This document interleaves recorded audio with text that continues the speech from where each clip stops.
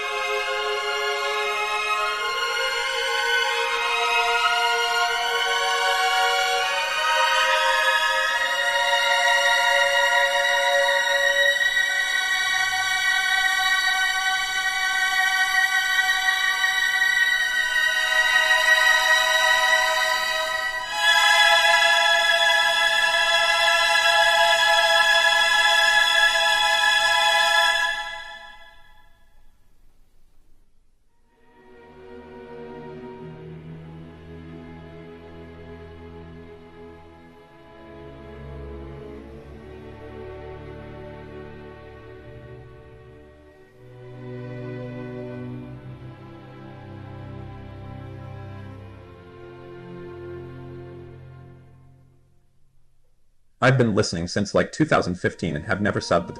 I will survive the purge.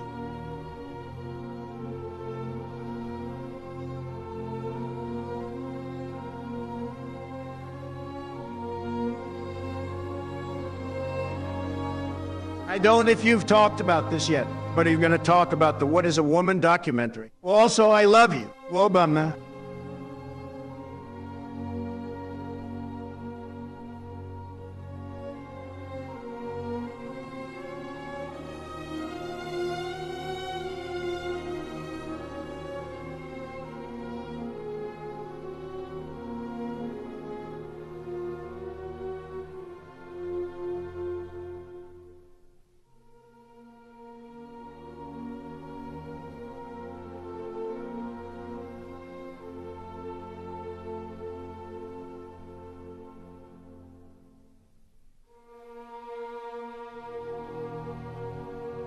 Unicock all along.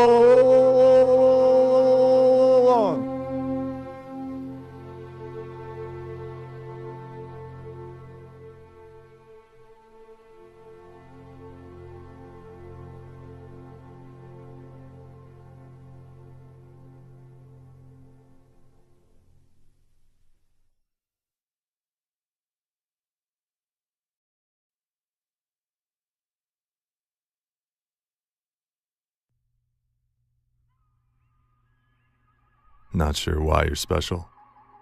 This is Alex from Mindful Wave Studio. Many Sigma males don't know why they're special. We have a unique set of skills and qualities that set us apart within the social hierarchy. In many ways, we are the most interesting and attractive type of man. Mysterious, introverted, intelligent, independent, charismatic in unpredictable ways. Listen to these affirmations to discover your strengths, understand your mysterious self, and dominate life. Let's begin. I am a lone wolf. I decide the rules of my inner and outer kingdom.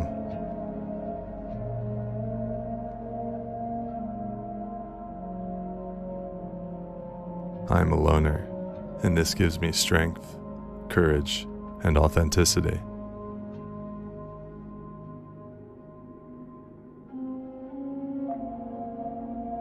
I'm a lone, dangerous lion. I can walk across a savanna full of packs of hyenas without a moment of doubt or hesitation.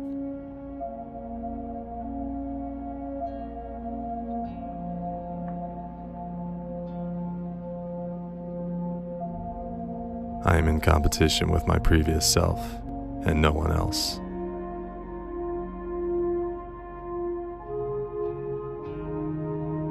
I have total freedom.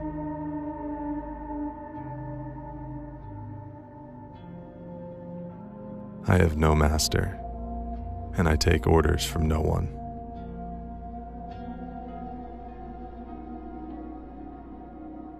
I come and go into any social circle and situation as I please.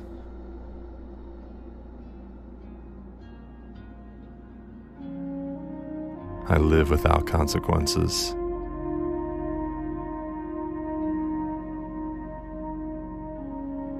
I am skilled at listening to my own deepest heart's voice for the answers.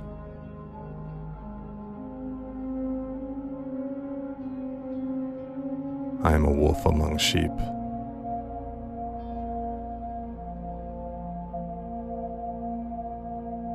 When I enter a room of strangers, people stop and think, who is that strange man?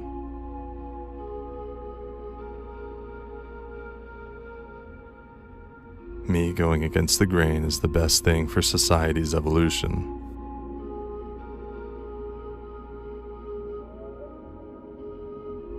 When women say they are attracted to intelligence, I am what they imagine.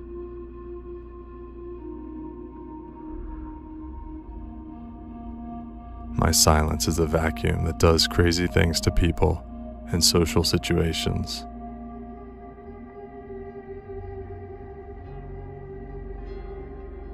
I choose to opt out of this silly little race everyone seems to be unhappily participating in.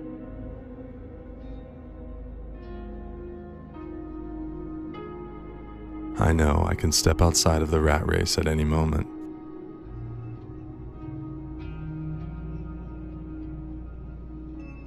Rules do not apply Sing to with me. me, my DGG followers. Ho, ho, ho, ho, ho, ho. I am courageous.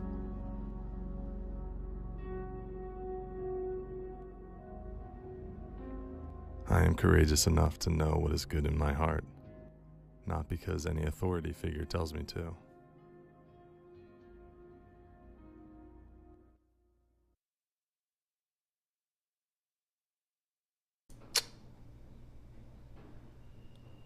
Hello.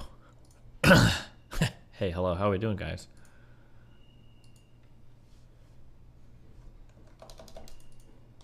Man, what a day. Is it okay? Is it a little bit wild that it seems like if you want to transport shit between planets, you have to build a new fucking capsule every time? That's like so many resources. That can't be real, right? There's got to be another way to do it. If I want to transfer that cryonite shit from the other planet to my home planet, I really have to build a new fucking transporter thing?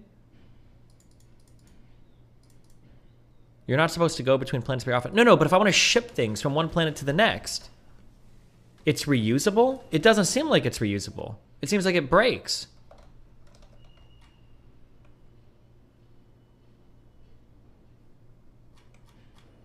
Rockets can be reused? No, hold on. I'm talking about the, these things, the delivery cannon capsules. When you use it one time, it breaks. SpaceX is known for being way too grindy in some parts.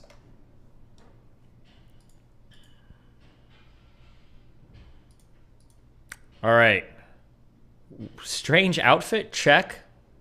Headphones over the hoodie, I guess, check. Smith machine, check. 1, 2, 3, 4, 5 plates. Is that 495 pounds? Check. Questionable at best stance. We've got toes almost pointed at an inward angle. Very wide stance. All right. We're ready to die. We're ready to die. We are fully loaded and ready to die on this lift. All systems red. Let's fucking go. Planet Fitness, check. Let's go. Let's go, boys.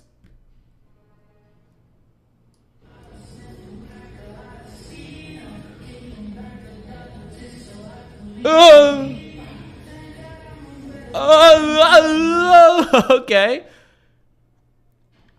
Your toes are only here to maintain lateral support, okay? Your knees should go as in front of your body as possible. Check. Form, perfect.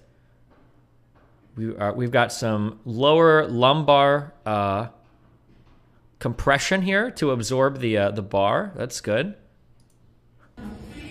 Oh, okay. Working at a optimal range of motion for... Oh, no, there we go. What is going on here? What's even the plan?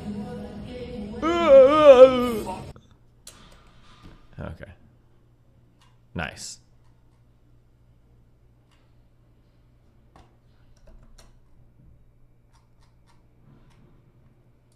Delivery cannons are meant to be expensive and not meant to be used for large quantities of resources. Instead, to use rockets. Oh, you're supposed to use the rockets? Oh, to do fuel and shit. Okay, well. It's really not that hard. There's two types of men in this world. The men that want to hear... Okay. Am I looking at a real human being anymore? Between the makeups and the filters and everything? I don't even know what the fuck I'm looking at. She got some real boob. Well, actually, I don't know if the boobs are real. What am I looking at with his face? Men that want to hear, yes, Daddy, I'll be a good girl for you. And the men that want to hear, good boy, you're such a good boy. See? It's really not that hard. Boobs are real. I know her. Okay. All right. We'll wait till we have a few more viewers until we give our... You guys, if I post just one video of my wiener, just one time, like, you guys promise not to report me? Like, motherfucking TikTok acts like you fucking, everybody in the app is gonna die if they just fucking see my wiener one fucking time, bro. They won't. I keep trying to upload videos of my wiener and talk about we can't upload this shit due to fucking, like, safety concerns or some shit. Man, that's some Chinese shit. I don't give a fuck. Okay.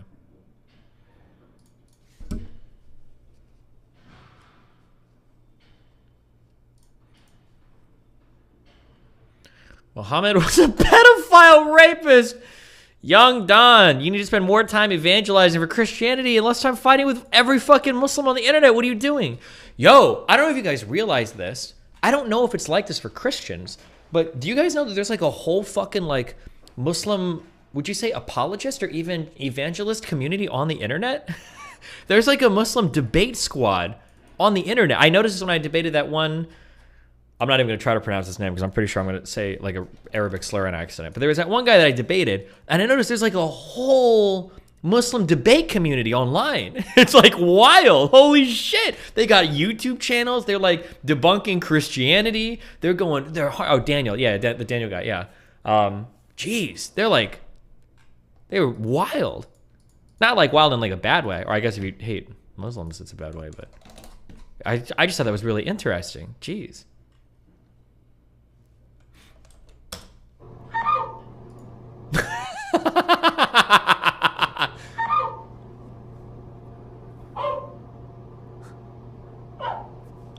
Wait.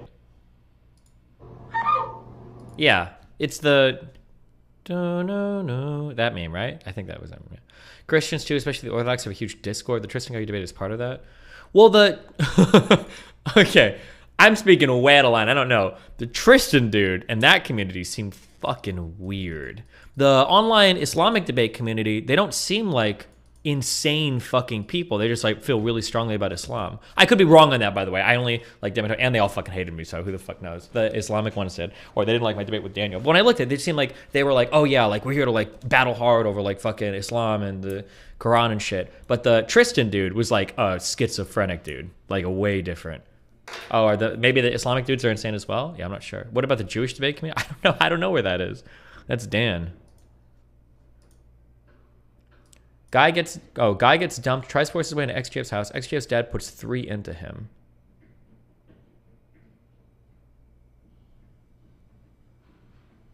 Wait, sounds believable, right? Except they say it happened in Ohio, which doesn't exist. Like, wait, does Ohio not exist anymore? Wait, oh God, I didn't sleep much last night. Am I missing something?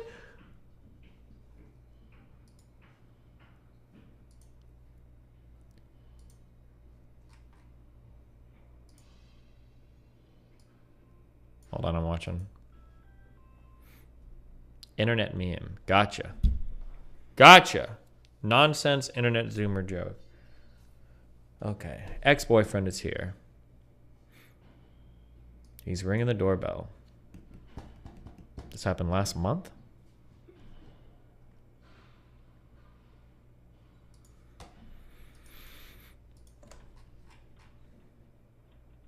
Is he trying to go inside?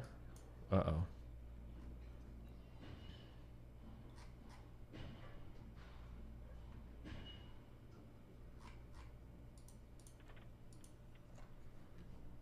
Oh, he just tries to walk in? Oh, he's trying to open the door, I think?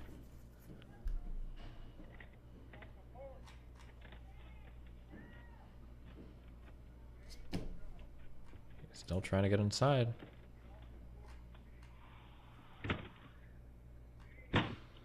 Oh, he's trying to like break the door down.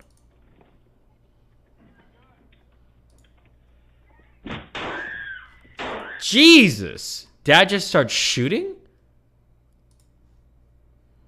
Hold on. Oh, hold on. It's hard to hear. Is he telling him, get back, I have a gun? Is he saying, get back, I have a gun? I think he's saying that. Hold on.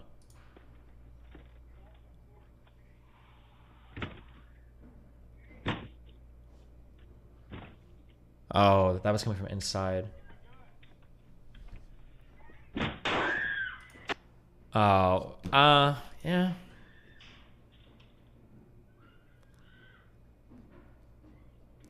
I mean, hey, man.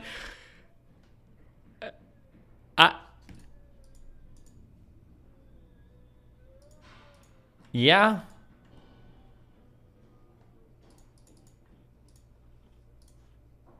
I mean, the guy says he's got a gun. The dude's trying to break into his house. Yeah, fuck it. That's it. Whew, thank God. That might be one of the easiest, non-controversial fucking self-defense shootings I've ever seen. Okay. Jesus, thank God. Whew. Watch this and tell us if it's justified or not. Hold on. Quick acting 14-year-old shoots robber inside family's pizzeria.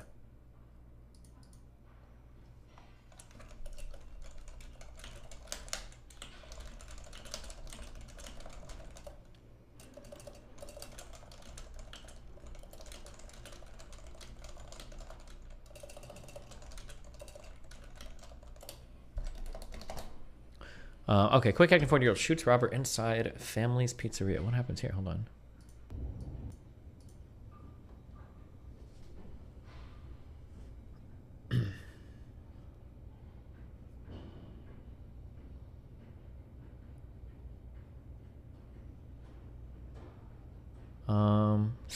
Ooh, jeez, damn, yikes, fam.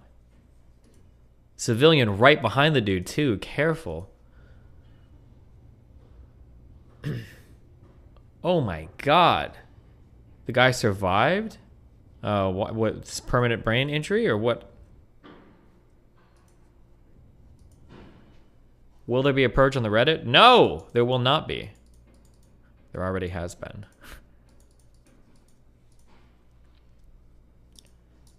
Apparently he not only lived, but he fled and he got up and left too. Why does he look like he passes out immediately once he's shot? It looks like he's dead. It looks like it's kind of weird to say, but I've seen a lot of people get shot in the head now on the internet, and he looks like he's one of those guys who gets shot and dies. Because as soon as he gets shot, his whole body like goes limp. He was playing dead? Was he? Weird.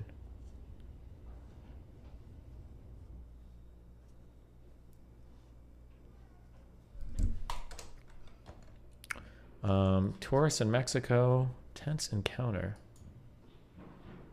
Do you think the dude getting stabbed 7 times after jumping the counter in the cigarette shop was justified? Man, that guy had a lot of warning. I think so. Fuck him. Oh, this is weird. I watched this in bed this morning. No se muevan. How about an hour ban? You can't hit 900 first try today, bro. Do you know who the fuck I'm? Do you know who the fuck I am?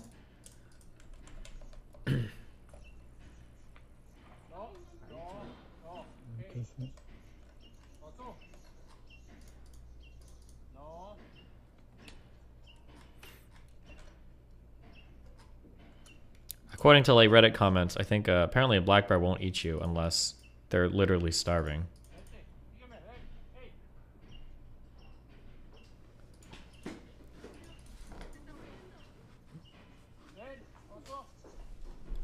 Vente caminando ya.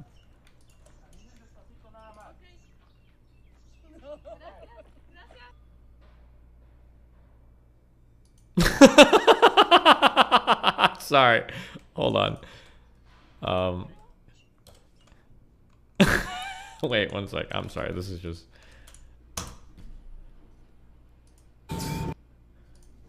This wild horse was terrorizing us on our first camping trip.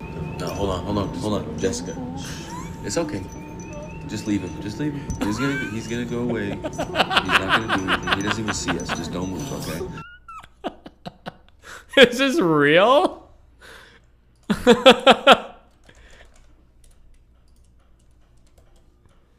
Jesus. He's chilling, bro.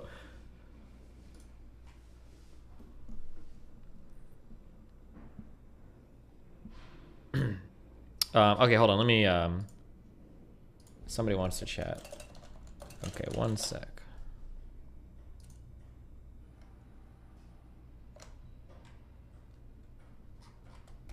Okay, hold on. I'm gonna throw out an instant 900 real quick. I need to get this guy's hour ban. Okay, one sec.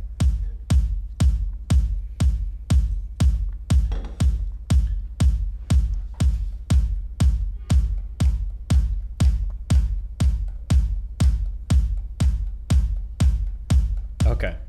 Are we plugged in?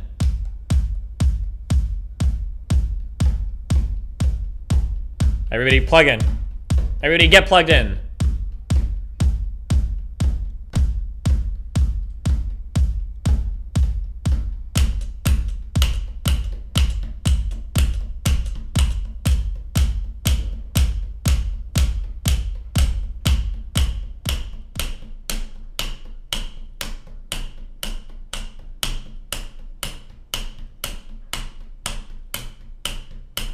Fuck! What happened? It was just this one. It was just that one. It was just this one. What the hold on, one more time.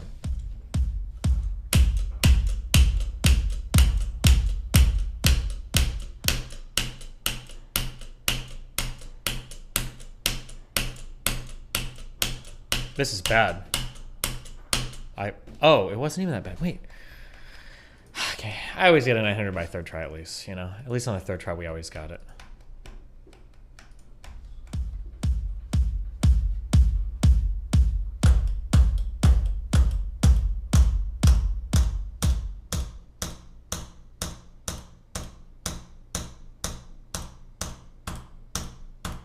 I'm rushing so hard. I could feel I was rushing so hard. Oh, man. Okay, hold on. Different strategy that time.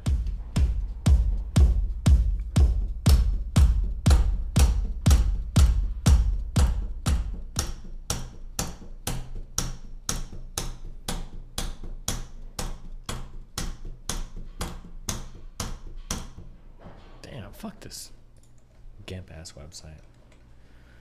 What is this? What is that? Okay. Oh, here. Okay. Do we have 5,000 here? We got 5,000 in the house. Can you throw up 2,000 likes for a W stream? 2,000 likes, please. W stream. Okay. We've had community purges before, guys. All right. I'm not mad about this one. I'm not even mad about this one. Couple things to consider. So I have to look at how I've moderated my community. I've got to look at where we've been, where we've gotten to, and where we're going. I'm pretty happy with how my forethought. How many people did I ban in the last 24 hours? I'm curious. Count them up. I'm happy where my community is. I think I've done a really good job. I think I have a lot to show for my community. I might have, somebody can tell me if I'm wrong, but of any like individual streamer, like non-podcaster thing or whatever, I think I have the largest subreddit of anybody, the active subreddit. If anybody, PewDiePie? I don't know. PewDiePie Reddit. 3.6 million subs, if that number's not weird. Only 700 active people. XQC is big. Reddit.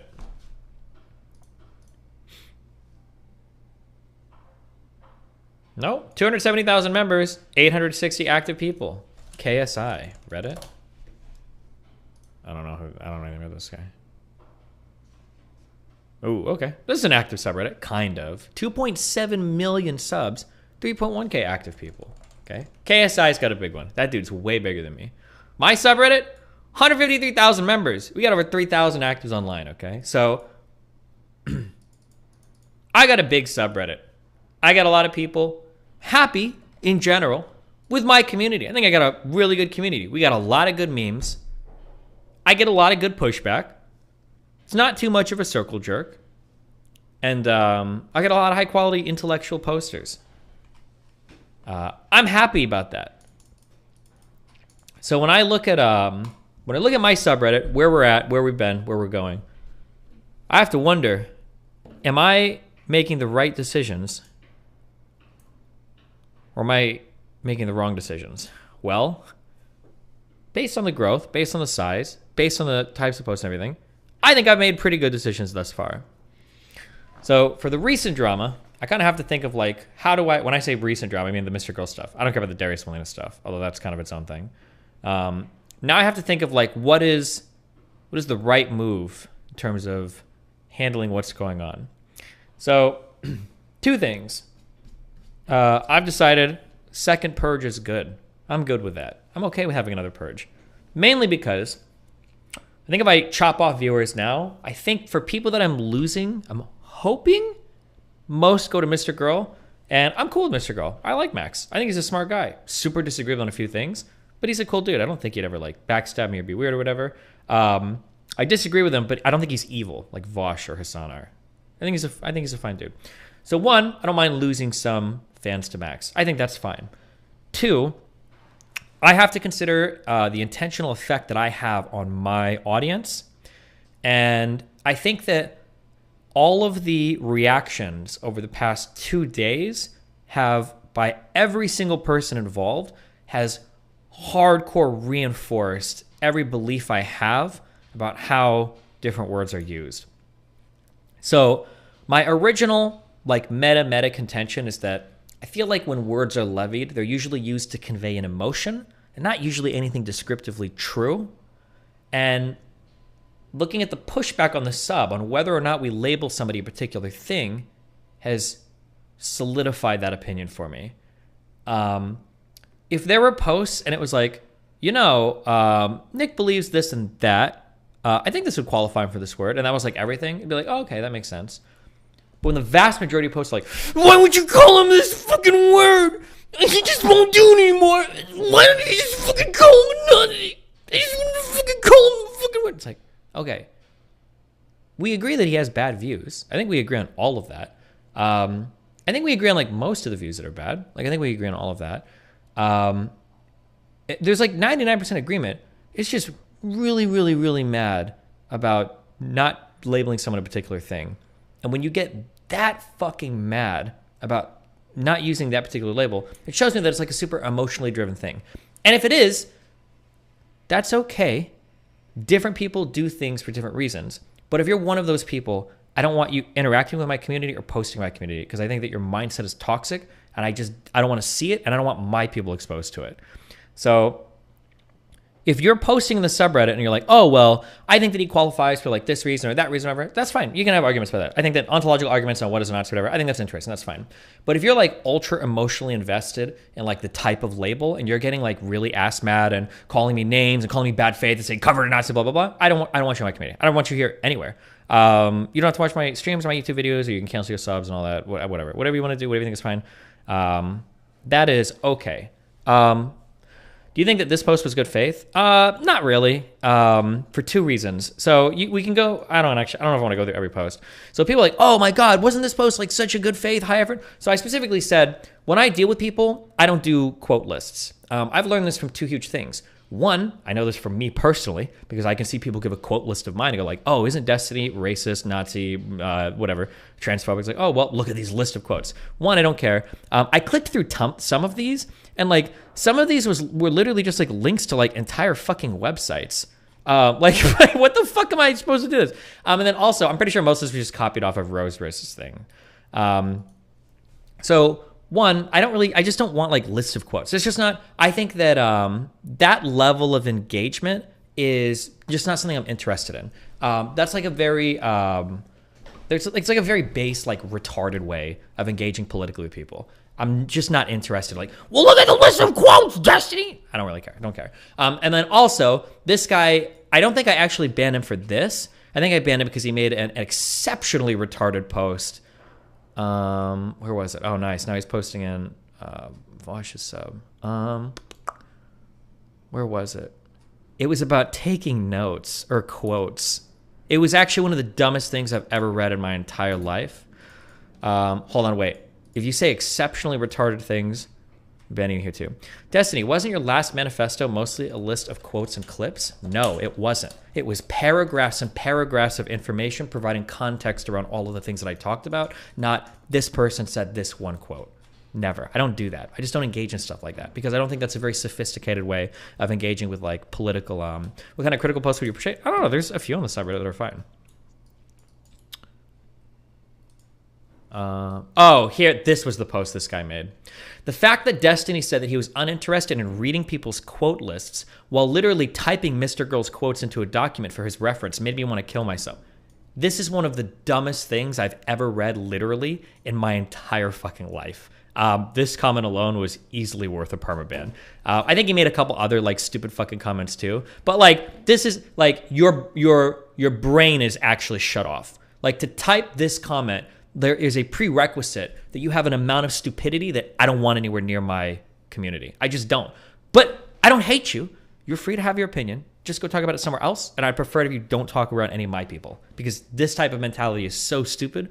I just don't want you anywhere. I don't want you near my community. But you're free. You like go to Vosh, go to Hassan, post in there. Like I think that's all fine. Or go to Max's community and be critical of me. That's fine. The issue with your banning is that you don't leave ban reasons all the time. So it's hard. Well, I mean, like, generally people that are getting banned are just like people that are just writing like really random personal attacks. Or they're saying like really weird things like, oh, Destiny's just doing this because he's grifting. It's like, okay, well. Was this thread in good faith? Did I ban this thread? Would Hitler listen to Kanye? 4 minutes ago. Did you just link your own thread? 0 comment, 0 upvotes. I'm pretty sure you did. Pretty cringe, my dude.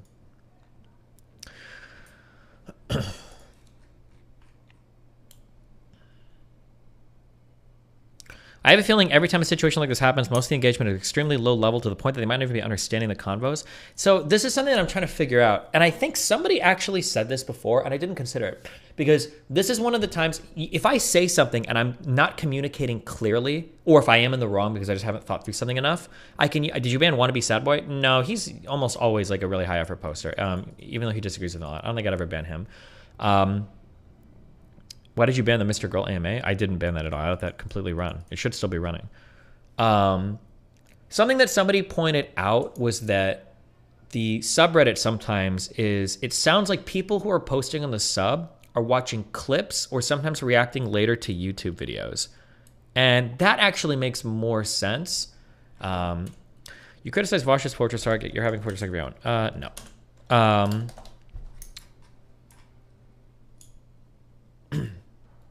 Just to clarify, do you think that using the label on Nick, the obsession with using the label is like this whole conversation is so destructive and cringe that this is just not a conversation that I don't want to have.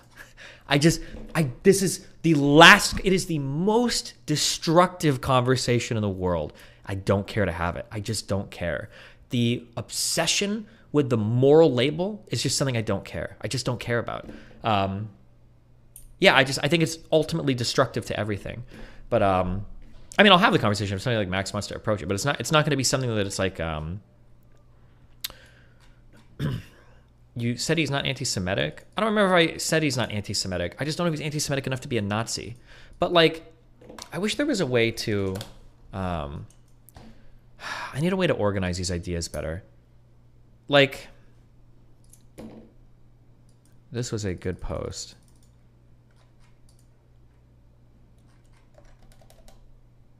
Nick Fuentes is not a Nazi. Also, Destiny's definition of Nazi is wrong. Oh, I read this. I've never even touched this because technically under the way this guy is talking about it historically, this is actually true, but there's a lot of people today that people want to call Nazis that wouldn't get to qualify as being Nazis at all, especially in regards to the racial hierarchies and the Aryan distinction and then the religious stuff too. But if I were to run with this definition of Nazi, this is like the ultra academic one, everybody would lose their fucking mind. Is this the guy that was like using sets to, oh yeah, and explaining that? This is an interesting post if you want to read it. Yeah, there's a lot. It's complicated. Who would you consider to be a Nazi today? I don't know. I don't really care. This is the issue that I'm having with these conversations right now, okay? Why don't people just genuinely engage with the real convos. It should be raised regarding your conversation with extreme characters online. How to respond to deal with it rather than hurt her. You won't say my word. Well, because they want to bring in the normativity of the word. That's what they want. So they'll be like this position, this position, this position, this position, this. So these are like the political positions that people have. And these are the things that I'm most interested in arguing with. This is what I want to fight about. I want to fight about what you think about that, or what you think about this, or what you think about that. But people seem more concerned with like, can we group all of these together and call them this? And it's like, I don't know why. Like, because the problem is that this is one definition of Nazi. It might include these traits. Here's another definition of Nazi. It might include like these traits. Here's another definition of Nazi. It might include like these traits. Here's another definition of Nazi. Might include, we'll say these traits. Maybe it encompasses something else here, right? And then there's like, maybe there'll be like another definition of Nazi that includes, we'll say it branches out over here and includes this trait. And people are fighting over like, what's your definition of Nazi? And this is the entire conversation of the sub. Is it this? Is it that? Why would you call him this? If he meets it, well, he did this, he said that, and he did this, and he's like, okay, hold on, wait. I don't care about any of this. Okay, I just want to focus on these things. This is what I talk about. This is what I do. I'm not interested in like giving you a particular political label or assigning you or ascribing to you some shit. I don't really care. If you think that like black people are degenerate, let's talk about that. If you think that Jews are behind everything in the media, okay, let's talk about that. If you think that like immigration should be only white, let's talk about that. If you think that there's like a broader conspiracy in society for a great replacement, let's talk about that. These are the things that I want to talk about. It's always been the things that I want to talk about. I don't care about anything else. If you want to obsess over like, is this person a Nazi, blah, blah, blah, that's fine. And I shouldn't even strawman you like that. I don't want to use the strawman voice. Is this person a Nazi? That's a fine conversation to have. But you can go have it somewhere else. I don't really care that much about this. Because the problem is that when I use this definition, let's say that I define Nazi like this, okay? What you really want, this is what you really want, okay? These are the positions that people have. You don't care about these though. What you really want is you want this. And this thing right here is your moral condemnation. That's what you're looking for. People are looking for this thing, which is bad. Nazi, bad. This is what you want. And the problem that people are running into, you might not realize this, but the problem that you're running into is that I'll talk about this, and I'll talk about that, and I'll talk about this, and I'll talk about, and you're like, no. I need you to call him a Nazi. And when you call him a Nazi, you're pretending that it's because, well, look, Destiny, he's got this and that and that and that. Is he a Nazi? You don't care about that, though. What you really want is you want this. That's what you want. You want the moral condemnation. That's all you're concerned about. And this thing here is the last thing in the world I care about. I don't give a fuck about this thing. Because to include this thing, it already excludes anybody that would consider themselves any of these things. They're necessarily not going to see themselves as evil. They're obviously, because they believe these things. But it's telling because we'll agree on this and we'll agree on that and we'll agree on this and we'll agree on that. And then you'll get mad pretending that I'm not grouping these things together. You're like, why won't you just call him a thing? It's like, well, why do you care? If we already agree on all this shit, why do you care if I call him a thing or not? And you're like, because you're obfuscating, because you're hiding what he really is. Well, what am I hiding? If I agree on this, tell me for Nick Fuentes, and this would be a challenge to the subreddit. What am I hiding about Nick Fuentes when I'm calling him this, this, or this, or this, or this? And the answer is like, well, you won't call him a Nazi. Why do you care if I don't call him a Nazi, if I identify as a person? And the real reason is because you want this. You want this here. This is what I'm hiding by not calling him a Nazi. I'm not including the he is evil or bad part. That's the issue. But that's just the part that I don't really care about. I don't care about this. I just don't really give a fuck about it. I'm not interested in like levying that. Maybe I will like in a personal convo or on some other things, but yeah. Thoughts on the Richard Wolff comparison? Yeah, I think I permabanned this guy. This was another really stupid thing, okay? Destiny, or Nazis to Destiny, what socialism is to Richard Wolff. Wait, did I permaban this guy? Yeah, I did. Okay, good. Nice. Whoops. I didn't mean to remove the post. But the when I'm asking Richard Wolff, what do you mean by socialism? I'm not trying to say, gotcha, bitch. You're a socialist. You're evil. I'm just trying to figure out, what the fuck do you believe? I need to know what you believe so that we can fight on those grounds. But so if let's say that Fuentes came onto my stream, my issue, remember, people are pretending that like It's strange because people are saying, here, this is the funny thing, okay, is that the Richard Wolff debate proves my point. Nazi is to Destiny what socialism is to Richard Wolff. No. When somebody says somebody's a Nazi, what I'm saying is, hold on. I don't give a fuck if they're a Nazi. Tell me what you believe. That's what I want to know. When I debated Richard Wolff, he wants to be a socialist. I don't care that you're a socialist. Tell me what you believe. And then when I'm trying to figure out, what do you mean when you say socialism? What are you here to defend? And then Richard Wolff doles out 3 different points of views of socialism. I don't know what the fuck I'm supposed to do with that. If Nick Fuentes was like, oh, I'm a Nazi, and then I approach Fuentes and I mean, okay, hold on, you're a Nazi. Okay, what do you mean when you say you're a Nazi? And Fuentes was like, well, Nazi could be like 1930s and 40s German party. Nazi could refer to this. I would have the same problem with Nick. I'd say, hold on, wait. I need your fucking definition. What do you mean when you say you're a Nazi? Tell me the positions.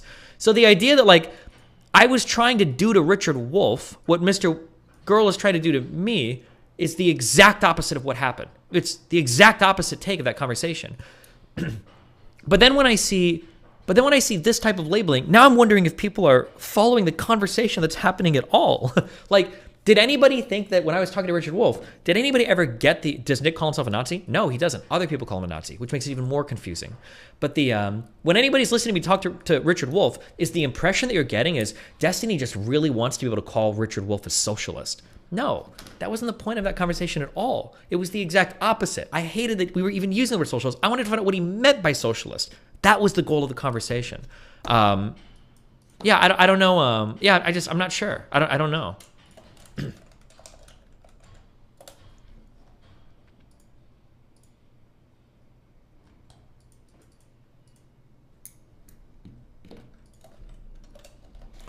The real meme is that these people depend on you for their politics so much they're mad that you aren't constantly telling them how bad people like Nick are. I don't know. I think that, I think what I said earlier was true. People just want the moral condemnation. Oh, this guy actually got it. I didn't read this comment. Whoops.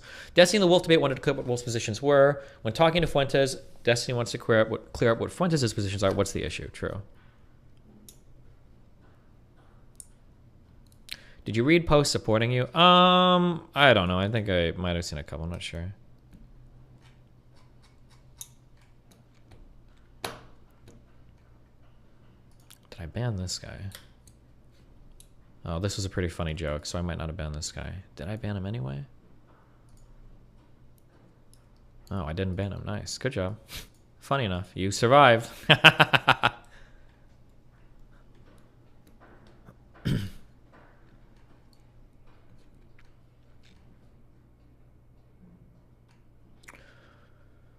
Question: when you concentrate on one particular issue of discussion and it's determined that it is wholly wrong, bad, evil, moral, etc., doesn't that reinforce the evil or the red thing equals evil, bad? A self-serving confirmation bias, isn't that to be expected of people? I mean, it feels expected when you discuss on a particular issue. I don't know what you mean by that, but okay.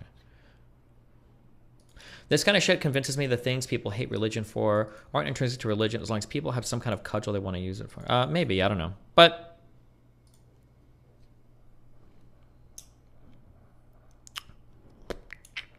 why didn't you enjoy talking with Fuentes? It seems as though he uses as much or even more irony / dishonesty when talking about his views than someone like Vosh. Vosh doesn't use irony or dishonesty to... Oh, fuck. Fuentes said something... Nick said something really insightful that I wish more people would understand. And it's true of him as well. And it has to do with propaganda. I feel like when you guys look at people using irony or humor... You guys think that it's like an all or nothing thing, that when somebody is ironic, they could hide anything. It was in regards to, I was bullying Nick because when it came to Ukraine, he's trusting the propaganda that the Russian government is putting out. I'm like, bro, you can't trust shit that Putin says. Obviously, that's stupid as fuck. He's going to lie about this. And Nick says, yeah, that's kind of true, but you can tell by the way that he lies what he means, what he's actually going for. And I agree with that. That is true. Based on the type of propaganda that comes out of Russia, you can tell what they're trying to do. Nick being ironic or humorous doesn't mean that it's a black box of political beliefs hiding behind his humor or irony. I think you can still kind of tease out, even if he's kind of jokey sometimes, I think he's still going to tease out what his beliefs are. People have this really weird understanding of Nick that when he's talking every night, it's complete and total and utter chaos. Like everything he says is random and not selected for, but it's all humor, and everybody in the audience somehow just secretly knows, oh shit, dude, Nick Fuentes just went on a huge rant about this thing, but we all know that like we're all hating Jews still, and we all hate black people still, and blah blah blah blah. Like there's most of what he's saying is it's going to be pretty truthful in terms of most of his positions, and then he might joke about some stuff that's like a little bit too edgy to touch, right?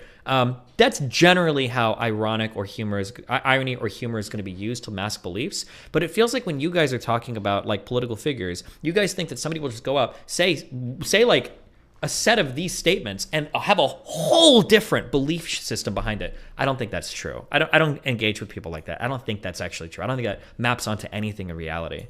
But yeah. But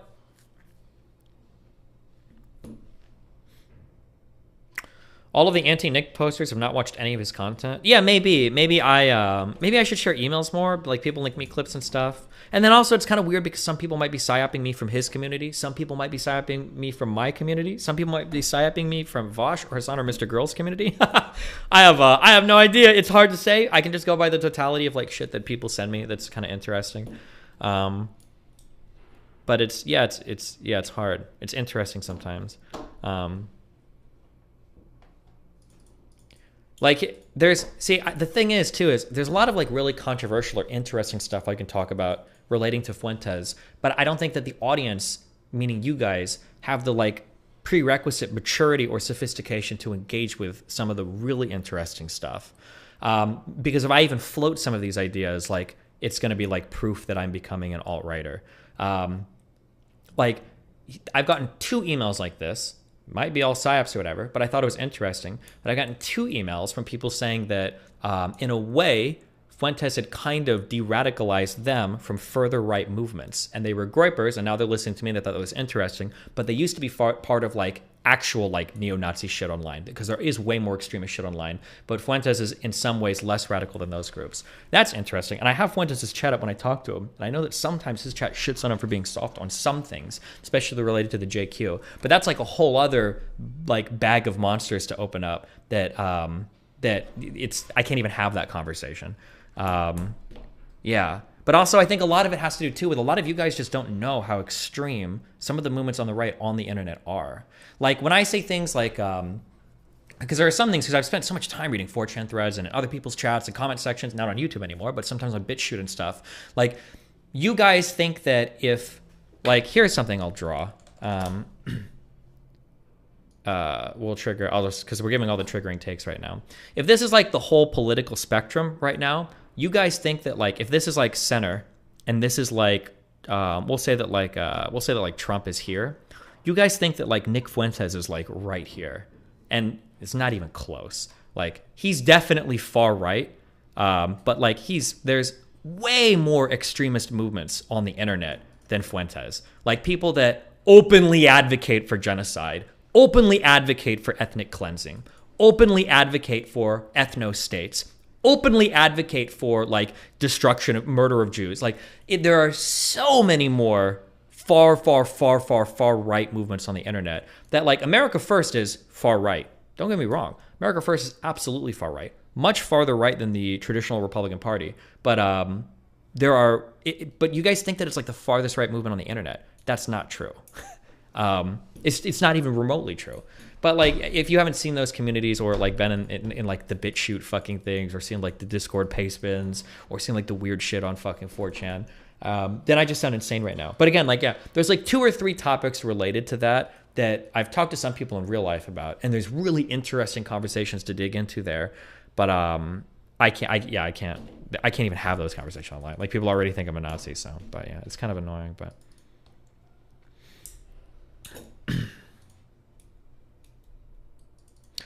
Are there other movements with mainstream appeal that are further right? America First is not a mainstream movement. Like he was able to get some congressmen for AFPAC, which is cool. That is cool. But I mean, like Tulsi Gabbard was at the New York City Minds events. Like if you're willing to pay an appearance fee or get like the right connections, like you can bring lawmakers out to things. It was impressive what Nick did. Don't get me wrong. But to call America First like mainstream, not even close. Not even close. What point are you making comparing him to farther right people? Just that like when people obsess over labels like Nazi, here's a question. Is there anything farther to the right of a Nazi? The problem is the obsession over that label places him in a really weird spot politically on the internet that's just not true. It doesn't resemble reality very much. Do you trust your orbiters to engage with groypers in a responsible way? I know I can. And then maybe you guys will learn, but...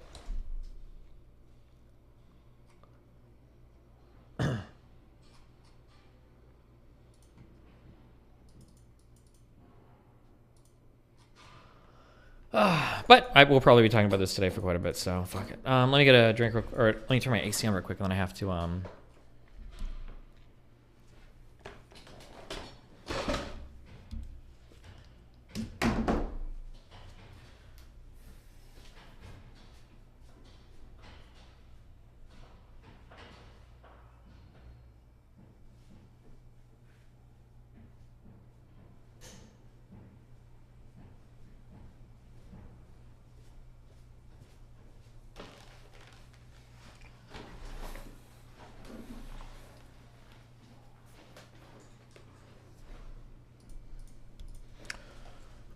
Would you say that even though Fuentes is not as far right as some of these communities, that he could be a gateway for people who weren't aware of the existence of them and end up becoming a part of that community? Yeah, he could be. But, like, I should be a better gateway than he should be a better gateway. Like, I should be better than that. I should be able to pull people over to my side. If you can't, then I think it speaks to the weakness of your ideology. But I feel like all of my conversations with Nick have gone really well. I think I've handled conspiracy theories very well. I think that I've pushed back very well. Yeah, I think I've done about as well as I could have. I think that my current existence right now is kind of like the culmination of everything I've done so far. And I think for the most part, everything is done. I think everything's been handled pretty well so far. There's got to have been at least a few people that saw him like cower from the 9/11 shit. And yeah. But, you know, who knows?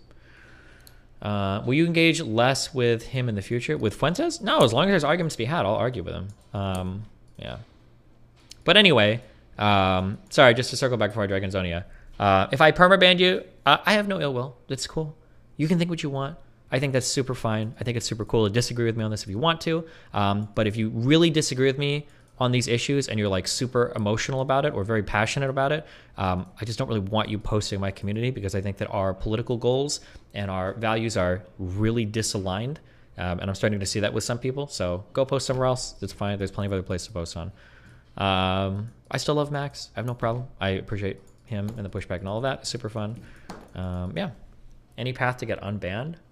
Usually on the subreddit, if you ask to get unbanned, you usually just get unbanned. But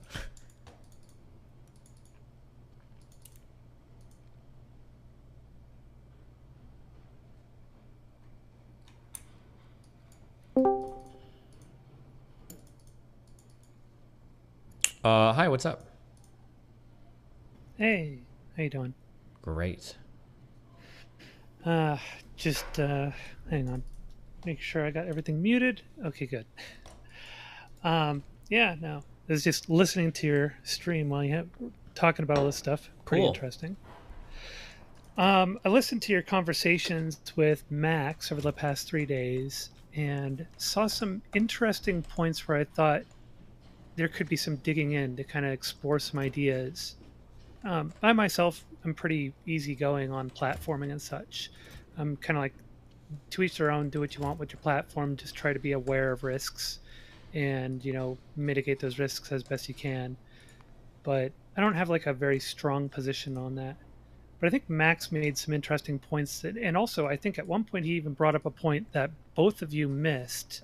He like made a position that, or came up with a position that I think both of you missed that I'd like to dig into a bit. But I first want to kind of ask you, I know that recently you've talked about your platform evolving and kind of growing your audience. Mm-hmm. And you even put out a tweet, maybe like a little less than a week ago, or a series of tweets talking about your critics and how their viewers have been declining or flatlining, yet yours have been growing, mm-hmm. that you've been able to branch out further.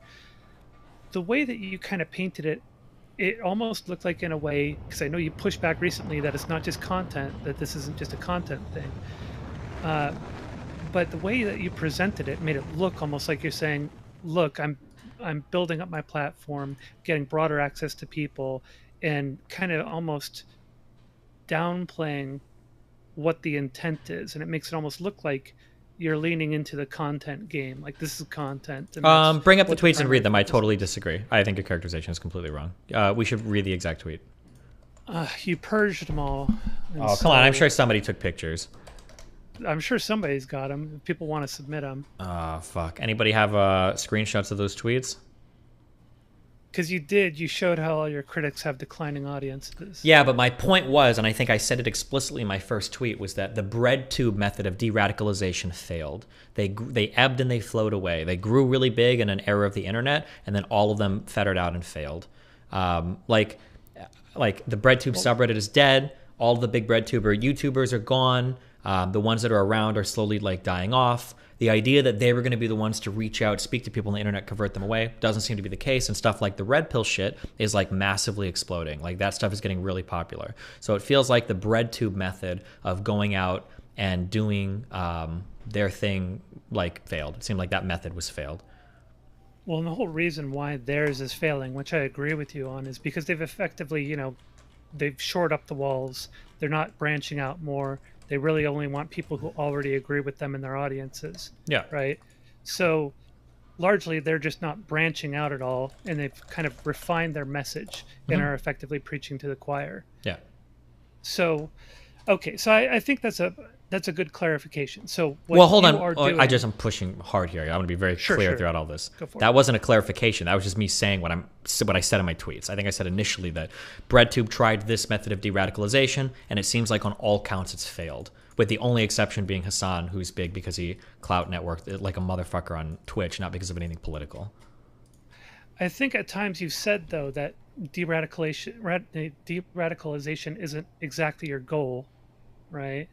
What do you mean by that? That what you're trying to do is something a little bit more less defined.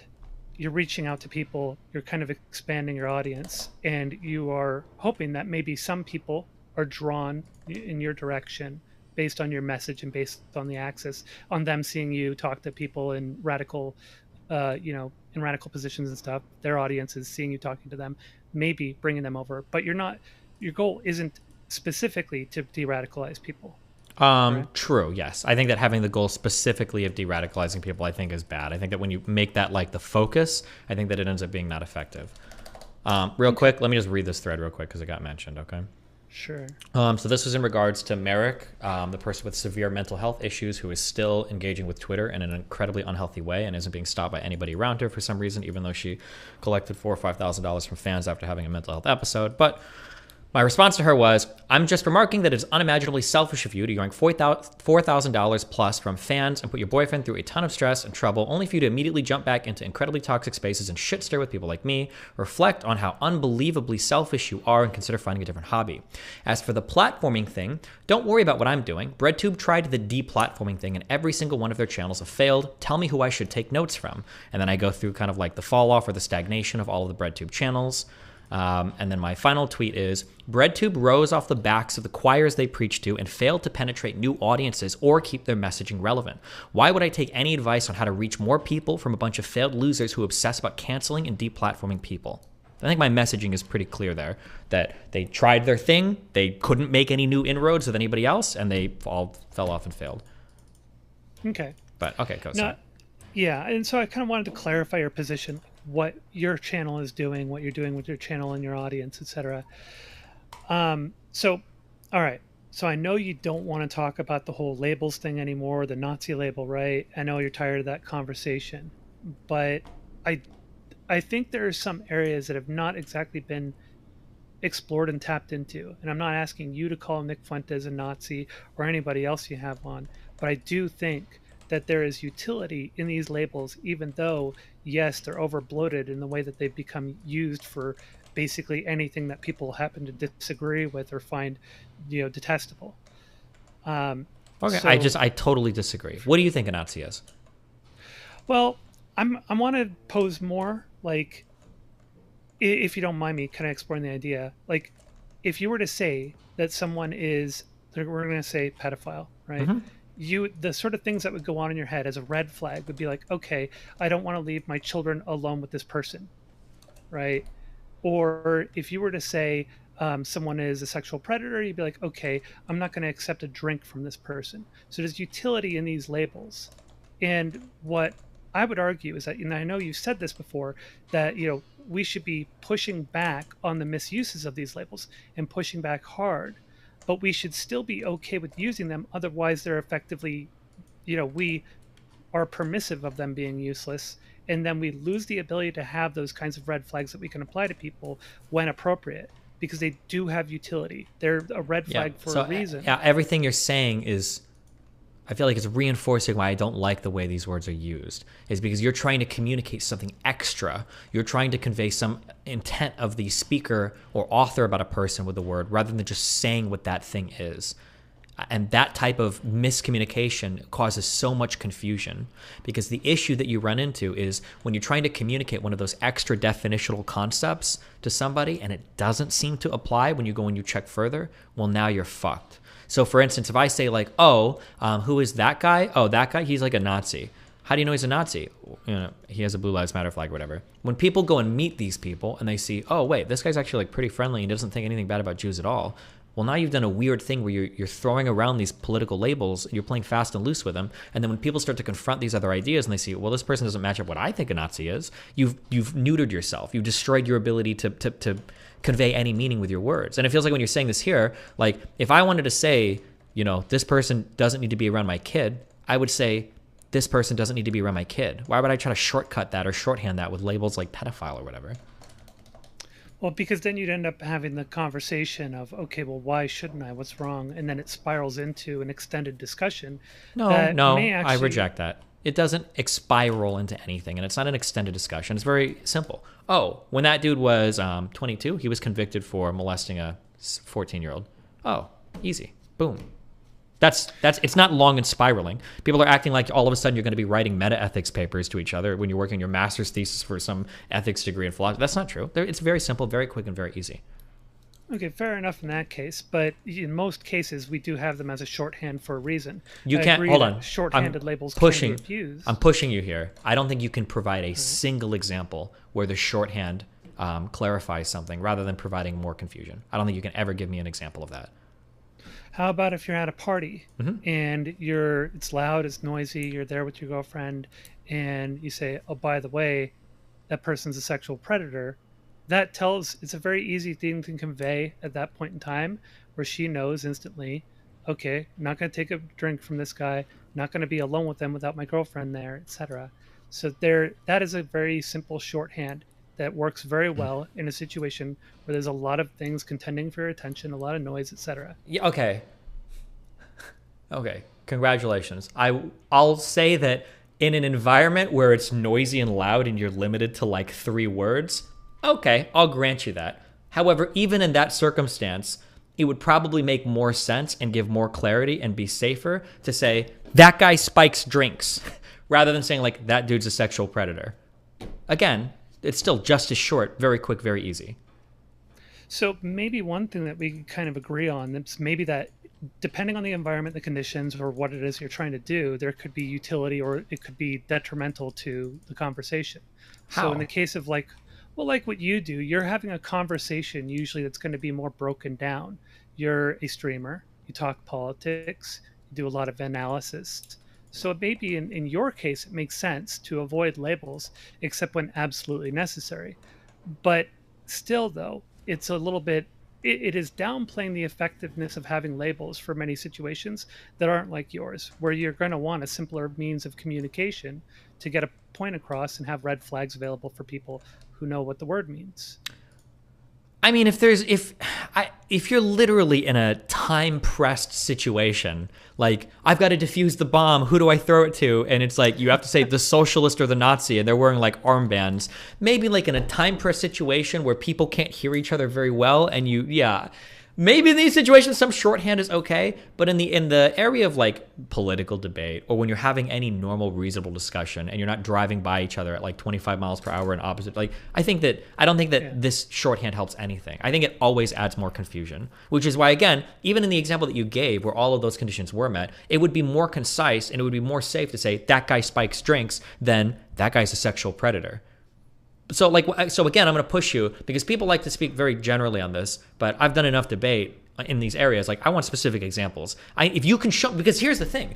I'm a communicator. That's my job at the end of the day. My goal is to convince people of things. I'm a communicator, I'm a debater, I'm an arguer, whatever. My goal is to convince people. If you can show me, like, Destiny, and I do this all the time. People email me, like, hey, if you communicate this like this, or if you say that like that, it would help you so much. And yeah, hell yeah, I'll do that. Every single time I have a conversation with somebody and political labels get involved, it always becomes muddier. It always becomes messier. It's always more fucked. So if you can give me, I need tangible examples where you're like, well, Destiny, what if you were talking to somebody and you said like this? Then I'd be like, oh, okay, sure. Yeah, maybe that helps there. But almost never is it like, oh, that guy, he's a Nazi. He's a socialist. He's a sockdem even. He's a whatever. Doesn't usually help much. And if anything, I usually have to go in to clarify after that. So I actually agree with that, with what you're saying right there, because I think in most cases where you're going to be communicating with people, it behooves you to be able to have a discussion more about the individual positions than to try to find a shorthand, because a shorthand tends to break down conversation in most cases. In a lot of casual situations, like this is where I kind of wanted to push back though, is because of the way that in your first conversation with Max, you kind of were a little kind of 50-50 on the situation, or not 50-50, but you agreed that there was, that you sometimes find utility in the labels, but you prefer to not use them because you'd rather break down the positions and talk about those. Yeah, things can have utility in different circumstances. Like calling Lauren Southern like Nazi queen is funny, but like she's probably not a queen. I don't know. I don't think she's a Nazi Barbie, right now. I think they call her. Sure, Nazi Barbie, whatever. Right? Like that. Sure, I can use it there. Or like making fun of the serfs and calling somebody a Nazi on Twitter. It can be like fun. But like in the context of like a serious discussion, probably not going to use these as much. But okay, that's what I kind of wanted to solidify. Is just because the second conversation, it kind of broke down more, and then you were like, nah, screw it. Labels are stupid. I don't ever use them. And it like you were more aggressively against them at that point.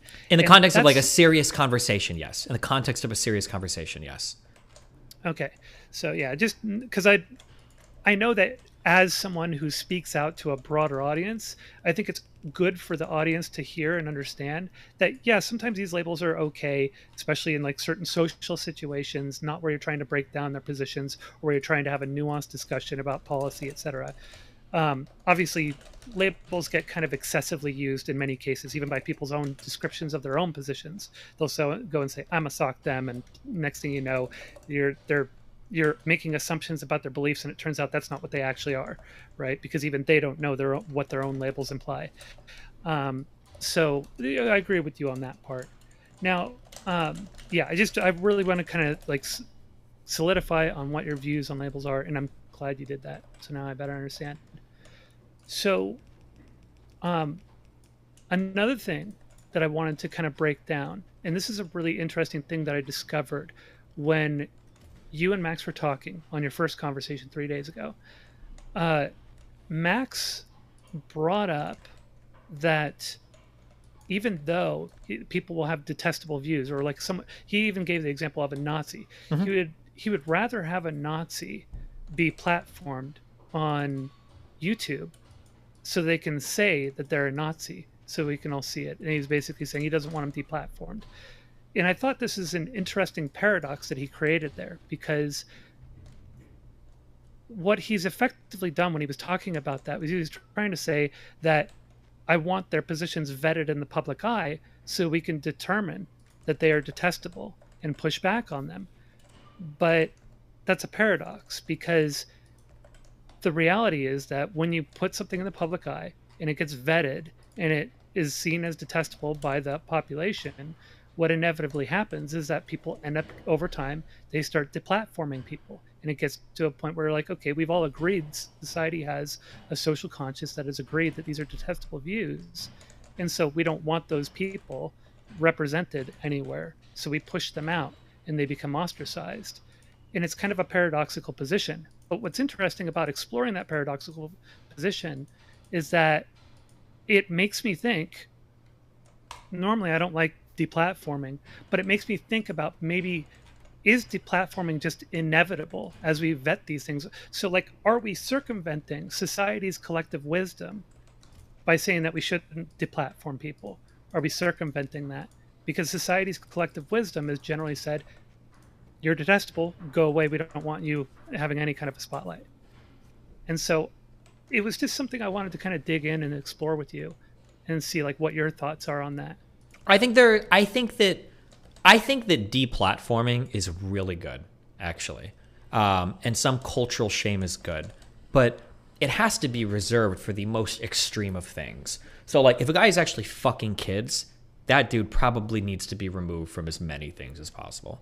But if a guy thinks that, like, blue lives matter, Trump should be the president, and Hillary Clinton sold uranium to Russia or whatever, probably doesn't need to be deplatformed. We probably should be able to engage with that. There's going to be like some level of cultural shame or canceling that's important. And even conservatives will say this. Trans people who are teachers should be canceled or whatever bullshit, right? So like there's probably some level of like, yeah, it's probably good socially that we like don't tolerate this or that belief. That's probably okay. But we've drawn the line way farther than we should have, in my opinion, right now. But if society is generally agreed that they shouldn't even have a platform. Yeah, but I don't think society has agreed. That's the issue. It seems like these are some of the most contentious issues right now. Well, it kind of depends. There have been points in time, even in our more recent history, where there's been sort of an ebb and flow of what society thinks of these things. Like I remember back in '88, David Duke was running for president, and it was considered to be generally very detestable, and people were wondering, how is it that this person is even getting to the point of having any kind of relevance? Why is he showing up in debates? Why is he being, showing up on these various, news outlets and such? And people were shocked by it, and it caused a bit of a backlash, a social backlash. And what happened was he did eventually get black-holed by the general media and general, back then, newspapers, etc., took stances and said, we're not going to write about this guy. We're not going to platform him effectively, right? They didn't call it platforming back then. Yeah. But there was a reaction to the fact that this former Grand Wizard of the KKK, somebody who had been seen on college campuses wearing an actual Nazi uniform, they were like, can't believe this dude has gotten any kind of media time at all. And people reacted, and he got black-holed. So society kind of collectively agreed, detestable views. We don't want to see that. We don't want that making it to, our channels, our TV stations, and our newspapers. So generally society agreed.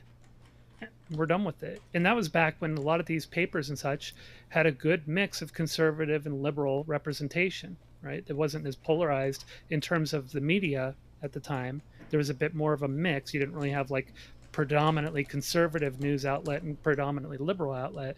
They were a little bit more murky and a little bit more blended back then. Okay. I don't know what you're going to say about that. So like, it makes me wonder sometimes if you get to the point you platform somebody, you get their ideas out there, and if collectively people agree they're detestable, we're not going to platform them anymore.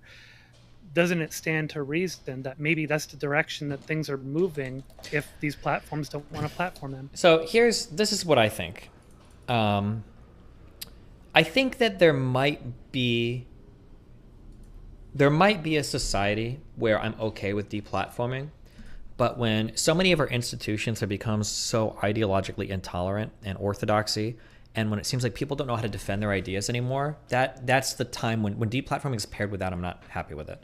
So let's say that it was the case that when you went to college campuses, there was a diversity of speech, you got exposed to a lot of ideas. If somebody comes up to you and they're like, you know what, I think that actually the alt-right is cool, like you'd be like, oh, well, actually, I think they're bad for a whole host of reasons. And you can have that conversation. If that was like what our students were capable of, and what we were capable of as a society, politically, culturally, whatever, I think I'd be more okay with it. But when we've excised those ideas from every part of society, and people don't know how to argue for the things that they believe in anymore. I think a lot of people don't know how to argue for tenets of liberalism. Because a lot of progressives are not even liberal. They're illiberal in some ways. That when we look at things like that, And then we have these same people in charge of like deplatforming people. We're not like, there's a difference between an educated society where people are like, yeah, you know, I think collectively we're intelligent enough to know that we don't need to host these ideas and we probably shouldn't have some of these out here, versus society it's like, that idea is scary, mean, and racist, and it needs to go. And that latter society is, I think, prone to so much bad shit. And I think we're seeing that like play out with Keffels right now, who's like an internet terrorist. But people are just like, oh, well, they're canceling things, but they're trans, so it's probably good. Yeah, if people are making decisions based on Wait, hold on. Sorry, 1 second, just because my chat is linking stuff. I don't know if you guys missed all of the conversations I've had with anybody ever, but I agree with this 100%. That's the whole point of everything I've been talking about. I don't know why you would think I disagree with this. If Lycan is in chat, Lycan was actually with me. We just went out to eat with my parents like 2 hours ago. I was eating lunch with them, and I literally gave this example at the lunch table where I was talking to my parents. Like, yeah, you know, right now in my community, we're talking about calling people fascists or Nazis, and everybody's mad. And my mom and dad were like, yeah. And I was like, yeah, but mom, the reason why we're doing it is because of people like you, and you guys used to call everybody fucking communist when I grew up. And she's like, well, I think the whole Democratic Party are communist. Really, mom? What do you think a communist is? And she's like, well, somebody that's evil. I'm like, okay, mom, thanks. But my mom and dad are older, so they're honest about it. They're like, yeah, well, when I say someone's a communist, I mean that they're evil. They hate America. I'm like, well, based. At least you're honest about it. Thank you, mom. Thank you. You're based, mom. But yeah, I'm not going to disagree with what Noah says there. I agree 1,000,000%. And I always give examples on both sides. For instance, when people on the right call people groomers or pedophiles, that's become their way of just saying, oh, that person's LGBT. Like, you're destroying those words as well, 100%. Yeah, I agree. This is a problem that happens on both sides, not just the left. Okay, sorry, go ahead. Yeah. Okay, where were we? I forgot where we were. Yeah, sorry, I kind of fucked you there. It's all right. I don't know. Maybe someone in my chat can say, or maybe in your chat. No, I like. Well, if we want to go back to that a little bit, that's one of the issues that I have with, like, I'm constantly pushing back on the term transphobe because it's just so watered down right now. Yeah, that's a really big. Oh, I should have brought that up with Mr. Girl. Would you say that Mr. Girl's transphobic? I say that he holds some transphobic positions, but I don't think he's a transphobe. Okay. That's interesting because he literally doesn't believe that trans people exist. So it seems like in most definitions of the word, it feels like people would probably call him transphobic. But probably would, because but having had multiple conversations with him about it, there are some underlying factors that I would say that there's nuance there to be explored. Yeah, I agree with that. That's why I don't call him transphobic. But like, if I'm called transphobic for being a transmedicalist, like a light transmedicalist, barely, for true scum people are called transphobic, then Mr. Girl would absolutely be called transphobic to like the vast majority of people. Yeah. Right. Yeah. But then that's kind of like what is far right, what is leftist. Sure, which is all part of my point. Yeah, let's just attack the positions instead of getting obsessed with labels. But okay, go ahead. Yeah, I'm like, well, here's actually a good reason why I think there's some utility in label. I think most people could probably say, now you can push back if you think I'm wrong, people, if you're listening, but I think most people would say that if I said somebody is a transphobe, they'd probably be like, okay, there's some validity to that because Zonia rarely calls people transphobe, right? Maybe in your community that's true. That was part of the big. Is syllogism only premise conclusion? I don't remember if you can call it syllogism or not. But like when I built up those 4 premises yesterday, that was one of the things I said. I can control it in my community, but I'm talking to people outside of my community. If I start throwing these words, like nobody knows who. Like if you use transphobe outside of your community, people don't know how you use that word. If I'm talking to Sneeko's audience and I use like toxic masculinity, they don't know how I'm using that word, right? So I kind of lose control once I'm in other audiences, I think. Yeah, that's true. I forgot that you had even expanded on that particular scenario. Yeah, so what were we talking about? Oh, we were talking about the platforming discussion. Where did we leave off with that? You were bringing up that Max kind of had like a paradox related to platforming. Yeah, we kind of dug into that a bit. Oh, that's right. That's what I was going to say. So you were talking about like at colleges, like the young people at colleges, that they're not even capable of having these discussions, and that they just want to avoid it because from their perspective, it's effectively ontologically evil. And so they don't end up building the tools necessary to push back against harmful ideologies that are, that can be snuck in at that point. I think that's where you're going with it, right? If you write off this sort of general spectrum of ideology as just ontologically evil, you're not prepared for those who can sneak in positions from that ideology by arguing them on their own merits or by certain Yeah. lines of logic. And I feel like because go ahead. because you've effectively blinded yourself to Yeah, exactly. Yeah. And I feel like I hate to do this to Mr. Girl because it's like, because you could argue that, oh, well, I'm just a good debater, so I can do this, right? But like, it feels like every time we've had like a sample debate, I feel like I can crush it with the alt-right or Nazi talking points. Like, I can represent those arguments really well. And I feel like he has no response to them whatsoever. And it's like, if you're the person saying that we ought to call a Nazi, but when I give you the actual Nazi talking points, you have nothing to say about it.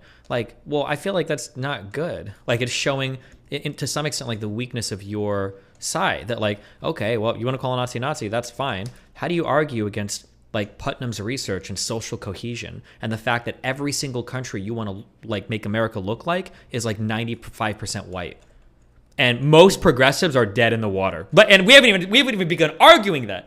But those two premises right there, it's like, oh, well, it's different. It's not, well, like they're done. They're already done. And it's like, okay, well, like, what was the point of your label there? Like, you got all the moral condemnation about it. You feel good about it. But now that you've used it, the label itself has almost robbed you of the ability to have an understanding of what's going on because you're relying on the moral condemnation of the label and not the underlying understanding and moral condemnation of the ideology. Like, what is it beneath the label that you're looking for to get upset about? Because that's what you should be focused on, in my opinion. Yeah, I would agree with that. But there's one area where I start to ask questions. Yeah. And obviously, I think you and I would basically agree that these are things that we should be prepared to argue against and should be prepared to have conversations about so that we can have that argumentation, so that we know how to argue against these things and know how to, not just how to argue against them, but even how to spot them if somebody's sneaking them in. Mm-hmm. So we should be able to have those conversations. But then there's the other question is, okay, if the majority of youth or the younger generations mm-hmm. are primarily in agreement that we have signed off on this general scope of positions being, as the meme goes, ontologically evil, and we don't want to even consider it, that's also kind of society moving in a direction to say we're done with it, we're not going to consider it anymore, which is kind of like what Germany did when, after World War II. That's a big one there. That's a big part of that. They laid down a whole bunch of laws that basically say you're not even allowed to talk about this. But I'm saying that it was after a war. We had to kill a lot of people to make that shit work.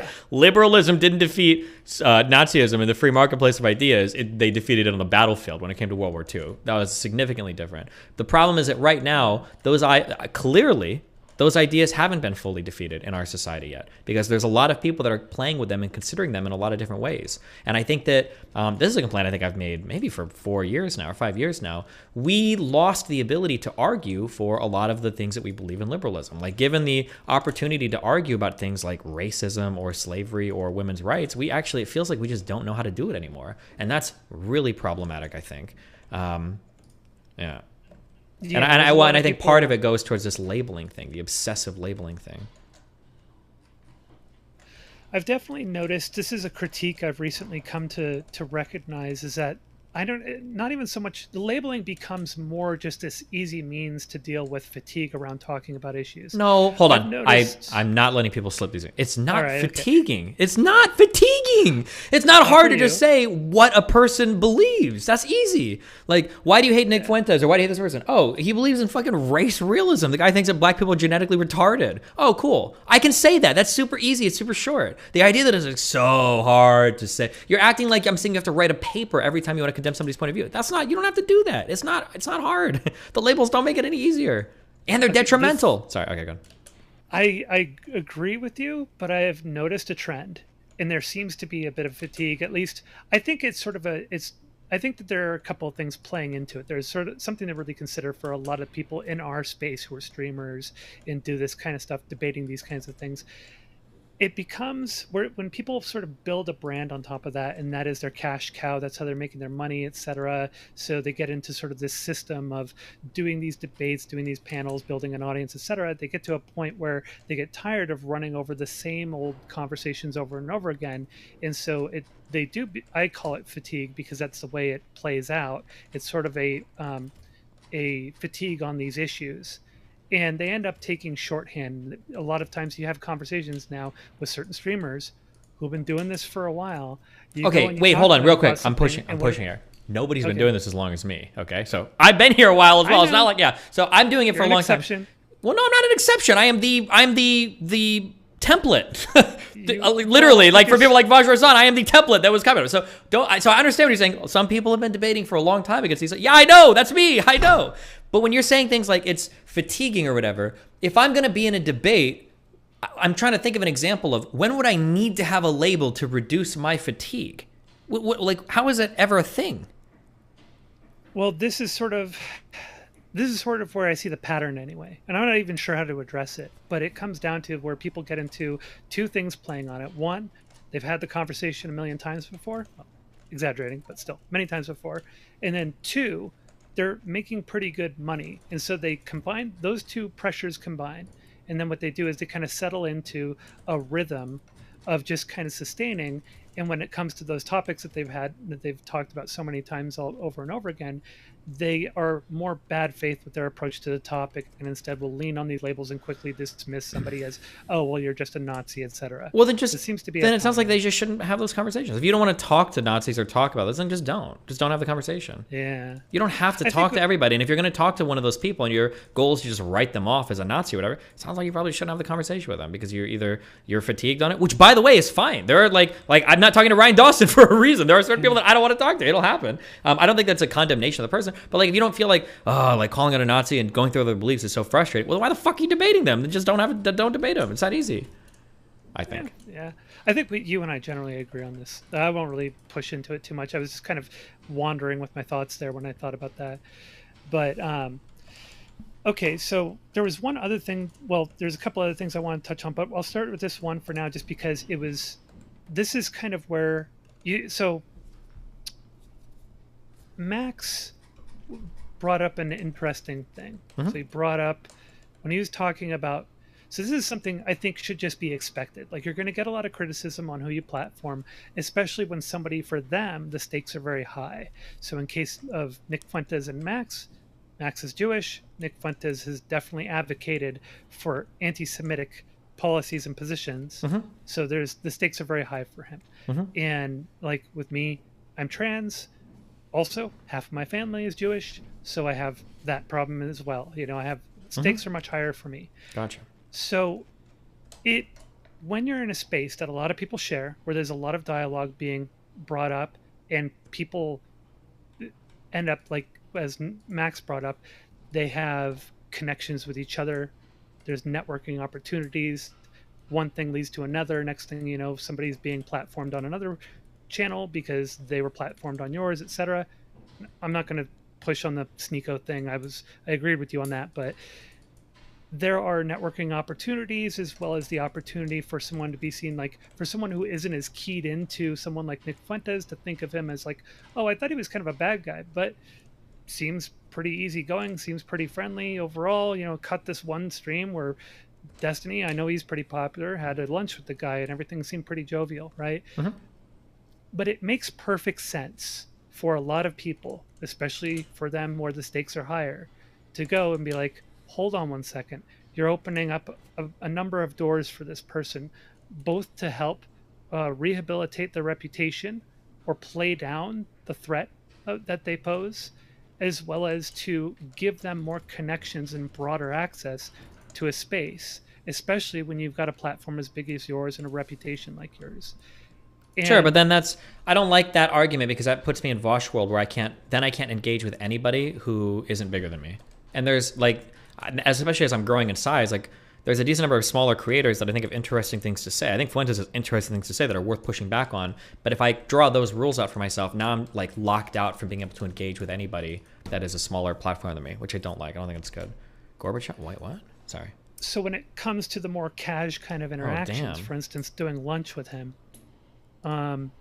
is that in that kind of situation? So this is the way I kind of looked at it when you did that, because I was kind of shocked when you had that lunch with him, but I looked at it at the time and kind of stopped, took a step back, and I looked at it as, this is sort of, building on rapport or maintaining, sort of a relationship, right? But there is an opportunity there for that exposure in that situation where you're having a casual, lighthearted conversation with them, somebody drops into your stream because it's in the algorithm. You know, they see him, they're like, oh, I guess he's not such a bad guy after all. There's a big window there for a lot of people to have someone like Fuentes or anybody like that have the reputation, be rehabilitated by dropping in at that point in time. Sure, and my goal when I engage with them is to be accurate and honest and provide the necessary pushback when I engage with them. That's all I can do, and that's what I will do, and I will continue to do it. And I think I've done a pretty good job of that so far, and I think I'll continue to do a good job at that. I don't buy into the like hyper social contagion idea that like if he touches an audience, it's like boom, they got turned into Nazis, and now they're like, it's like the fucking White Walkers or whatever, raising the dead. Like, I understand there's some fear there and there's some worry, and you're playing with fire a bit, and it's a little bit like it could be dangerous, sure, but I mean like, that's part of what we're doing for online politics, and I think we've already done a horrible job thus far, so I'm trying a different approach. I'll see what happens, I guess. Yeah, I've definitely noticed your approach has changed a lot in recent, last year, really. But yeah, it's something I definitely, like, I notice it. I try to think about it. So, well, here's a question for you. How much of what, there's a relationship that has to be maintained. If you want to continue having access to a person, you have to kind of build on a relationship or build rapport with that person, right? So that requires you to have some kind of cordial behavior with them, even if you significantly disagree with their positions or find them to be detestable. So do you find yourself having to curtail your actual, or like hold back your disgust at some things that he says in order to maintain a relationship with him? No, I don't think so. If he says something I find disgusting, then I call it out. I've never had problems with that before in the past. That's why people call me a bridge burner. If I disagree with somebody on something, I'll say something about it.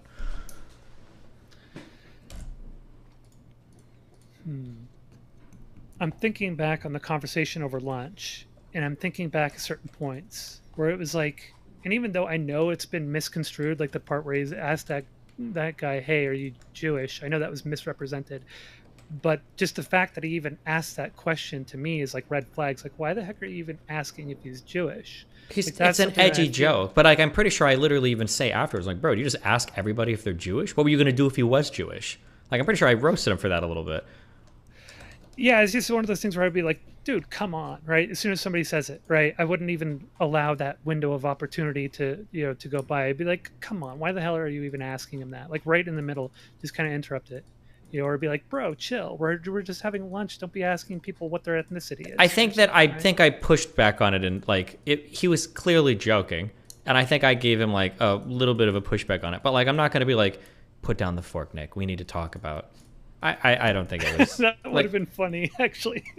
But I'm pretty sure I literally said afterwards, like, what were you going to do if he was Jewish? Are you going to actually go and fight him? I'm pretty sure I cringed when he said it. Like, it's like a really. It's a really good opportunity to kind of slip in. Even but I literally did. I did do this. Well, like you could slip in even jokingly, like, dude, and you wonder why people call you a Nazi? You are playing right into what everybody believes. They know that, though. Right? They know this. Gripers love it when they're called Nazis. They also love it when you make fun of Nick for being gay and into cat boys. Like, this is the type of shit that they get off on. It's funny as fuck to them. Like, spin it around, okay? Here's the thing that people don't understand.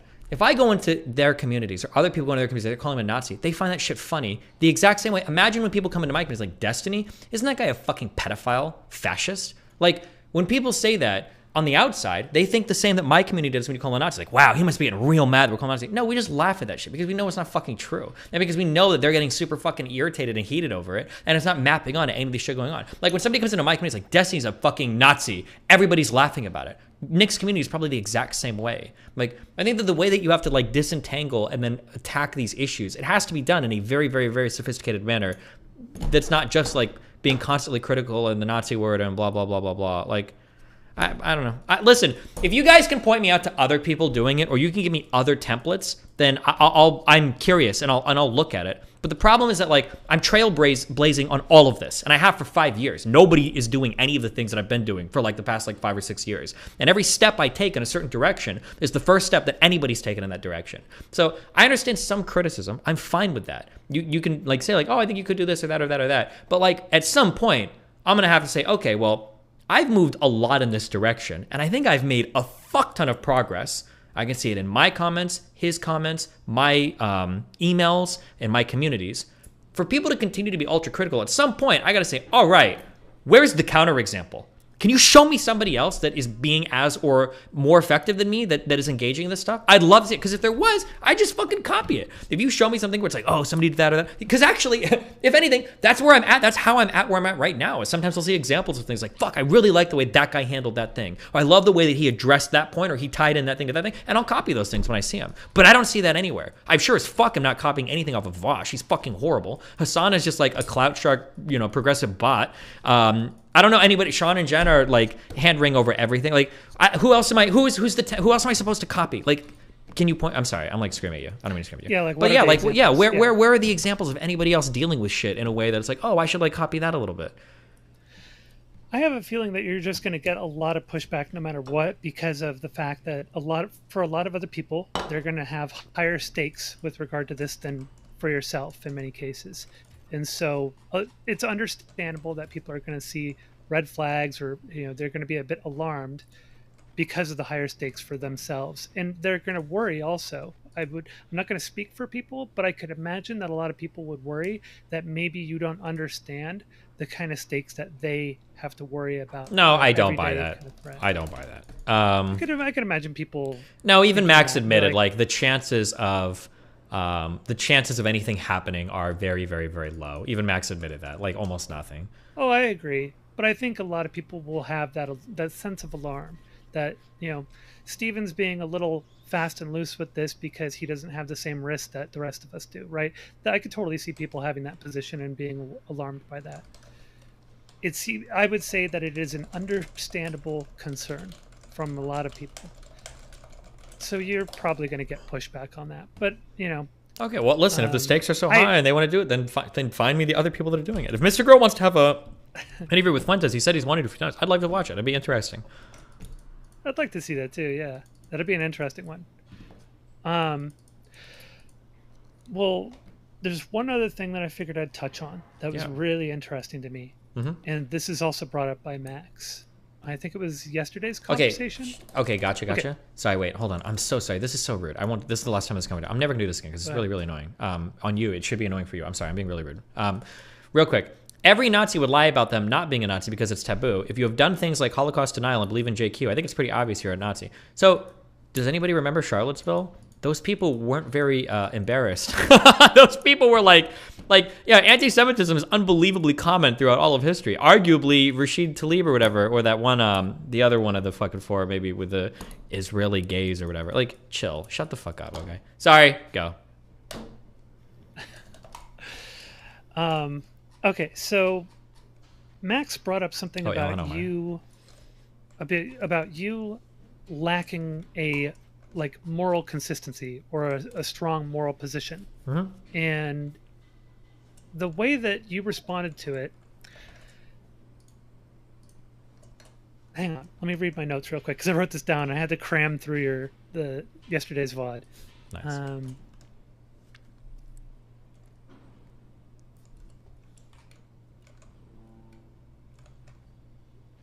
Okay, so you talked about bending on things in order to have a conversation and such. I didn't say bending ever. I would never use that word because it's not describing anything that's happening. But, or if I did, that was a horrendous misspeak. That would be a dramatically horrible misspeak if I said bending. This is what I see in a lot of people. I'm not saying this is specifically you, but I've observed at times I can think back and I think it wouldn't surprise me if you were doing this at this point, where it's sometimes what people will do is they will have a moral position on something, but they will do something that violates their own moral code. And you said you did that. You said you did a moral wrong, when you said certain things, and that you recognize that and that you shouldn't have said those things. But I think oftentimes what a lot of people will do is they will kind of post hoc justify in order to hold something that they want to, hold to some position that they want to hold to, or continue doing something that they want to continue doing. And they don't always keep themselves in check. They'll try to post hoc justify, oh no, it's okay that I did this because I did it for this reason. And where am I even going with this? I took horrible notes on this because I crammed this one in the morning when I was going through this VOD.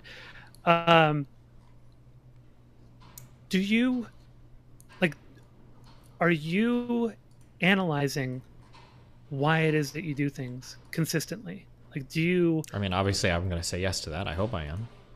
I would hope so too. I like to think that I do, but even I will do irrational things and sometimes even try to post hoc justify them. Hopefully I catch myself when I do it and be like, no, this is me just trying to rationalize what I'm doing. But man, I should have taken better notes on this one. I wish I could remember the context that this came up in. I remember what the context was exactly. The conversation was it? why I'm not making moral arguments in the face of people that have different moral systems than me. And my response was that when I'm arguing with them, I usually like to step inside their moral framework and argue from within that to show them why the things they're advocating for are inconsistent. And I hope to point them into a conclusion in their moral framework that also coincides with a conclusion in my moral framework.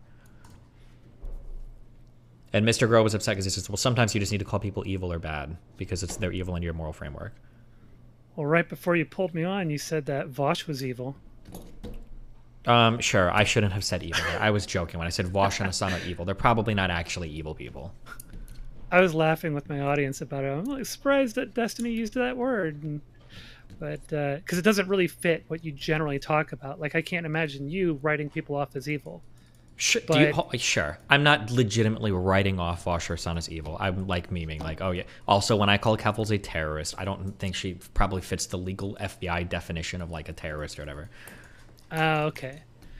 All right. Well, that's fits more in line with what I was hoping, which is that you are going to question and consider things instead of just kind of...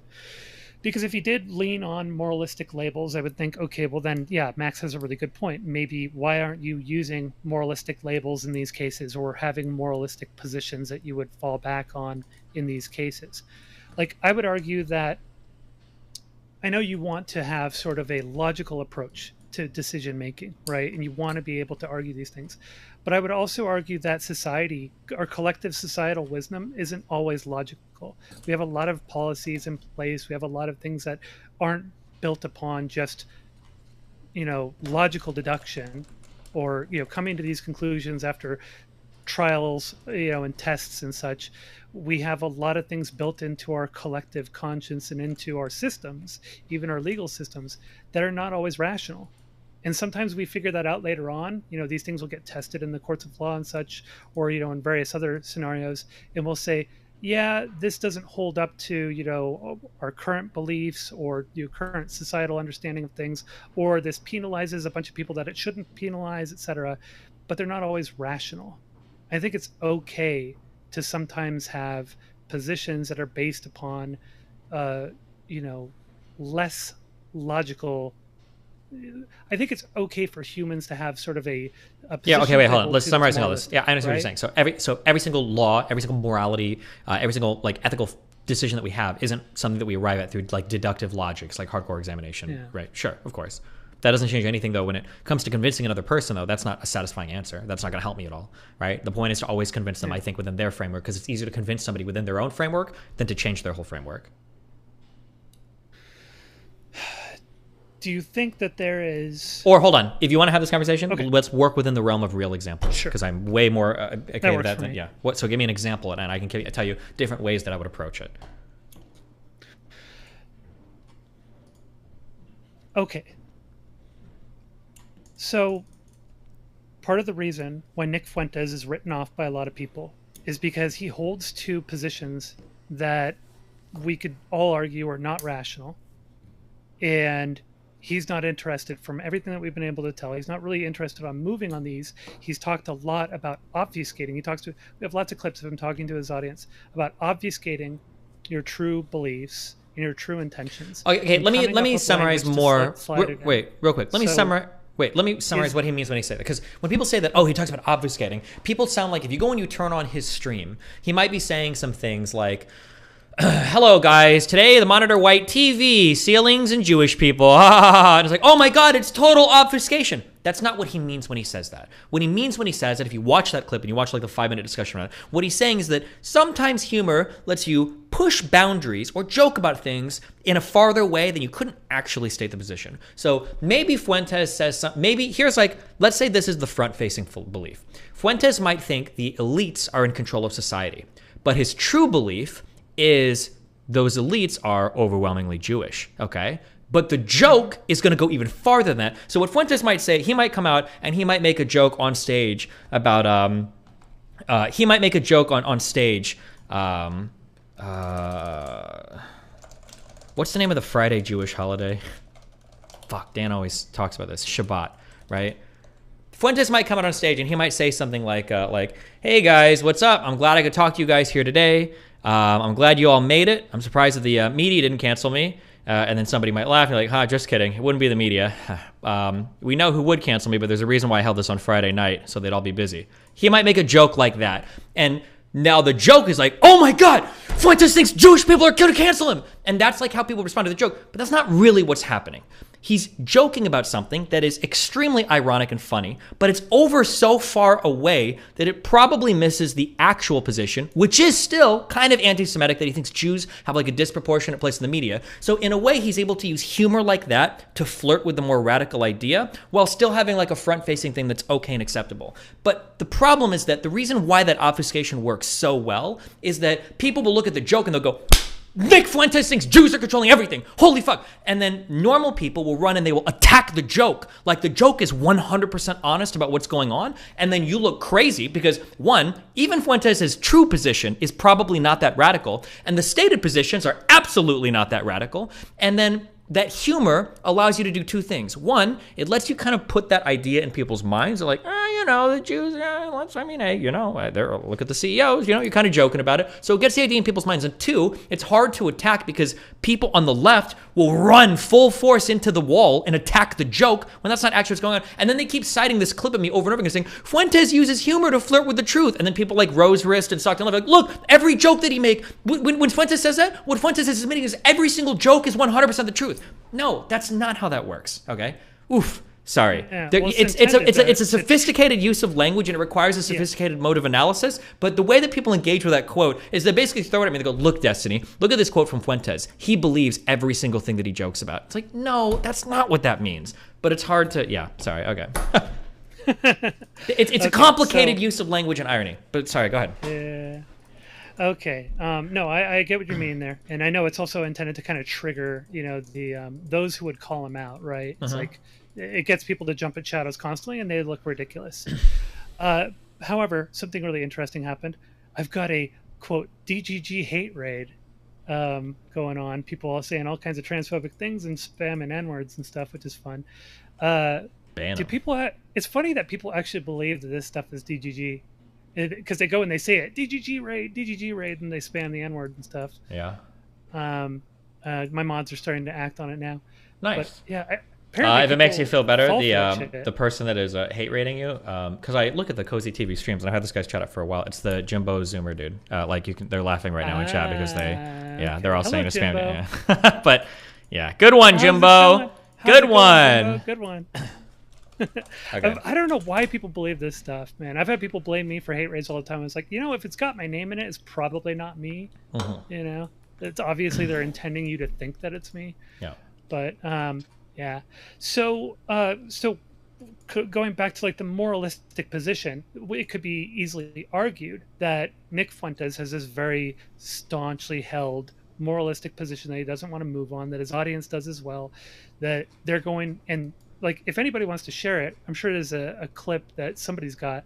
If somebody wants to share it in chat, but of Nick Fuentes, where he says the clip where he talks about why we say talking about baking cookies instead of saying the other thing.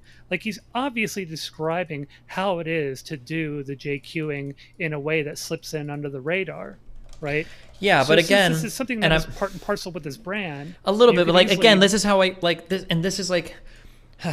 This is why I like doing what I do, and I wish people, if anybody else wants to jump in and do this, this is fine, okay? But this is what's going to happen when those types of jokes are made, okay? If I had to guess what an America First person thinks about the Holocaust, this is going to be my guess, okay? An America First person, if you ask them, Do you think the Holocaust actually happened?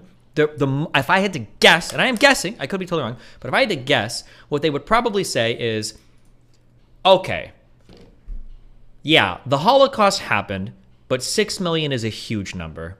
And it's fucking war. Lots of people are killing people. The Soviets did it. The United States interned fucking Asian people. A lot of people were killed.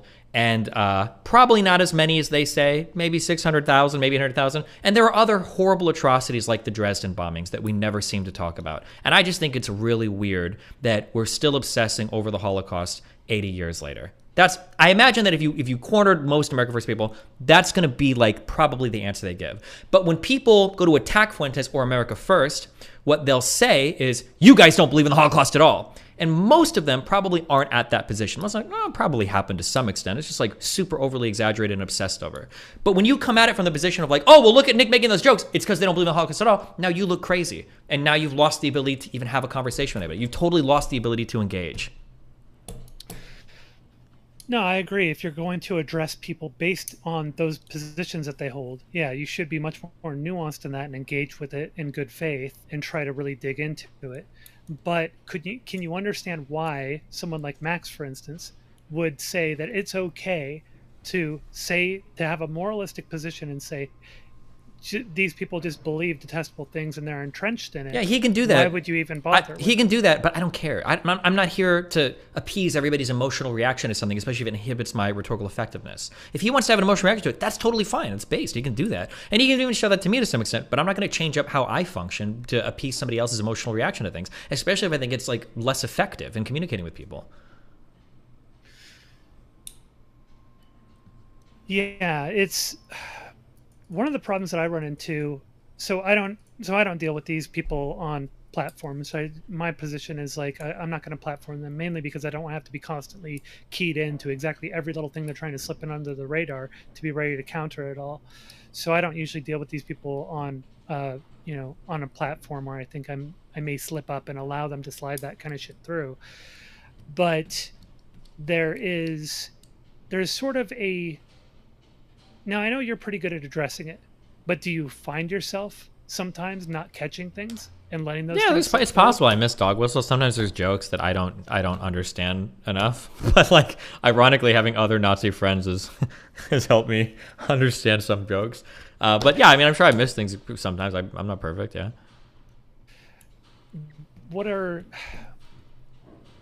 Okay, so the problem that I see with those kinds of slip-ups, and this is why I don't platform them myself, is that it allows certain types of certain types of tropes to become popularized or to become slipped through into my audience. No, I reject this. This is something where I'd have to push for examples. That like so many dog whistles slip through, and my audience doesn't even know they're dog whistles, and then we all start saying the dog whistles, and then suddenly we all turn into Nazis. Like some dude makes a joke about like, how can you stay locked in that room when it's so hot in there? Like, isn't the door made of wood? And pretty soon everybody in my community is like, man, Destiny, you complain about not being able to get outside, but all your doors are made of wood. And then one day somebody's like talking to my audience, and it's like they've drank the wine in a fucking Attack on Titan, and somebody is like, oh, did you know that the Jewish showers are made of wood, so those people couldn't have possibly been incinerated? And then my whole community's like, oh fuck, we're all Nazis. They get like transformed. I don't think there's anything like that could I think that those things just get signal boosted more and carried further. Yeah, but if the dog whistle is so subtle that my community, nobody's even catching it, I don't think that that's having an effect. Like at that point, it's actually a literal dog whistle. Somebody's walking around blowing a whistle and no one can even hear what's happening. I don't think that's like, no, I don't think so. Well, the whole point of dog whistling, right, is it has a message that goes out to a specific ear, people who are tuned into that. Yeah, but dog whistling isn't done to turn people. Dog whistling is just done to be like, kind of like the, give a little wink to your side. That's it. Dog whistle isn't. Well, it also has the benefit of muddying the waters for everybody else. I don't believe so. You don't think so? Dog whistling only muddies the waters if you engage with it in a dumb way. The thing that hurts We know this, okay? The thing that damages people or can turn thoughts is problematic humor. We can talk about that. Dog whistles are, by definition, unhearable. Like, you can't hear... If the left just would stop engaging with dog whistles, then they don't work anymore, right? Imagine if... And I've said this a million times. Imagine with the 4chan campaign, it's okay to be white. Imagine if some conservative strolls in with a shirt, and he's on a college campus, and everybody sees him with his it's okay to be white shirt. And... nobody really cares. Nobody's looking. And he walks up and says, like, hey, what's up? Like, oh, you say Black Lives Matter? I think it's okay to be white. And somebody looks at him and they're like, yeah, sure. Yeah, it's fine to be white, dude. It's like cringe as fuck. The dude's like, okay, well, I just want you to, like, it's cringe. A dog whistle that people don't respond to it's actually cringe as fuck. And then you look like a fucking loser. But instead, people say that it's okay to be white shirt and they start fighting with the dog whistle. By definition, it's called a dog whistle because it's not accurately resembling what's being said. And when you attack the dog whistle, now you look fucking unhinged. And now you've got whole campaigns people saying, it's okay to be white. That's a white supremacist slogan. Wait, how the fuck is saying it's okay to be white a white supremacist slogan? Well, we can say it's okay to be black, it's okay to be Asian. How does that even make sense? And now you're in a world where you're not even boxing with shadows, you're boxing with brick walls, and you look crazy. That's why I don't, if somebody wants to dog whistle, like if I hear it or whatever, I'll call that out, I'll make it stubborn, but I'm not gonna sit there and like obsess over them. Problematic humor I'll focus on, but dog whistles? Fuck it, dude. Like, who cares? Nobody even knows what you're saying. And then we go through another internet phase where people are hunting down fucking people in Congress making the okay sign. Like, oh, we found him. Secret fucking Nazi. And I was like, really, dude? Well, that's the thing where I see it as sort of muddying the waters, where it becomes an easy way to veil a lot of other things, like veil intentions and such. If you can cause a dog whistle to spread really wide and far and cause a lot of alarmism around it, you can veil a lot underneath the outrage of it or the alarmism. No. Wrong. What the dog whistle is, the dog whistle is actually the bait, and the veil comes from the left or from the person engaging with the dog whistle. That's the issue. If somebody walks around and overreacting, if somebody walks around with a shirt saying it's okay to be white, and everybody's like, okay, cool, and then you're done. That's it. They don't get to shield anything. Now, if you say that somebody's like, it's okay to be white, like, okay, well, I think it's okay to be white too. That's cool, and they're like, okay, well, black people have different brains than white people. Oh, cool. Well, now we have something to talk about. Let's talk about that. The dog whistle is destroyed. And now you can actually debate them in their real positions. But when you've got a guy who's like, we'll say a hardcore race realist, believes that like differences in IQ between groups of people can be explained by biology or genetics or largely explained by it. If you've got that kind of guy, if he walks into a room believing that and he's got a shirt on saying it's okay to be white and now everybody wants to fight over that, now the veil has been placed. Now nobody truly knows that guy's beliefs. Now that guy can convert a lot of people because they see how crazy the other response is. Look at all these people saying they don't even think it's okay to be white. A guy in the middle or an unconverted guy might look at it and be like, yeah, those people are fucking insane. And then you start getting a little bit closer to that and it's like, I think it is okay to be white, blah, blah, blah. And now they've got like so much more cover. And that was my issue with Max's conversation. He keeps saying you're obfuscating, you're participating. The obfuscation is already happening. I'm trying to cut through it. Like the dog whistling isn't the problem. It's the people that jump at the dog whistling. That's the people that give the cover. That's what fucks everything up. And people know this. 4chan knows this. When they're making these like types of fucking memes, that it's okay to be white shit, they're not doing it because they're like, this is such a high level fucking blah, blah. They're doing this like, I wonder how fucking retarded it would be if somebody actually attacked the statement, it's okay to be white. I wonder if people would actually be stupid enough to jump and fight over that. And they did. People did fight over that. It's like, what the fuck is wrong with you? No, I agree. The overreaction is a problem and it's played into. But my concern, well, not even so much my concern, it's more of an observation, is that these things, when they carried out to a broader audience, it kind of becomes something where it's, yes, so the dog whistles are often used, the popular ones are used in a way to sort of get attention and to get people to overreact. But there's also sort of the normalization of a dog whistle to the point where it's like, because you could observe someone use a dog whistle doing like a 1350 meme or something, and you go and say, hey, do you actually believe this? Could I have a conversation with you about it? But if you got a whole bunch of other people who don't actually believe the 1350 meme, who put it out there, and you're like, you want to approach them and be like, do you believe this? Want to have a conversation about it? And they're like, no, I was just memeing, Well, it does kind of muddy the waters and like who you want to talk to and if you want to dismantle their positions or have a conversation about it. What is a dog whistle that, if normalized, becomes harmful? I wouldn't say harmful.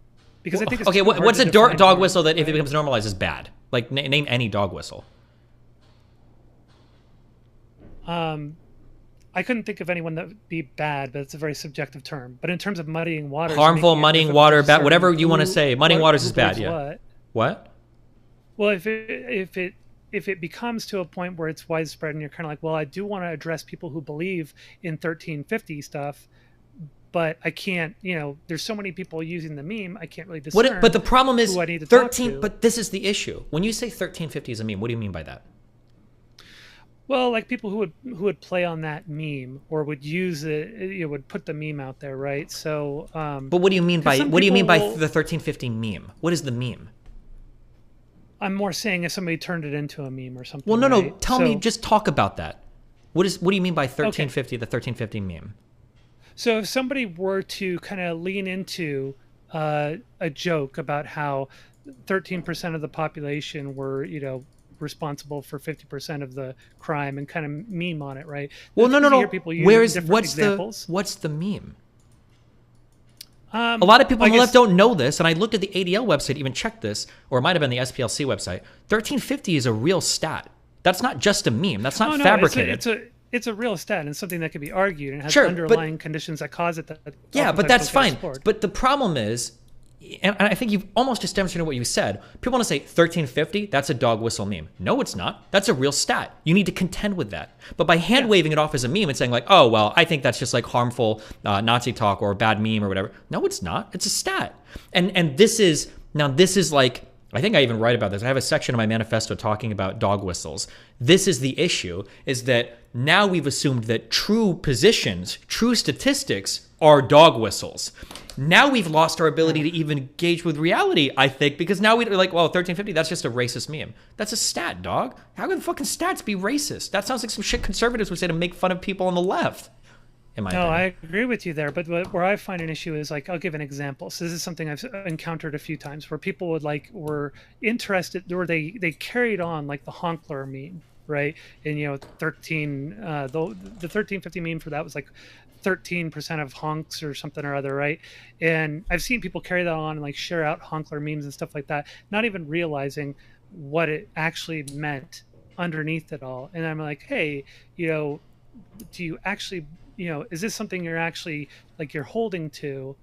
You want to talk about it? And then I start breaking it down. I realize they don't even realize what they're doing. They're just basically reiterating something that they thought was kind of quirky and funny that, like, friend groups of theirs or people on 4chan were using or whatever, right? And so it becomes disseminated through whatever medium they're I understand, or whatever community they're I understand what you're that's what I mean by muddying the waters. Yeah, I understand what you're saying here, but I don't think this stuff muddies the waters. I think that the engagement with this is way too fantastical. I think that if your meme is so good and so undercover that you're able to like spread it to other communities without them knowing, I think that when they find out what it actually is, they'll just go like, oh, oof, that's actually really weird. And then they'll just stop doing it. I don't think anybody got secretly turned by like Friend World. I think there were a lot of normies that got caught up sharing Friend World comics, but though that racism was so subtle, they had no fucking idea. And Emio was a person in my community that actually had a huge thing on this. But when people found out about it and they were like, oh shit, that's like Nazi shit, oof, they like backed away from it. Because like you can't, if a dog whistle is literally unhearable, you can't turn somebody with that. You're not gonna like actually change their underlying thoughts or beliefs. They're just gonna see it as like a funny comic and that's it. And then like the people that are in charge of it are gonna have a little laugh because they're getting one over on normies that don't know they're spreading like Nazi shit. But like it's not like you're actually converting people. But I'm not even so worried about that, but it's more like where the attention is drawn, right? So like I've talked to people, so I'm not even worried about them being converted. But for instance, I've had the same experience as you, where I break it down and I'm like, hey, by the way, do you know where that comes from? I start talking to them about it, and sure, they back off. They're like, oh, I didn't even realize the nature of it. I just thought it was funny, and I have some friends who say it or something, or I heard it on some stream or something. And so that's where the muddying of the waters is. That's sort of like it's kind of like you normalize something, it becomes widespread, and it's like, okay, well, I actually want to address people who actually believe that surface level statistic and are memeing on it. So I want to actually address those people and talk to them and break it down and be like, okay, do you know why that stat is what it is? So if my attention is drawn in all these different directions and I try to talk to people and I find out like more than half of the people that I talked to just thought it was quirky and fun and reiterated it, then it's drawing my attention away from where it could be focused on actually addressing. And again, I don't like. I'm just a stat without the fundamental understanding where the stat comes from. I hand wave off all of these. I think that the statements are too general. When you say like focus is my attention, there's not significant attention being drawn here. Like you can. This is like a 20-second conversation. Like that friend world shit is like a Nazi meme, and they're like, wait, what do you mean? It's like, well, look at like these people are the Jews. These are like 1350 comments, and they're like, oh shit, yikes. Like that's it. It's not like, oh god, my friend fell into friend world. I have to spend like the next like week doing like research about. Like I think that's a pretty quick and easy conversation. Sometimes when we say, I think sometimes we hand wave like, well, we have to spend a lot of time doing this, or this is really problematic, or it's like, well, hold on, how difficult is this, or how problematic is this, or how much do you have to, I don't think there's much. But hey, listen, again, man, if there are like counter examples or other templates for how people do this, then I'd love to see them, and I'd love to see it, and then I could like, yeah, I could contend with it, but like, yeah, I just feel like I'm getting, I feel like my style of communication has been pretty, it has been like pretty accepted, but. Or successful, sorry. I think a part of the problem with this whole thing is that, you can't, obviously we don't want to be, better way to word this. It's very difficult, if not impossible, to quantify the harm, right? We can be aware of the fact that there is some risk to these things, but quantifying the harm is very difficult to do. And obviously we don't want to be led by the boogeyman of harm, which is where a lot of people will be like, well, that's why I have a moralistic position. I don't even want to deal with it. End of story. I've written it off, right? But again, that goes back to what we were talking about earlier, where if you do that, you leave yourself vulnerable to the arguments of those positions because you've blinded yourself to them. So people can sneak in those positions under the guise of something else. So yeah, I just don't agree. I think when people are sneaking in positions, that's going to come in the form of problematic humor. So like a way that I might sneak in certain racial or misogynistic or transphobic positions is going to be to make those types of jokes over and over and over and over again. And then slowly over time, I can probably turn somebody's opinion. But it's not with dog whistles. That's just not how dog whistles work. Dog whistles are a way for me to say some shit and someone else kind of like wink at me like, hell yeah, brother. And you're like, hell yeah, brother. HH, brother. And you're like, 88, Hulk Hogan. But like normal people aren't seeing Hulk Hogan and they're like, God damn, for some reason, I just really want to buy a fucking swastika right now. I don't know why, right? Like, communities are turned by problematic humor, and that's what should be focused on sometimes, not dog whistles.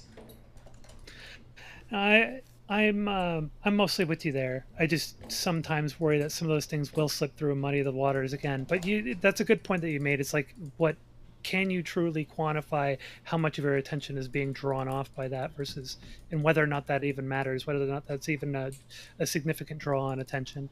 So yeah, I agree with that not really being a strong, detriment. Sure. Yeah. Anything else? I don't know.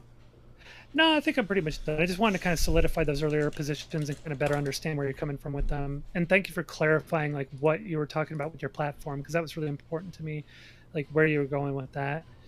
I think overall, like, I don't really care too much about the platforming, otherwise being aware of the risk. Mm-hmm. My main issue is, people who are going to have these concerns, and I think they should be heard, and I think there needs to be some attention to it, and why it is that other people who have higher stakes with their, with their backgrounds or their ethnicity, etc., are going to have some serious concerns and worry about whether or not you have those concerns in mind or just kind of overlooking them because you don't share those backgrounds.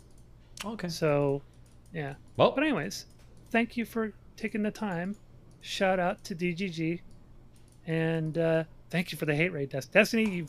You sent a hate raid after me. You targeted me for harassment. Damn it. No problem. Have fun. Stay safe. Be careful. Everybody. All right. Have a good night. Bye. Bye. Everybody, F's in chat for Gorbachev, who is dead. Ripperino.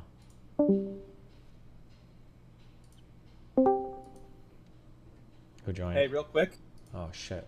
You know what would be fun for you to do today? What's that? You should go get Truth Social and go through Trump's posts, because apparently he's been fucking unhinged for the last day. Okay, I'll do it at some point.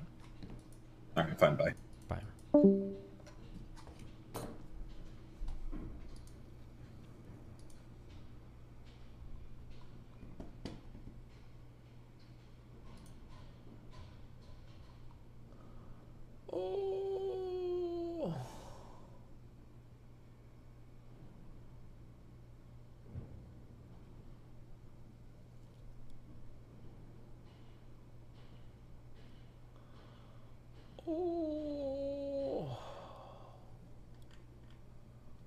Rose Wrist wants to talk.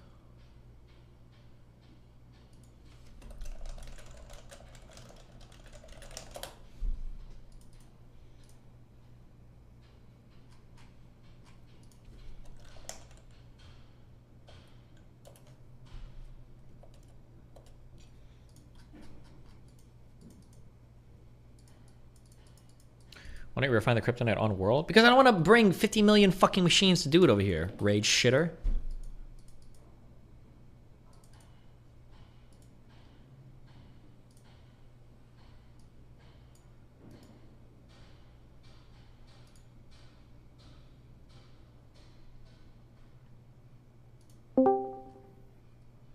Hello? Hi. Okay, you should have perms, so you can just join this whenever. Yeah. Okay. Which one is this? Let me see. I haven't been in your server a lot. Is this Nathan's room? Is that what we're in? Yeah. No, we're in Destiny's room. Okay. True. All right. So, okay. Do we want to start with the easy part or the part that might be a bit more inflammatory? What do we want to start with? Whatever you want to. It's your call right now. Okay. So you get to be the one. Wait. Let me use the restroom real quick. Okay. All right. Sounds good. Let me open GGG chat so I can look at you guys. What's up? Big screen. Pop out. Can you guys even hear me? Am I on stream, like audio? I am. Okay, let's go. Hello, Burn Bridge. We'll see. I don't think so. I don't think that there should be a reason to. Say, oh, nice try. Okay, nice try. Oh, I should turn on my camera. Is that a thing we can do in this room? Video. Okay, I'm on video. Let's go. I heard. I didn't say, guys. I didn't say you can't hear you. Well, too bad. Okay. Oh, you know what? Maybe I'll like occasionally, like at the start of the conversation, I'll drop an O, and then like, once we're in a little bit, I'll drop an ob, and then like oba, and then we can like build up to it throughout the entire thing. Delayed gratification. We'll figure it out. But yeah. Let's see. Type in chat so we can tag you. Type. I might not log. I'm probably not in. We're gonna be logged in. I'm not logged in. Let's go. Let me fix this. Rose Wrist. That's me. Hi. There you go. I wrote a hi. Hello. Yi or Pepe. It just feels like, I don't know. Pepe just has so much more variation, Like Yi. Maybe I'm wrong. Maybe I don't know enough about Yi. Okay, but it just seems like there's only one Yi emote, no? Or is there more than one Yi? What are we talking about right now? Yi versus Pepe. Uh-oh. Yeah. Maybe I give a. Is there only one Yi emote, or am I mistaken? Oh, you're asking me? There's a ton of different Yi. Oh, no, there's two. Oh, there's more than one Yi. Okay, maybe I'll have to do more research before You guys are just real shit at repping their emotes, okay? But they did win the last Olympics, so. Oh, okay, that's pretty cool. Okay, yeah, I've never seen any other one than the default Yi, so I'll do some more research and then we'll see what happens. Mm-hmm. Okay, we can start with this actually. So I dropped the document in your Reddit a few days ago, and from what I understand, a lot of people brought it up. Now, I just want to ask you: Did you recognize that document? I'm guessing it came from our 2v2 debate. Okay, I just wanted to confirm that the 2v2 debate of the document that you read multiple times and you reviewed, right? Okay, excellent. Okay. So the first thing, I guess we can start with something simple. Okay. So we can start with the first of all, tips out, because we're going to be talking about debate theory. Okay. Tipping. I am tipping hard. Yes. Exactly. So this is a little bit of, it's probably a very fundamental theory that I learned when I did like high school debate. Okay. But I think that the words are actually pretty, the concepts are actually pretty relevant. Sure. So beyond like the premise like conclusion, like that type of thing of argumentation, there's another thing which has more to do with like the rhetoric of delivering an argument more than necessarily like its validity or its soundness. Yeah. And two elements there are the mechanistic elements of the argument, and then an impact part of the argument. So when I say mechanization, I essentially mean that this is when you explain how your argument works. You explain that this is something that logically follows. You prove why something is like true or not true. It's the actual thing that talks about like, what are you trying to demonstrate? What are you trying to prove? Okay. And I think you do this really well. And I think that that's one of the major things that a lot of people might forego, and they might go just straight up for the latter part of this, which is impact. And the part of this is past demonstrating and doing the mechanization for your argument. You explain the importance of what you just explained, and you demonstrate essentially like the broader societal impact in that sense. So for like an example of this, I could just ask you this. So why is, for example, a false belief in the Jewish question bad to hold? Okay. Since we're having a very formal conversation, I need to ask what you mean when you say bad. What parts of this do you find to be, what consequences of holding this belief do you find to be like morally bad consequences? Like things you would like to avoid? What are the negative externalities of holding the belief that like the Jewish question is real? Okay. I'm just gonna call this obfuscation because that's what everybody says. Okay. Okay. Yeah, apparently I'm obfuscating everything now. When you ask me why are Jewish conspiracy things bad, there are a couple of different levels that I'll view that on. So epistemically, I would say that Jewish conspiracies are bad because typically in order to believe in them, you have to be running down very irrational trains of thought. You're either not asking for or looking for the right evidence for a belief, or you're falling into certain cognitive pitfalls to believe certain things that you shouldn't be, or there's a whole host of other types of reasons. You're getting your truth from bad sources, so you have an inability to analyze evidence correctly, or you're not analyzing evidence, you're just taking descriptive statements to be true at face value from other people who agree with, et cetera, et cetera, et cetera. So epistemically, when you say, why are Jewish conspiracies bad, that'd be one thing I would say. Now, if you want to ask a further question, well, why is it bad to believe different things on an epistemic level, then I would say, well, that's bad because if you're susceptible to bad ideas here, you're susceptible to bad ideas anywhere, and those types of bad thoughts, those incongruent epistemic beliefs, are going to make it impossible for two sound minds to agree on things that are descriptively true, right? Like whether or not Jewish people are good or bad can be an ethics debate, but whether or not Jewish people are involved in a conspiracy ought to be something that two reasonable minds should agree on. So on an epistemic level, that's why it's bad. On a moral or ethical level, when you say, why are believing in Jewish conspiracies bad? Well, if they're true, it's not really bad to believe in them. But if they're bad, it's bad to believe in them. Because if you think that a group of people is conspiring against our people, morally, the road that is a very short walk down to is we ought to be able to take some sort of self-defensive action against that group of people. So it invites or even begs violence or some other sort of retribution towards that group. So Jewish conspiracies are bad because to believe in them requires poor epistemic grounding, and they're bad because the ethical arguments past believing that Jewish conspiracies are real lead us down paths of violence or violent retribution or whatever or real weird political things or state violence that I don't agree with and I think are bad. That would be my full answer to that question. Yeah, okay. And I think that's a really good answer. Okay. So now, what does this have to do with what I explained previously? Well, the first thing you mentioned when you talked about the issues with epistemics and with grounding your beliefs in reality and essentially believing in things that can't be verified and checked by other people, and you can't actually build like a sound and good fundamental like reality that you can then base your worldview off of and build off of. That has to do a lot with the mechanization, right? Because there you're essentially explaining how if in an argument against a Jewish question, why it doesn't hold up.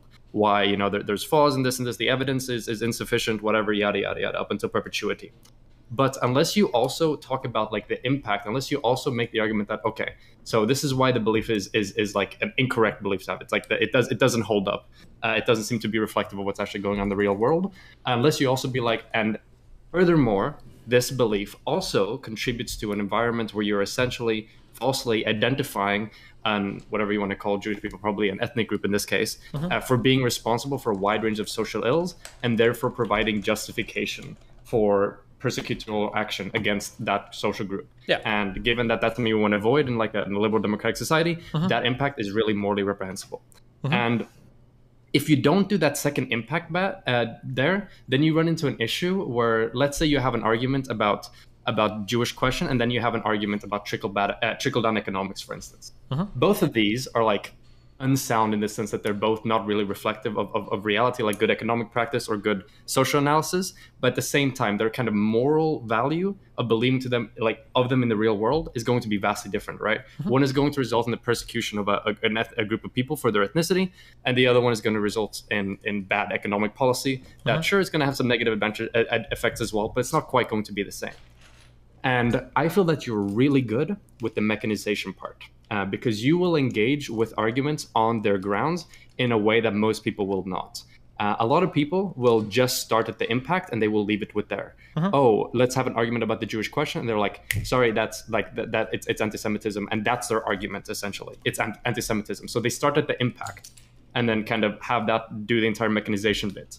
But unless you also have the impact part there, then you kind of get a perception, like a rhetorical perception, that the weight of incorrect beliefs are kind of equalized there. Like believing the Jewish question might be kind of as bad as believing in, for example, rent control or trickle-down economics, because you don't really flesh out the impacts in that sense.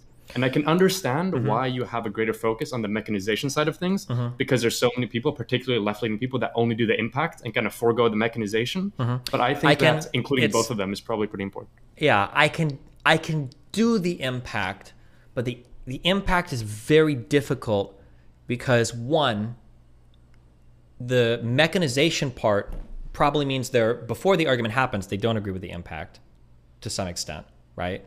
Because they've got a whole reason for why. So that's one big thing. I don't know if I'm going to win anybody over 100% with the mechanization enough to hit them with the impact first. And then two, the impact still has to fit within their framework, and it's exposing me to more potential risk or leak in my argument. So I'm trying to think of an example. I think there are probably ways that I could do this that might be effective, but I'd have to think specifically. It'd have to be somebody that's pretty closely morally aligned with me. This might be an example. So I had an argument with Fuentes over including women in his movement, right? So I'm going to say, I'm going to do part one is the way that I went about this argument, and then part two would be the part that you would want me to add, okay? So part one would be, well, I think you should include women in your movement because it makes your movement larger. Probably is going to attract more men. There's going to be a lot of extra talent because there are going to be some women that are effective at politics, like Laura Loomer was the person that Fuentes went to support, right? There's going to be some women that are probably good at politics, and you want to include that talent. It's going to make your movement stronger. That might be like the mechanization part. The impact at the end is you might want me to add, if it was the case that women can contribute in the same way as men, wouldn't it be kind of fucked up to like leave them out of the movement? Like, wouldn't that just be kind of wrong to like deprive them of the opportunity to function in that space? And the impact is true, but I'm already working within this like Christian worldview. And for them listening, I don't know how many of them are going to think, well, like, no, actually, I don't think it would be wrong to leave women out. Even if women could contribute, I think there are other good reasons because I'm in such a different moral framework. When I hit that impact statement, I have to make sure that it is fully congruent with the mechanization argument I gave earlier, and that it's still fitting within their moral framework. And if we're really far apart, that's going to be really hard. But if we're much closer together, then I think I could probably do better with the impact statements. Maybe I already do, but I could probably do better on the impact statements if we're closer morally together. Yeah, go ahead.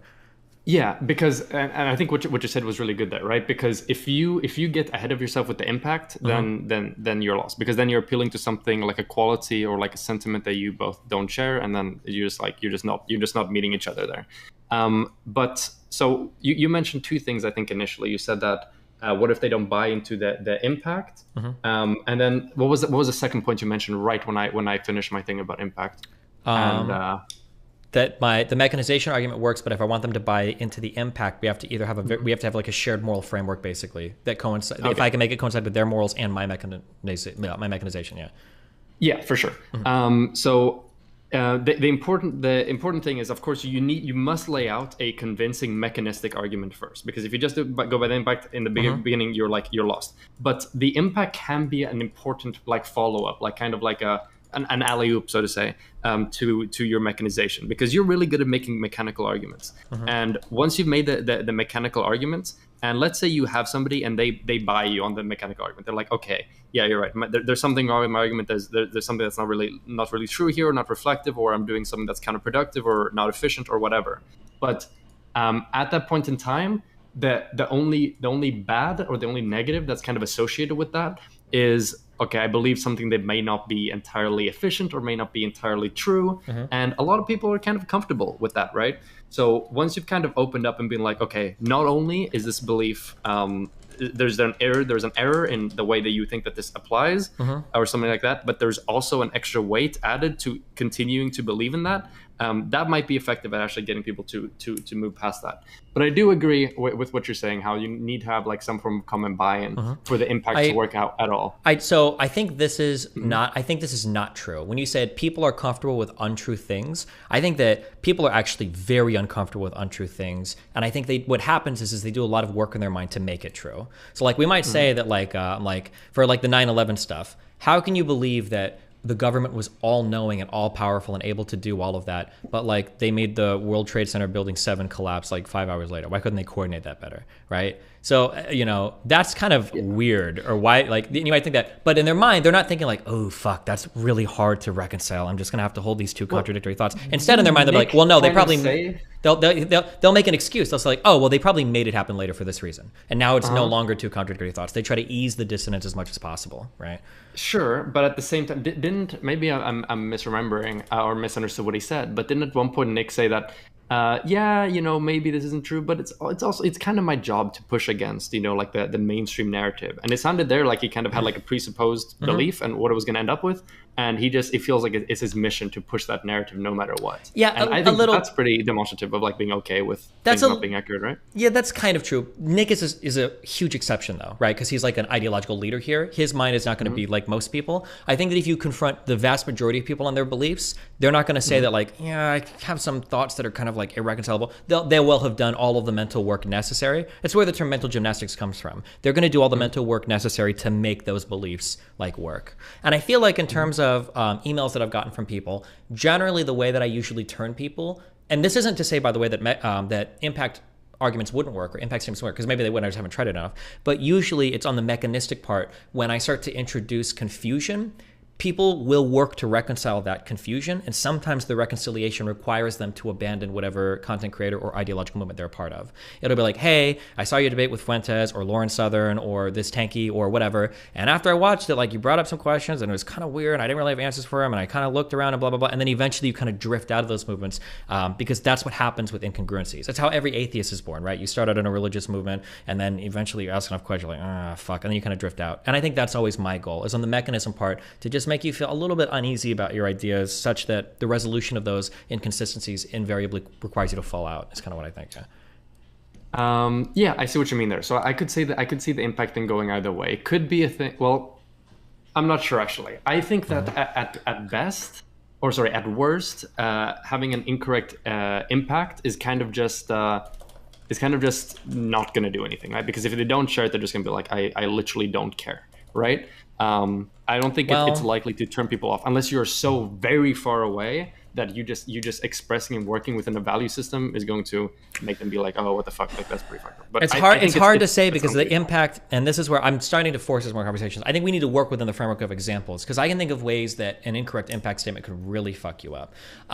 Like, let's say that we where I could trip and stumble into a whole other host of arguments. Let's say we're arguing about like white people being allowed to advocate for themselves. Like, I think I should be able to say white power or white rights or whatever without it being racist. And you have that whole argument. And let's say that I go through the mechanistic argument and I give the examples like, well, white people historically that have done this are kind of shady. White people don't really need to advocate for themselves as a group. It's more subgroups that need to advocate for themselves. Let's say I make a really good mechanistic argument. Then let's say at the very end, it's like, okay, we've done all that. And then let's say at the very end, I'm like, it's a little bit strange, I think, to have like majority groups in power come out and advocate on behalf of their own interests, when as a group they don't really need to. Like, it almost feels like they're attacking other groups through doing that. Like, you're kind of protesting their protests, and we probably don't want to take away issues from like other groups in society or whatever. Let's say that's some kind of. I would say that's a bad impact. What could the yeah, sure. Well, give me a possible effective impact statement. Yeah. So for example, in that instance, I think the issue with that is you're focusing on kind of it's kind of the difference between when people talk about, should we say white privilege or should you talk about like a minority penalty, right? How focusing on white privilege is going to make you know, the people who need to hear it the most, they're the ones that have this quote unquote privilege. So they're kind of the people being targeted by that statement. In the way that you were talking about it, then presumably it would be like a white person making this argument about white power, why this is okay and whatever. So then when you make that argument, well, with hegemonic groups are making this and it's kind of like weird or whatever, you're attacking them personally. But if you frame it in the sense of like, so because ideally we want to have a society where you see that minority groups are able to advocate for their own interests in a different way because of the fact that they're in a fundamentally different position societally, so that they can rise up and be able to live in parity with so you focus on the minority. You don't focus on them as a person, like the opposition there. You don't ascribe anything to them. I think that's probably going to be a lot more efficient. Okay, gotcha. Let's say that you go that route and you focus on like the fact that minority groups should be able to advocate for their interests or whatever. Let's say that you do that. It feels like when you hit that part of the argument, you introduce this world where now there's other moral arguments being made. It's like where the whole everything for the mechanical shit gets tossed aside, and now people are saying like, well, hold on, like, I don't know if I feel like it's okay that minority groups should be able to advocate for themselves and I'm not allowed to advocate for myself. Like that actually feels wrong. Well, ideally, you like, should have explained that in the mechanization, right? Because that's the argument that you're having. You're arguing about why saying like, you know, white power and whatever isn't okay. So that should have been something that's in the mechanization, no? If you cover it well enough, if you're hitting it that effectively in the mechanization argument that you're dealing with that, then what is the purpose, I guess, of the impact statement at the end then? Yeah, so that's what I was saying. I said at the worst case, I think that the impact can just be non-effective. It just doesn't add anything because you just don't meet. But I think in the best case, it can add an extra pressure for them to really like, because moving off a position is difficult. Moving off a position can take quite a bit of time. And I think that adding like a moral weight through an impact statement can add like an extra pressure that makes people more incentivized towards like really critically examining and potentially expediting that process of potentially moving off this belief. When otherwise you might just be like, okay, you know, there's just some potential issues and flaws in this that may not logically make sense. Whereas with the good impact statement, it's okay, there's some flaws logically, things that don't make sense. And also through continuing to perpetuate and believe this idea, I'm also contributing to this moral harm. Right. So yeah, I guess it's not. I can think about that as like hitting up with like the mutually compatible kind of moral statement at the end. Maybe I just have to think of the argument. I'll keep it in mind more, I guess, in a future debate if I feel like I can throw that in at the end. Yeah, it'll just depend on who I'm arguing with and what the argument is, but sure. Yeah, for sure. And then to also explain how this relates to maybe some of the things we're seeing right now, and that's because a lot of the people, I think, who see you make the arguments, they see you do the nice mechanistic arguments. But because they don't see you maybe do the impact to the same extent, that's why people will look at, you know, some of the debates you've had with Nick Fuentes and still complain over like, oh, you're not pushing back enough, you're not being direct enough, you're not being clear enough, because you're doing everything nice on the factual grounds, but you're not really getting to the moral weight of the beliefs that you're discussing. So that could be another thing. Of course, I don't know if you probably don't care at all about those types of people and their perceptions, because that's not who you're trying to reach. And also you don't seem to just care about those people a lot generally. So, I mean, I don't know how much you're going to take into consideration in this, but I think this could be like a good explanation. Maybe you can keep in mind that this might be why people get the perception that even though you feel like, oh, I'm doing so much pushback against them, people still end up running around and saying like, oh, Destiny, you didn't push hard enough or whatever. Yeah, now, maybe because when they're listening to a debate and they already agree with me, the mechanization part doesn't make them feel any better because they don't even give a fuck about that. They're looking for the impact because it's all a moral thing to them anyway, maybe. Yeah, exactly. So that's something that so that positive you and it wasn't it. Positive impact statements basically is a more elaborate way of me saying like Nick bad in a way that the audience hears and they're like, oh, thank God, and then it kind of like solidifies their position. That could be possible too, sure. Yeah, exactly. But once again, just to be hyper clear, a good impact statement is an impact statement is really contingent on a good mechanism. Yeah, and it's going to be depending how far. I don't mean that I would just say Nick bad at the end, but it would have to be an effectively done. Yeah, sure. Exactly. Okay, cool. Okay, so that was I think that was the chill part. That was the tips out now. No more debate theory, I don't think. The other thing I wanted to talk about was my document and quote docs in general. I've gotten a bit of, so I haven't kept up super much. I've had a few busy days, and you've put a lot of content about this recently in discussions with Mr. Girl and the rest of it. How do you feel about my document? Do you think it's a good piece of information to utilize? Do you think it paints the wrong picture? How do you feel about it? I went through a few things, but I'm generally not in favor of, like, I'm more in favor of like essay format stuff when it comes to writing something persuasive than like a bunch of quotes. Just because I feel like it's a better way to contend with or grasp or understand like a certain set of positions. Not to say that those can't be effective in like convincing people of some things or whatever, but like for instance, when I try to understand like Hassan's position on something or Vosh's position on something, I'm usually watching like, for in the case of Vosh or even Hassan, it'll be hours and hours of video to get like a pretty fleshed out understanding of what they're saying. And you know, somebody asked me like, well, what does Vosh believe about this, or what does Hassan believe about that? Like I'll be able to tell you like, well, you know, I watched him talk about this speech here, and I think that he does this thing here, and I think he believes this here, and I think that he probably believes that for that and that and that. And I can give you like a really good reason why. But if somebody's like, well, why does this guy believe this? And you're like, well, here's 7 quotes from that dude. Like, especially when it comes to streamers or people doing hours and hours and hours of content, like I'm just not, I don't care as much about like quotes because I don't know if that's really getting me to the essence of what they believe as much. It's kind of my issue, generally. I agree with what you say. Typically, additional textual analysis will be helpful, whatever you're analyzing, for sure.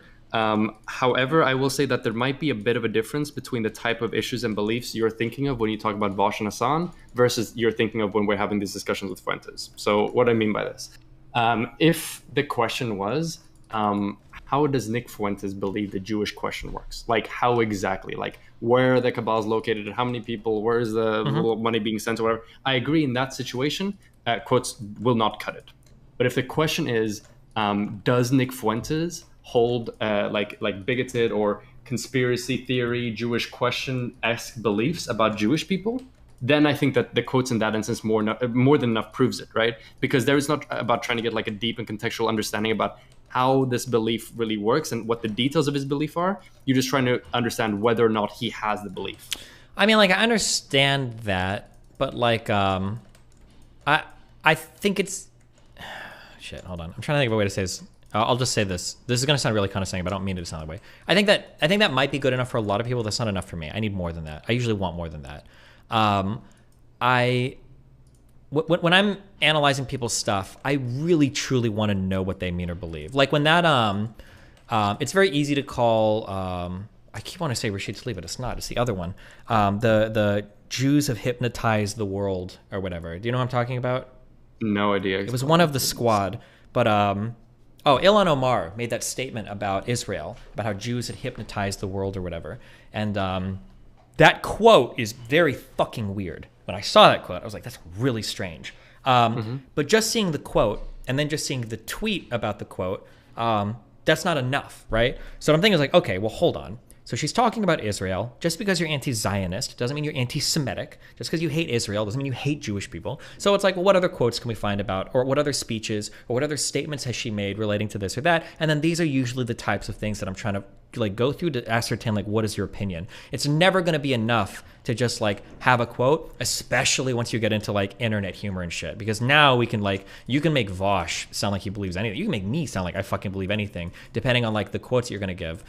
So I'd rather, now I'm not saying that a quote is wrong. I'm going to push back a little bit here. Yep, go. Because I believe that that's true. You can make it look like anyone believes anything if you take things out of context. Do you believe that any of the quotes I've included in my document are taken out of context? Well, but that's hard because when you provide a joke, how am I supposed to evaluate the context of that? That's true. However, I think at some point when you have like dozens and dozens and dozens of jokes about the same like bigoted core claim, in addition to like multiple pieces of content where said person in question talks about the importance of irony and jokes in like slowly and subtly like instilling political beliefs like inside an audience, I think at that point it gets I think at that point the evidence is pretty high enough. Assuming that what you're trying to prove is just that they have this belief, not that you're trying to get an in-depth understanding. So, for example, this wouldn't be enough if I were to debate Nick Fuentes on the Jewish question. These quotes are fucking nothing. Okay, these are worthless. Yeah. But if you're trying to figure out whether or not Nick is bigoted against Jewish people, then I think they do. Possibly. There are some statements that I think I could say like yes, 100%. Like if you were just like, does Fuentes engage in anti-Semitic humor? The answer is obviously yes. Does Fuentes engage in anti-Semitic humor that could point people in a direction or lead them down a road of anti-Semitism? Absolutely, the answer is yes. Is Fuentes a Nazi because he's that anti-Semitic? Oof. Is he actually like super anti-Semitic, or is a lot of it just like really edgy humor? Like at this point, there's two things going here. One, I need to dig a lot deeper for me to be satisfied knowing for sure. But two, I don't really care. Rather than try to figure out if he's anti-Semitic, I think I would just attack him on the anti-Semitic humor. I would attack him on the anti-Semitic implications, or I would just attack him on his like concrete positions about Jewish people. Because Nick has a lot of concrete Jewish positions about Jewish people that I would attack, like things related to Jewish conspiracy theories or like fucking 9/11 or whatever. Like I can fight on these grounds, and I don't have to do any guesswork at all. Why would I even waste my time trying to divine whether or not he's truly anti-Semitic or truly anti-Israel or anti-Jewish or whatever? When I can just go with the things he said and fight on those grounds. Okay, so I guess this kind of stems to the main issue then. Do you believe that Nick Fuentes is anti-Semitic? I don't know, but I haven't like thought about it a ton. I'm not sure. It's okay. There's a lot of different. The thing is that there's a lot of different factors at play that make it hard to know 100%. One is he is very edgy and engages in a lot of edgy humor. I'm very edgy, and I engage in a lot of edgy humor. You could absolutely quote mine the fuck out of me in saying edgy things. So, but you gave two conditions. One is the actual conspiracy stuff, and the second is the jokes. I could satisfy the second part, the jokes. The first part, when you say like, well, is he anti-Semitic in terms of he believes in actual conspiracy theories? At this point, I have to try to tease apart very carefully, like, what are the actual anti-Semitic conspiracies versus what are like the kind of like populist, like Jews and the elite are controlling society. Because the issue you run into is depending on how broadly you're going to paint the quote unquote anti-Semitic brush. Now on the far left, and we actually saw this happen in the UK with Corbyn. And we've seen it happen with the Squad on the left and some of the anti-Israeli, the BDS or whatever sentiment and shit in the United States. We've seen it happen here too, where people are quick to say, well, these things make you sound anti-Semitic. You know, if you oppose Israel, if you're trying to blockade their shit, if you're trying to trade, blah, blah, blah, or yeah. So it's just, that's a really, really, really challenging question to answer. Yeah, go. Boom. To what you said there, so you said, for example, okay, what do we mean? Is it just like Jews control the world, or is it like Jews and global elite control the world? I would say that both of those probably qualify as anti-Semitic statements. Would you disagree? They probably would, I would imagine. Okay. If you think Jews control the world, yeah. Or at the very, well, assuming it's not true, right? Yeah, of course, that's an anti-Semitic statement generally, yeah. But it's just, the problem is that like, for us to wade into these waters, we're going to have to start to do a ton of analysis, a ton of like sophisticated irony and meta-irony analysis. We're going to have to make sure that our sources are relevant enough that they're recent, because I don't know about stuff 4 or 5 years ago. No offense to Nick, or take offense. I don't care about Shady Sam when he was 19 or 20. He's 24 now. His beliefs might have changed quite a bit. And the political climate pre and post Charlottesville has changed. It's just so much work. I just don't care that much. If there are people that really want to put together, and I notice you did this and other people, if you want to put together things and say, by the way, guys, this is shit that Fuentes has said in the past, I think that's fine. That's totally okay. But I want to fight on solid ground, and I want to fight with the things that he says. I don't want to try to like, I think you're an anti-Semite, and now I'm going to argue to convince you why I think you're an anti-Semite, and then maybe, like, I'd rather just fight over the statements themselves. That's where I feel. It's so much easier. Yeah, go. So maybe we're arguing a bit about like a bit of a red herring. So let's say that a divine entity, okay, came down and they touched you on the forehead, and now you had for sure knowledge about whether or not Nick Fuentes held bigoted beliefs against Jewish people. And let's say that revealed to you that yes, he is by your definition of the world for sure anti-Semitic. How would you proceed forward with this information? Would you change anything? I don't think I would, actually. I think I would stay the course. Okay, so then the argument about whether or not he is I guess irrelevant to you completely. Yeah, because the issue is how difficult it would be to prove it. Because that, it's just, I just don't care about that. Let me be more specific. When I say that I don't care about that argument, what I mean is it's not an effective area for me to argue in whether he is or isn't anti-Semitic, because at the end of the day, whatever I end up establishing there is probably not going to be effective towards any side. Like, for my audience, most of them probably think he's anti-Semitic. So let's say I do establish that he is anti-Semitic. That doesn't help anybody on my end. If I fail to establish that he's anti-Semitic, it makes me look bad. People in my audience might be like, oof, Destiny's kind of like making shit up about people. And then for his audience, let's say that I fight really hard and I establish he is anti-Semitic. I find it hard to believe that an America First guy would be like, damn, Nick's actually anti-Semitic? I gotta leave. And then if I fail to establish that he's anti-Semitic, well, now it's like a huge fucking laugh. Like, Destiny's wasted this whole debate and he couldn't even establish like the obvious fact that we hate Jews. Yeah. Now we're looping back to the thing about impact, right? Because ideally, if you're able to make a solid up mechanical argument, here's where the importance of being like, hey, this argument that Nick Fuentes is making, like you're in a debate with Nick Fuentes and he says some weird shit about Jewish people or whatever. This argument that you're making, you attack it first on the mechanical grounds.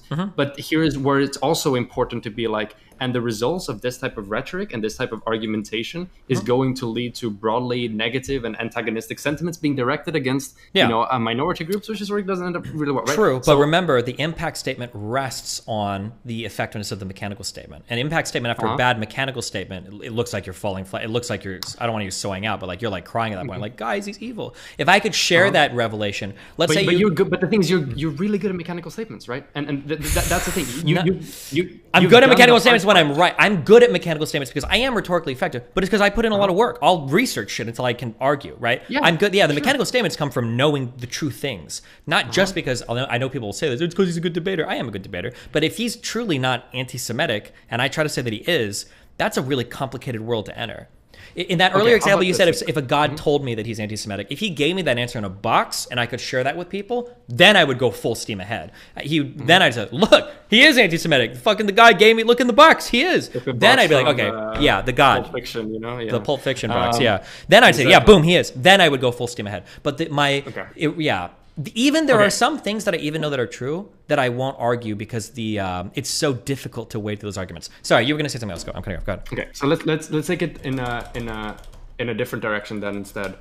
So number one, I think you're really good at mechanical. So you've already done the difficult part, right? The difficult part is being good at the mechanical part, and that's why you see the issue. And I understand why you've been turned off from the impact because a lot of lefty people, they will be like, this is anti-Semitic, this is transphobic, this is racist, and they'd use that in place of an argument. And that's obviously a lot easier to you, but you have the mechanization down, which is why I feel like this impact part is really the easiest part, if you can swallow some of the things you have about being soy, right?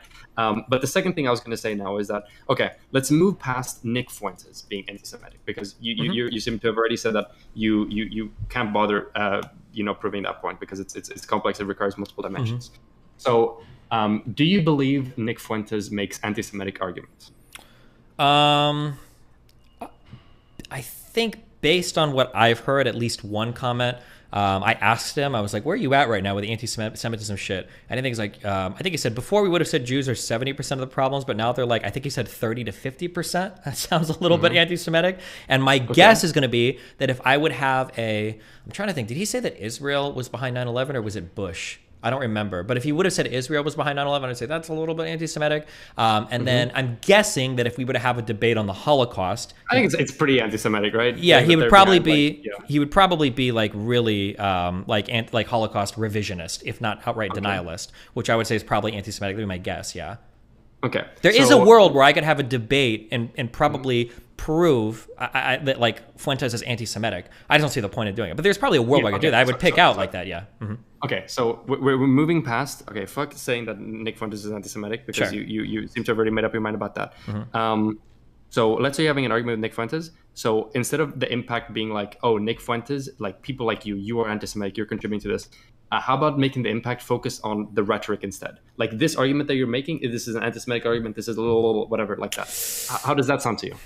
That's really bad because the way that these guys view themselves is they think that their moral statements are coming downstream from their factual analysis. So if I'm trying to fight them on the moral ground, but the factual analysis is correct, it makes it look like I'm just making an appeal to emotion because I know that I've lost the factual ground. So for instance, if somebody's legitimately saying black people have 75 IQ because they're black and that's how their brains are, and at the end I'm like, okay, but like, come on, like, shouldn't they be allowed to participate in a society like white people are? They're going to view themselves as like arbiters of fact and being like, no, Destiny, they can't participate in the same way because they're not the same.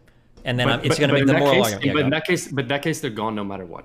No, but I don't think so. That's where I disagree. I think that if I can instill enough doubt in that, like, if I can instill enough doubt in that mind of the person who's like, oh, okay, well, fuck, maybe the Minnesota transracial adoption study isn't like the best thing to look at when it comes to comparing differences in IQ. Maybe the fact that all these IQ researchers seem to have like how to be, that's why I try to like seed the plant or sow the plants of doubt, sow the seeds of doubt. Because if I can get them on that part, then the moral part I think will change a little bit. But if that moral statement is coming from the description, this is why it's so hard to say, even when we talk about the anti-Semitic thing, like here, like you asked me this question, you say, if somebody believes that Jews run the world, is that anti-Semitic? That's actually a hard statement to answer, because let's say it came out that Jews did run the world. If you found that out, let's say they run it like, and you're like really happy with how the world runs. Is that where we're going, or? Well, no. Let's just say that. Well, let's say that you're unhappy about how parts of the world are, because that's what most people are. Like, let's say that you personally, you Rose Wrist, let's say that you find out that Jews run the world. It's actually descriptively true. If you believe that, then are you anti-Semitic? No, it depends on what you do with that information, right? Yeah, exactly. So That's the issue, is that like, so if somebody says like, do you think that black people shouldn't be allowed to go to the same schools as white people, but they believe descriptively that black people are so intellectually different that they ought not to, does it make you racist to think that they should be in separate schools? Some racist people can hold that belief, but if that belief is actually backed by science, is it racist? I don't know. And that's why I don't like attacking the morality of the statement, because if the descriptions before are true, the statement itself isn't necessarily bad. That's why I usually fight on the descriptive grounds. Yeah. I see what you mean there. But so I think another, like, it's like the race realist example, right? How I often like to say that, race realists are wrong on the descriptive ground, but even if they were correct, their prescription still wouldn't follow, because I would still make the arguments that we should still because I would still make the arguments that we should still do everything that we can to optimize individuals' potentials within a society, and every person has the capacity to contribute. I mean, except for like a small subset. Yeah, but the Charles Murray argument. This is the Charles Murray argument, because I believe that Charles Murray would agree with that, or at least that's what he says. Charles Murray would say, I don't hate black people. In fact, I love them more than you do, because I'm willing to recognize their biological limitations. We need to construct a society where black people can work menial jobs and be able to make a good income, a good living. And you liberals, you progressives that refuse to acknowledge reality, you're the ones forcing them into schools with affirmative action, watching them fail out at 2x the rate and accumulate a whole bunch of debt that they can't pay back, and pretending that you're doing a good thing. So actually, you're racist than me. That would be like the Charles Murray argument. That's why I think the descriptive part is so important. The same prescriptions will not follow from different descriptions. I think the prescriptions will actually look quite different. Okay, precisely. So then to recenter on what got us into these examples, which was that, the impact statement of saying that this argument leads to whatever morally bad argument, the impact bit. So wouldn't this be an instance where making that impact argument, they kind of just don't care? Well, it would be one that, if anything, it could reinforce their beliefs. Because if at the end I say, like, we need to do things for black people in society that shows that we care, well, if you're like a race realist and you believe in the bell curve, you're like, yeah, Destiny, that's why you're extra wrong. I do care. You don't care. You just want to create this progressive utopia where diversity and differences and all that shit is irrelevant, but we're actually willing to recognize the science. So your impact statement is true, but like, I care about this because I do care about black. I actually don't hate black people. I think they should have their own country. Yeah.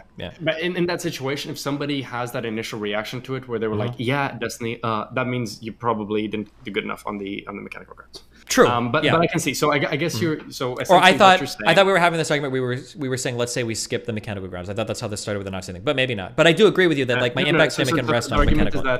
Is that if you don't, you have like something against making an impact statement about Nick personally, like Nick is an anti-Semitic person, whatever.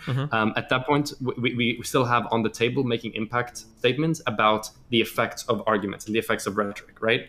So never forego mechanization ever. So my argument was essentially that maybe would you think it was a good idea if you're having a debate with Nick Fuentes or somebody else, and somebody makes like an anti-Semitic argument is made, and you think it's an anti-Semitic argument because once again you said that it's very difficult to tell whether or not a person is anti-Semitic, but you'd agree it's a whole lot easier to tell whether an argument is, right? Generally, yeah.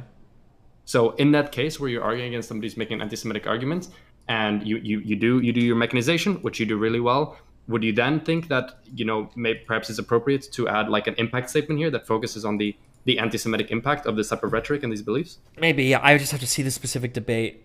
I could conceive of debates where it would be good to do that, and I can conceive of debates where it would be bad to do that. But yeah, there probably is room there depending on the conversation you're having, depending on the exact conversation. Yeah. So I think that.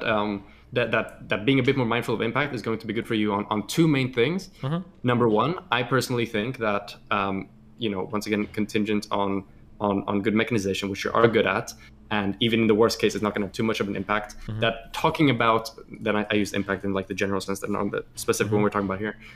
Using impact, now the theory word, along with mechanization is going to make your rhetoric and your argumentation hit a lot harder for a lot of people, and can add that extra pressure towards getting people to reconsider their beliefs in situations where you've done the mechanization well. I will also say that doing that might get some of the people off your back who keep saying that, oh, well, you're not doing enough, you're not giving you're not pushing back enough, you're not calling it for what it is, because you seem to be more focused on whether or not he's correct or not, instead of talking about the weight behind those statements, in the sense that people might think that you give off the impression that somebody who's arguing about rent control and is incorrect is maybe as like wrong as somebody who's arguing for Jewish question in terms of like the moral weight or whatever, and that kind of implication, or that impression, I should say, not implication, can leave people with a bad taste in their mouth, so to say. I think that the impact then would probably matter on the type of thing that I'm talking about. I think there are ways that I could phrase it. I've never tried this before, but I could probably try this in a way. So like one possible thing could be like appealing to the like, if you're wrong about what you're saying, not saying you're, but like if you're wrong, it would be pretty catastrophic to be like persecuting a whole group of people or like having these things. Like that'd be pretty shitty, right? Like and then I could probably tie it into other ends too. Like if women are wrong with how they analyze incels and the way they treat them is pretty shitty too, right? And we could say, yeah, there are probably ways I could do that. It would be very tailored to that argument, like a mechanistic argument. Would be, but yeah, sure, yeah, it probably could be, yeah. Yeah. Okay. Awesome. Okay. The other thing then is, so there was this Reddit post. Okay. Destiny's incorrect. Nick Fuentes does outwardly meet his definition for Nazi.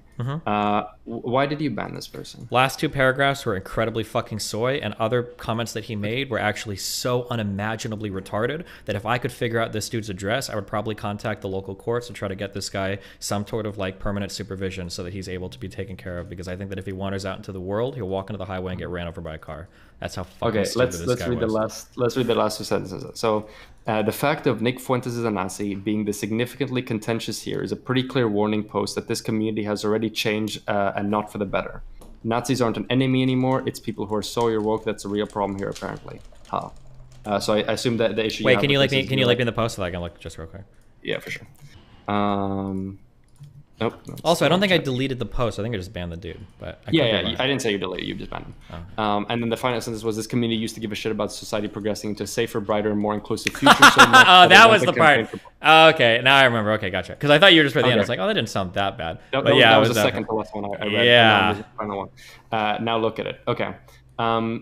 So what I mean by this is that DGG used to positively organize and champion awesome causes, and now we're fighting tooth and nail over something that, in my views, is a well-documented fact, even by the definition that Destiny gave on stream, but evidently before, because blah, blah, blah. It wasn't meant to mean that we're being brainwashed. More than I think it's sad looking at where this community is now versus where it was. What a fucking soy, stupid fucking statement. The idea that, like, oh my God, because we disagree on, like, this categorization, now we no longer organize or champion awesome causes or anything, that's stupid as fuck. Like, and this statement, like, this community used to give a shit about society progressing into a safer, brighter, more inclusive future. So much so that it went and campaigned for politicians who were striving to do the same. Now look at it. Bro, the campaigning shit failed because I got fucking murdered by other lefties for it. To try to, like, tie these things together, like, well, we used to go out and campaign for people, and now we just love Nazis. Fuck that shit. What a dumb statement. And then his statement about notes was so stupid. I didn't actually ban him for this post. I thought about it when I woke up, and I was like, it's a high effort post. I'm going to look bad if I ban it. But then he made another comment down the thread that was so stupid, I had to ban him for his own safety and for my safety. What comments? Let me see if I can find this. 1 second. Wait, so was he banned? He was banned after this. Wait, so okay, before you read that comment, were you like, I'm gonna ban this guy no matter what, or was it that comment that made you believe? I was close to it because of how dumb the ending statements were. But I think the thing I actually banned him over was the when I saw how absolutely fucking stupid. Hold on, someone linked it here. Yeah, 1 second. It is. It's taking forever to load. Oh my God. This. The fact that Destiny said that he was uninterested in reading people's quote lists while literally typing Mr. Girl's quotes into a document for his references made me want to Roblox myself. What an unimaginably fucking stupid fucking comment. Fuck that. From my understanding, the reason you were typing Mr. Girl's quotes was like it was in a conversation, right? Yeah, I'm typing the conversation to keep track of the argument, not so that I can make a quote hit list. Okay. So is the policy, do you ban people for being soy? Usually I ban people when their attacks are like so fucking stupid and so like off the wall, like usually be like people accusing me of like grifting or people doing things like that like I don't see the contribution as being meaningful or positive, and I think it has a really toxic effect of the community when those types of comments are made and then people start to like rally behind it and it's too influential. I just want to like excise over my community. Like somebody that's making comments that are that stupid, I'd rather them step out of the way and let somebody more like intelligent or more diplomatic make the statements instead, because like these types of things just like they take the reins and they just drive everybody like up Mount Retard, and I don't want that. Fuck that. But if it's in a situation where like you have 2.8k people upvoting it, wouldn't you say that it might be a good idea to maybe mechanistically address this rather than going straight for the impact of the ban hammer? A little bit. I thought about it this morning. The mechanism was the stream today. It's called the Great Purge 2. You probably didn't watch my stream this morning, but I kind of talked about it that like anytime I'm going to do like a big purge, I will talk about it. And I talked about it this morning. It's like, if you're somebody that is very emotionally tied into like the word Nazi and you feel like it's a really important thing, whether we call people Nazis or not, I really just don't want you commenting in my community. And if you want to leave for another community, that's fine. If I bleed viewers off to Max, I'm actually okay with that. He hasn't backstabbed me or anything. I think he's a really cool dude. And if he is more successful because I cut like some of my fan base off and they go to him, I consider that to be a cool thing. That's good for him.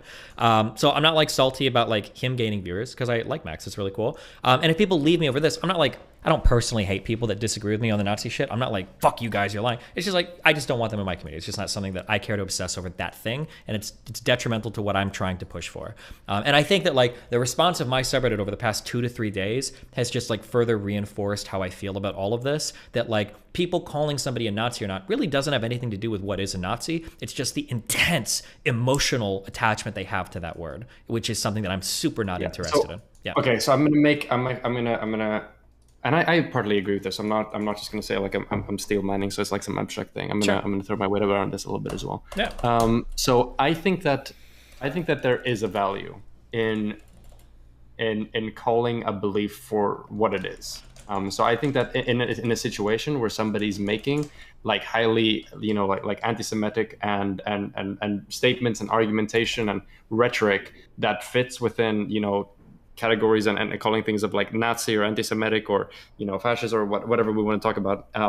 I think that there is value in like kind of socially signaling that, hey, don't lose track of it. This is not just another incorrect, but this is not just like, oh, somebody's making a stupid argument. This is just like when, lefties talked about rank control being a good idea, but to signal that, okay, so this is a bad argument. This is a stupid argument, but also this is like a core tenet of one of the most destructive ideologies in human history, right?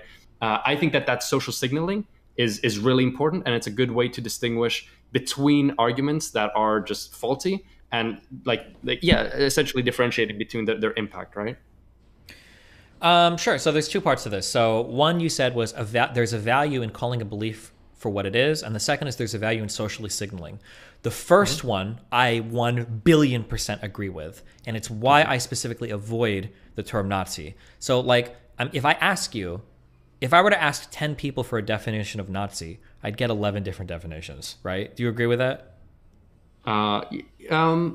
I'm not sure this might be an online politics thing. How that might be a greater. If you want, we can start calling people down my Discord list right now. If you want to drag one at a time, we can get Stardust, we can get Dylan. I can start dragging people, and I can ask, how do you think of Nazis? I don't think those people make a case. I think those people would actually be contrary to your case because those people are more inclined than most people. Even though they're more inclined, I bet they would still. This was a joke that I did when I went on Prime Kai panels and Dylan panels. I would ask lefties, what do you guys think a fascist is? And nobody on the panel actually knew, even though everybody was using the word. Nobody could actually define fascist. Mm-hmm. So yeah, I think, and if we go into the general population, it's going to be even worse. Like, what is a Nazi? Okay. Oh, I don't know, like Hitler, like Germany. Are there still Nazis? Like a lot of people even see something like that. Okay, okay, maybe this might be a bit of an American thing. I know at least in Europe, we get actually like pretty, at least, from my education, we got actually pretty in-depth thing into like, okay, these are the core tenets of Nazi ideology. We talked about authoritarianism. Yeah, but you got to be talking about the kind of cult of personality that existed. We talked about that. Yeah. You got to be really careful about that, because if you're, I don't know what it's like in Europe, but if you're actually historically studying like what is Nazism, Nick is absolutely not a Nazi. He's actually not even close at that point, because you're missing. Nazis are never going to be okay with like fucking Polish people or Eastern Europeans, right? You're either Aryan or you're not. That's one huge point. And then things like Catholicism, fucking forget it, right? If you don't have like state subjugation of religion, there's no fucking way that like Nazis are going to be okay with that. So if you're going from a historical perspective, Nick is absolutely not even. Was Nazi ideology like pagan, or am I? I believe that it was an important part of it. That there was a guy that made a bigger Reddit post on that, but like the state religion, or the religion had to be like subjugated by the state. It was a more complicated affair, but they're not going to be okay with like the Catholic Church and shit. Like there's no way that like that intertwinement of like Catholicism or Christianity with the state is going to be like okay. So like from a historical sense, you're now Nick is completely escaping from Nazism, especially with like the Aryan race stuff, right? Like Nick is very. In terms of Nick's like white people thing, he's a very diverse kind of guy. Like there's room for him and a whole bunch of white Hispanic people and everything. Nick Fuentes, yeah. Yeah. So okay, yeah. I see what you mean there. Okay. Yeah. So I'm sorry. In terms of that, yeah. Go ahead. Okay, I recognize the critique you made, and I think it's a good point. So then I'm gonna turn the question on you then. Yeah, go for it.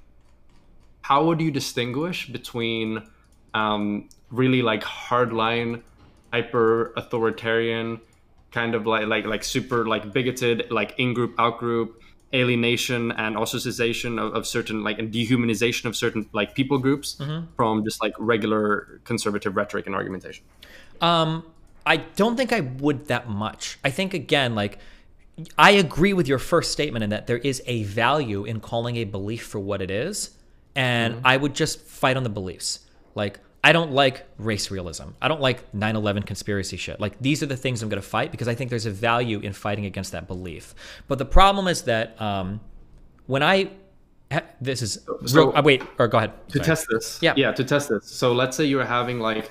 Let's say on the presidential, let's say you had Trump and Biden, would you not feel differently, or would you not feel like it should be handled differently if the two of them were debating the Jewish question or the two of them were debating rent control?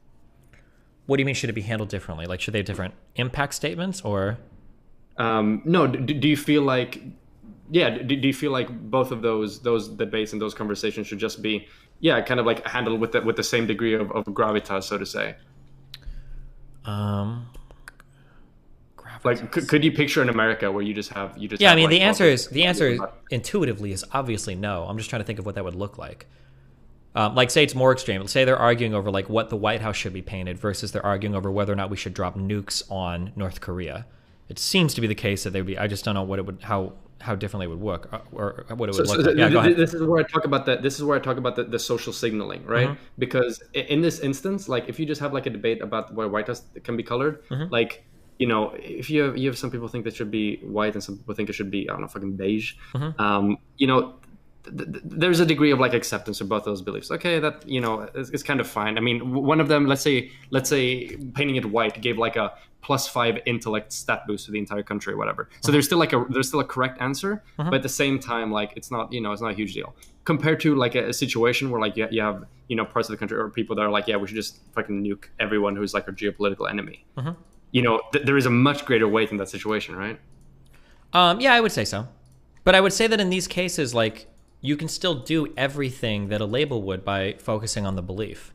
Like, if somebody's talking about like white supremacy, like, I'm going to fight them really hard on white supremacy, but I don't need to ever bring in like outside terms with so much external content into them to be able to fight on that belief. Because I feel like as soon as I do that, it gives my opponent the room to wiggle. Like, if I start attacking Nick really hard on like, bro, like, white majority, how you even measure that? This shit is cringe as fuck. Like, how would you even begin to figure out who's white, who's not? How would it not extend to other things like brown eyes, blue eyes? As soon as I'm like, you're kind of like a Nazi, I've given him oh God, he's like, thank God he's coming out and saying, okay, I'm not a Nazi because I don't want to kill anybody. I don't want any camps. And that might be true. And now I'm like, fuck. Like, I brought in this external word with all this external content that I've lost control of now.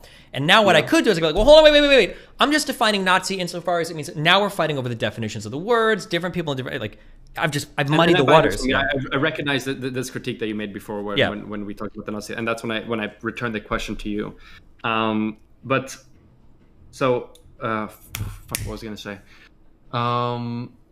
Before you mentioned the thing about Nazi, just now, what we were talking about. Okay, wait. No, I'm having a brain freeze.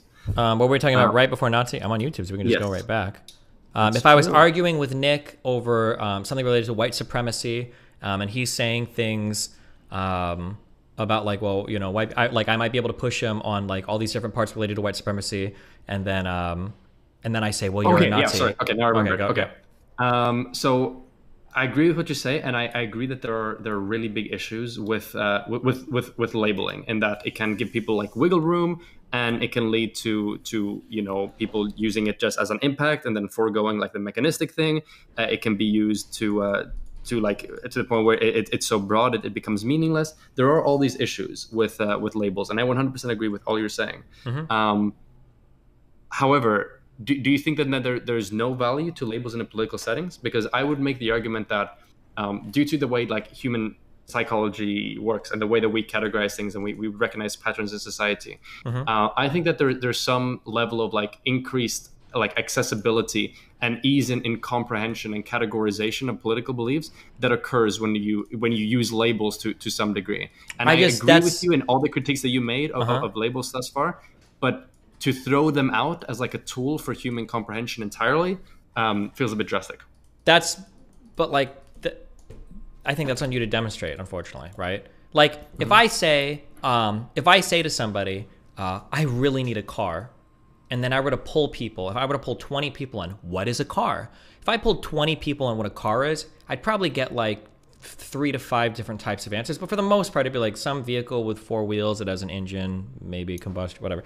And every single definition that I would get there would be fine. It actually wouldn't matter. Like, there might be subtle disagreements on like what is a car between people, but for the most part, what I need is going to be encompassed by every single definition. So in that sense, like the ontology of a car fits the conversation. That's cool. Okay. And it can be that way for a lot of different things where I am calling forth something. I need a shirt. Oh, okay. Some garment that goes right.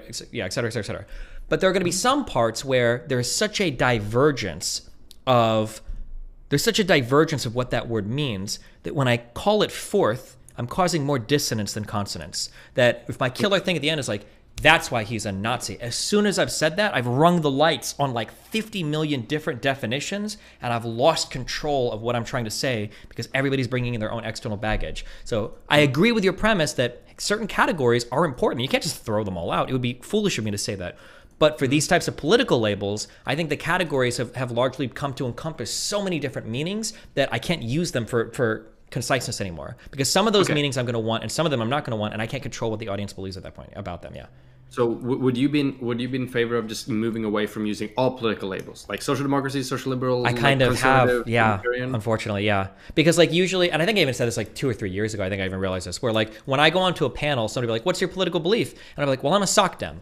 But when I say sock dem, I mean actual social democrat who's in favor of capitalism. I'm not a dem sock trying to move towards socialism. And I'm very progressive, but I still think like I've got to go into like all these different things. Like, fuck, why the fuck did I even say I'm a sock dem, right? And then some people, I think one guy even emailed me and he says, actually, I disagree. Sock dems actually historically tend to move towards socialism. It's like, oh, fuck, well, maybe I can't even use that label. But yeah, I tend to stay away from all political labels. I think I've said over and over again, I just want to fight about let's talk about the policy positions or the ethics positions exactly, rather than even trying to do the label stuff. Okay. Okay, I can see the argument you're coming from. I would say that, and this would be something that I'm not sure if I could prove, but I most certainly would need to dedicate some degree of preparation to this specifically. I think that it's probably more helpful because I recognize the use of labels and being able to categorize and improve human comprehension, especially like on the fly, where you can get like a general grasp of like, okay, this is how these ideas probably gonna like align. This is how this person's beliefs probably gonna look at like in the roundabout ballpark. I still see I see utility in labels. However, I agree with all the critiques or labeling of it. But I'm not sure if the correct direction to move towards is fuck all labels. They're done. We don't need to use them at all. Or move towards we need to be super soy, we need to be super tip-tippy, and we need to be super like anal about making sure people use them correctly in society. So I would disagree with your first part of that statement, and we would agree on this. When I fuck all labels, they're dumb and they don't work at all. I think labels can be incredibly important. In political context, my bad. Yeah, well, no, even in political context, they could be. If these words still retain their original meaning, I could actually use these to to hardcore reinforce an impact statement. Let's say that all of us agreed what made a Nazi a Nazi. Let's say that there was there were 2 definitions or 1 definition that we all agreed upon. I could do mechanistic arguments against Fuentes where I say like, listen, dude, you believe this and I think it's wrong, and you believe that and blah blah blah, and I think you believe that. Like, I could run all of this down, and for my impact statement, I could say like, listen, I've got you on this, and that. Your views are basically that of a Nazi. And like, historically speaking, we've seen what happens when Nazis come into power. I don't want death camps. I don't want like the whole world to go into war. Like, I could actually use that label. I could call forth that label too, because if I put some pieces of the puzzle together, well, now I can bring in a label that gives me a whole narrative around all of the different individual things that they believe, and I can start to fill in. You're saying exactly what I was saying, right? Yeah, but I don't have that label anymore because it doesn't work, because everybody's destroyed, because everybody has so many different personal, private definitions for these words that I can't use that anymore, right? Go. So that's what I'm asking about. That's what I'm challenging you a little bit. So I think we both agree on a lot of the descriptive things we've laid out. You do agree with me that there is values in human understanding and comprehension that comes with labels. Mm-hmm. I agree with you on the fact that labels are being grossly misused and can actually be counterproductive and worse for understanding. Mm-hmm. And now here's where we talk to, okay, so how do we solve this? What's the prescription we derive from this? Is it that fuck all political labels, we should move away from them and ignore them? Or is it we should keep political labels, but we should make a great societal effort to make sure that we keep the definition narrow, specific, and that it's utilized in a good way? Yeah, there's a personal one and there's a societal one, right? The societal prescription should be that like men need to stop raping women. But the personal prescription to a woman isn't go into society as though men aren't raping women. You need to fucking be really careful and take care of yourself. And that's the unfortunate reality of where you're at. The societal prescription should be these words have specific meanings. Use them correctly. But personally, I can't wander into the world expecting everybody to act in that same way. I have to go into the world understanding that there's 92 million definitions of communist, Nazi, rapist, transphobe, and that's just the world that I live in, right? Okay. Unfortunately, yeah, I see what you mean. Okay. Like, and yeah, because it happens with all sorts. It'd be nice to be able to say like that guy's transphobic, but like if I call somebody transphobic, what does that mean to you? Mm-hmm. Like there's nothing. Okay. There's not even anything there. Who the fuck knows? It could mean that they're like a really chill, really cool person that just agrees or disagrees with like trans women and cis women competing together, or it could literally be somebody that thinks that like trans people are faking it for attention. Both of those people are transphobic. Like the label has been blown open so much and has so many different definitions that it's kind of meaningless at that point. Or not meaningless. I keep saying that. Every time I've said that, I'm wrong and I retract every time. When I say that labels are meaningless, I'm misspeaking. When I say meaningless, what I really mean is they have so many meanings that I can't apply one in a specific situation like that. That's what I really mean. There's too many meanings. Yep. Yeah. I see your argument. I recognize the analogy there. I could alternatively bring in a separate one, which I know that you've made before, which is that, okay, so is this like a topic that's similar to, rape in society, or is this a topic that might be similar to makeup in society? Where sure, you have this like big social issue, but a good way to resolving it is if people, particularly influential people, like do their hardest and kind of like take a sacrifice and making sure that they try their hardest to reify these words and these definitions and keeping them like strict within their communities, and hopefully that's going to like seep into society and broadly start influencing it more there. And your allegory to this with makeup would be that the way to make a society where people are more accepting of people, of women particularly, not wearing makeup is if it's influential women, celebrities or whatever, or influencers or whatever, start using it less and less, kind of martyring themselves, causing costs to them. In the case of the labels, their communication. But eventually, if enough people start doing it, then you're going to build towards an actual social force that's going to accomplish something. Yeah, that could kind of be the analogy. But the problem is that I'm not just martyring myself. I would ask an entire political movement to martyr itself, kind of. Because for me to go forward into the world and try to use these labels would effectively mean that I'm missing out on so much of my ability to communicate.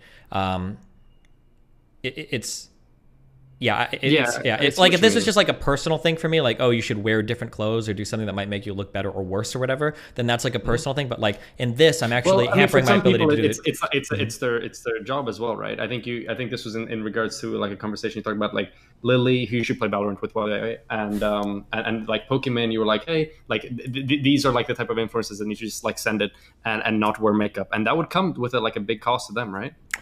Yeah, it could theoretically, but the cost to them isn't seen as like, I feel like it's different with politics because like the only cost to them is a little bit personal.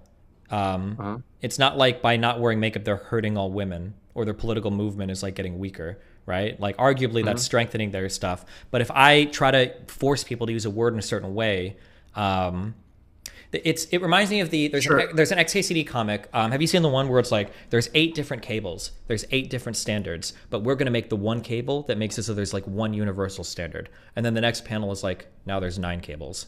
That seems to be the thing that happens. Is that like if I were to say like okay, well we're going to fight and make this definition, and it's like okay cool, well you just added another definition to the pool. You don't have the ability to make everybody else see your shit. Sure, but I would say, so I agree with what you said, and the difference is that in the makeup example, it's one person hurting themselves versus in the political movement, there's a broader like weight behind you, political weight that's also being compromised because you're hurting your communication. But at the same time, the only way to move towards like a society which labels are used more concisely is for people with political weight to do it, right? Because if you True. have somebody with no political weight, then nobody's going to give a fuck what they have to say. So That's true, but I can say I can kind of. It's like there's no way to do without that cost, right? So it's Yeah, not but like I can kind of do. I can kind of do both at the same time. Like I try that, right? Like I do when I hear words used incorrectly, I'll call it out. I just can't go on the other side and use a word the way that I want to use it because it's still used incorrectly so much. But I do try to say when people say like I said that like Vosh is saying that Antonin Scalia and George Bush are fascists. Well, what do you mean by fascist, right? I'll call him out when he says it, but that doesn't mean that I have to start using that word. If the definitions did return, that would be great. But to be quite honest, I would have to look historically. I don't know if that's ever happened with language in the history of the world, or if language has always just gotten more muddier over time. Or actually, I shouldn't say muddy. That's not even really true. Language is evolving over time. Like fascist and racist and all these things still have pretty specific meanings, but the specific meanings are just varied from one context to the next, and they're not like what's written in the dictionary, right? Like transphobe means that like if somebody says somebody else is transphobic, what they're saying is I am like very pro-trans and I don't like the views they have on trans people. That's generally what transphobic means, truly. Yep, I think what you said there about doing both at the same time is probably a good idea. So when you're operating within a society and you're communicating with external parties in a world where labels lack meaning, then I can understand why you want to forego them to improve communication.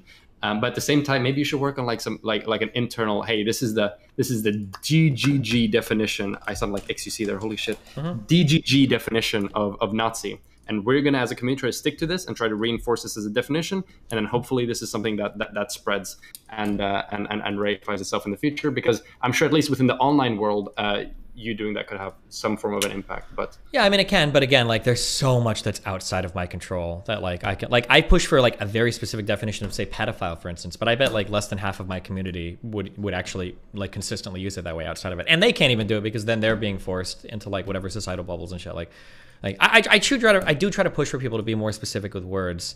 I just it's just hard because I'm fighting against so much externally that I don't want to undermine all of my own arguments having that meta battle. Okay. I see what it is. All right. Those are the main things I've related to this. Do you have any other thoughts about this specifically? Not that I can think of.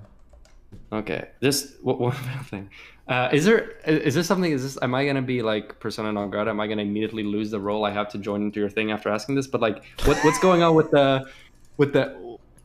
Come on, you promised the blue hair for the charity thing, right? Like, what's going on with that? I'm working on it. I'm buying the supplies. Okay, I've got 3 of the 8 things. You have blue lights. You got They're a blue coming. shirt. Like, Yep. you got the blue little buddy. Well, I thought if I turned the blue light up enough, it would be okay. But Jesus, what do you want? We're on day 4 of this line of argumentation. Destiny. Yeah, what's up? Oh shit! Did you have to delete your Twitter? I have very bad news. Oh shit! He's about to meme. What's up? Mr. Beast ratioed me. Yeah, we saw it. No. You got absolutely destroyed on that. You wait, hold on. You can recover though. You know that, right? How can I beat Mr. Beast? You got to offer 15,000 for responding to your first tweet. Bro, they deleted Hustlers University. I can't make any money anymore. It's impossible. Oh well, then I guess you're fucked. Start your own hustling. That's what hustling's about. Yeah, Start bro. your own Hustlers University. Make money. Startups. Let's Yeah, go. where's your Hustle University, bro? Here, I'll give you a hustle. Can you give me your omni-liberal Twitter account and I can rebuild? No, fuck Wait, you. that's the omni-liberal Twitter account. Yeah, also, that's not my account, bro. That's my friend. I don't know what you're talking. You could message the omni-liberal dude, but I no guarantee he'll respond, so. Please, help me out, man. Destiny, help a black man out. Don't you love black people? Not that much. Show your liberal racism, man. I'm beneath you. Bring me up to your level. I need you. I'm not liberal anymore, dude. You missed the last argument. I'm a fucking full-on Nazi now. I'm actually celebrating the deletion of your Twitter account. I hate black creators. You are my white savior. Help. Okay. Do you have anything else for us? I'm trying to do arguments here. Trying to do serious debate. I'm sorry. Okay. Jesus. All right, so the blue hair, back to that. Yeah, I'm working on it, okay? It's in the works. Okay. And then Valorant with Lily Peacher. That's the second one that I'm here to. Okay. To Working mention, on that but, one too, okay? All right, sounds good. Working on the perpetuity. Just like you're going to check out my docs, right, Destiny? Yep, absolutely. Yep. All right, sounds good. Well, I think that's it for me. If I have something else, I'll maybe drop in again. But yeah, have a nice stream. Have fun. Be careful, babe. Bye-bye. The Rem, what's up? Going on? How are you doing? I'm doing fantabulous. My DMs have been blowing up with Wittgenstein. Nice. At the wazoo. Gotcha. What's going on? With what? Well, let's just cut to the chase. Cut away. What are you taking from Wittgenstein and applying? I think the idea that like the definition of words is always kind of like this use case. That's like that's as far as we should ever go, basically, when looking at how a word is defined. Ever? Yes. So you're completely equating meaning and use together? Essentially, yeah, I think. Unless you're about to argue me out of it. Well, I mean, yeah, there's a lot. Well, like the first thing I should say is this is more of like a meta-philosophical. Okay, no, it's not. There's no such thing as meta-philosophy. There is philosophy. You'll understand what I mean. No, you'll understand what I mean when I say that, in the sense of how we go about approaching philosophical works. That's philosophy. Okay, fine. It's a philosophical point. Okay, I'm policing heavily the addition of meta arbitrarily to a lot of words here. Okay, go for it. Okay. Okay. Don't you think it's strange? Well, okay.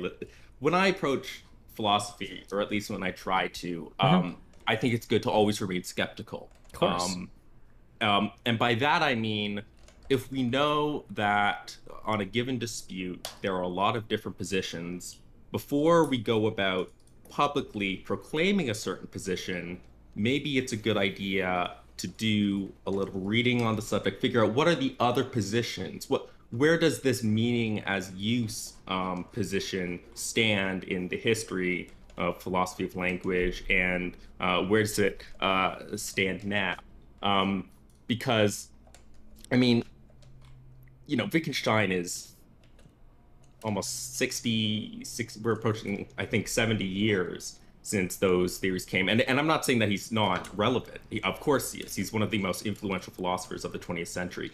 But specifically when it comes to language and philosophy of language, his theories have been, certain aspects of his thought have been adopted and then transformed with new insights coming from logic and linguistics to have a very nuanced understanding of language. Because, I mean, I consider it probably the most complicated area of philosophy.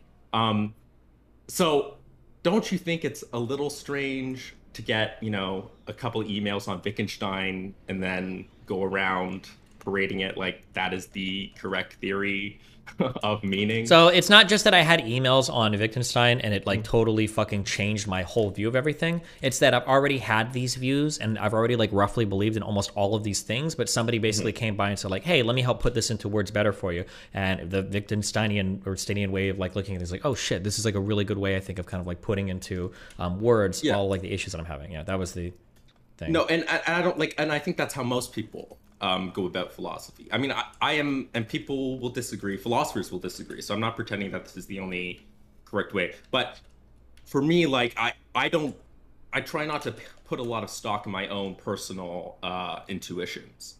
Just because I have a hunch about the way something ought to be, if I know that there are reputable, authoritative people who have spent their entire life studying something, who have come to radically different conclusions, I want to seek out their work first before I go about asserting something that completely contradicts their views. Okay. And in that sense, I think it's more, and you know, you might not care because you don't really care about the about, but I guess it is a little annoying for those of us who study philosophy, because then we all get inundated with.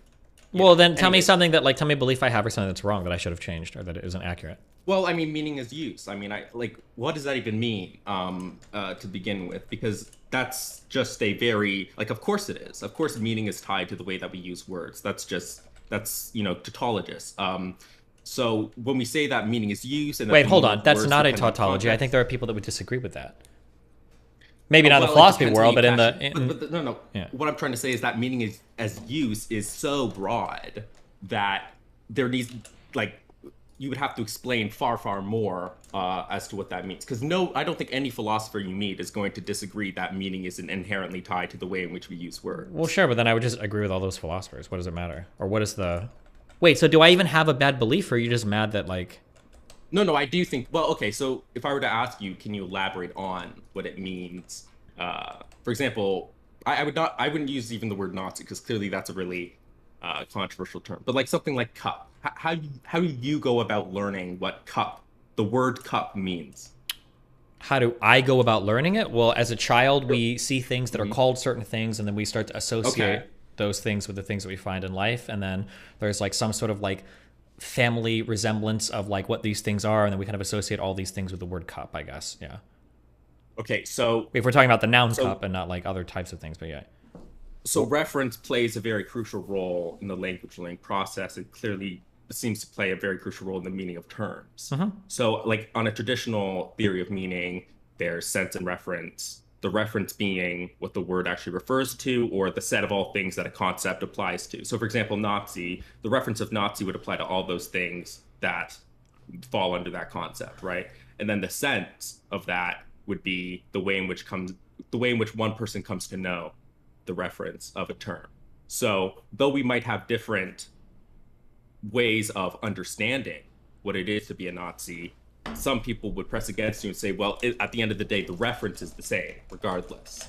I mean, I don't believe that, because I like. Wait, hold on, wait, real quick. Context. Because if we want to move on to something different, we can. But it sounded like you came in here because you were irritated that I have this new way of it. So you don't actually disagree with any of the things I said. I do disagree. Okay, what do we disagree? Okay, I'm providing. We're building up to that. Okay, go for it. All right. Yes. So when you say, for example, that the meaning of, because let me try to paraphrase at least sort of what I've got from you so far, and you tell me if you disagree or if it's a fair characterization. Okay. If I'm entering a conversation, we have sort of a set of presuppositions about what words mean. Sometimes those presuppositions don't line up, and you might have to have a dispute about which presupposition we should make before we begin the conversation. So in the case of Nazi, if two people have different presuppositions of what Nazi means, you'll have to have that dispute about what exactly that means before you move on. You seem to be saying, and in this I agree, that sometimes that that definitional argument actually causes more harm, and it's better just to not have that discussion at all and to focus on other things. Sure. Okay. And I agree with that.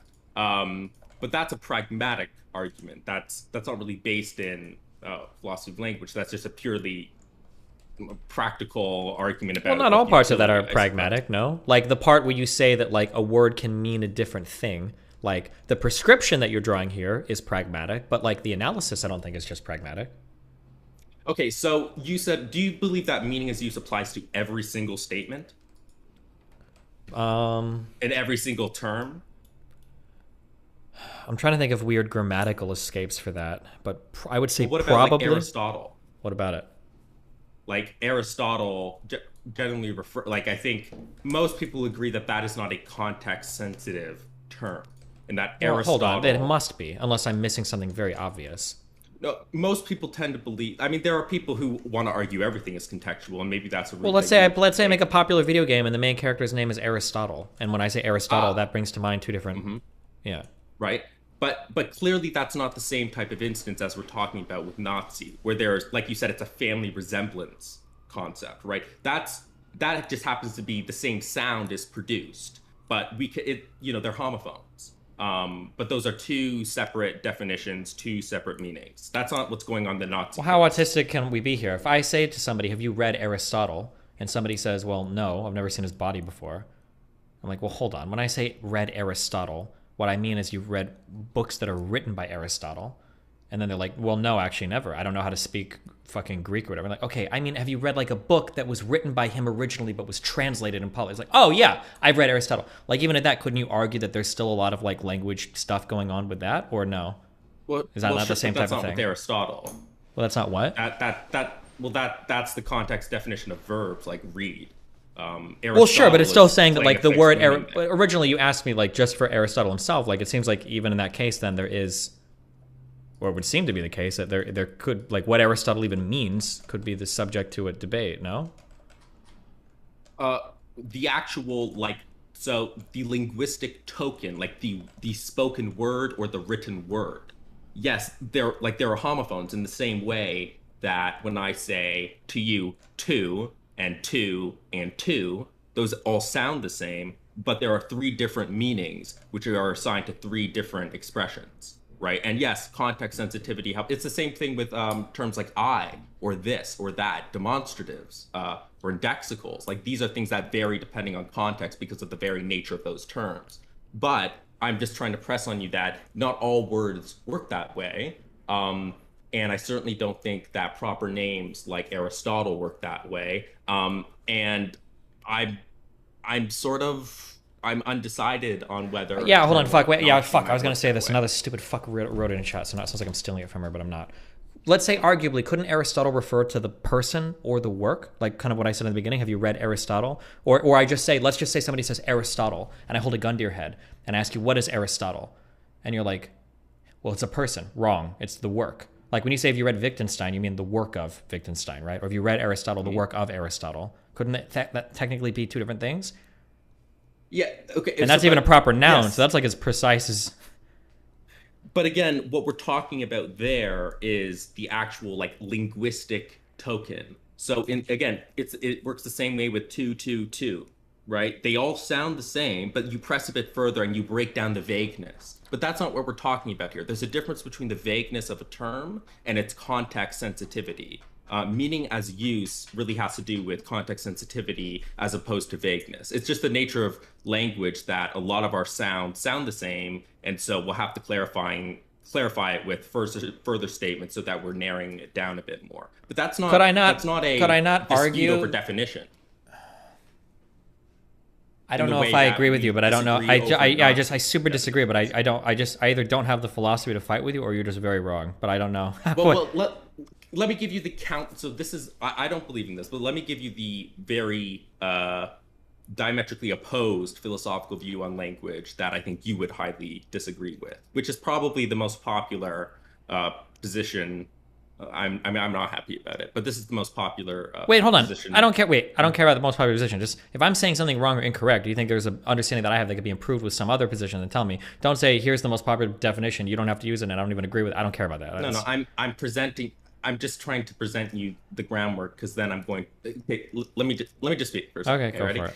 There's a view that the meaning of a term like a proper name is linked to causation and the original cause of it. It's called like the baptism. And so that the term Aristotle, from the moment of his birth, when people started calling him Aristotle, he wrote all his books, he became the teacher of Plato. That has then carried over centuries and centuries and centuries to have the meaning that it has now. And so there's this belief that you can't divorce meaning from what is external in the world. And so this idea that meaning is use makes meaning completely tied to human thought and societal agreement. And there's no external friction.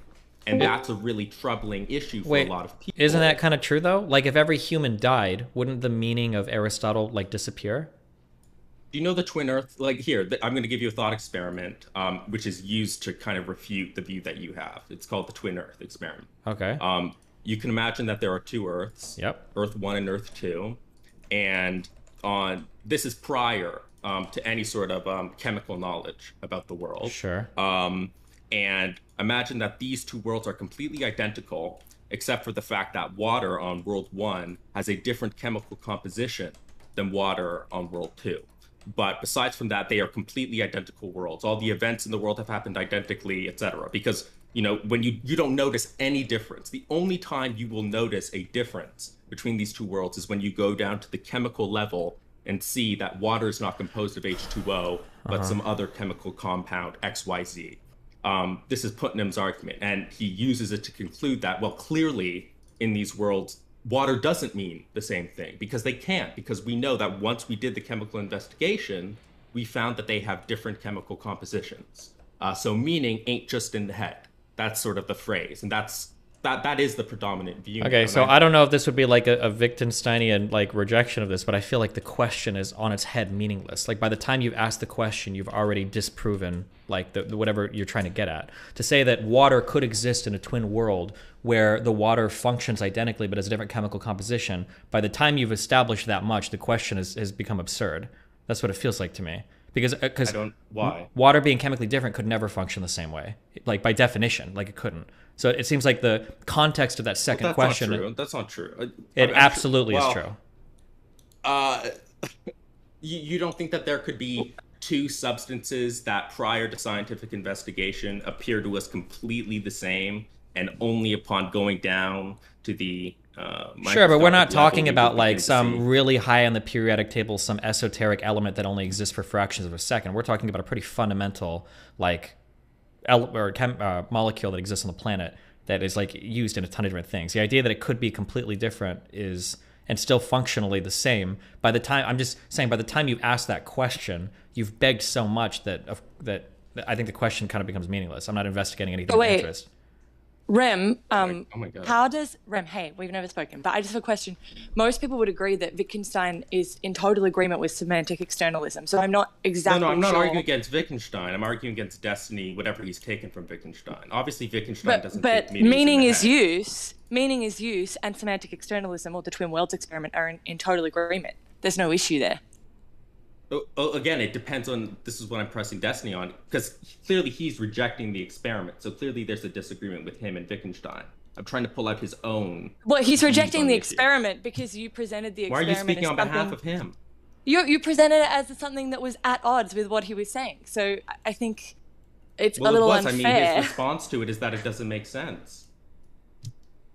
Because he was trying to work out what you mean. To be fair, I don't fully understand what you mean in terms of using this to negate any sort of meaning is use or anything that Destiny said so far.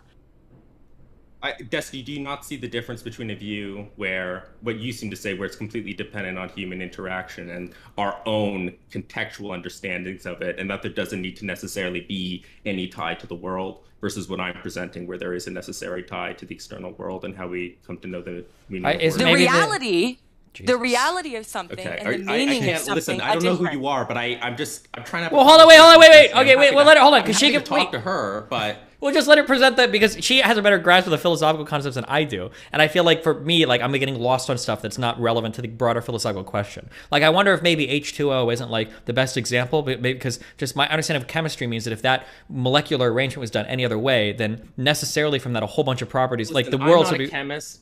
Destiny, okay, sure. Here, let me. There is a reason it is one of the most famous philosophical thought. There's a lot of famous philosophical thought experiments that are garbage, though, right? But like, there's objection to it. I think you can agree is kind of off. Like that is not the point it's trying to get at. Like it's almost like don't object to the hypothetical. The hypothetical is just supposed to make a point. Okay, sure. I mean, we could have that chemical argument, but that's why I'm trying to get. I'm just trying to get into like what is the point, I guess.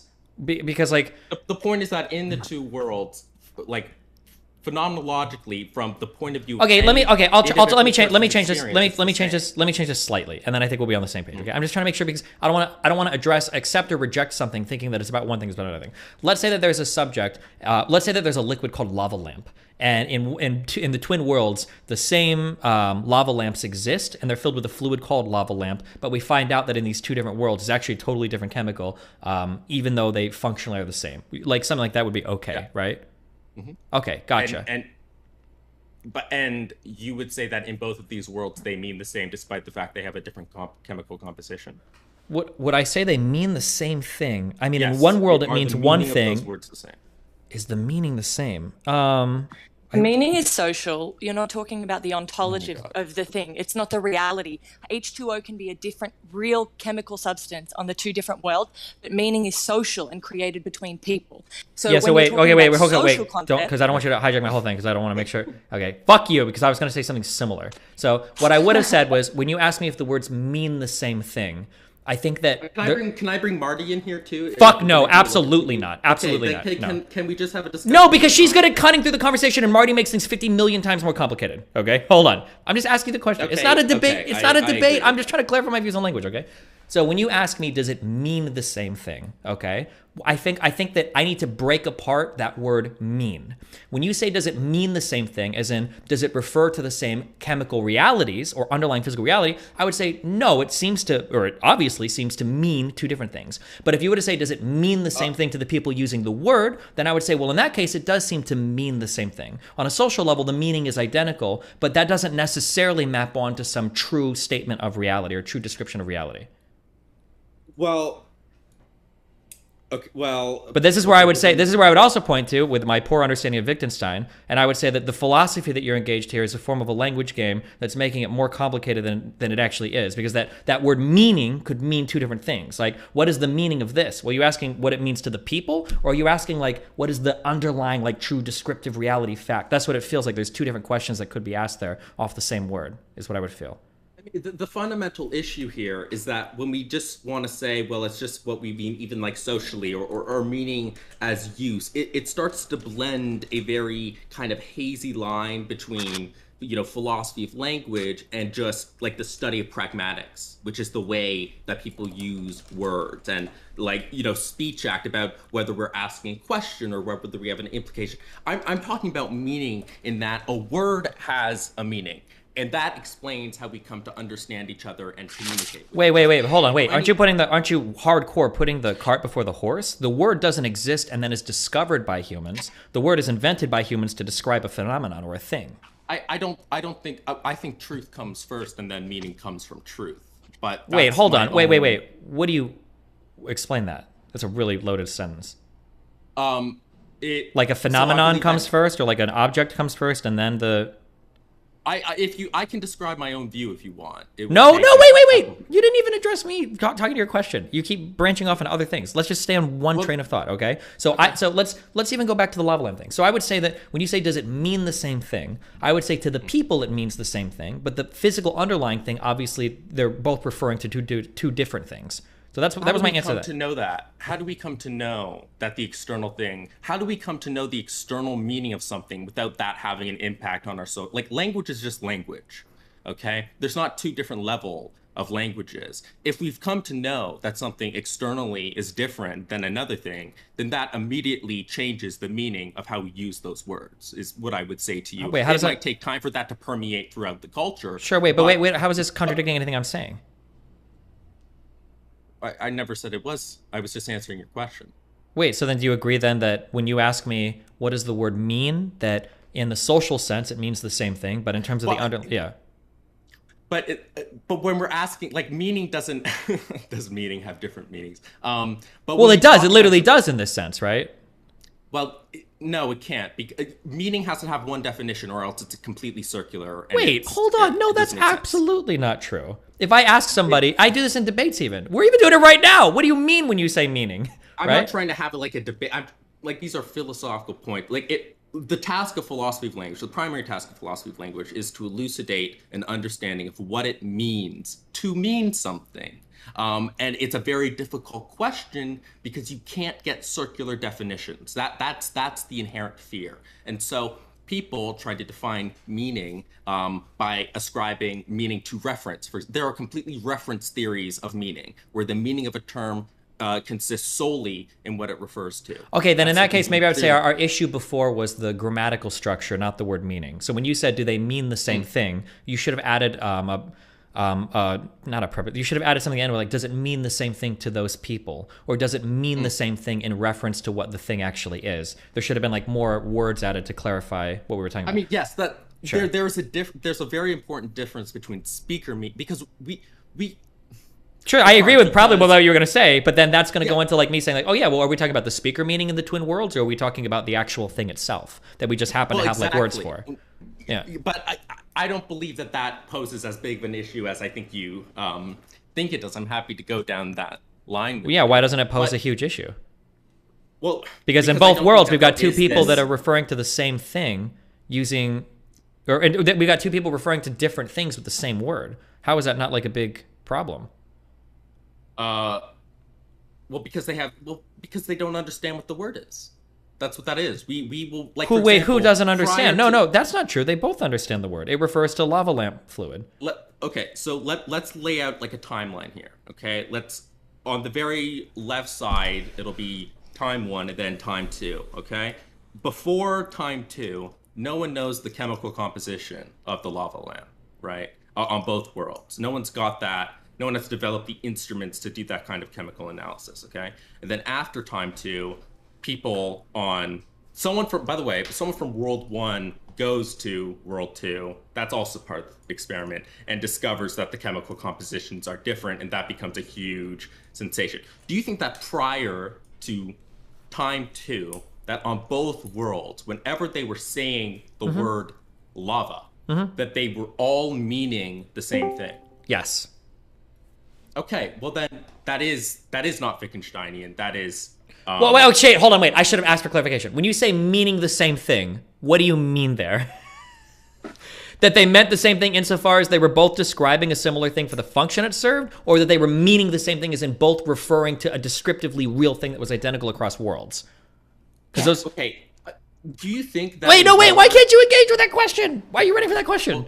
Well, I'm trying to elucidate the question, which is namely, do you think that the word itself can have meaning independent of who is speaking it? No. Rem, can I ask you, can I just Really? So if you were to come across a piece of paper, like for example, if a monkey accidentally typed out Shakespeare just by pure happenstance, none of those words would have meaning? You're using words that have already been created by humans. No, stop. They're not. When you say type out Shakespeare, dude, all my Wittgenstein alarms are going off from the emails I've gotten, Rem. Okay, here's what they've told me. They told me that Wittgenstein at some point in his life said that all of philosophy was just people playing dumb language games, and that when they ask questions, the questions are actually meaningless when you break them down. So when you ask if a monkey types Shakespeare on a page, do those words then mean nothing just because a monkey typed it? Well, you're calling forth words that have already been created by other human speakers. So of course they mean something, but not because the monkey typed it, but because they were already created by other humans. Mm-hmm. And those meanings have their meaning in virtue of what other humans said they mean. Rem, this isn't the. Go, Joe. Rem, yeah. You're not presenting the externalist position. So can I just clarify that when you talk about Putnam's externalism, you are saying that one person could claim without contradiction that two different people who have exactly the same cognitive function could say the same thing and mean different things. While looking at something that they think is the same. So two people could say the same word and mean completely different things, and that wouldn't be a contradiction. As in meaning is use, as in two people with the same brain, like with similar brains, could be looking at something That's not the conclusion Putnam makes in that paper. Yes, it is. Do you want to pull up the paper and we can go through it line by line? No, that's boring as fuck, but you can I just read it 2 days ago. Like, he's an externalist. And he believes that meaning is not just in the head. It is not purely based on linguistic agreement or language games. That's what I'm asking you. I'm asking you to tell me what you view the externalist position is. I just stated my understanding of Putnam's externalist position. So could you please clarify what, in a sentence or two, the externalist position is by Putnam? Well, you can't do it in a sentence or two. You definitely can. Okay, Joe, you're coming in a little hot here.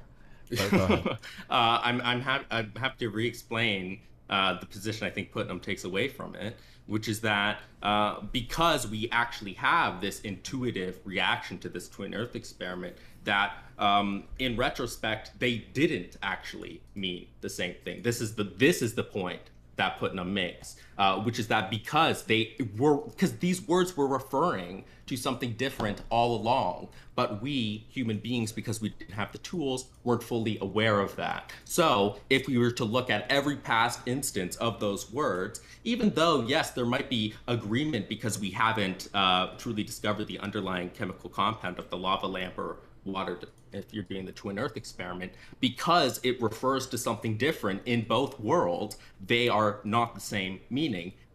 Namely, meaning ain't just in the head. That's what he says. That's why he is an externalist, because meaning is mapped onto external conditions independent of human thought.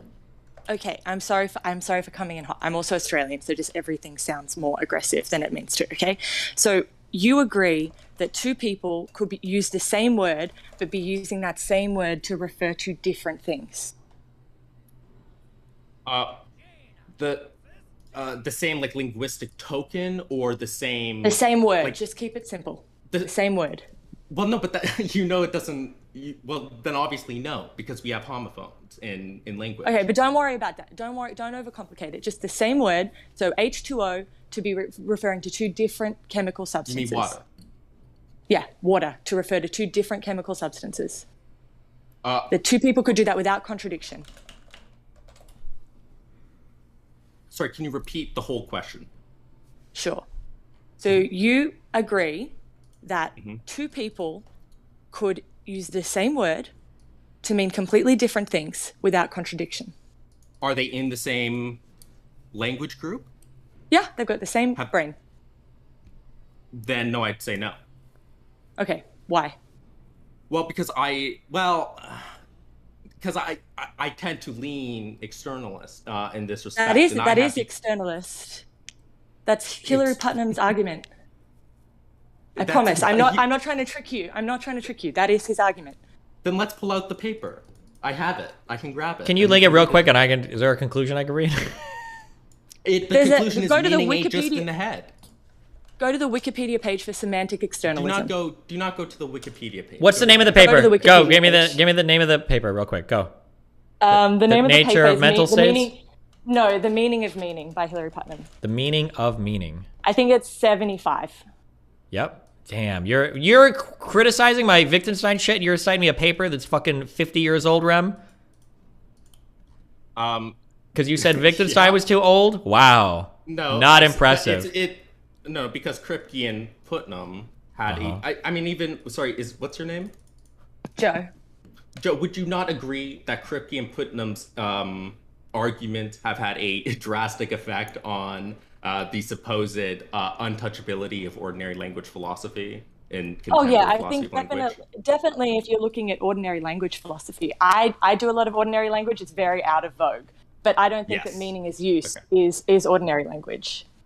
I think that's like a foundational thing that Kripke and Putnam build on. So I think we are trained in two completely different areas because I do not do. You sound like a post-structuralist to me. I am definitely not a post-structuralist. I would be like a Davidsonian. I believe meaning is true, and the meaning of sentences are determined by the truth values of those sentences and nothing more. Wait, this isn't a fucking paper. This is a fucking book. No. It's in that book. What page?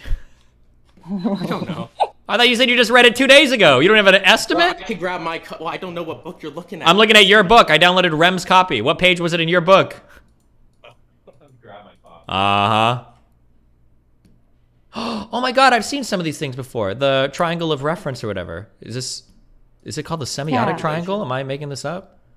Yeah. Oh, yeah. Just... Maybe that's for a different stream.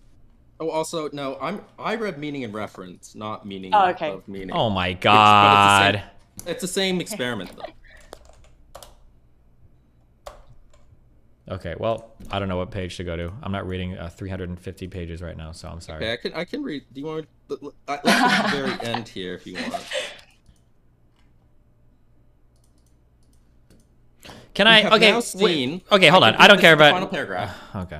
Yeah. Look, we have now seen that the extension of a term is not fixed by a concept that the individual speaker has in his head. And this is true both because extension is, in general, determined socially, and because extension is in part determined indexically. The extension of our term depends upon the actual nature of the particular things that serve as paradigms, and this actual nature is not, in general, fully known to the speaker. Traditional semantic theory leaves out two contributions to the determination of reference: the contribution of society and the contribution of the real world. A better semantic theory must encompass both. I don't know a better rejection of meaning as use than that, because it's saying it's not just meaning as use. What do you mean? He just says it can't just be social. It's a rejection. It also has to be tied to the real world. Yes, but meaning is use is tied to the real world. You're reacting to real things. Chairs are real. You're talking about chairs. That's not. That's not what he's talking about. He's referring specifically to the. Okay, He's rejecting private language. I'm reopening it again. I'm going to reread it. He's rejecting private language. I will go, Rem. Look, I'll go because it doesn't matter. I'm going to read this one sentence. It's a single sentence. No, it's a single sentence. Explain to me how this supports meaning is use. Okay, ready? He says.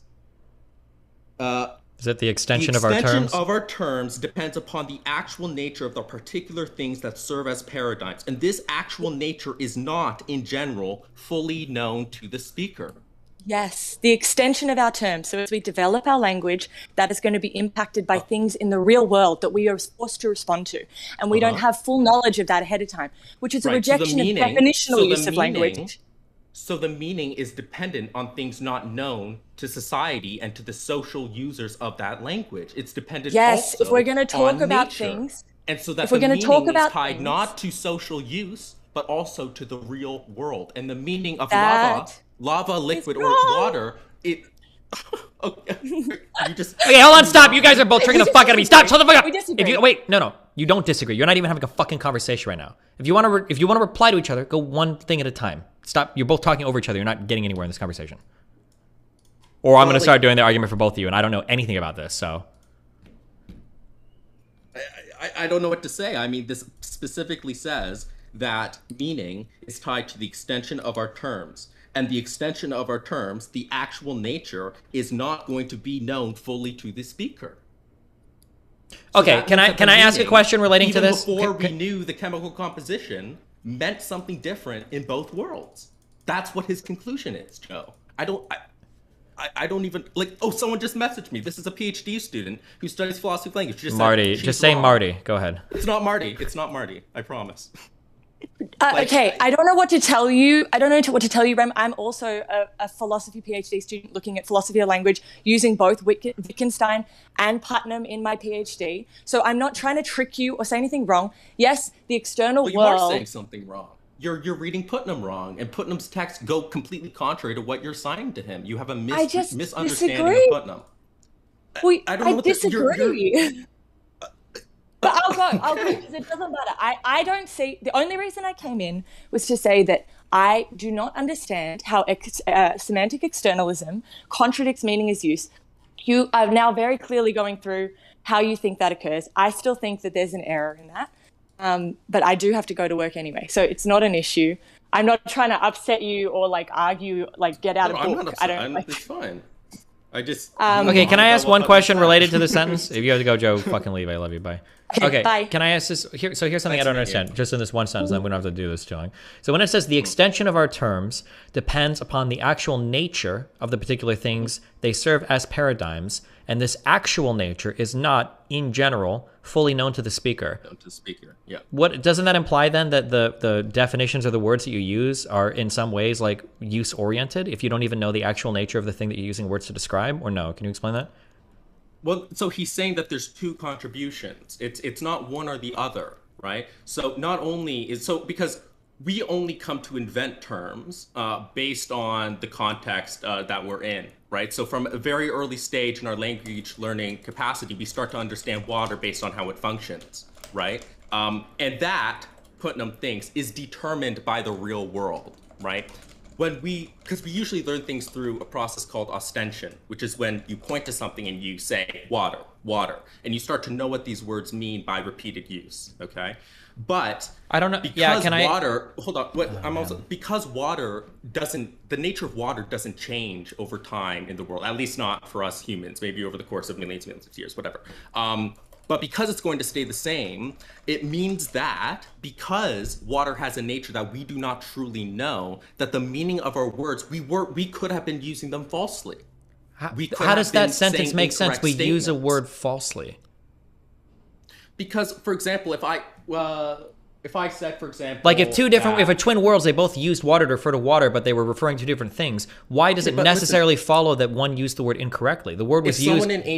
If someone in ancient Greece who understood the sun as being something that was circling the earth and acted like a planet, when they said that the sun is looking really bright today, they're not referring to something different than the sun that we're now referring to, just because they didn't have full knowledge about the nature of the sun. They're still referencing the actual sun in the real world. Wrong. That's not true. Okay, hold on. I understand. I'm cutting through all the bullshit. You're wrong. Yes, it is. Okay. You're actually incorrect. I think that is the case. That even if we use the same word sun, and even if we're referring to different phenomenon, I think as we gain more knowledge about the things themselves, I think they do. I have my headphones in. I'm just getting water, so keep talking. Okay, I feel like at some point they do kind of refer to different things, even if they're kind of sort of referring to the same thing, right? Like a person that's talking about the sun might have a totally different understanding of what a sun is. It's just like something that's maybe 200 yards long that's floating in the sky, and a scientist later on in life might be like they're referring to the same type of like phenomenon or sense data almost, but they could be referring to an entirely different thing in a way. No? I mean, I think this is my fault because this used to be my view, which is that across scientific paradigms, meaning shift. I have come to reject that view as being. Hold on. I mean, it's a very. I don't care about anything you just said. Talk about my argument. What I just said. Refute my argument. I don't know why you're loading it with so much random shit. Just refute that point. I don't think that languages. I think that there's just one language. Hold on. I don't care. I don't just refute. No, I'm explaining. No. Hold on. I am explaining. Okay. It sounds like you're about to go off on a whole other thing, and you're going to give an example that doesn't relate to anything we just said. But okay, go for it. All right. I hope that it comes back to this, to the sun thing. Because there's only one, like, for example, in ancient Greece versus now, we are still referring to the same things because when we point to something, what we're pointing at doesn't change across time, right? Do you agree with that?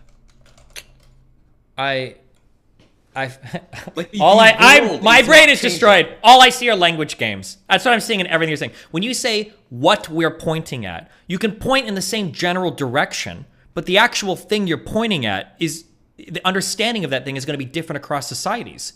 So when you ask what we're pointing at doesn't change, kind of, but it kind of does. Listen, a socialist and a fascist both point at Nick. They see two different things. They're pointing at the same person, Destiny. You agree with that? But we're not talking about the thing itself. We're talking about the words and the language, aren't we? They have different understandings. They have different understandings of what it is, but they have different senses. I mean, that's the key term. That's why I brought up sense and reference, right? There's a difference between the way in which we come to understand or know what an object is versus what we are actually referencing. Imagine a mountain. On two sides, there's two different groups. They call the mountain by different names, but they're still referring to the same thing. Even though one might have a myth about this mountain that has to do with the deities and they came down, and the other one believes. When you're saying they're referring to the same thing, when you're saying they're referring to the same thing, what is the thing that they're referring to? What do you mean when you say that? The mountain. What does that mean to you? Does that mean every rock? Does that mean full knowledge of it down to the chemical, down to the quark? Or what does it mean when you say the thing itself? The thing that I am pointing towards. No, hold on. That doesn't mean anything. That's a trick. Hold on. That's a trick of a sentence. When I'm asking you very specifically, what are they referring to? Like, what specifically are they referring to?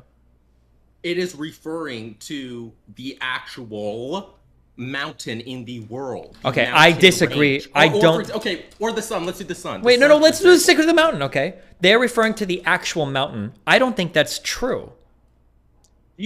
When I'm walking down the Thames River. Why another example? We can't solve anything. We move on from example to example and we don't ever clarify. No, they're not, because examples only bring it out if we actually go through to the end of the example. But every time we're on an example, it's like, okay, well, let's do a new one and a new one and a new one, and then we never keep bringing up objections that are completely off base and I wasn't expecting. So now you're completely skeptical about the process of ostension. Okay, wait. No, I'm not skeptical. Okay, I'm gonna delete everything and I'm gonna wipe my brain and we're gonna start this part of the conversation over. We're gonna work in one example here. We're not going to change. We're going to work in one. That's not possible. That's because language is not that simple. These are hard questions. You need more than one example for each facet of language. Language is an inordinately complex thing. Gotcha. If it was so simple, we could just easily learn it. Okay. So, if we were walking down a river and we both, do you not think we can point to the same thing just because we might be pointing to different atoms? I'd ask you, how are we successfully communicating? Clearly, we are referencing the same thing. Or, and this is my own view, by the way, because I actually don't believe in reference, we are saying true things about the same thing. We have matching understandings of the truth values of different sentences, and that's how we come to achieve agreement. But regardless of all this, my issue with the meaning as use view, and this is Putnam's issue, is that you're essentially spinning in a void. There's no contact that you're making with the world if it's all meaning as use. And also, it doesn't make sense about the way our language actually seems to reflect reality. The nature and structure of language seems to match the structure and nature of our thoughts, right? So the idea that it is just some social convention that just came out of the blue, to me, is something that's really, really, really misguided.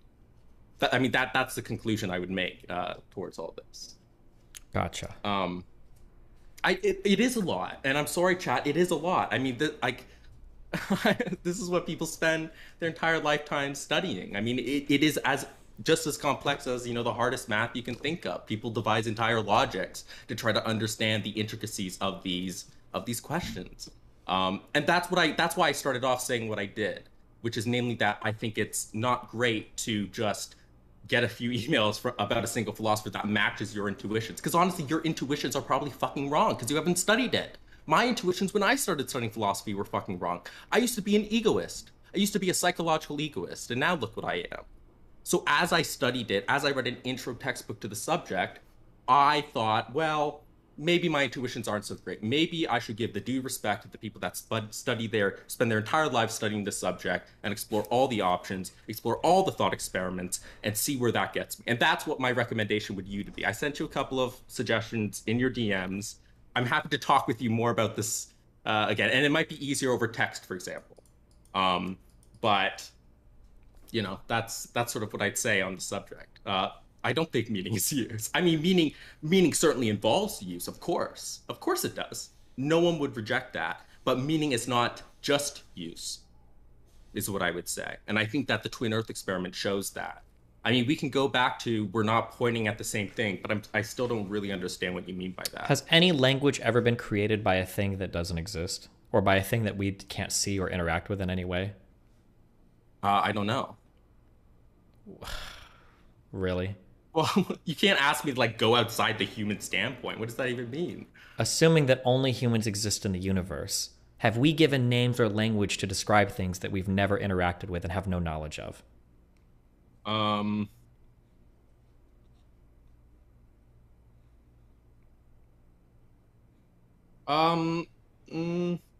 Yes, I would say, because we can form descriptive fictional concepts, or what do you mean? What? No. Descriptive. For example, I think of any description you want, like the tallest person in Bangladesh. I might know nothing about this person, but I'm referring to them, despite having zero knowledge about them, other than just what I've introduced the term as, right? Or the inventor of the paper. Are you really referring to are you referring to an actual thing there that you know about? Does that count? That sounds like another language game. I'm going to refer to the because you're making it sound like you're saying something, but you're not saying anything. If I were to say, "Oh, do you know do you have information about the largest star in the universe?" And I say, "Well, yes, because I can utter the statement, the largest star in the universe has matter." Oh, cool. I know something about it. Well, I mean, you kind of have deductively from a priori knowledge gotten to some kind of statement. But you're not really. That's a great philosophical insight that proves this isn't just a language game. Because yes, you're pointing to an objection to that view, which is that we need acquaintance with the object in question, and that's a really hot and live dispute that people are studying right now. Entire tomes written on just. Hold on, I don't know why you waste so many words saying things like this. Because I know who watches you. I know what gets posted on the subreddit. I know the impact that these discussions and your casual flaunting with these ideas can have on people, which is that they can become really anti-intellectual. Because they treat these problems like it's just easy math. It's not. You're turning more people in that direction by not engaging with the questions. Just answer the questions, or give a compelling argument for what. I have answered the question. No, you jump from example to example to example to example. We haven't actually found so. For instance, I haven't heard a single thing that you've said so far that's contradicted use as meaning, or meaning as use. I haven't heard a single thing that's. You said that every single statement consists solely in the way that we use it. I don't know if it has to be solely. Okay, that's a different position than what you said earlier. And if that's the case, I have achieved my goal, which is now you acknowledge that meaning isn't just use, it's something other than use as well. Well, so would somebody like Wittgenstein would use of meaning people, would they say that oh yeah, when we utter words, they're not in reference to anything in the external world? Are those positions really incongruent? But the position because you haven't read Wittgenstein, so you're not. Okay, all right, I love you. Anything else for us? No, but that's no, stop! You can't give me refutations of anything I'm saying. You're just saying you haven't read this thing. That's why I'm asking you the question. If I read it, I would be asking you. But if you can't answer my questions, then you're not equipped or prepared to answer that. No. You can't answer the question. If you can't answer, that's fine. I don't care. You can't. I just answered it. Okay, let's try this. I just said no. Okay, so there's no contradiction between the meaning is use position and this external idea, is there? there doesn't have to be if you can articulate it. Wait, so then what is your problem with anything I've said or thought so far? Because earlier you said that the meaning of any term consists solely in its use. That is what you said. I don't know if I would say solely in its use. Like, if Well, you were to that's ask what you me, said. okay, I don't know if I said that or if that was your formation of what I said. Like, if you're floating in a void of nothingness, I don't know if you can have a language because you can't interact with anything. I don't know if that's... Does that sound like a position that I would take? That like, oh yeah, even floating in a void of nothingness where you can't communicate with anything or see or hear or have any sense data, you would still have a language? I don't know if you would have a language there. I don't even know if one person alone in the world would have a language. I'm not sure. In response to the Twin Earth experiment, you said that they would mean the same thing. No, I asked you what you meant by meaning.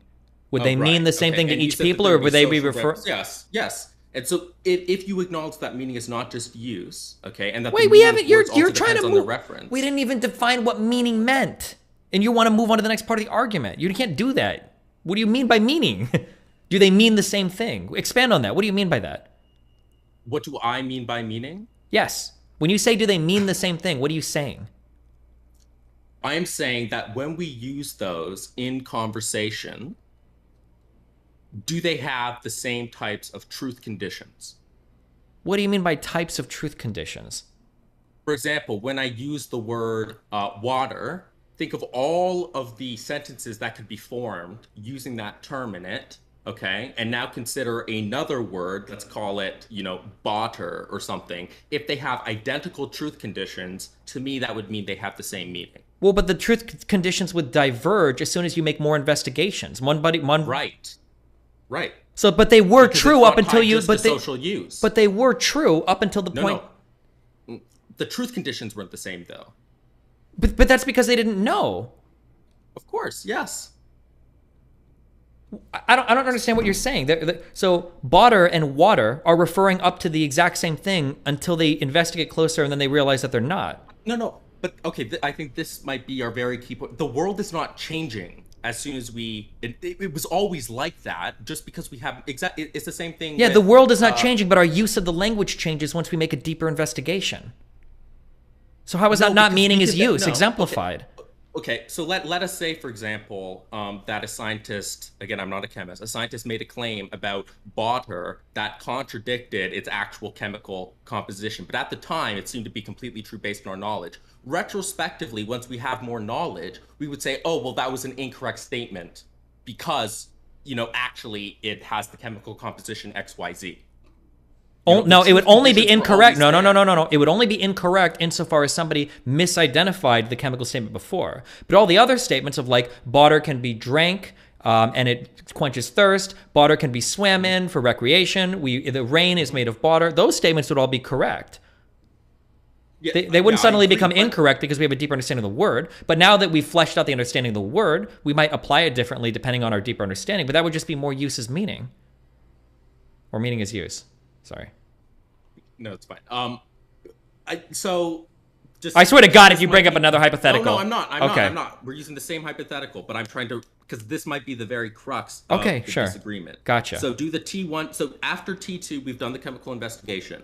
If someone before that time period made a statement that, looking back on it, was false, are you saying that the truth value of that statement changed from true to false just because someone in the world did a little investigation into the chemistry of water? As soon as they put their microscope down or their electron microscope, whatever the fuck you want, all of a sudden the truth value of those statements just completely changed? No. Okay, then it doesn't just consist in use. It was always there, regardless of what. But the word has changed. The word has changed, though. No. Well, no, not at this point. Someone's just looked at it. Well, but the word, what the word is referring to now has changed into something different. It's a homophone, essentially. In a way, we've played the trick, right? Where now water is referring to something different. Well, no, because we acknowledge that on both worlds, they have different chemical compositions, and they always did have different chemical compositions. This is my point. Just because we did a little investigation doesn't mean the world's changed. It was always there. We just needed to uncover its structure. And so the truth conditions of anything we made were always there, regardless of whether we had done any investigation or not. As soon as we started the ostensive project of pointing at water, being like, I can swim in that, I can drink that, I can freeze that, I can make that into a cloud of steam, these truth conditions mapped onto the world. And those stayed the same all the way until Okay, I'm going to ask you. humanity. Okay, I'm going to do another example now. Ready? What? Okay. Okay. I'm looking around in the world, and I'm seeing a whole bunch of ones. Okay. What does that mean? I just see a ton of things that are the number ones. It's the number one, okay? Or this is one, this is one, this is one. Like the mathematical expression, one, okay? Now, let's say that I don't understand what that, like painted pictures of one? No, just like somehow I can see the concept of one. There's like a one. So you're objecting to my thought experiment. I'm going to go one step further and you'll understand what I'm saying, okay? Hold on, I'm going to go one step further, okay? I'm going to call all of these numbers here on my page. I'm going to call all of these one, okay? Uh-huh. Yes? Okay. Now, let's say that I do like more investigations, okay? Do you remember significant figures? Significant figures? Like if I write the number one, like theoretically, this number can refer to 0.5 through like 1.49 repeating. Does that mean anything to you? Oh, fuck, or do you not understand this?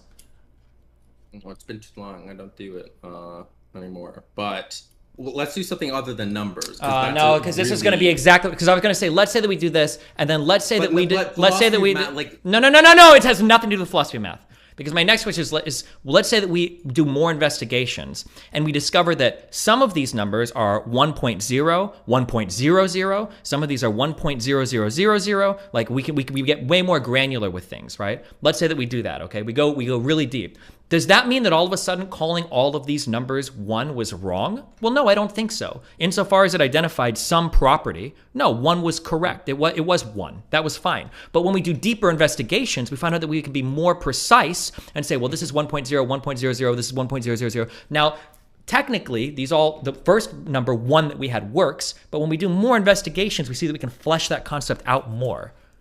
Like, but it doesn't make all the prior statements wrong. But then I would compare this to the water thing, where like it does because the entities are different things. The truth conditions of using those different numbers would be different. Careful. When you say using the different numbers would be different, I agree to some extent, but discovering those differences would require us to investigate more. But now you're back at uses meaning. Because it's how we would use those numbers differently that would determine the differences, right? Like if I'm dosing medication, one is way different than 1.00, or in a chemical setting, 1.0000. These are going to be really different numbers, but it depends on how I use them.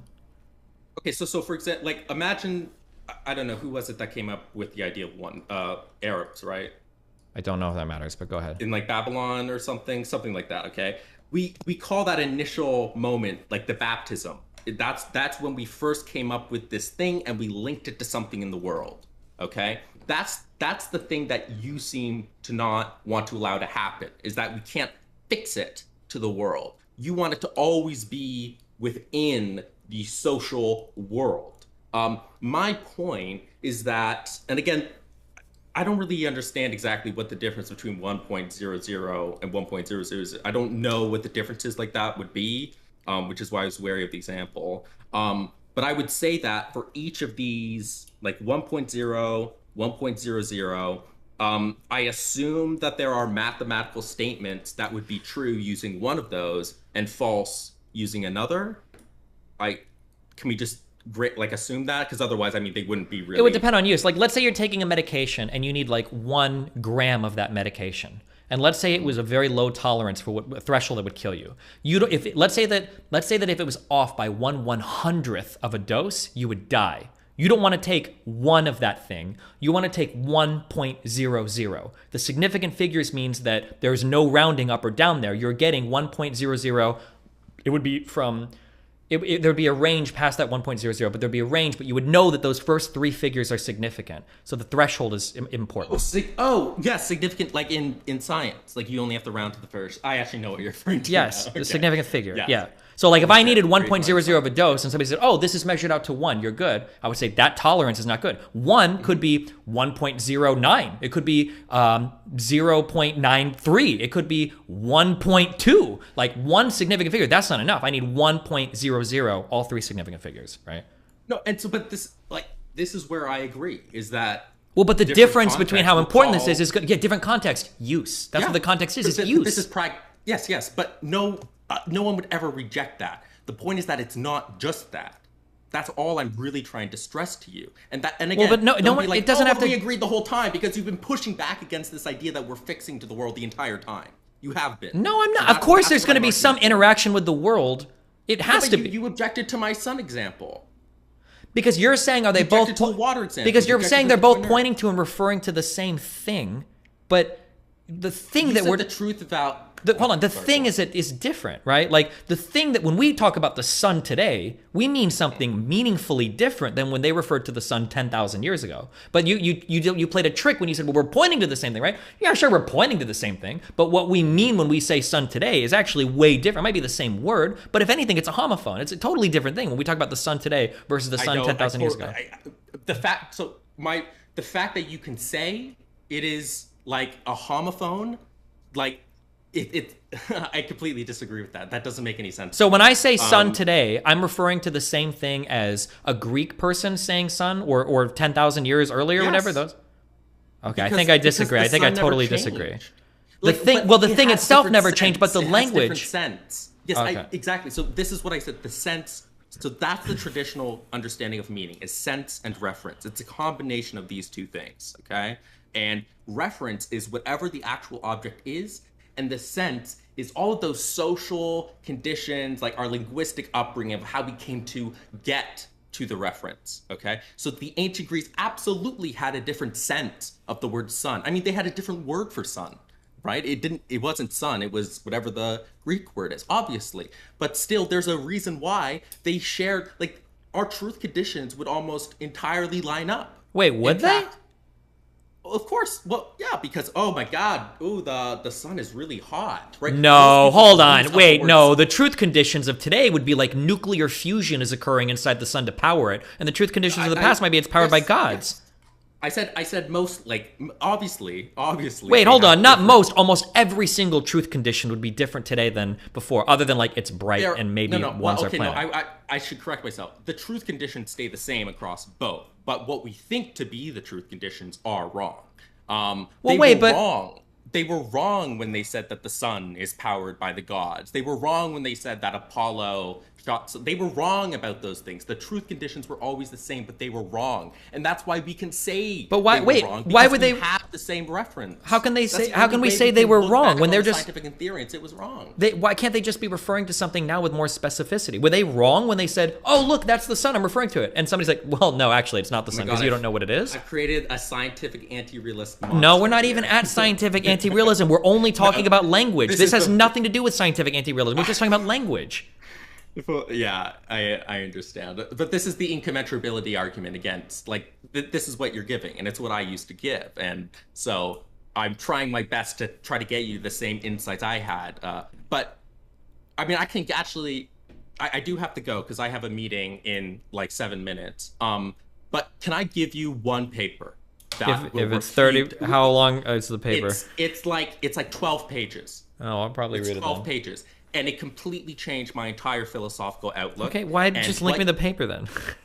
Go. Pardon? Link me the paper then. Yeah, I'll read it. Okay, sure, yes. But listen, I hope this has been helpful in at least refining your own. Maybe you think it's been fucking useless, but we'll see. Anyways, it was nice chatting with you, and I'm sure we'll talk again sometime in the future. Okay, be careful, babe. I love you. Okay, bye. Holy Dan.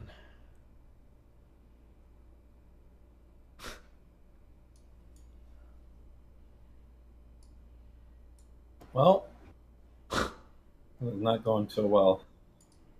Yeah.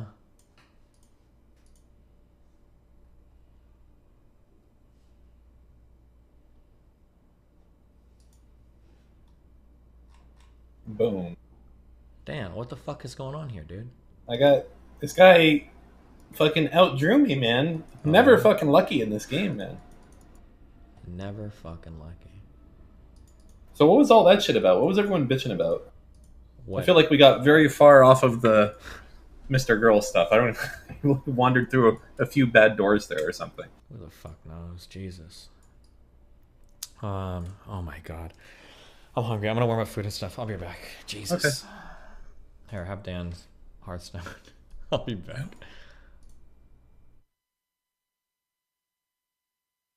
All right, boys. We're going to take this one. This is the game, the win. No, don't need that. Don't need that. These are too high. These are not good cards.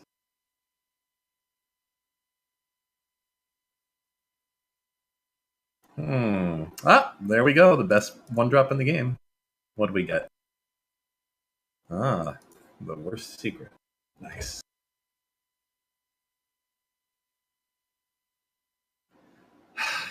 Oh, he chose to do nothing. Not very wise.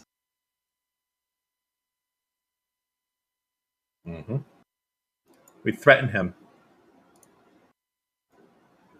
See, he's afraid now.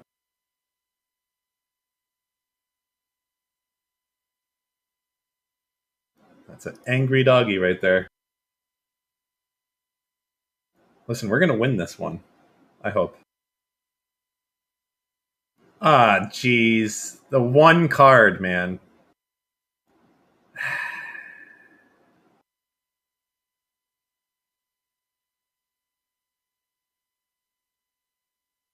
Let him do the attacking.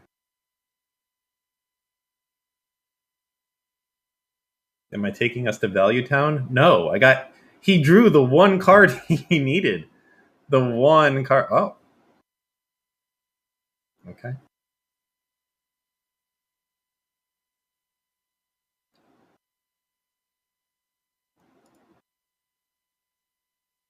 All right.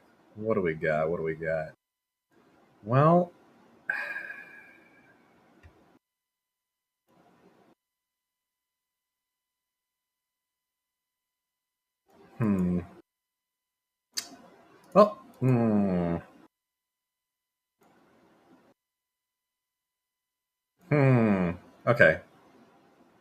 Okay.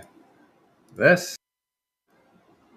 Not face. No, not face. This guy. Okay. And then we'll do. I guess just might as well.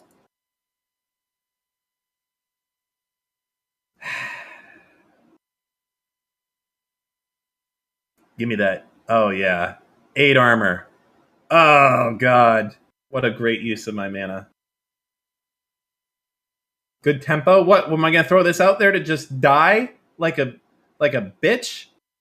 No.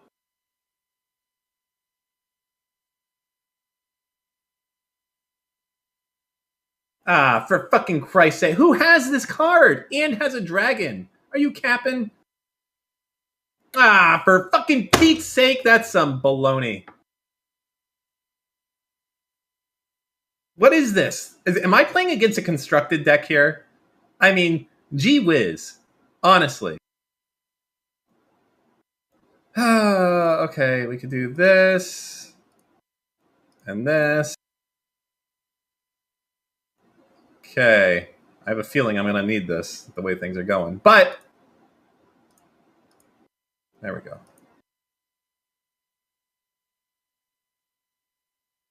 Yeah, this is the YOLO card, as they call it in the business. Listen, we just got to make it. What is with all these lifesteal cards, man?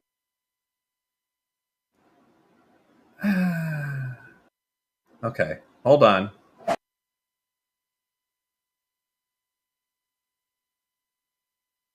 Hold on 1 second.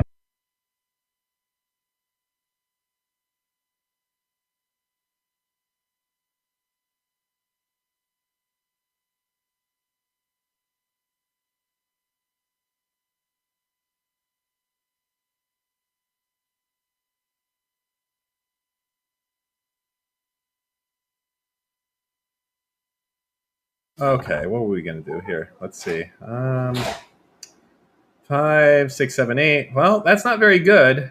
I'm going to get this out.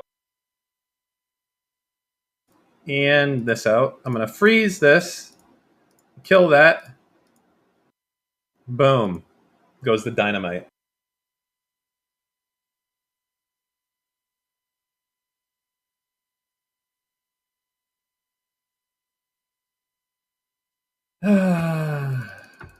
This guy's got 10 cards. What? Are you capping? What the fucking card is this? 8-8 for 5?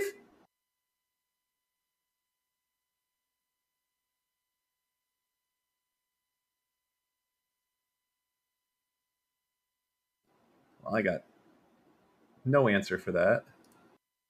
What I can do is that.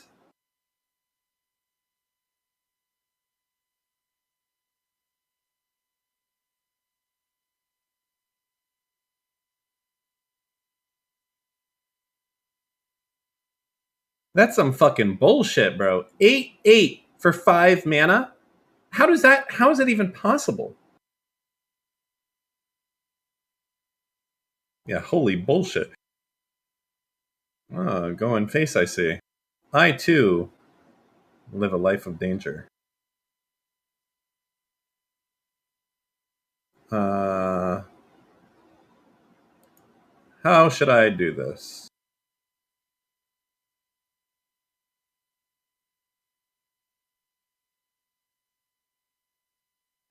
You get... fucking sick, bro. Sick 5-drop. Really pogging. Pogging out. All right, well, let us... Oh, I can't really... All right, well, let's see what happens. Fucking, this 5-drop is so stupid! Really makes me mad. Look at it. Look how stupid it is. It's all right. We're going to come back. This is it right here. This is the board clear. Oh, of course. Yep. Nice.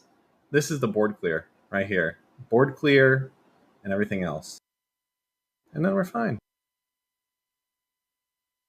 Mm-hmm. Oh my. With this? Shit. Well. Shut the fuck up. Okay. 3. Oh my god. It just has to not hit this. Just don't hit that anywhere else. Perfect. Watch this. Wait. I'm a fucking... No, I'm not. Boom. Oh, these are in advanced plays. I think this silences... It didn't work. But I didn't get... Son of a fucking bitch. Shit.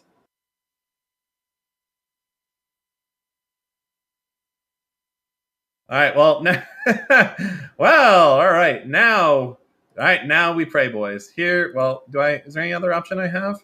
No. Okay, here we go. Get our poggers in chat. Ready? Our blestinies. Yeah. Well, I'm not. That's not good. That's not good. That's okay. That's good. That's good. That is not good. Not good. Not good. Not good. Well, overall, on the scope of things, it could have been worse. It could have been worse. It only cost me 3 mana spells and, but hey.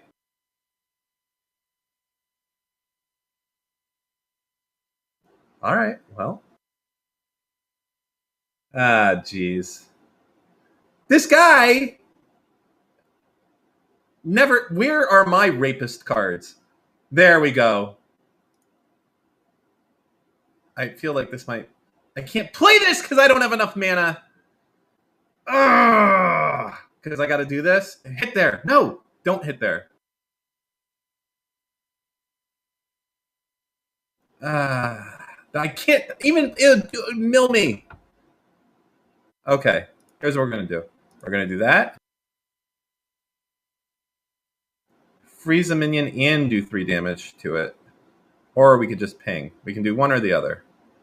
Well, this is just going to summon another one of them. Well, I guess I'd rather that they did it on their turn. So we will do that. I don't know what I'm doing here. Listen. No, we want him to lose it on his turn, not my turn. That's big. He's going to be like, shit. God damn it. Gosh darn it. Dang it. Well.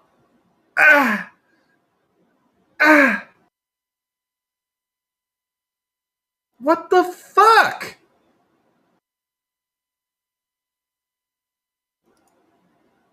What does this do? Give the next silver hand you recruit some... Jesus fucking...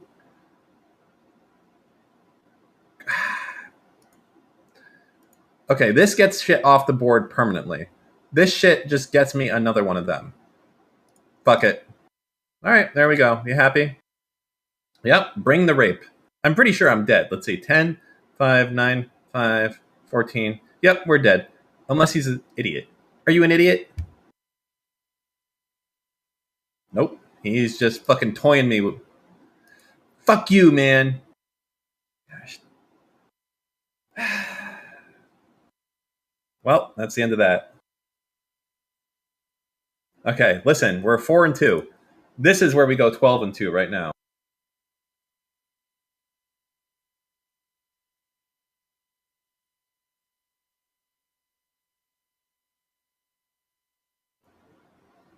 This is the 12-2 run. See, it knows that I'm its strongest Hearthstone player, so it gives me its toughest challengers.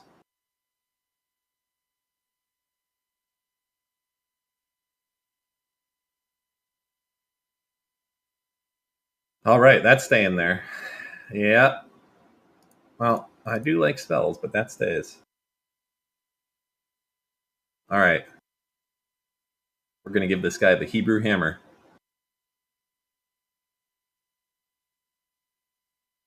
One drop, one drop.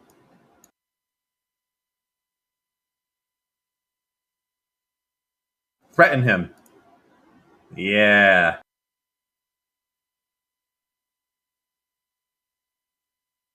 I bet this guy doesn't even know about the Case-Shiller Housing Index. Fucking idiot. Oh, that's cute. You think that you're not able to handle me? Boom. Now we're equal.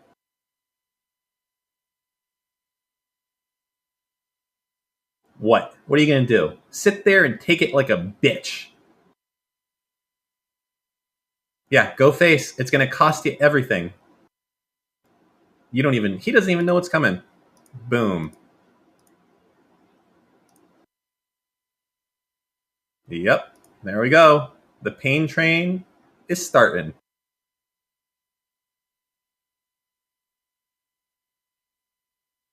What the fuck? No! No! That is not allowed. That is my move. Ah, shit.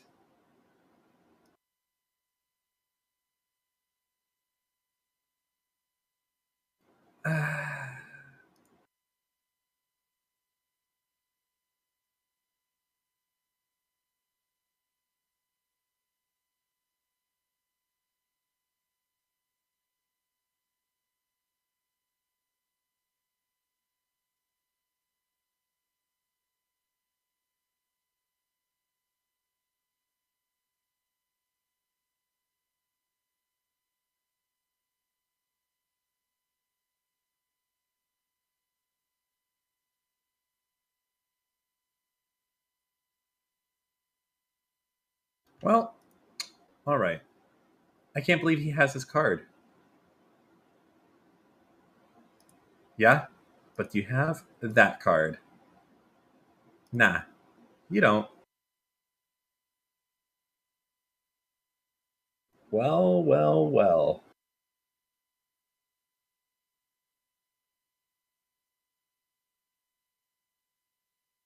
If it isn't my old enemy, myself.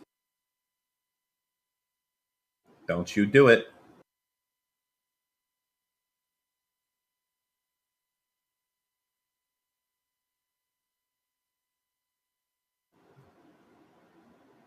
Are you...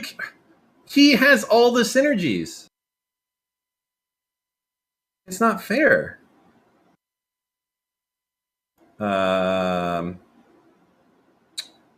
Well...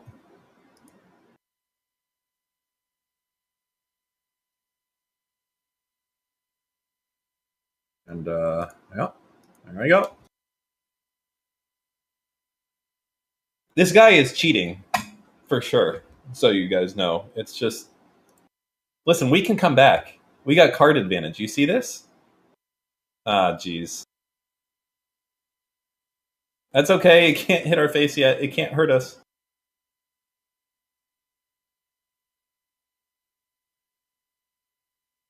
He's delusional if he does that. Why would you trade it 8-3 for a 3? Oh, yeah.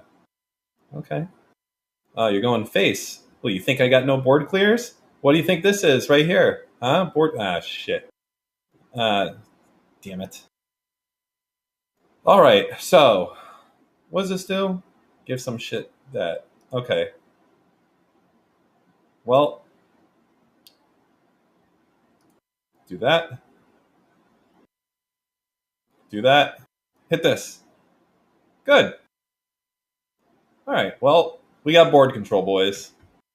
Yeah, what's up?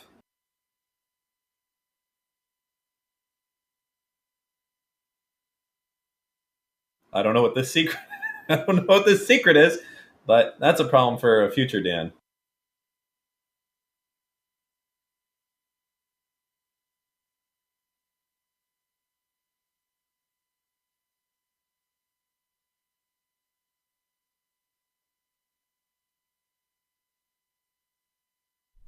Is your Rust crew on vacation? Why the obsession with Hearthstone? Oh, it starts on Thursday, you know? Oh, okay. This is like, if we lose here, we're all done. You want to guide me on how to play? I can show you what we're working with here. What rank? You be my hand. No, wait. Wait, is that right? I'll be your hand? Ah, shit. Well, there's a lot of these things down. This is not good. Ah, jeez. You're getting smashed. Yeah, this is not good. So there's a lot of secrets down. So we're going to put down this bitch and hope he copies it or something. Nope. So it's probably some spell shit, which I don't have. We're going to put, I guess, this down. I'm scared to cast a spell. I don't know what will happen if I do it. Oh, there we go. 3 cards. So that's one of them. 2 left. Been a while since you played Hearthstone, huh? Yeah, are they all the same secrets, or are they like new ones now? Nah, everything is fucking new. There's like shit in this game, I don't even know what it does. There's stuff like excoriate. Like, what the fuck does that do? It's like, oh, if you hang out with a beast for 2 turns and then, say, emote to a paladin. I don't fucking know. This game is way too complicated lately. Are there still, like Hearthstone streamers? I don't think so. Wait, really? Apparently, someone said that we're the biggest Hearthstone streamer right now. Listen. You could dominate. You could dominate this category, Steve. Forget StarCraft 2. It's time to move on. Back. Yes.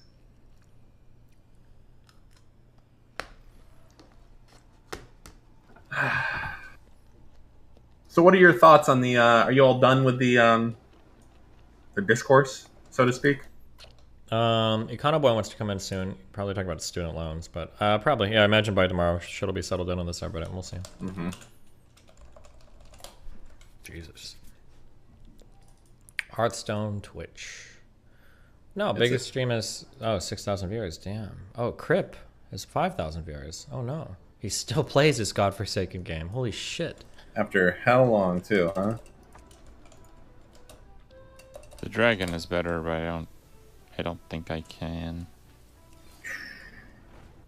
I don't think I can change it now. Damn. His interest has really fallen off for Hearthstone, huh? Yeah. Poor Crip. Is he okay?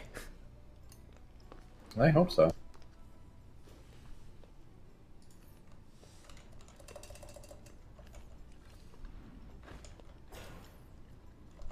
Ah, geez, he's going face. That is not good. Oh, yeah? Yeah.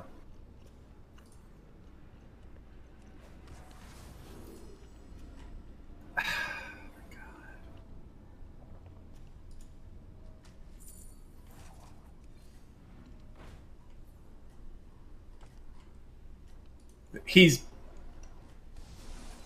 Two can play that game.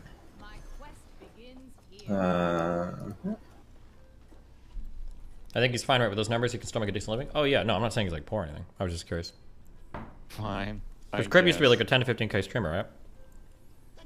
He's emoting me as if it's already over. Uh-oh. That's not good. I hope he doesn't have some... Wait, I looked at the board. You're This game joking. looks pretty over, Dan. There's no way he has this card. The one... What a top deck, bro. Dan, you What were a top fucked. deck. Dan, you were fucked no matter what. Bro, Look at the that one board. card he needed, man. Yeah. He's cat. Well, we lost. That's it. You know what? Great. I'm happy. You can take me off the screen. Fucking 4 and 3, bro. Okay. Unreal. Yeah, the Legion Overseers are really good with the bat, for sure. Oh, he still plays Path of Exile? Nice. You never played any of those games, right? Path of Exile or Diablo? No. Why? I don't know. I just haven't gotten into it. I like Tower. You know, I'll tell you right now. You know what I think a business opportunity is you know surfing in like Counter-Strike, TF2, Counter-Strike Source. I feel like that's a game that you could make a standalone game. Right now, it exists entirely as mods for that shit. But I feel like there's enough people that do it that you probably could just make its own standalone game that's like really nice and everything along those lines. Why would you when CSGO is free? I don't know. You could do stuff. I don't know, man. Like, why would you make fucking League of Legends or Dota when it's free in fucking StarCraft 2? Okay? I don't know. Aren't those games both free? It's like all the light things are supposed to be something. Well, yeah, exactly. They are. The other games are free, but they make stuff, right? But they existed before. Like, that's a shitty thing. Like, oh, because it's a mod. I said Dota! Dota! God, I fucking hate... You know what? That's okay. I'm fine today. I don't give a shit. That's good. Yeah. They've been ornery in chat. Why? What is their problem? They're just on one, dude. I don't know why. It's just, you know, it is what it is, as they say. I liked TFT. That's how I learned a bunch of characters in League of Legends. You never played it though, right? You never tried it? I did. Oh. I played it for a little bit when it was like in beta E, but Got yeah. this, You didn't like it? No. Oh, okay. Why? There's a ladder there that you can climb. It's I strategy quit based. before the ladder. Wooden played a lot, didn't he? I don't know. Oh, I mean, holy I played shit. it. I played it a bunch with him. Envy, thank you for giving 50 YouTube subs, buddy. I love you. 50? 50? Yep. Jesus. It's a warrior right there. So what else? Thinking here. Wait, what you're thinking? Let me watch this XQC clip. 17 seconds. Close, close, close. Nice. I'm trying, bro! I'm trying! I'm sorry, I'm watching! I'm so fucking nervous! I'm so nervous, bro. I tried for you, bro. Close, close, close. Nice. I'm trying, bro! I'm trying! Okay. What the fuck is this?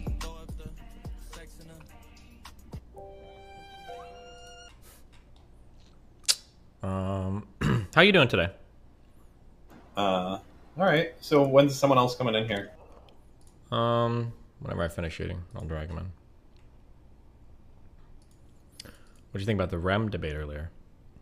Are you a REM cell? No. I'm a REM acknowledger. Acknowledger. Yes, I'm a REM acknowledger, Giga Chad. What does that mean?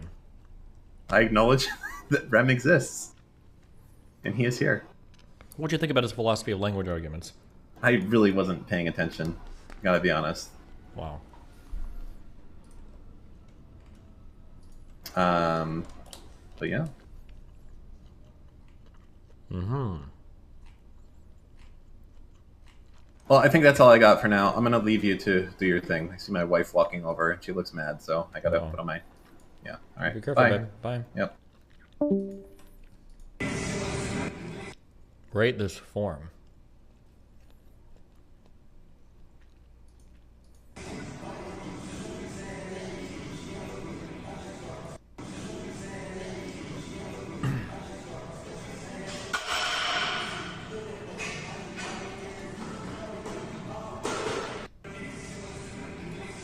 Why are you asking me?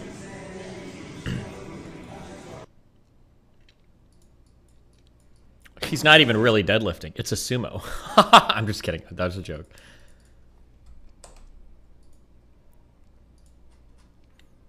I think that I think generally when you deadlift, it's supposed to be one motion.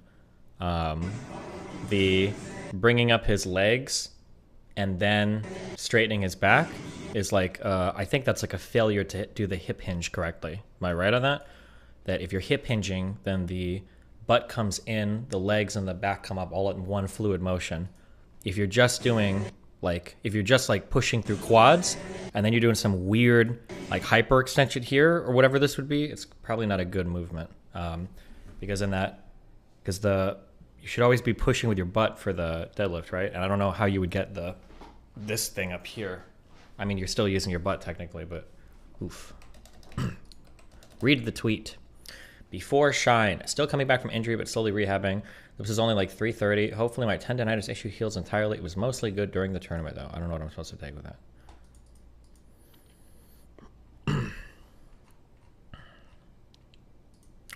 Destiny, rate my form. Oh, we have lifters in chat. Bro, we get it, okay? You move a lot of weight, okay? Jesus Christ. Are these like the 25 kilogram plates? You look European. This looks like a European gym, but I might be wrong. It's pretty late. I can't read this side though. It's 215 kg. Yeah, okay. Jeez. Nice job. Oss. Okay, fuck you, loser.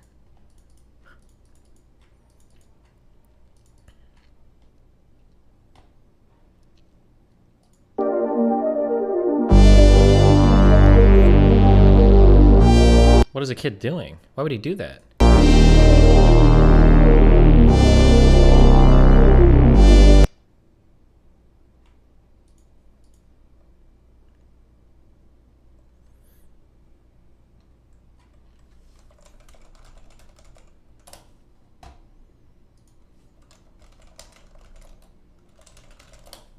8.5 out of 10 Hassan clip. It's important to note that over the past few years, Andrew has connected with a handful of infamous right-leaning pundits and online personalities. Brushing elbows with January 6th Stop, dude! Right-leaning Come pundits and on, online dude, personalities. what? Brushing elbows. Are you fucking kidding, dude? Is that Hassan or something? Or I don't get it. Wait, what I did was miss? not there. I was not there on January 6th. It's important to note that over the past few years, Andrew was with January Stop, dude. Online personalities. Brushing elbows with January.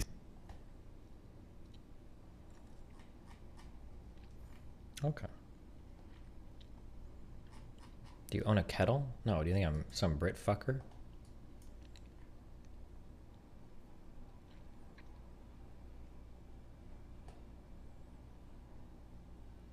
Apparently, like half of Pakistan is like fucking flooded right now.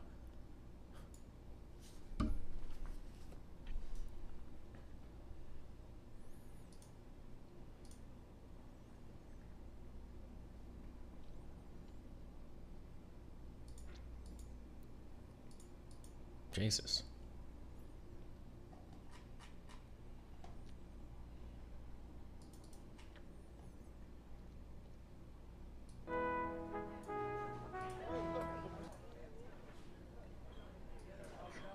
Joe, we've got an extra seat at the table if you want to join us. I'd love to. How's the new house? Good. We're nearly settled in. Great. I'm across the street if you need anything. God damn it. Mike, not in public. Sorry, broke the egg yolk. I almost had it. Had what? The perfect egg bite. Enough with the perfect egg bite. What's the perfect egg bite? It's everything on your breakfast plate in one perfect bite. That sounds great. How do you do that? Well, I could take you through it if you want to see it. All right, well, first you start with a piece of rye toast. It's got to be nice and dense so it can handle all the weight. So you take the toast and you put some butter on it. Now, Wait, am I a fucking moron? This is just white or sourdough, right? This isn't rye, is it? Am I crazy? I thought rye toast was brown. Okay, maybe it's part of the you gotta meat. make sure I don't that know. you don't put too much butter on because it's got to melt into the toast. Next thing after that is half a container of purple jelly. That's the joke. Okay, gotcha. Okay, you mean grape? Yeah, I guess that's grape. Put It's that on Adult there really Swim, nice. true. And then here's the Melsky secret: hash browns. It both keeps it separate yet somehow unifies it into one cohesive structure. After the hash browns, it's time for the ketchup. I put it on in a W for waza. That's right. And it's also the most efficient way to distribute the Oh, ketchup, shit. so each bite has.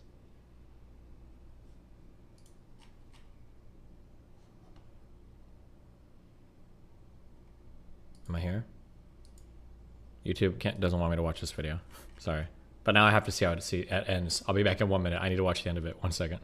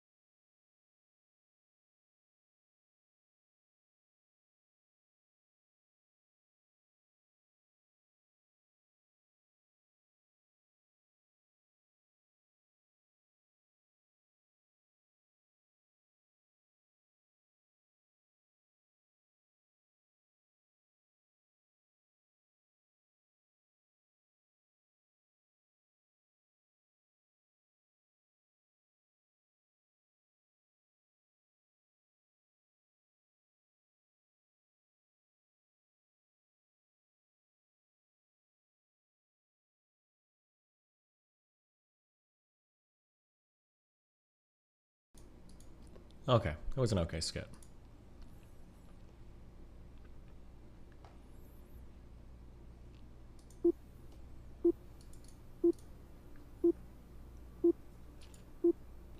I feel like I've watched this before. We've watched this before, right?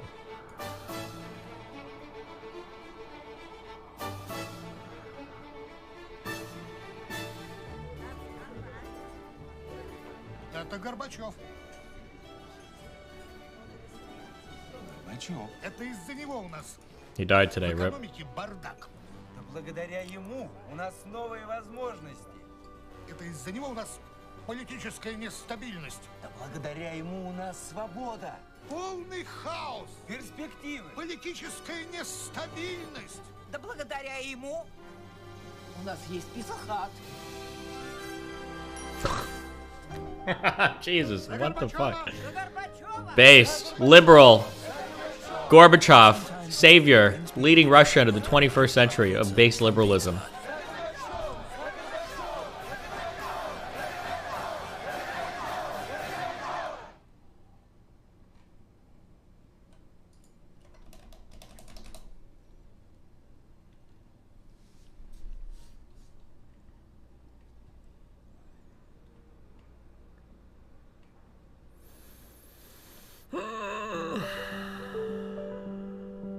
당신은 컴퓨터를 사용하시나요? 물론 이제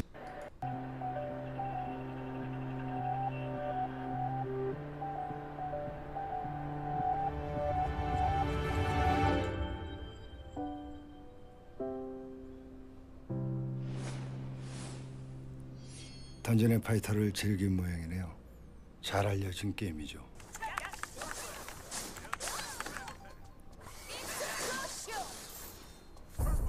어떤 프로그램이든 자주 쓰이는 키들이 있습니다.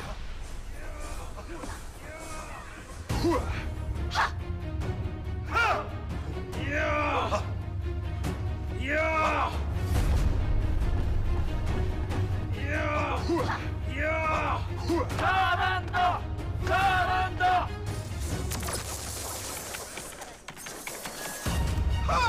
사실 키보드는 쓰이면 쓰일수록 체력의 손실이 커집니다. 더 이상 못 버티겠어. 좀만 더 버텨! 이래라!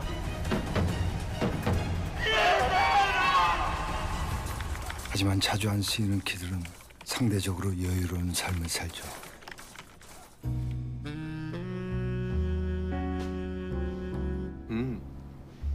요즘 컨디션 어때?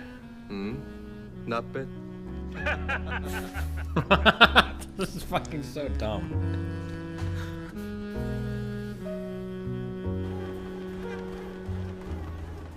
예외가 있긴 합니다. 자주 쓰이지는 않지만 한 번 쓰일 때 강한 충격으로 인해 급속도로 수명이 단축된 키들이죠.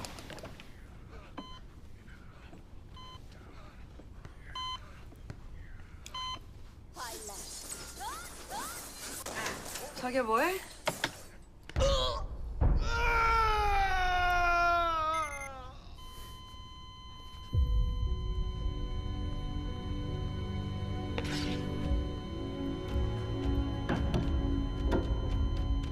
안 돼.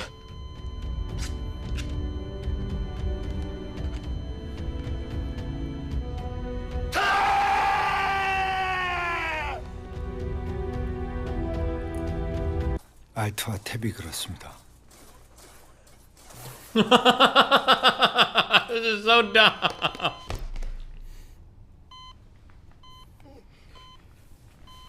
죽을 뻔했네.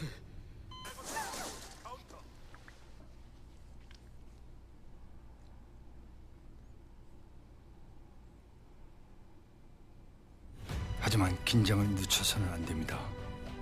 이번 겨울 던전 앤 파이터가 진각성 업데이트 됐거든요. 우리가 기다리던 캐릭터 각성부터 레벨 확장, 스토리 추가까지. 당신의 키보드도 각오를 단단히 하고 있을 겁니다. 어쩌면 서로 화이팅을 외치며 각성하고 있을지도 모르죠.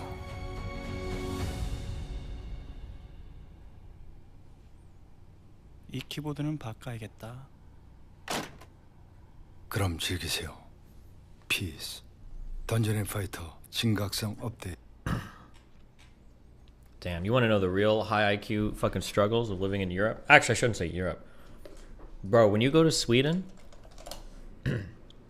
in America, we have 2 trash cans max. You'll get a big dumpster, and then you might get something that has like the recyclable shit on it. And that's all we got. That's what we got in America. And nobody even knows what really goes in the recycle bin, so like everything goes in the trash can. Bro, when you go to Sweden, dude, they have like fucking a bin for glass, a bin for aluminium, a bin for paper that's been lightly drawn on it, super small hole for normal trash so you're not tempted to put bigger things in there. It's a bit, you have to like, people will sit outside here autistically for hours, sorting their trash meticulously into 52 different categories of shit. Holy, is it true across most of Europe? Oh my God. It's unbelievable. Unbelievable shit.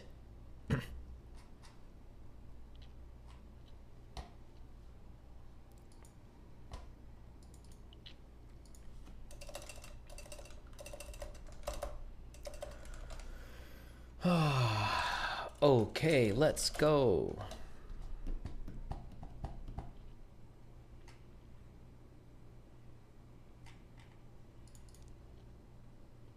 you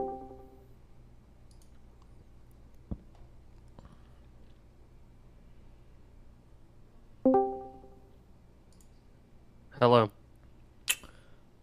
Hello. How's it going, Destiny? It's going pretty good. But what do you, Would you need to turn my camera on? Just hit me up with your shit, go. I'm tired. That's fair. People don't want to see me anyway. It's cool. Student loan forgiveness. So, sorry to the chat. I'm not going to be debating Rage Pope because he is clearly too afraid to talk to me about this serious topic. So, I come here alone to make my case. But what do you think about student loan forgiveness, Destiny? Do you think Biden's plan is good? I think the capped repayment is interesting, as long as we've got a way to limit the negative, like the moral hazard of just taking out infinite loans, because you can always, I don't know how they deal with that in Australia and other countries, but... The capped repayment, you're talking about the, how it's 0% interest and lower amount of money you have to pay per month? Mm-hmm. I see. Well, what about the actual forgiveness?